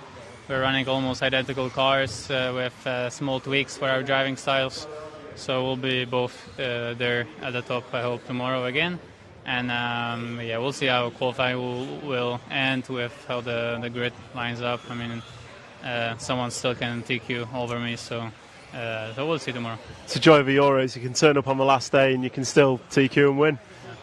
Yeah, it's only 2 out of 5, but it's always good to get consistent runs. Yeah, excellent. Well, thank you, Michael, and good luck. Have a good evening, and we'll see you tomorrow. David, you said you wanted another good run so you can sleep easy tonight, and I think you've put it in. How was that? No, it was good again. I had 2-3 laps where I kind of hit some dots here and there, and in the end I think I was 6-7 tenths behind Michael. He probably had maybe one of those laps as well, but it's so close. But I felt like I was stronger there towards the end, which I was looking for after last round. And obviously it felt good, being second here, and a 2 and a 3 going into the last 2 rounds tomorrow is a good position to be in. And we're gonna try some small things on the car I have in mind for tomorrow, and then hopefully it will go well. Yeah, well, any ideas on what you're going to change, or does it speak to the team and see what everyone thinks? I have some good ideas, but I'm not going to let you know I'm here. Then I hope to be feeling a little bit better tomorrow. I've been, yesterday I had a bad fever. Today my throat is bad, but I have a bit more energy today, so I feel like it's going in the right way. So I'll take some pills, hopefully kind of good night's sleep, and be back tomorrow strong, and hopefully we can be in the fight for the win. My self-suggestion will be a good night's sleep. It'll do more for you than anything else. Yeah. Well, good luck, and hopefully see you again tomorrow. Thank you. Cheers. Okay, Bruno, pair of X-rays in the top 3 that time. How's it going for you? Yeah, it's getting better and better, and also nice for Davey to be on the top. First round he had something happen. I don't know what happened. Flat battery, he told me. Battery, so I didn't want to say anyway. But I'll embarrass him, don't worry. And the cars were working good. I mean, we still miss a little bit to catch Michael, but I mean we are on a good way, and the cars are working very good. It looks, watching it round, the X-ray cars look, I'll say slow, but they look a lot calmer than kind of the other cars going around. You look like you're driving at maybe 90-95% rather than 98-99%, I guess. Does it feel like that, and does that bode well if it is the case? Yeah, it's the comment we have through the team and many guys that comes to us, that they say like the other cars, they look kind of broken, but they are fast. Our car look the best on the track, but they are not as fast, So our car is super easy to drive. We just missed that little rotation on 180 that we are working on it. But the car is super easy to drive, And we want, of course, to have it a little bit faster. If it becomes a little bit difficult, it's our job to make it, to keep it on the wheels. But yeah, we are happy with the car. The car is it's a brand new car. We still have not much experience with it, but it's working good. Okay, well, thank you for your time and good luck tomorrow. Thank you. So there we have it. Bruno's saying it is a new X-ray car for all those asking in the comments. So yeah, round 3 not concluded yet. We've still got a few heats to go as we run 1 through to 6, and that will conclude qualifying. I'll run up back to the booth and we'll get the rest of qualifying announced. Thank you very much, and catch you later.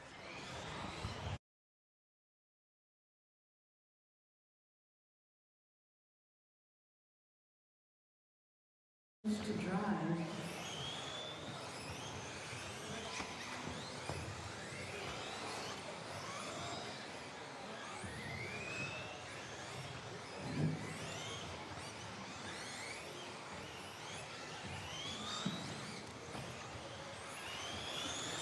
Thank you, Tom, there for those interviews. That was our top 3 for the third qualifier. Yeah, that was the third qualifier. So, as we mentioned, we're going to use this time now for the low qualifications. We will leave the wide shot on the screen. We'll leave timing on the screen and the ambient sound. But I think now, unless Tom has a better idea, we're going to use this time to capture some content to give you some kind of behind the scenes interviews, etc., that we will play out in tomorrow's stream. So do be sure to look out for that. Finished 6th. Are they going to correct Marcus's time, showing a 33-second lap? I don't know what's going on. I can see referees and timekeepers talking.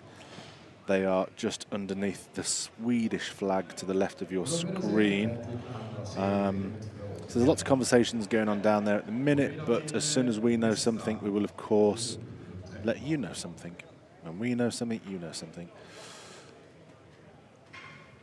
I can see Tom down at the side of the track trying to get some more information. But he's making his way back. Thank you to everyone who is watching us now, who was watching us earlier, who will be joining or who will be joining in tomorrow.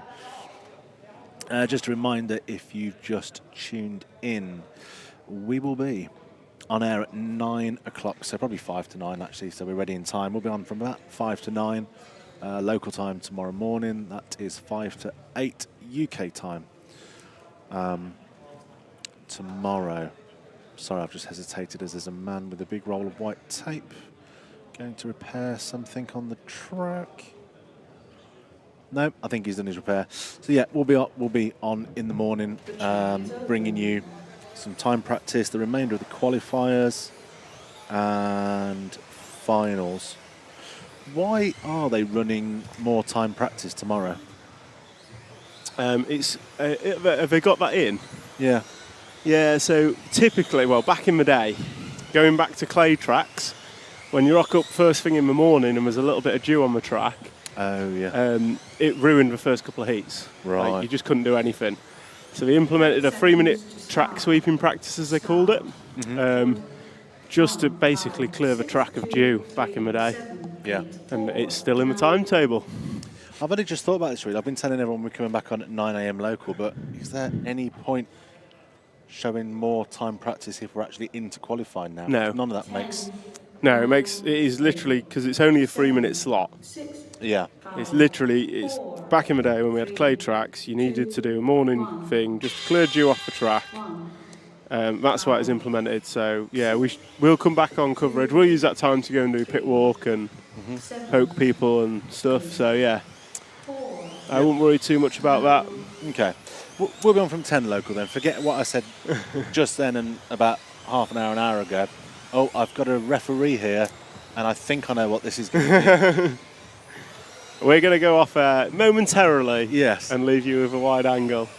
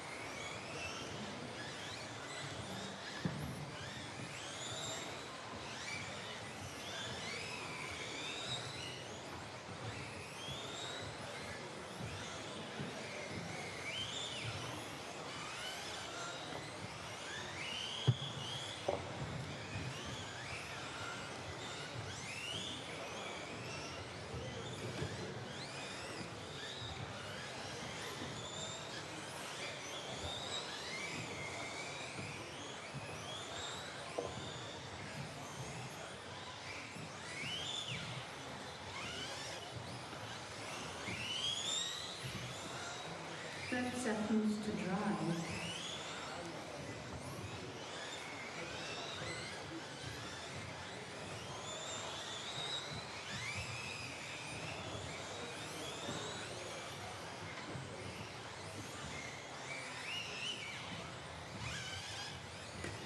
Ten, 9, 8, 7, 6, 5, 4, 3, 2, 1.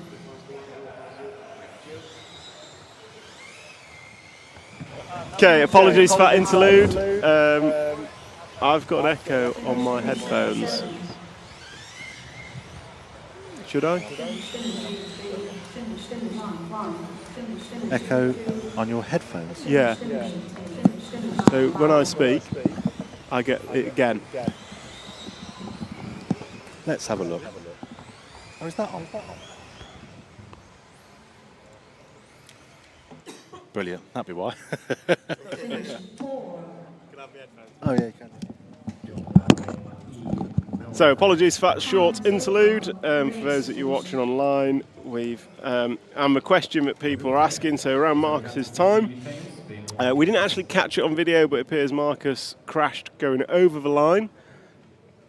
He sent it through the fast chicane, clipped the corner, and ended up, well, crashing over the line by the sounds of it. And his lap did not count.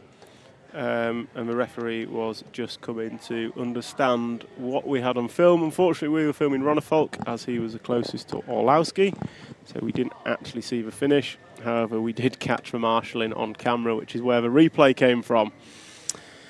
So, yeah, the echo's fixed. I'd left the microphone on. I'm not a tech guy. I'm an amateur talker. So, yeah, that's a wrap of that then. So the referee's seen what he needs to see, and we will catch Group 4 up next. So we've got 3 heats to go. That will conclude qualifying today here in Malmo, Sweden. And those are groups 4, 5 and 6.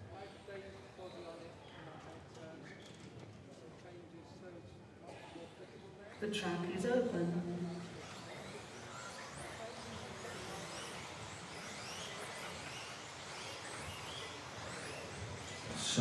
So track is open for group number 4. Track is open for group number 4.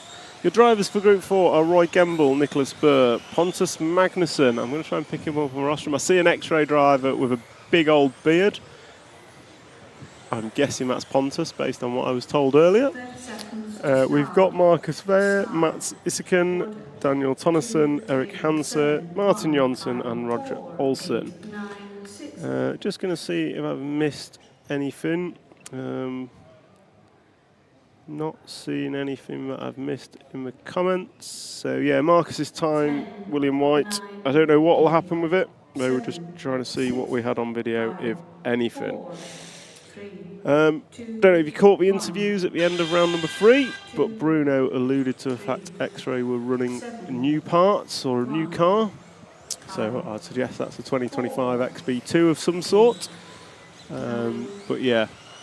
So we are starting this with Roy Gemble, the yellow car number 2. And Emil Magnusson here to support his brother. You are one hell of a supporter. So thank you for joining us. So we have Emil Magnusson out there.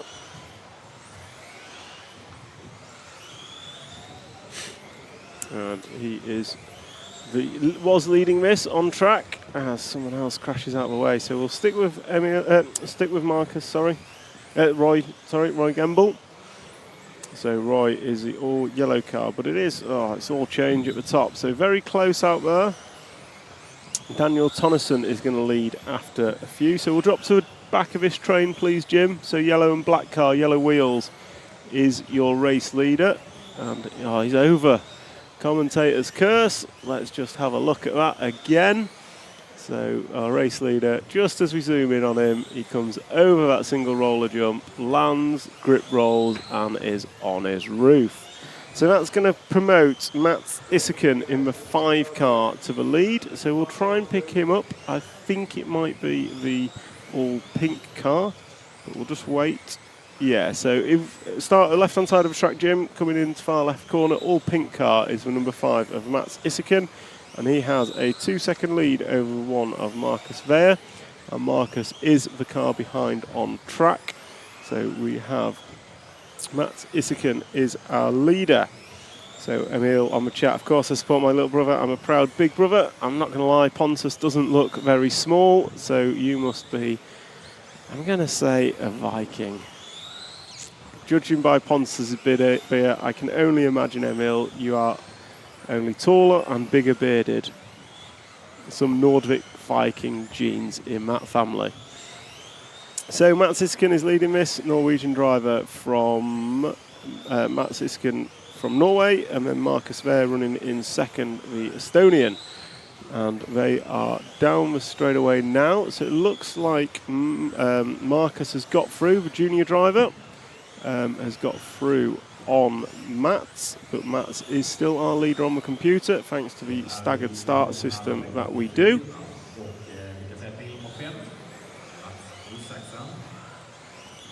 So Mats Isaken still leading. The lead now just 0.4 of a second.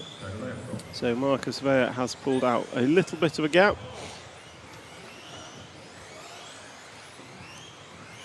And he needs to break away.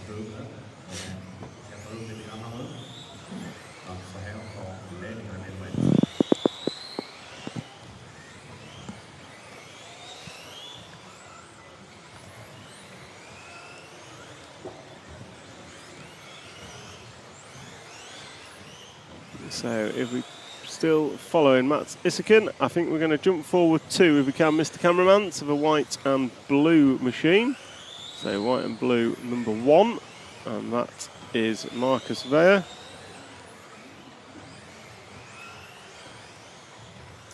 William White on the chat, Runner Falk was 1.1 ahead of K-Rup. The problem is, Will, K-Rup crashed. So unfortunately, missing the loop was his own doing. And it was very clearly stated at the team managers' meeting this morning that if you send it across the line through that fast chicane, make an error, and your transponder does not count, then that is your doing and your doing only, and it is not an error that race control will correct. So I think the discussion is going on whether Marcus was in control of his car when he crossed the line or whether he was not, and that will determine whether or not that is corrected, so to speak. So Marcus knew, well, the team managers were told the rules. The team managers all agreed to that this morning, that you cannot send your car at the line. And yeah, if Marcus has done that, we've not got it on camera. I didn't watch it, I was watching David. So yeah, if Marcus has sent it at the line, then unfortunately that's his error and will not be corrected. If it is a timing and control problem, then yes, of course it will be corrected, as it should be. So we'll wait and see the decision of the referee on that. Hence why we put some white striping down so we can see the line clearly. So this one's coming into finishing times. This is group number 4, round number 3 of qualifying. They are all finishing as they cross the line. It's going to be Marcus Weyer that takes this one, the Estonian youngster.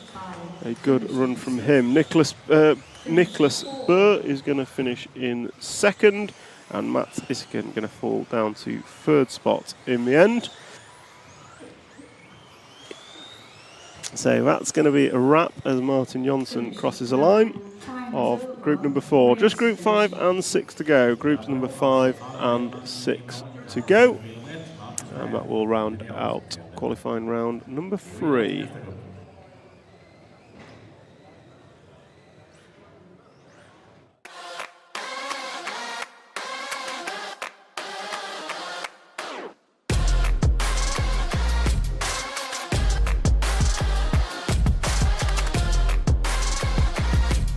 This is mine. Oh, okay, fantastic. Yeah. This amazing is unbelievable. The legend, Masami Himashaka. So Michael Orlowski's going to cross the line to take the European title. Is it going to be? It's a race to the line and Skidmore takes it. Three-time winner David Ronnefout takes the Euros, European champion. That's crazy, man. I can't believe it. Balestro's flamed out. Balestro's flamed out. Oh, he's broken. Valkyries is broken.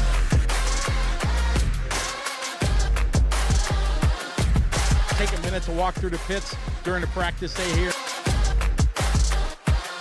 It is in order of when you won your first World Championship. It's insane. You guys need a race director, and I'm lost my contracts. Give me a call.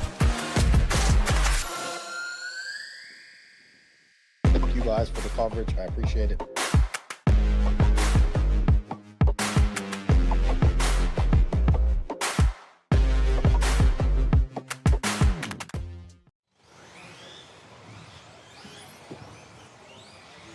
So group number 5 warming up. Start. Order. 4, 2, 1, 8, 6, 9, 5, 7, 3.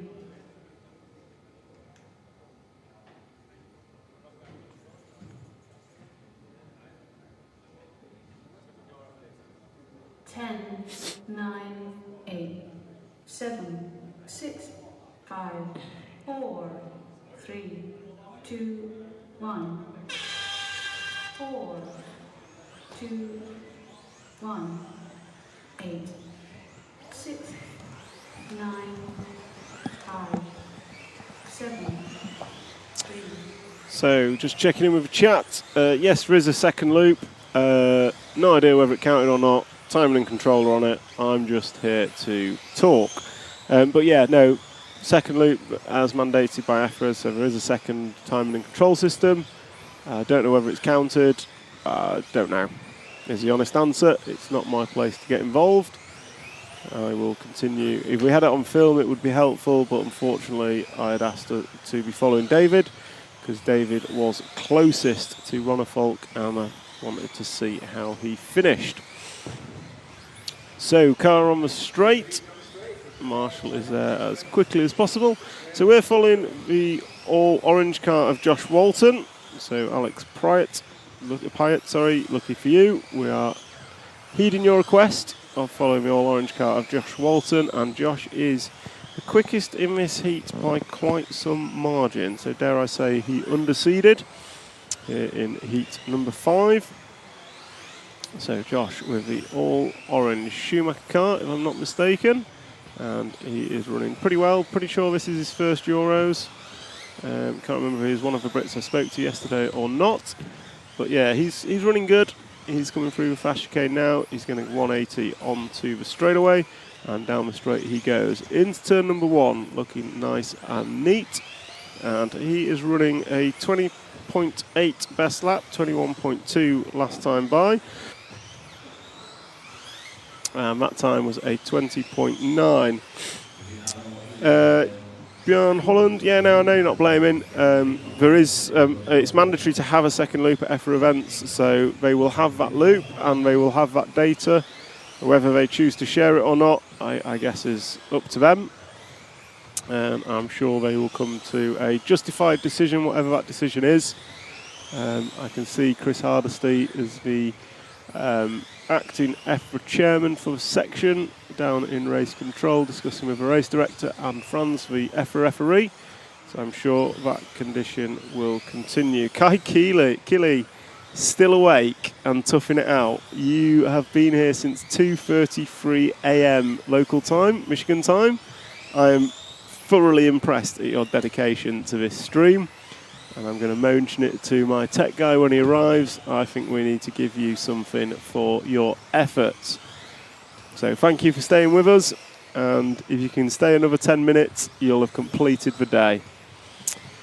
So we've got Josh Walton out front in this one. The all-orange car, white wing, white wheels, is round the end of the straight. Just touches the bot dot, runs slightly wide. He's going to run through the switchback, going past one car. We'll be looking for a way past the second. There he goes. And off into the distance he will go. We're going to pick up someone else. We're going to go for Linus Carlson in the 9 car when I can find them. So I think Linus is your green car, right-hand side of the track.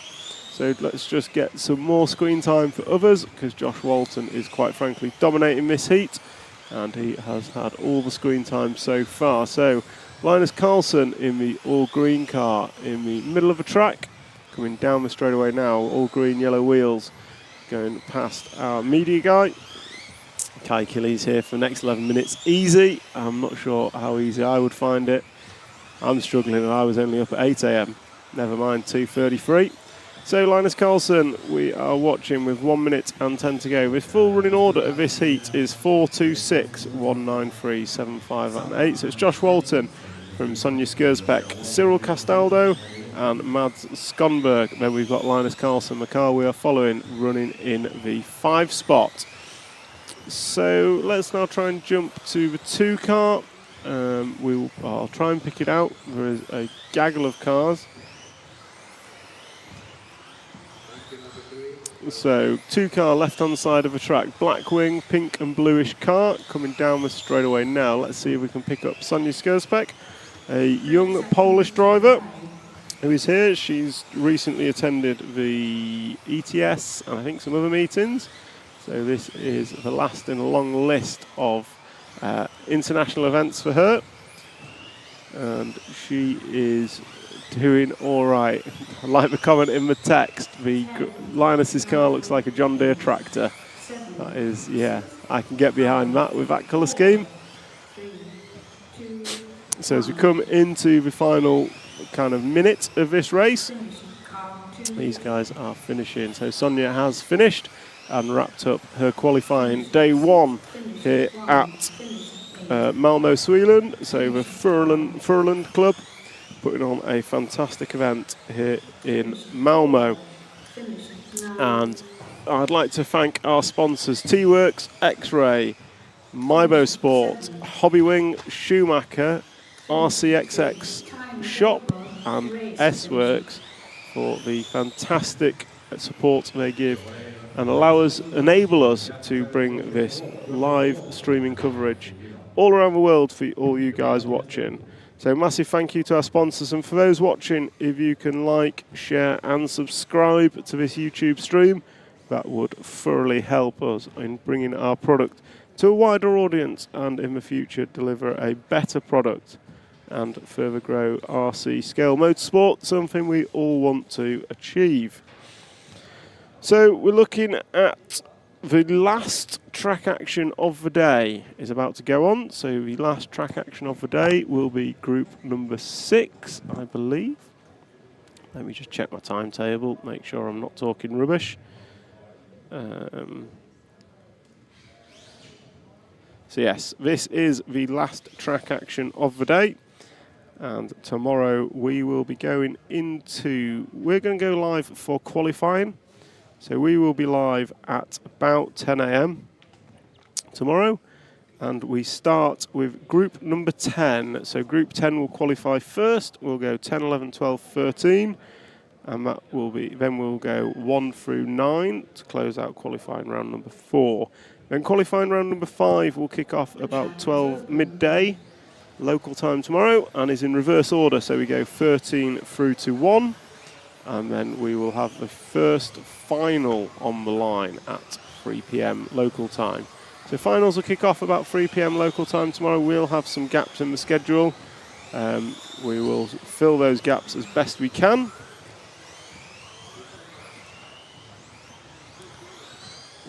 Kai Kilo, you're right. 460 people watching, only 199 likes. Let's get some more likes and subscribes and shares, because it helps everything that RC Racing TV does, and RC Racing TV is here to help grow the whole RC industry.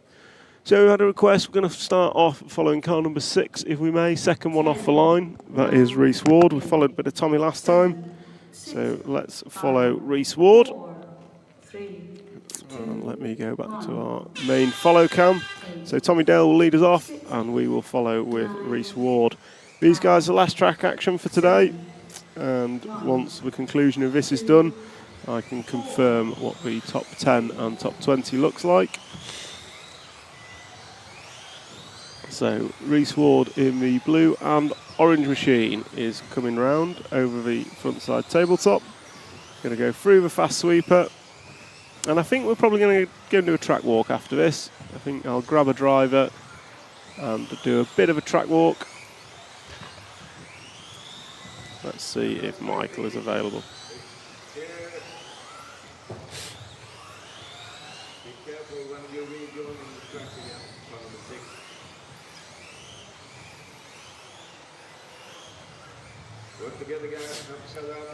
So we are following the 6 car of Reece Ward, and he is down the straight. I think he's had a couple of errors. Attention, all team managers, we have a meeting at 17:45 in team managers room.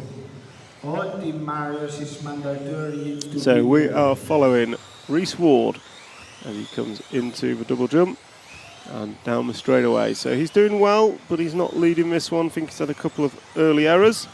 So Reece trying to get his head down and recover from those with some clean laps to see out this qualifying round. But if we jump forward a couple of cars, let's pick up the red and yellow, number 9. So red and yellow, number 9, round the end of the straight is Sven Rudig of Rudog fame. So Rudog Distribution is Sven Rudig, and Sven is a long-time associated racer from Austria. And as he comes through the centre of the track, yellow wheels on his wagon, looking pretty decent, and down the straight he goes. And then he's going to drive away from us over a single roller through the switchbacks and into the tabletop. And so Sven looking pretty decent. Last time by was a 21.7. His best lap is a 21.4. And we are about 2:30 down, 2:30 to go. And it is Victor Litvinenko who now jumps to the top of the timesheets of this one. So him and Tommy Dale have kind of shared the lead of this several times.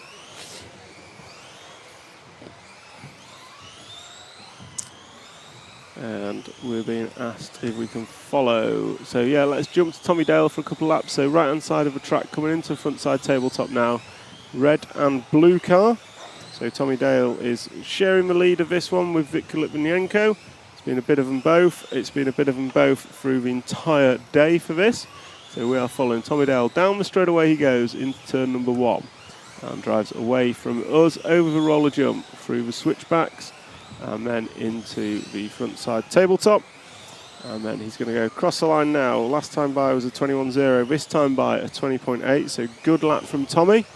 And Victor, let's see what he can do as he comes across the line. It was a 21.0 from Victor, so 0.7 is the gap between the two of them. So it is Victor that's leading as we come into the final 90 seconds of this race. We'll do another couple of laps with Tommy Dale, and then we'll cut to Victor for the end of the run. Oh, good driving car number 1. So Victor Horsfield having an error, but getting out the way of Victor Litvinenko to not disrupt his run. So Tommy Dale is going to come round the start-finish straight. Question from Kai in the beginning of a high-speed sweep. Are those 3 or 4 black strips? Are those rumble strips or just carpet? So Kai, that is just black tape across the track. That's to denote the start line. So the cars start behind, you've got 5 cars on the middle line, you've got 5 cars on the first line. And then when they pull away, and the furthest forward line is a penalty line. So if you cross that black line before your number's called, that's deemed a jump start. So those 3 black lines are purely for marking where the cars start. So no rumble strip or anything. It's not a feature in the track. So 30 seconds left. We're going to jump to the end of the straight now with the all blue number 3. And we're going to follow Victor Litvinenko to close out this race. So Victor Litvinenko is going well, he's going fast, and he was leading this one. We'll see what he does as he comes around to complete lap number 13. He's just fallen a couple of tenths behind Tommy Dale, but that's okay. We'll follow Victor through to the end of this one as he's got this lap and 1 more to go. Victor will likely be the last car to finish here on day 2 of the 2-wheel drive 1/10 electric buggy off-road European Championships.